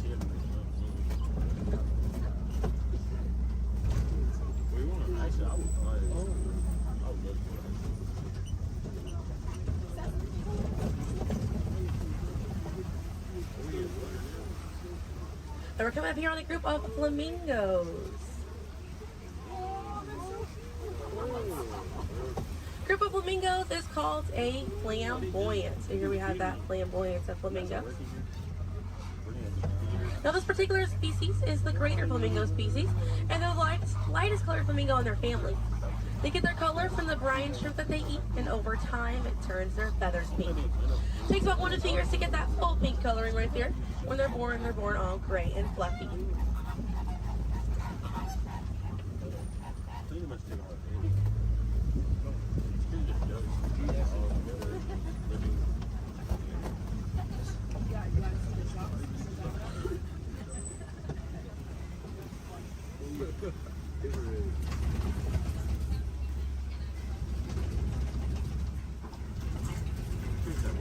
We have some white rhinos right around the corner here. So they're going to be hanging out by a mud wallow on this left-hand side, and they'll use this mud wallow to cool off it. And they'll coat their skin in the mud to act as a natural sun protectant, sort of like how we use sunscreen. Now, elephants do something very similar, and they'll fling dirt and mud on their backs as well. Shows how important it is to protect ourselves outside in these environments by wearing hats, sunglasses, sunscreen. Very, very important, as well as staying hydrated.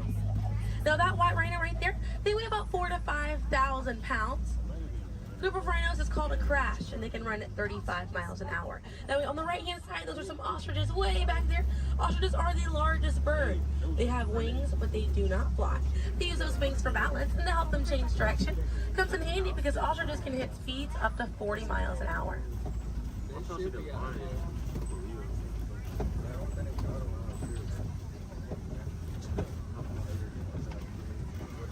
You see some cheetahs right around the bend here.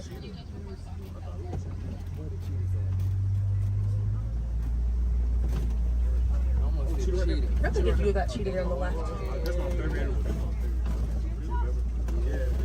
Now cheetahs are the fastest land animal.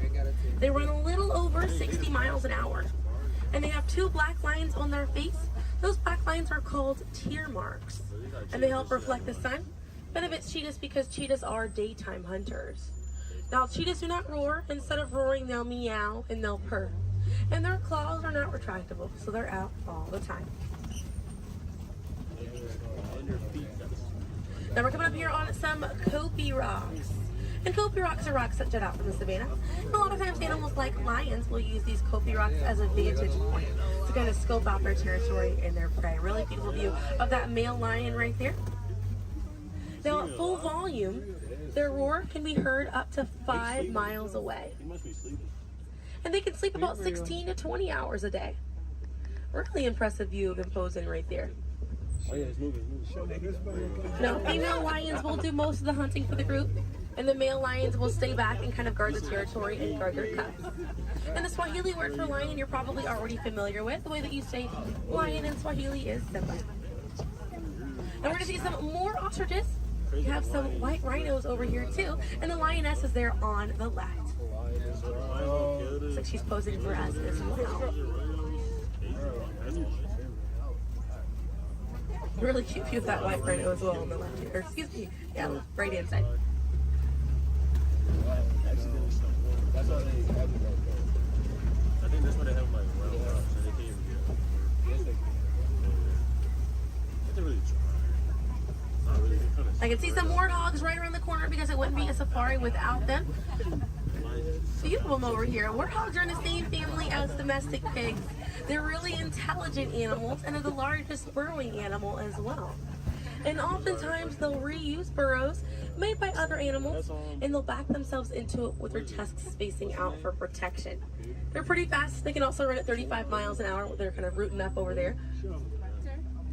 And they also have a mud wall that they use to cool off and to coat their skin in it to get some relief from bugs and insects. We also have a really good view of these white rhinos again on that right hand side. Now the tell the difference between a white rhino and a black rhino because they're both the same color. So the shape of their mouth. White rhinos have a wide mouth, and black rhinos have a V-shaped or pointed mouth. Original word for white rhino was vite. Vite means wide in Afrikaans, but over time it was misheard and mispronounced, and it turned into the white rhino. Another view of those warthogs as we're passing by on the left-hand side, but on the right we're going to see some ostrich eggs in that tall grassy area. And each one of those eggs right there weigh 3 pounds, and it's the equivalent of 2 dozen chicken eggs. Now those shells are so strong that the average man can stand on them and they will not break.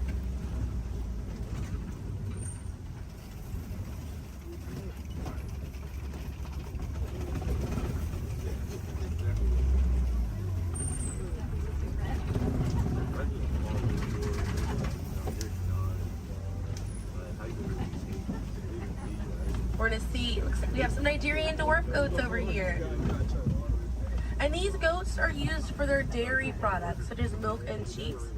So they take up a lot less land than cattle, so they're easier on the environment, and they're very cute. Now their milk is considered high value, so selling that milk helps take away the need to rely on wildlife. Now if you do want to see some more goats today, you can head over to Rafiki's Planet Watch.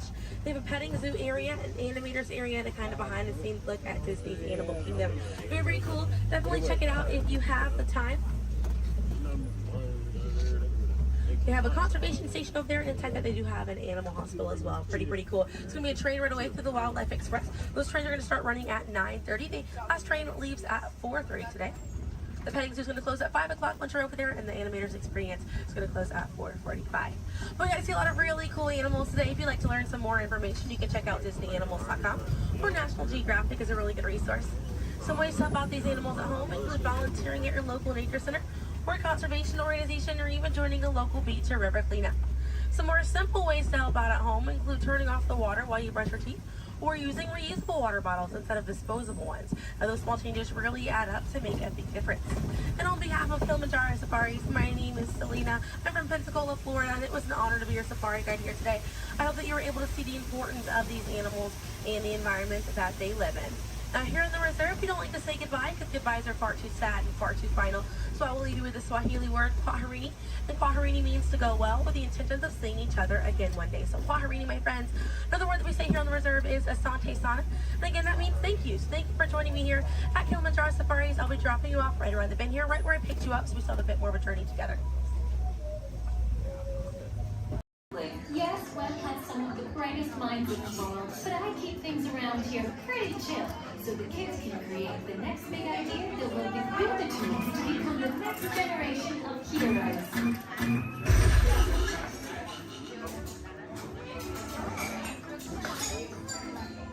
We hope you have a great time on your visit to the Worldwide Engineering Brigade Open House.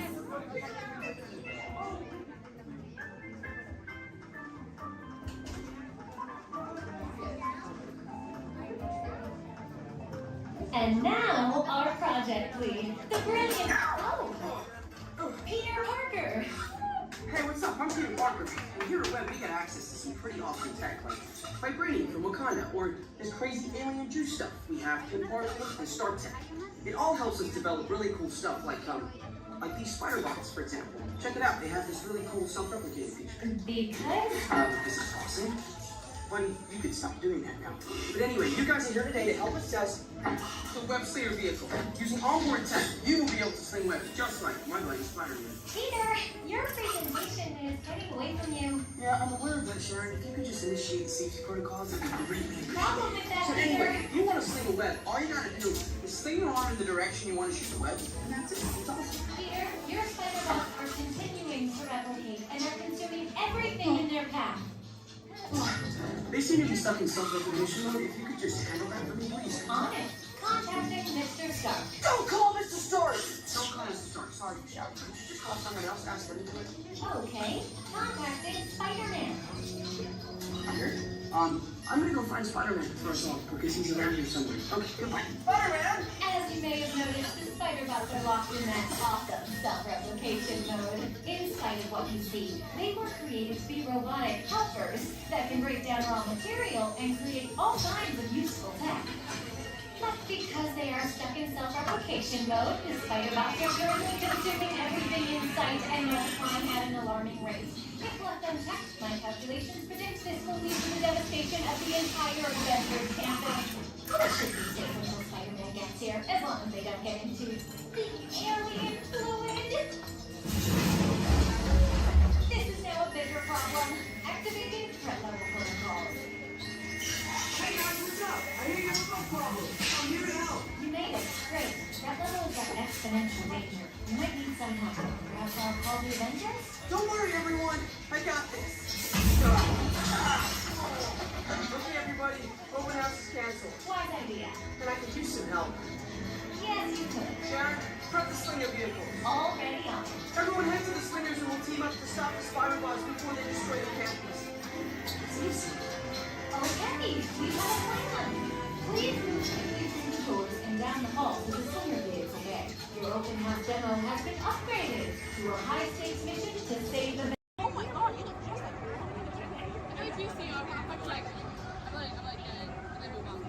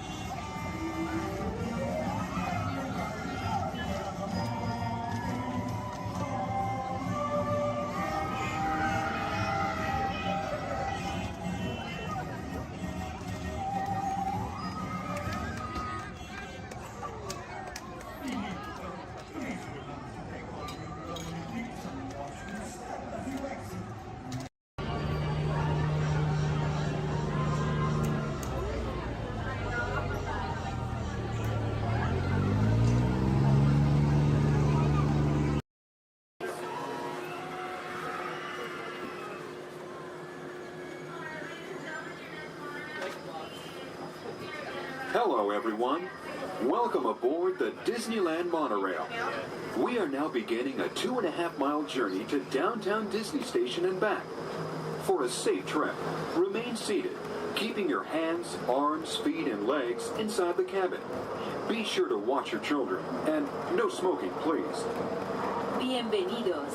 Para su seguridad, permanezca sentado y mantenga las manos, brazos, pies y piernas dentro del tren y cuide a los niños.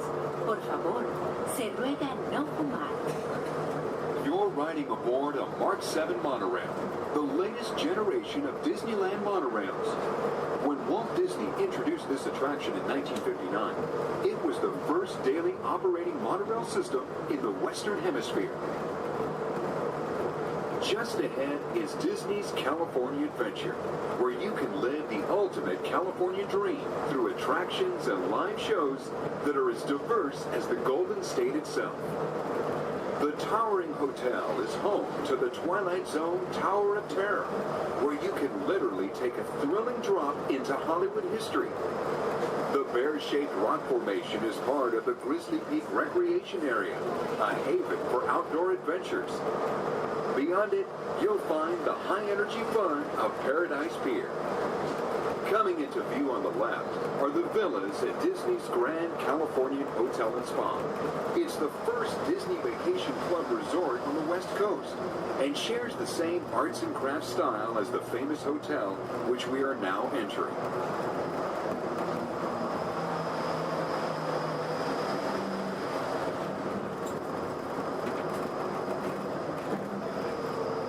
We are now arriving at Downtown Disney Station, gateway to the Downtown Disney District and the Disneyland Resort Hotels. If you will be leaving us here and returning later today, please hold on to your park ticket and have your hands stamped as you leave the station.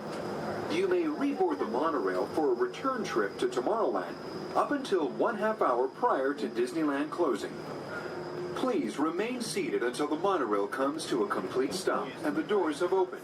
Then, gather your belongings, lower your head, watch your step, and exit to the left of the monorail. Thanks for traveling with us today, and we hope you enjoy your visit to the Disneyland Resort.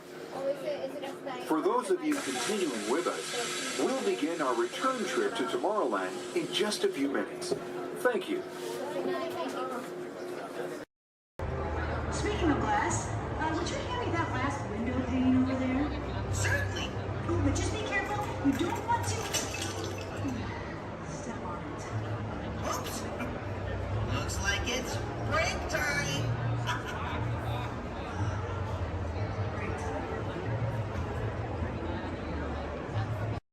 First thing I need to do here is a quick sound check.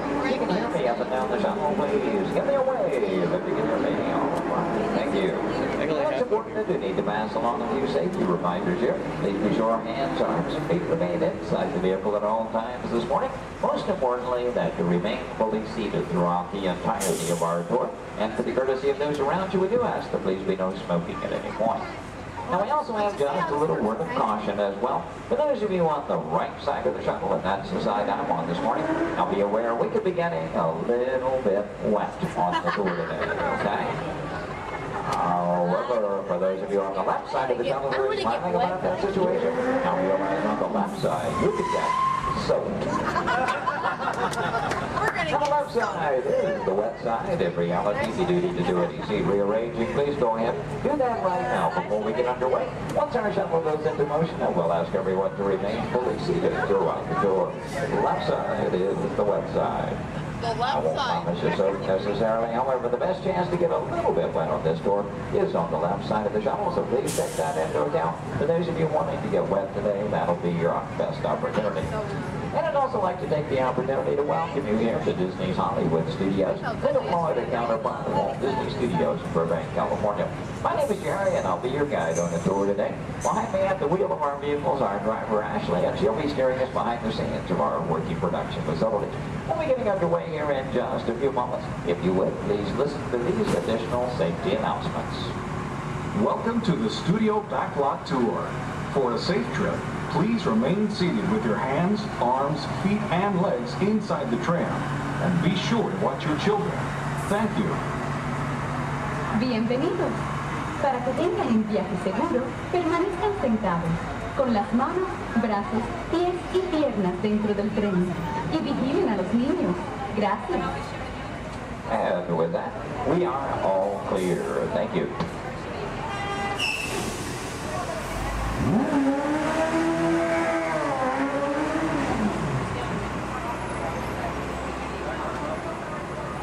Once again, a very good morning, ladies and gentlemen. Welcome to the second portion of the studio's backlot tour. Might also mention there are no photo restrictions of any type on the tour, so please feel free to shoot as much film and video as you like. Go ahead and get those cameras out and ready. Matter of fact, that first photo opportunity is coming high in the sky. Take a look up toward the front of the shuttle. As you round the corner toward the front to your left, you'll see the symbol and the landmark of our studios, our award-winning year-full tower.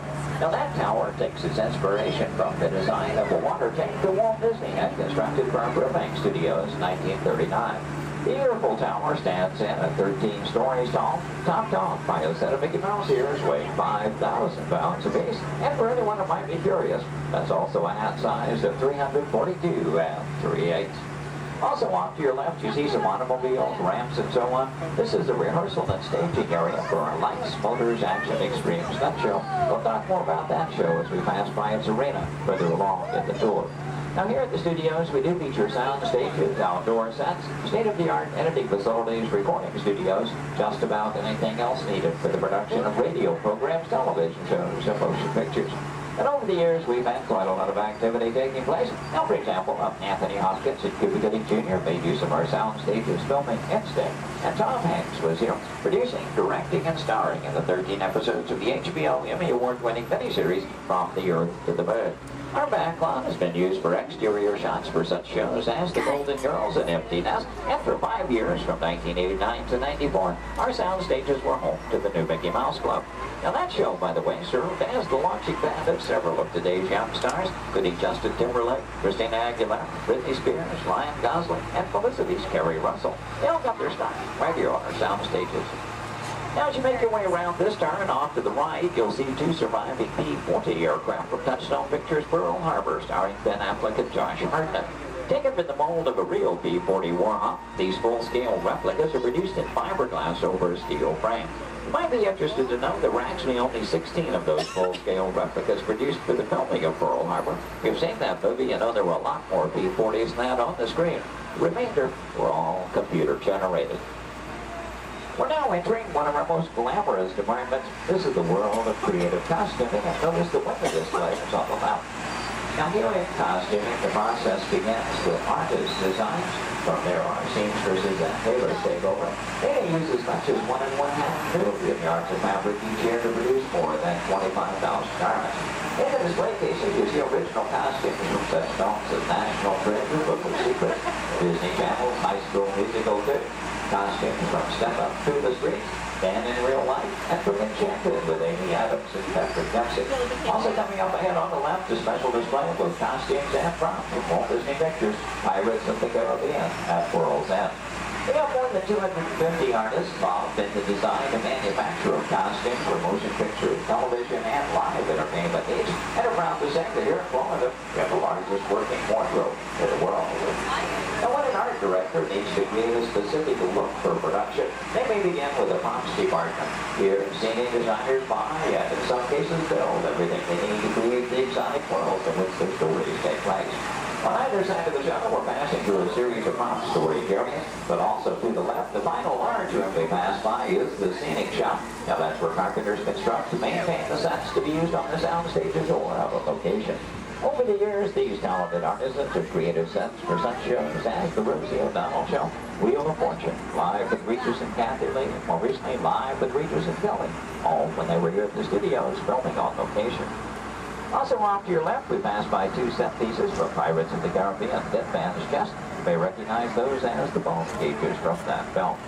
And as you make your way a bit deeper into the backlot, oddly enough, the next area we approach is known as the studio boneyard. Now, most studios have boneyards, simply areas where we can store oversized props such as vehicles, aircraft, anything we may need to reuse or refurbish for another production.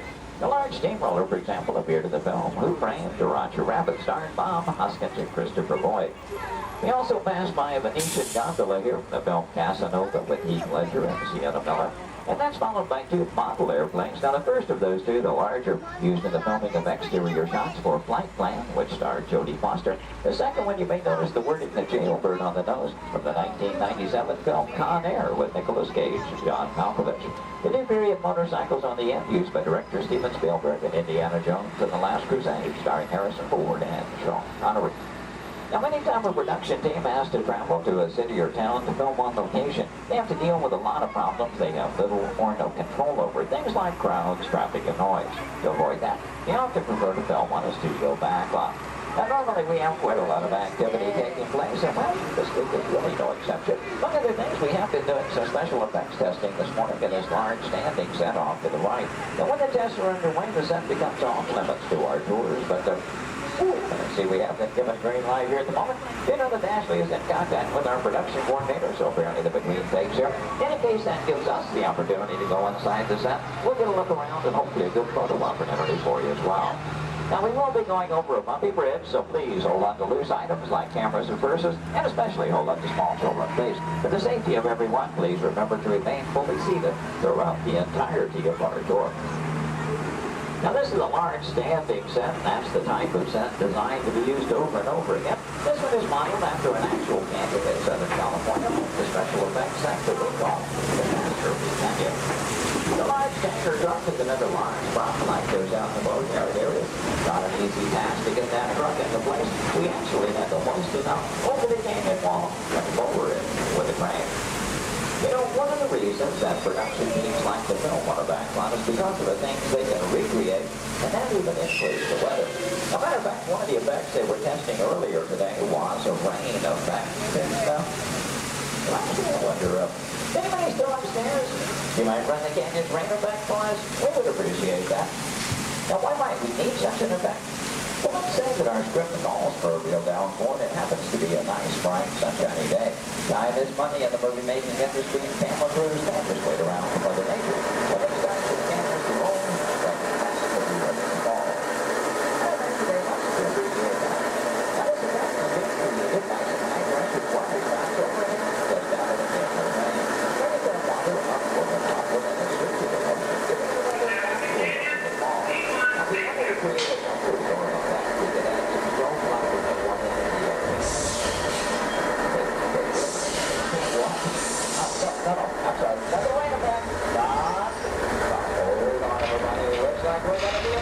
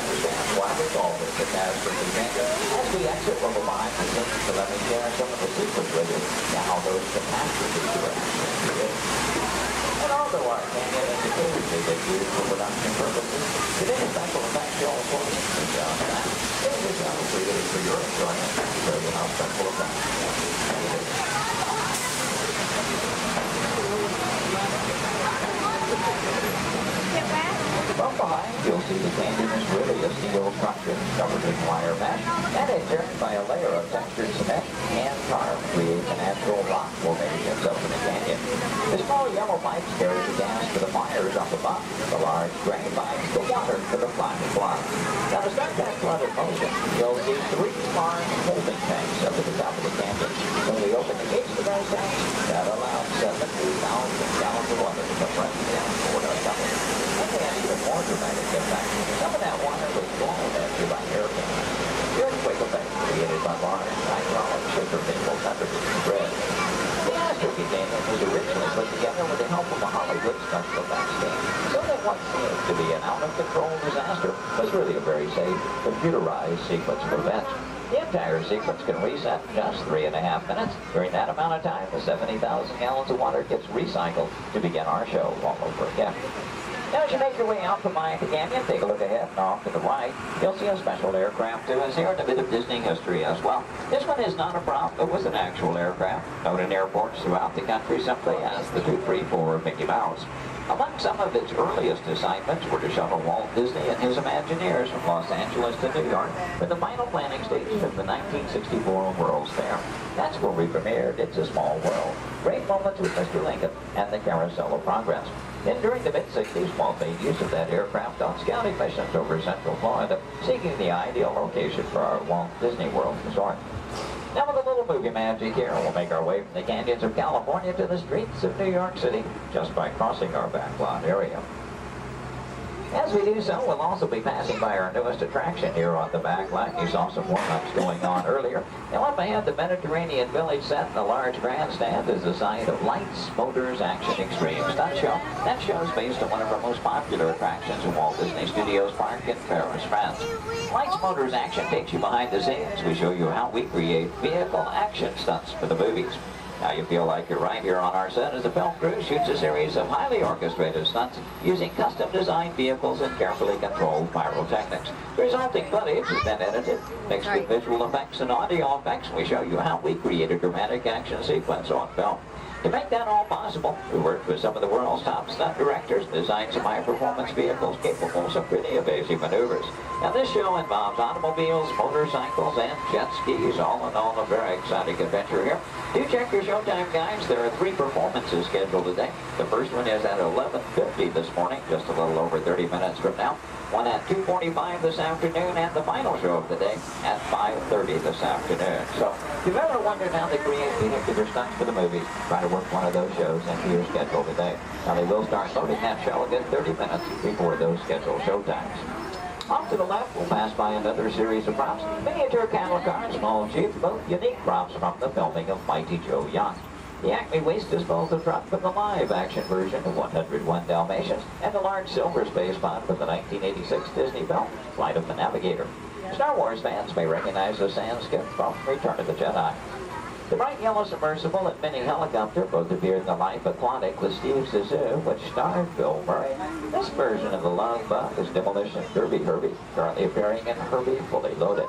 And at the end of the grouping of vehicles, the large red space pod made its appearance in the Hitchhiker's Guide to the Galaxy. Now from the opposite side, you may notice that we're still circling around our Lights, Motors, Action set. Does in fact take up about 8 acres here on our backlot, premiered here on May 5th, 2005. Might also notice it looks very different from this side. From the opposite view, you were seeing all of the detailing of that Mediterranean village. And that, of course, was the audience or the camera's point of view. From this side, simply the steel structures that keep our backlot standing. We're only going to build what that camera needs to see. I might also take the opportunity here to mention our Fantasmic show tonight. That's our nighttime spectacular here at the studios. Fantasmic will be presented twice tonight. That will be at 9 p.m. and again at 10:30 p.m. this evening. Now, Fantasmic is an excellent and very popular show, also a limited capacity show. So I do recommend, especially for that 9 o'clock show, want to be there a good 45 minutes to an hour prior to showtime, proceeding in the amphitheater area. Once it fills up, it's all the folks who could see the show for any given performance. And as you make your way on around the turn, off to the right, see the entrance to Lights, Motors, Action. Looks like they're beginning to preload for that 11:50 show at the present time. You can work that one in your schedule. That'll be the easiest show to get into here today. And as you make your way on around the turn, take a look down the street, get a view of our very own New York skyline right here in Central Florida.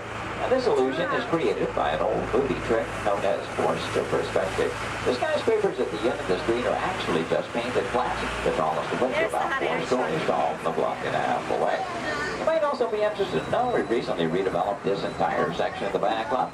In addition to lights, motors, action, we've added a skyline of San Francisco, soon to come one of Chicago to join our existing New York City skyline, renaming the entire area Streets of America, but all with the idea, of course, giving producers more locales to choose from when they're filming here on our back lot. Now this also signals we are coming to the end of our tour today, so please take a moment, check around, be sure you have all your personal belongings gathered up. As you exit the shuttle today, you'll take a stroll through the American Film Institute showcase. There you'll see a themed exhibit titled Villains, Movie Characters You'll Love to Hate. Now if you're heading for that Lights, Motors action show, your one and only exit is still through the sliding blue doors, and straight off through the showcase, then around the loop, the Lights, Motors action. Once again this morning, your driver was Ashley. My name is Jerry. We both thank you very much for joining us today on the Studios Backlot Tour. In the Outer Rim territories. Join the festive Punta Holiday celebration in the streets of Los Espoos. Then head to the arena and cheer for your favorite pilot in the annual Punta Eve Classic. Or set sail on the Doom Sea in a luxurious sail barge. Then rent a land speeder and head over to the colorful outpost of Mos Eisley. No visit is complete without having a drink at Tatooine's infamous Mos Eisley Cantina, where you will never find a more wretched hive of scum and villainy. That's right, a Tatooine vacation has everything under the sun. So call Star Tours and book passage to Tatooine today.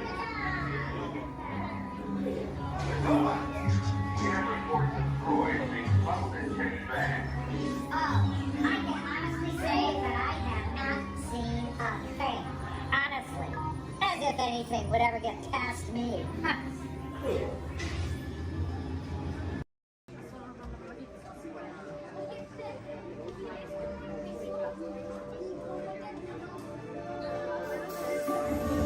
I see we have new visitors. Welcome, Terrans, to the wonders of Xandar. I am World Mind, sentient supercomputer of Xandar. I hold the knowledge, memory, and experiences of all Xandarian citizens, past and present. This gives me extensive knowledge, yet I am constantly learning, and I am now learning about you and your planet, Terra.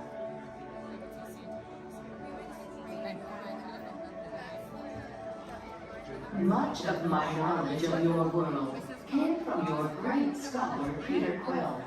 However, many of his facts have yet to be confirmed, such as the incredible importance of a legend called Footloose. Through my fellow Xandarians working here at the wonders of Xandar, I am discovering more about you Terrans. Such as your fascination with eating the turkey leg. Why only the leg? What about the rest of this creature? We are eager to learn the answers to these questions and so much more about your world. In return, we Xandarians hope to share with you more about ours. Although Xandar is 2.537 million light years away from your planet Terra, our worlds are actually quite similar, and began at precisely the same moment. We refer to this as Time Zero, before the existence of anything. Our worlds were born of a single point of matter and energy that blasted outward in what you Terrans refer to as the Big Bang. And from nothing came the beginning of everything. Incredibly hot and extraordinarily powerful, this explosion filled the cosmos with a cloud of rapidly moving particles. Over the next 100 million years, space continued to expand, and the particles cooled and slowed. As they coalesced into huge swirling clouds, gravity pulled them into larger, denser clusters. At the heart of these clusters, the temperature rose and the particles were compressed so tightly they fused, releasing enormous amounts of heat and light. This is how the very first stars in our shared universe were born.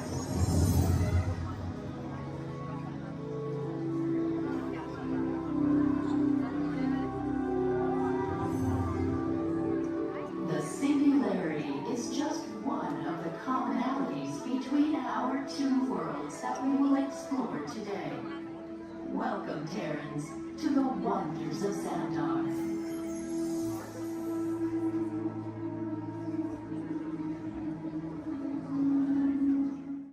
We recently learned that your Terran visionary, Walt Disney, had a similar goal in mind with his early concepts for the experimental prototype Community of Tomorrow. Years now, Peter Quill, what do you have to say about this? You know, I guess, I mean, it was really a group effort to execute my plan. Thank you, Mark. The green lady, I would love to hear more about how Terra was chosen for this Wonders of Xandar tour. Well, that was totally my idea. And that got too, because I love that place. It's awesome.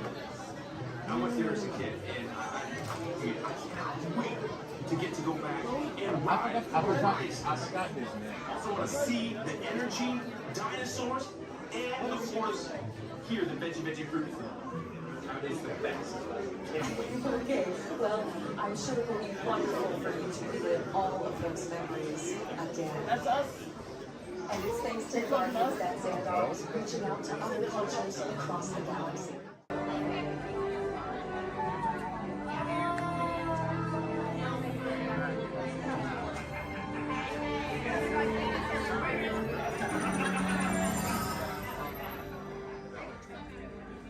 Greetings, Terrans.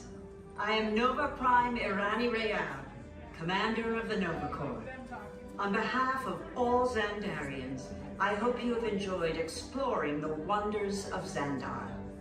As you have seen, your world and ours were born of the same moment, one which you refer to as the Big Bang. As such, we are all galactic neighbors in a vast universe which we and countless others share. For you to travel to Xandar would take 2.5 million years, assuming you had a ship that could fly at the speed of light. So we decided to come to you.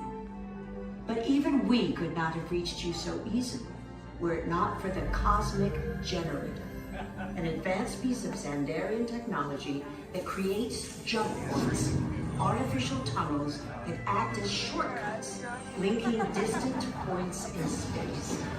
It is our desire to share this wondrous technology with your people, so that together we might explore new worlds and create a brighter tomorrow. And now, as the culmination of the wonders of Xandar, you will be teleported to a Nova ship above your planet for a demonstration of the Cosmic Generator.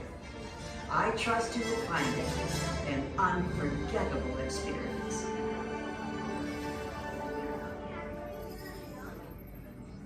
Welcome, people of Epcot. Epcoters. Epcotians. Citizens of Epcot. Does anyone know what they call themselves? What? Someone needs to tell me when I'm on. Welcome, Epcot Terrans. I am Centurion Tal Merrick, and we're just about ready to teleport you up to the ship for the demonstration. As you're about to enter a secure Nova area, I must ask you to put away your Terran communication devices at this time. Recording of any type is strictly prohibited. I am very serious about this. Now, please step forward into the chamber. You're gonna love this. You're on! That was the best. That was like probably highlight. I should warn you that we have never teleported Terrans before. But since your molecular structure is very similar to Xandarians, it should work. It'll work. So long as you are standing inside the lighted ramp. You do not want to know what happened last time someone did not stand where I told them to, okay? Stand by for teleportation. Here we go.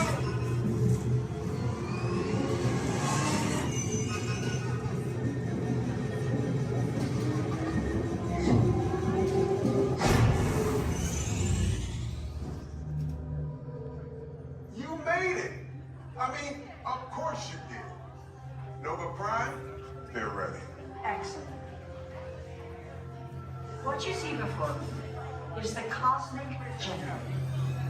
And in just a few moments, we'll be activating it so you can experience for yourselves what's happening. I'm not sure.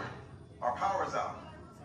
And the cosmic generator is gone. Interior Mark, go to Code Red. Prepare the fleet. And call the Guardians. Now. There is no cause for alarm. Turn off that alarm. I've got an important transmission coming in. Hey, what's up, Nova Corps? Our cosmic generator has been stolen. What? How? Why didn't we think of that? That thing's gotta be worth a fortune. I am Groot. Good question. Yeah, who do you think took it? Perhaps that really big man outside your ship. Oh, that is a big man. I need to alert Nova Prime. I've been watching Terrans for eons. That's not creepy at all.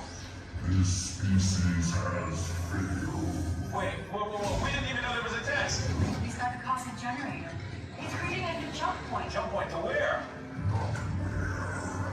When? It's some kind of mutant jump point. He's going back to the dawn of time. Dawn of time, why? To erase some error. Well, that doesn't sound good.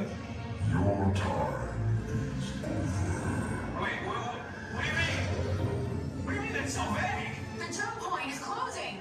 Hey, Nova Dude, you Nova Corps need to follow that whatever it is until we get there. We can. Our power is down, and I've got to get these Terrans onto evacuation shuttles. I got it. I reprogrammed the shuttles to follow them through the jump point. Wait, what? Look, they're our only chance of keeping track of that whack job until we get the cosmic generator back. Piece of cake. What? There's King. Where's the King? The odds are impossible, Yep. but it's our only shot. Good luck. Are you sure you can control it? Come on, it's me. We got this. We're all toast. First there was cake, now there is toast. This plan is making me so hungry.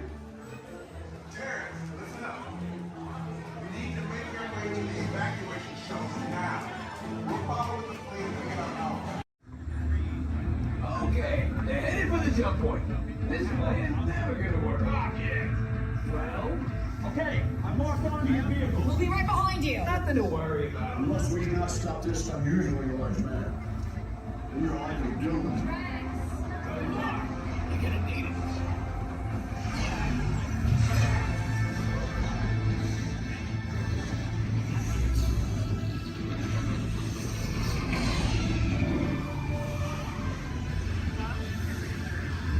Useless to follow me. What is that noise? Noise? Nothing's gonna stop rock and roll from existence. What have we done? I think we're jumping back.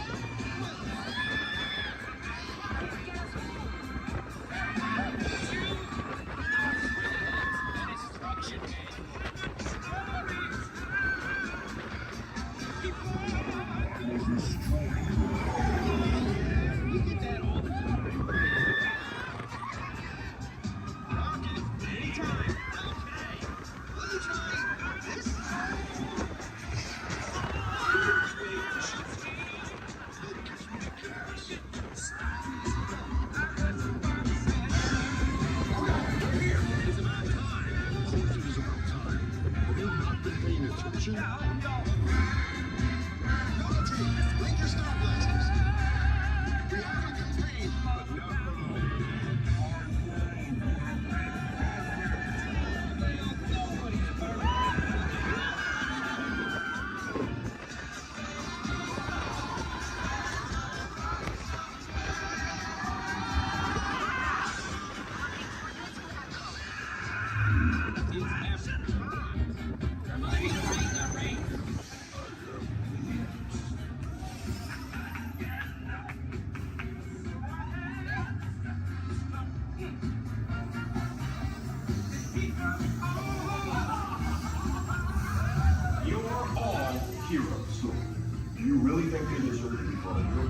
you see how they dress?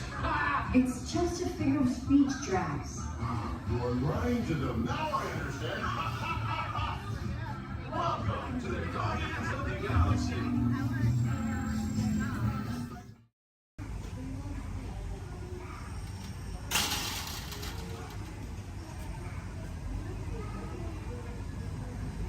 Aboard!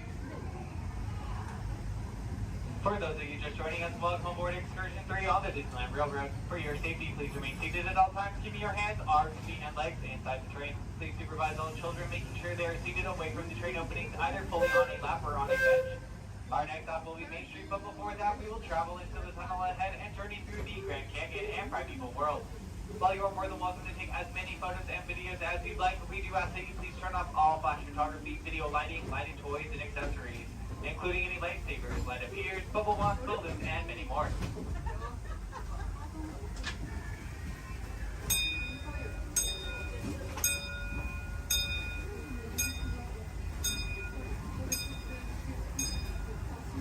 To those who have just come aboard, welcome. The next leg of our journey will take us from the fantastic world of the future to the breathtaking beauty of nature's own design, the Grand Canyon. For your safety, stay seated with your hands, arms, feet, and legs inside the train. Watch your children and no flash photography.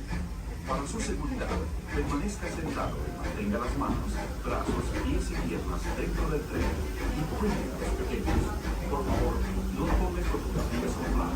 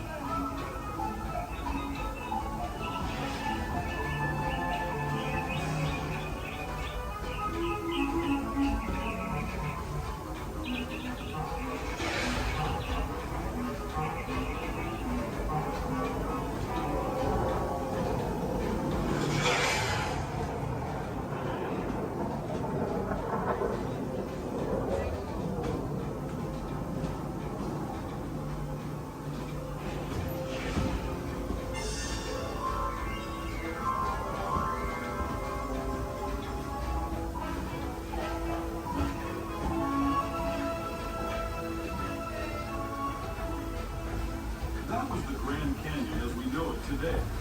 But it wasn't always this way. Now, let's travel back in time, way back in time, to the fantastic past of the Primeval World, land of the dinosaurs.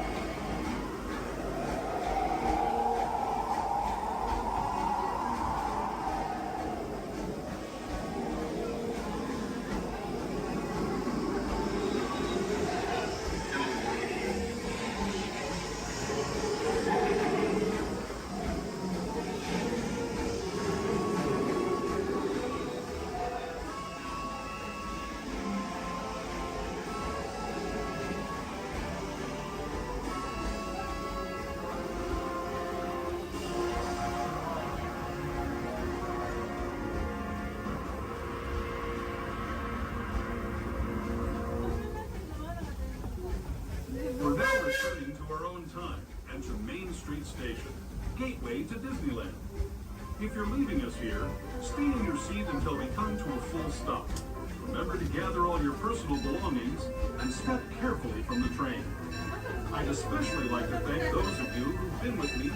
As we make our way back to Main Street Station, remain fully seated until the train has come to a full and complete stop.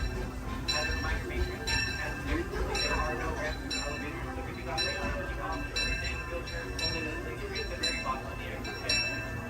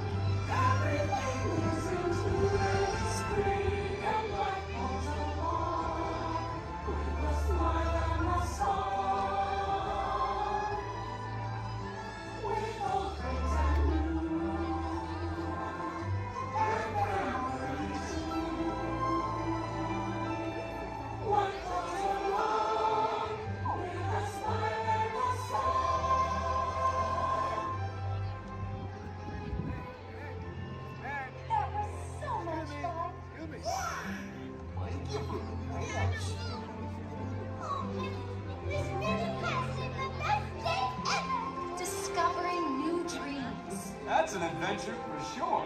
Trying something new. And having a swinging good time. You win. Finding the confidence to be true to yourself. That's right. Here's to all of us, old friends and new.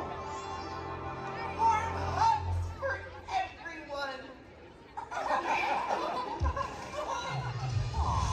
Oh, this is what I love about the friendship fair.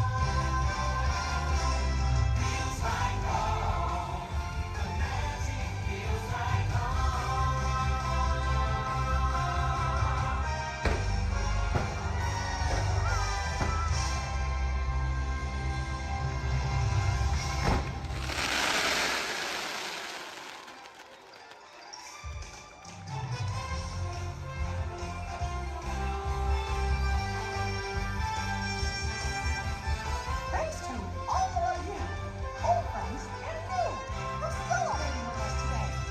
See y'all real soon.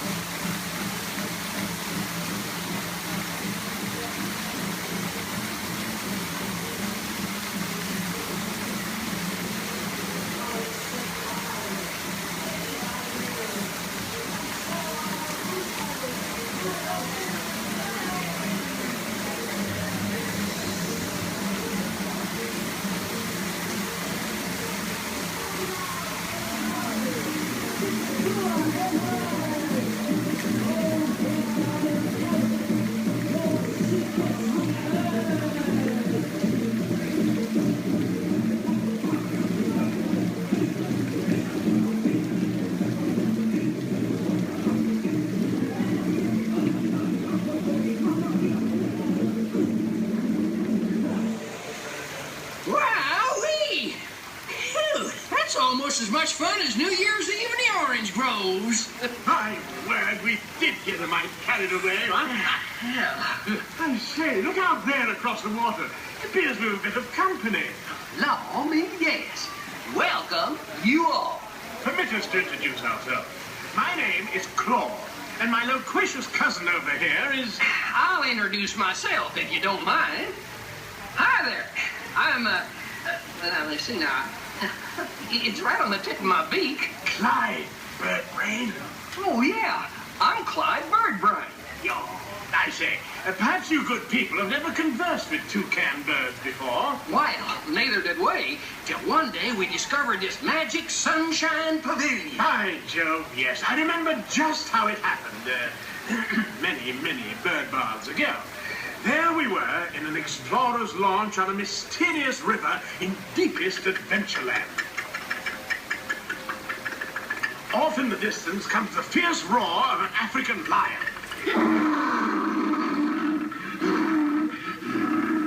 And as we round a bend in the river, a huge bull elephant bellows forth in protest of our intrusion. Suddenly, the treetops explode in a frenzy of outraged birds. Oh, come, you can jolly well do better than that. I can jolly well do one at a time.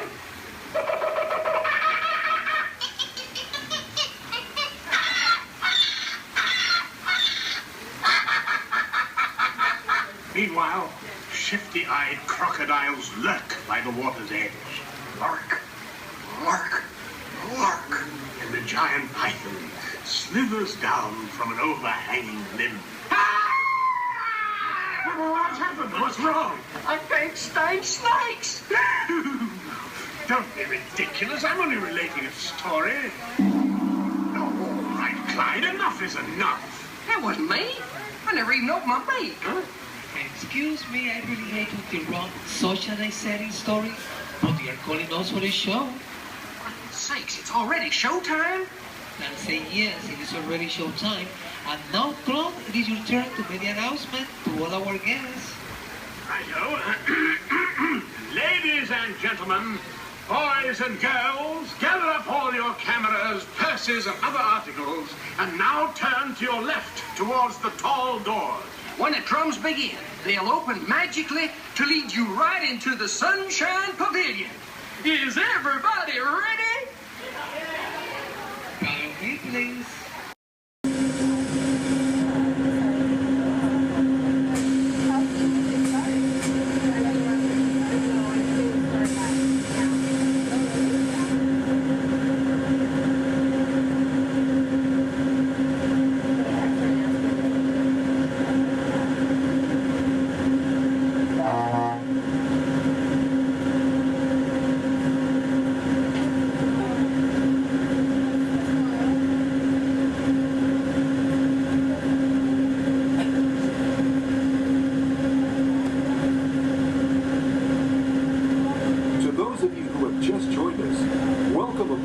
Disneyland monorail.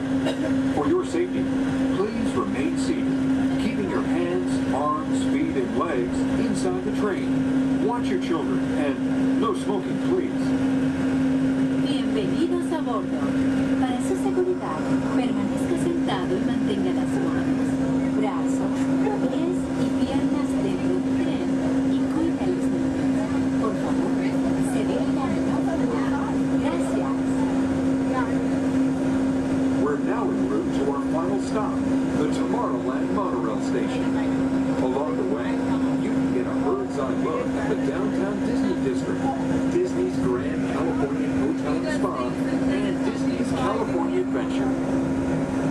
To the left of the monorail is the main entrance of Disneyland, the happiest place on Earth.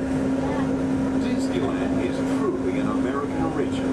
Since its opening in 1955, it has hosted more than 500 million guests from around the world, including presidents, kings, and celebrities.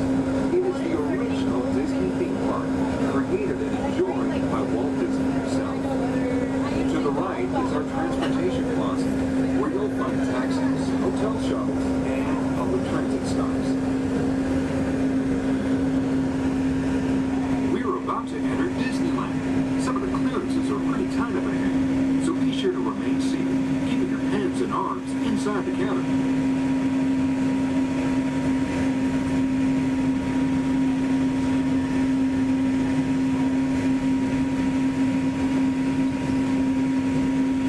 This is Tomorrowland, a land inspired by science fact and fantasy.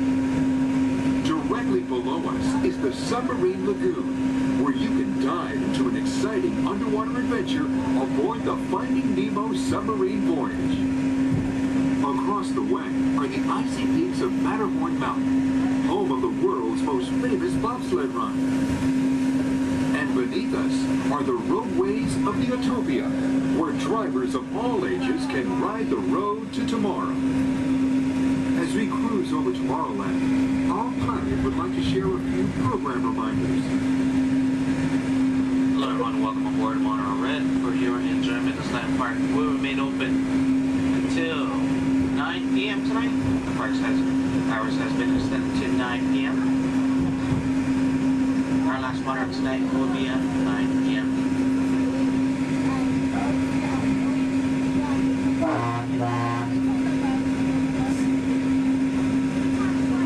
Later today we have Celebrate H Street Party stepping off at 5:30, coming from Main Street, USA, back up to It's a Small World. And later tonight we have Halloween Screams at 8 p.m. in front of Sleeping Beauty Castle. Hope you enjoy the rest of your stay here at Disneyland Resort. Thanks for flying with us on that fabulous sky.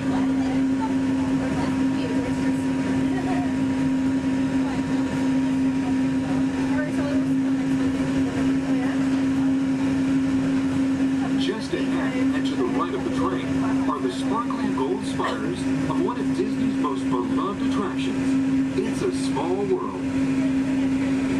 Beyond it is the wacky world of Disney's classic cartoon characters, Mickey's Toontown. We're now riding alongside the happiest kingdom of them all, Fantasyland, home to Pinocchio, Snow White, Peter Pan, and other storybook characters. Last time I went, one of the guys got really close with the little boys right here. It freaked me out, and I hit him, and I was like over it. I'm never like, oh, I don't think come back. I haven't gone to We're now approaching the Tomorrowland monorail station, our final destination. Please remain seated until the monorail comes to a complete stop. Then, collect your belongings, watch your head, and step carefully from the train. On behalf of all of our crew, thanks for traveling with us, and we hope you'll have a happy and memorable visit here at Disneyland. This is the Tomorrowland monorail station.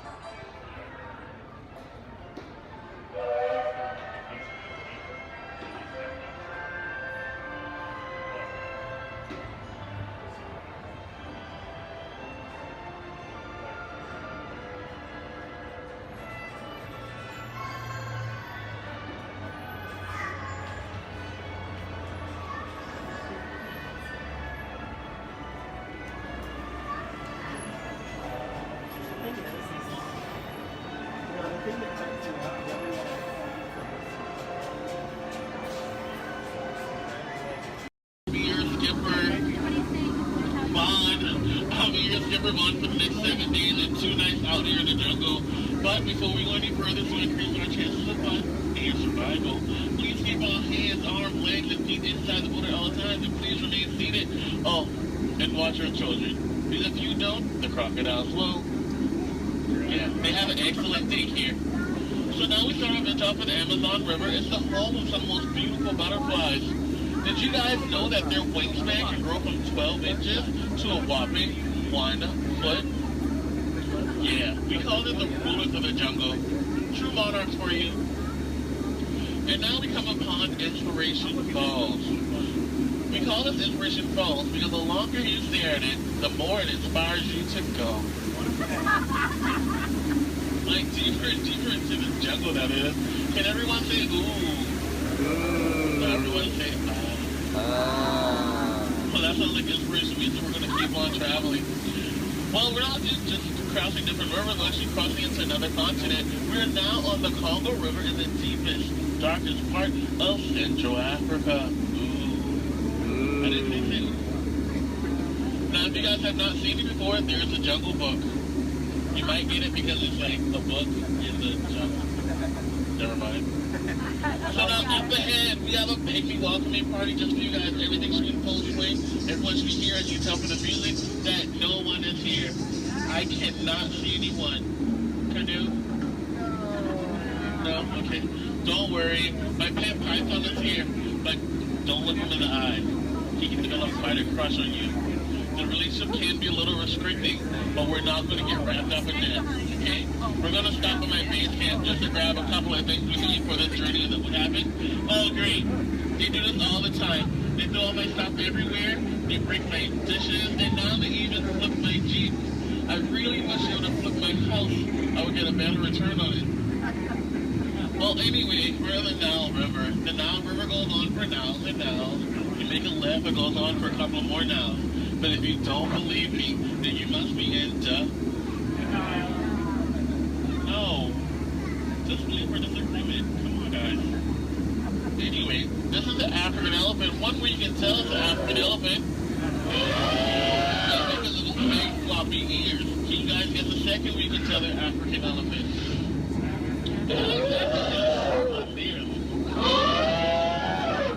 Well, anyway, now those African elephants actually trod down the path here on the African belt for all these beautiful animals to come play together on the Nile River. Yeah, there's some zebras, some wildebeest, some tall cheetahs. Oh look, and now me and his family of lions are playing so nicely with that zebra that he is dead. Tiger. We're just gonna let him rest in peace, sis. Now see, this is a sight to see. I told these guys that a rider can outrun a horse. Did they listen? No. Well, I guess they'll get the point in the end. Oh look, that's my friend Ina. Everyone say hi, Ina. Alright, bye, Ina. So now we're going into crocodile country. Please hold your favorite child close. You know who they are. Here we have Smiley and his girlfriend Ginger. Be careful, Ginger Snap. Yeah, she is one top cookie. I'm sorry, that was a crummy joke. I thought I was milking for what it's worth. And look up ahead, we have what we call falling water, named after Dr. Albert Falls. Did you guys know that there's 100,000 different types of bacteria in that one waterfall? Yeah, feel that mist on your face. If you don't feel it now, you're going to feel it later. Oh, and now it's time to talk about me. Now, as it is plain to see, this is how I landed my job here. I actually took a crash course. My career never took off the way I thought it would. Never since then I was playing it. But that'll the tail end of that story. Thank you guys for listening. And now we have apples. Don't worry, guys. I will scare them away with my trusty gun and some discouragement. Down apple, bad apple. What would your mother think? Thank you. Yay, I'll see you later. So now we are headed to Headhunter territory. This is a terrible place to be headed.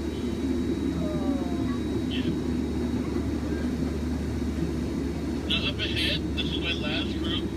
They're a bunch of boneheads. You got in the front, that is art, and that's a sculpture. So these guys are dancing in a circle only for one reason. They forgot how to square dance. And they're attacking. Everyone, get down! Use your children as shield. I mean, shield your children. Shield your children. They're the future. Yeah, ricochet, ricochet. Ricochet. If you guys get hit with a spear, please take it out and throw it back. We cannot take any souvenirs with us. And now this is awkward. We're going behind a waterfall. Please, nobody move, okay? I don't want to get my hair wet.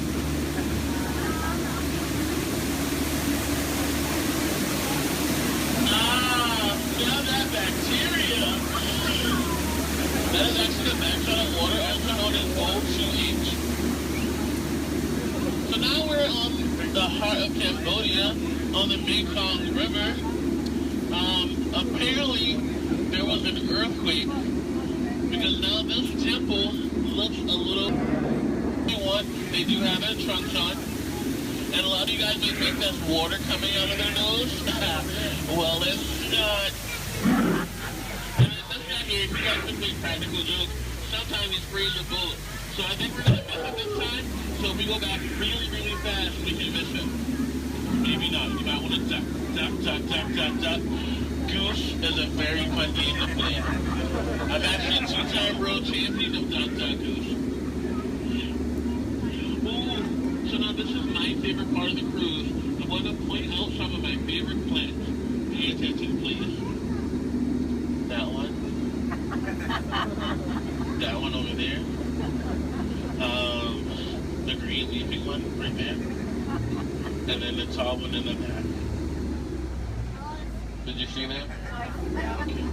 And here we have Trader Sam. Everyone say hi, Sam. Hi, guys.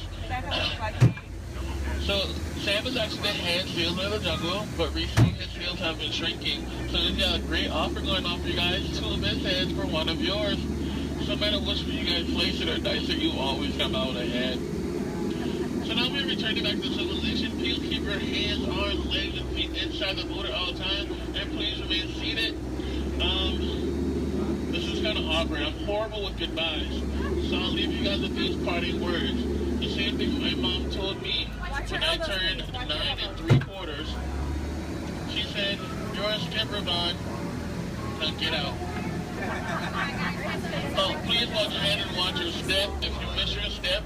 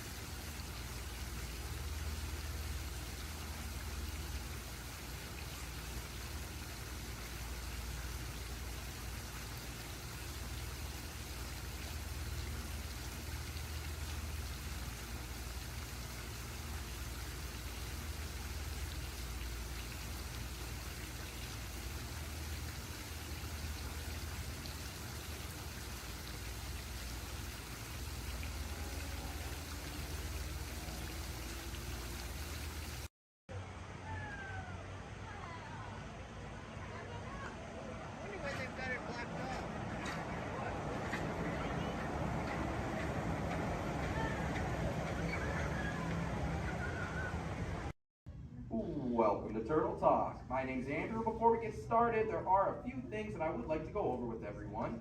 Now, here at Sea Base, there is absolutely no eating, no drinking, no smoking or vaping, and no flash photography. Thanks, guys. Now, this piece of equipment here is known as a hydrophone. It allows us to hear sounds from beneath the sea, and it's also going to allow us to hear from our very special guest today. Does everybody know who our special guest is? Please shout it out. Crush is coming to talk to us to learn more about the human world, and we're going to get the chance to ask him a couple questions about the turtle world. So, little ones, you're thinking of questions that you may get to ask Crush, okay? Now, it does seem like Crush is off surfing at the moment. In order to call him out, we need to yell, "Hey, Crush!" on the count of 3, all right? 1, 2, 3. Hey, Crush! Well, righteous, well, awesome. Check it out, man. Hey, new look. Double barrel, 360, totally tubular. Whoa, look at the humans in the human tank. Hello, humans. Righteous, man. Oh, dude, speaking of most righteous, look at this, bro. Hatchlings, grommets, offspring, totally chillin' sub-level. Look at this, right next to you, you got a little dudette, blue shell, brown noggin, goggles, and extra ears. Yeah, right there on the coral. Hey, bud, what's your name down there, dudette? Bella? Hey, what's up, bud? Are you having a good day, man? Yeah. Awesome. Can you talk like a turtle? No. Oh, I got your back. It's really easy. Just say awesome. Awesome. Nailed it. Try this one. Say totally. Put them together. Say totally awesome. Totally awesome. Give it up for that dude. That righteous. Good job, bud. Totally good. You talk like a turtle. Hey, I got a dude over here with a gray shell, curly noggin, and goggles too. Sweet. Hey, man, what's your name down there, bud? Gustavo. Hey, where are you from, Gustavo? Where are you from? New York. Whoa, dude. Who brought you here today? I went on my car. Oh, we'll find out together. Don't sweat it. Hey, dudes, is there like maybe a parental unit, a life guardian of the Gustavo? If anybody's with them, right? Okay, let's talk to that chick and see what's up. All right, awesome. Hey, dude, what's up, bud? What is your name? Karen. Hey, Karen, what's up? How many kids you got? My English is not good. I'm from Brazil. Oh, I don't speak English either. I talk turtle. Karen, does it freak you out? Gustavo has no clue you're here. Don't worry, Karen. They come back when they get hungry. Karen, did you feel it, bud? Did you feel it? We're sharing a moment. Give it up for Cuckoo, get you, Karen! Awesome. Dude, my son's short. He's like this. He goes, Dad, what's up with all the humans? And I go, dude, I do not know. Human dudes, I need human help. Can all of you help out and answer Squirt's questions? If you want to help, say, Chaw! Righteous! You so totally rock, dude! Oh, wait a minute. Sorry, dude, my bad. Check this out. When a turtle says, you so totally rock, everyone says, dude! Here we go. You so totally rock! Dude! You so totally rock! Dude! Now all of you totally talk turtle. So, on to Squirt's question. Numero uno. He goes, Dad, if humans go to a beach, what do they do? I said, bro, I do not know. Humans, do you go to the beach? Yeah. Awesomeness. Okay, answer it for the Squirt dude. What does a human do at a beach? Shout it out. Swim. No way. Who likes to swim? Wave some fin if you love to swim, man. Oh, man, I got wavers. Look, even on the bench. What's up, wavers? Dude, want to see me swim? Say go crush. Go crush. Let's rock. Everyone yell. Rip it. Rip it. Roll it. Roll it. Punch it. Punch it. Rip it. Rip.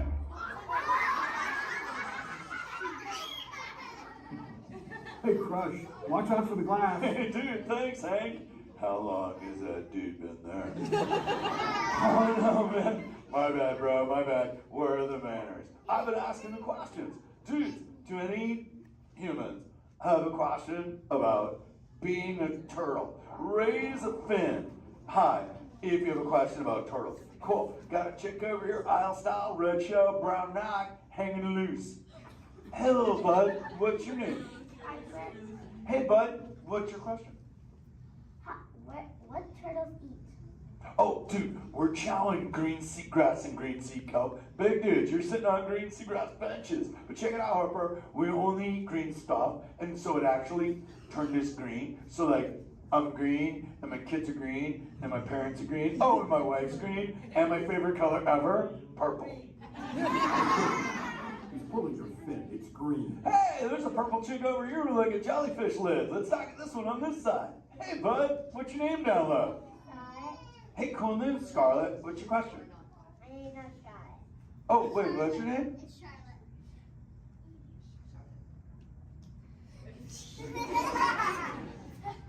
You don't have to tell me.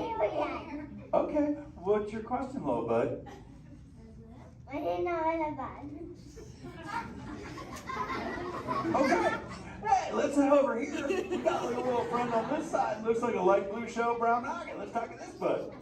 Hey, what's your name, dude? My name's Marley.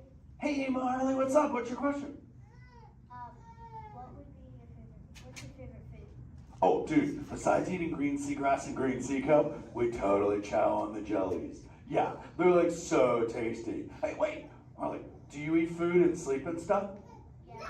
Do you know how to swim? Yeah. You're a turtle. Because all we do every day is eat, sleep, and surf. Hey, we got a bud by the bench. He's got a red shell curly noggin. Let's talk to that guy. Sweet. Hey, big man, what's your name, dude? Ezekiel. Hey, Ezekiel, what's your question, friend? How does turtles breathe? Okay, here's the deal. We have to go up every 15 minutes, bud, because I'm like you. I breathe oxygen. But here's the deal. We have to go up every 15. But when I sleep, Ezekiel, we can go in this little cave right there. See the green shell sticking out over there? We got to tuck under, and we can sleep 5 hours straight and absorb oxygen out of water when we're underwater. Who else has a question? This is kind of cool. Oh, whoa, dude, check it out. We got like a little friend chilling on this side by the bench. Looks like a grayish blue shell brown rock sitting on her own flips. Dude, what's your name over there, bud? Abby. Hey, Abs, what's your question, Abby? How many babies can a turtle have? Well, mommy turtles, man, they go to a beach, but it's the same beach every time. And they drop off like 90 to 100 eggs. But here's the cool part. When the sand is really warm, Abby, everybody is a dudette. And when it's cold, they're all dudes. So we say, dudes are cool and chicks are hot. Yeah. This is awesome, humans. Hey, the Jelly Man. I was talking about you, buddy. Oh, Crush. Hey, man. I'm trying to get away from a turtle pile. Marlin, turtle piles are a celebration. Everyone yell, turtle pile!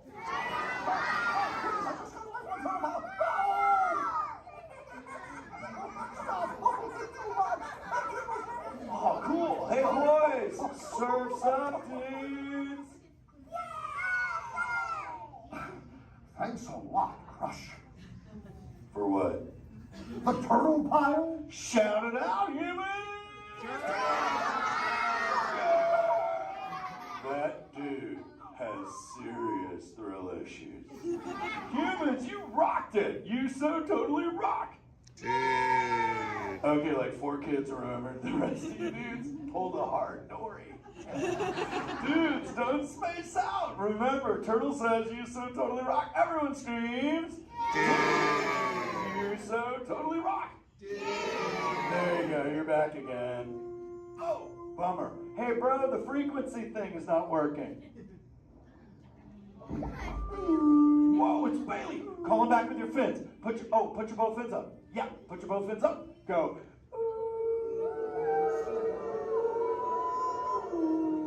Crush! Hey! Bailey, look at my friends. They're humans. Oh my goodness, funny looking humans, huh? Hey, dude, stop. That's not cool. Those are my friends. They can hear you. No, they can't. Watch this. Hi, humans. Oh, okay. Why didn't you tell me? Dude, I tried, man. You got stoked out. Wait. Yeah, that thing. I'm getting something. Ooh, wow. Some of you have 4 ears. Weird. I'm not judging. Humans.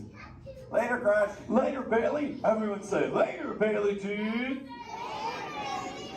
Bailey's echolocation's awesome. We're going to do it. Everyone, both fins up. Go. Okay, sub-level. Really good. Back bench. Solid. Grandma in the corner. This is where we put our fins up. Good job, Grandma. Good job. Fins up. Eyes closed. Go.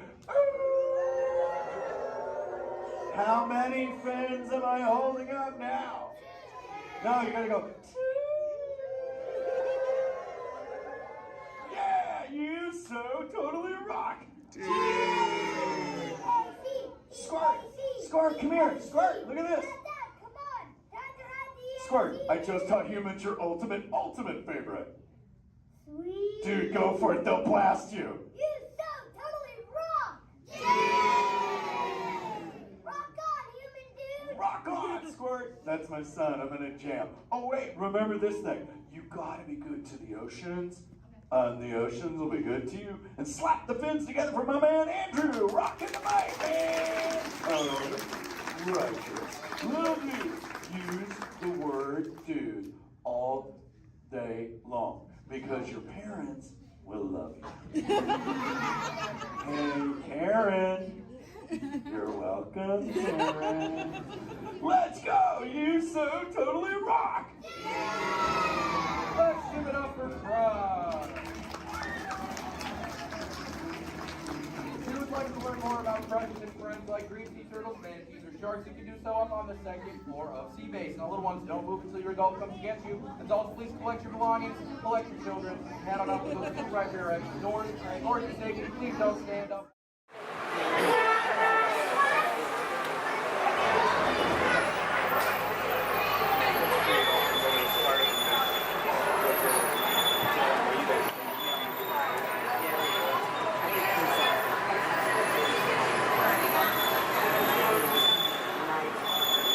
Hello everyone, my name's Don and welcome aboard.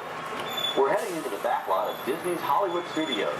This production area was built in 1988 as a Florida counterpart to the Walt Disney Studios in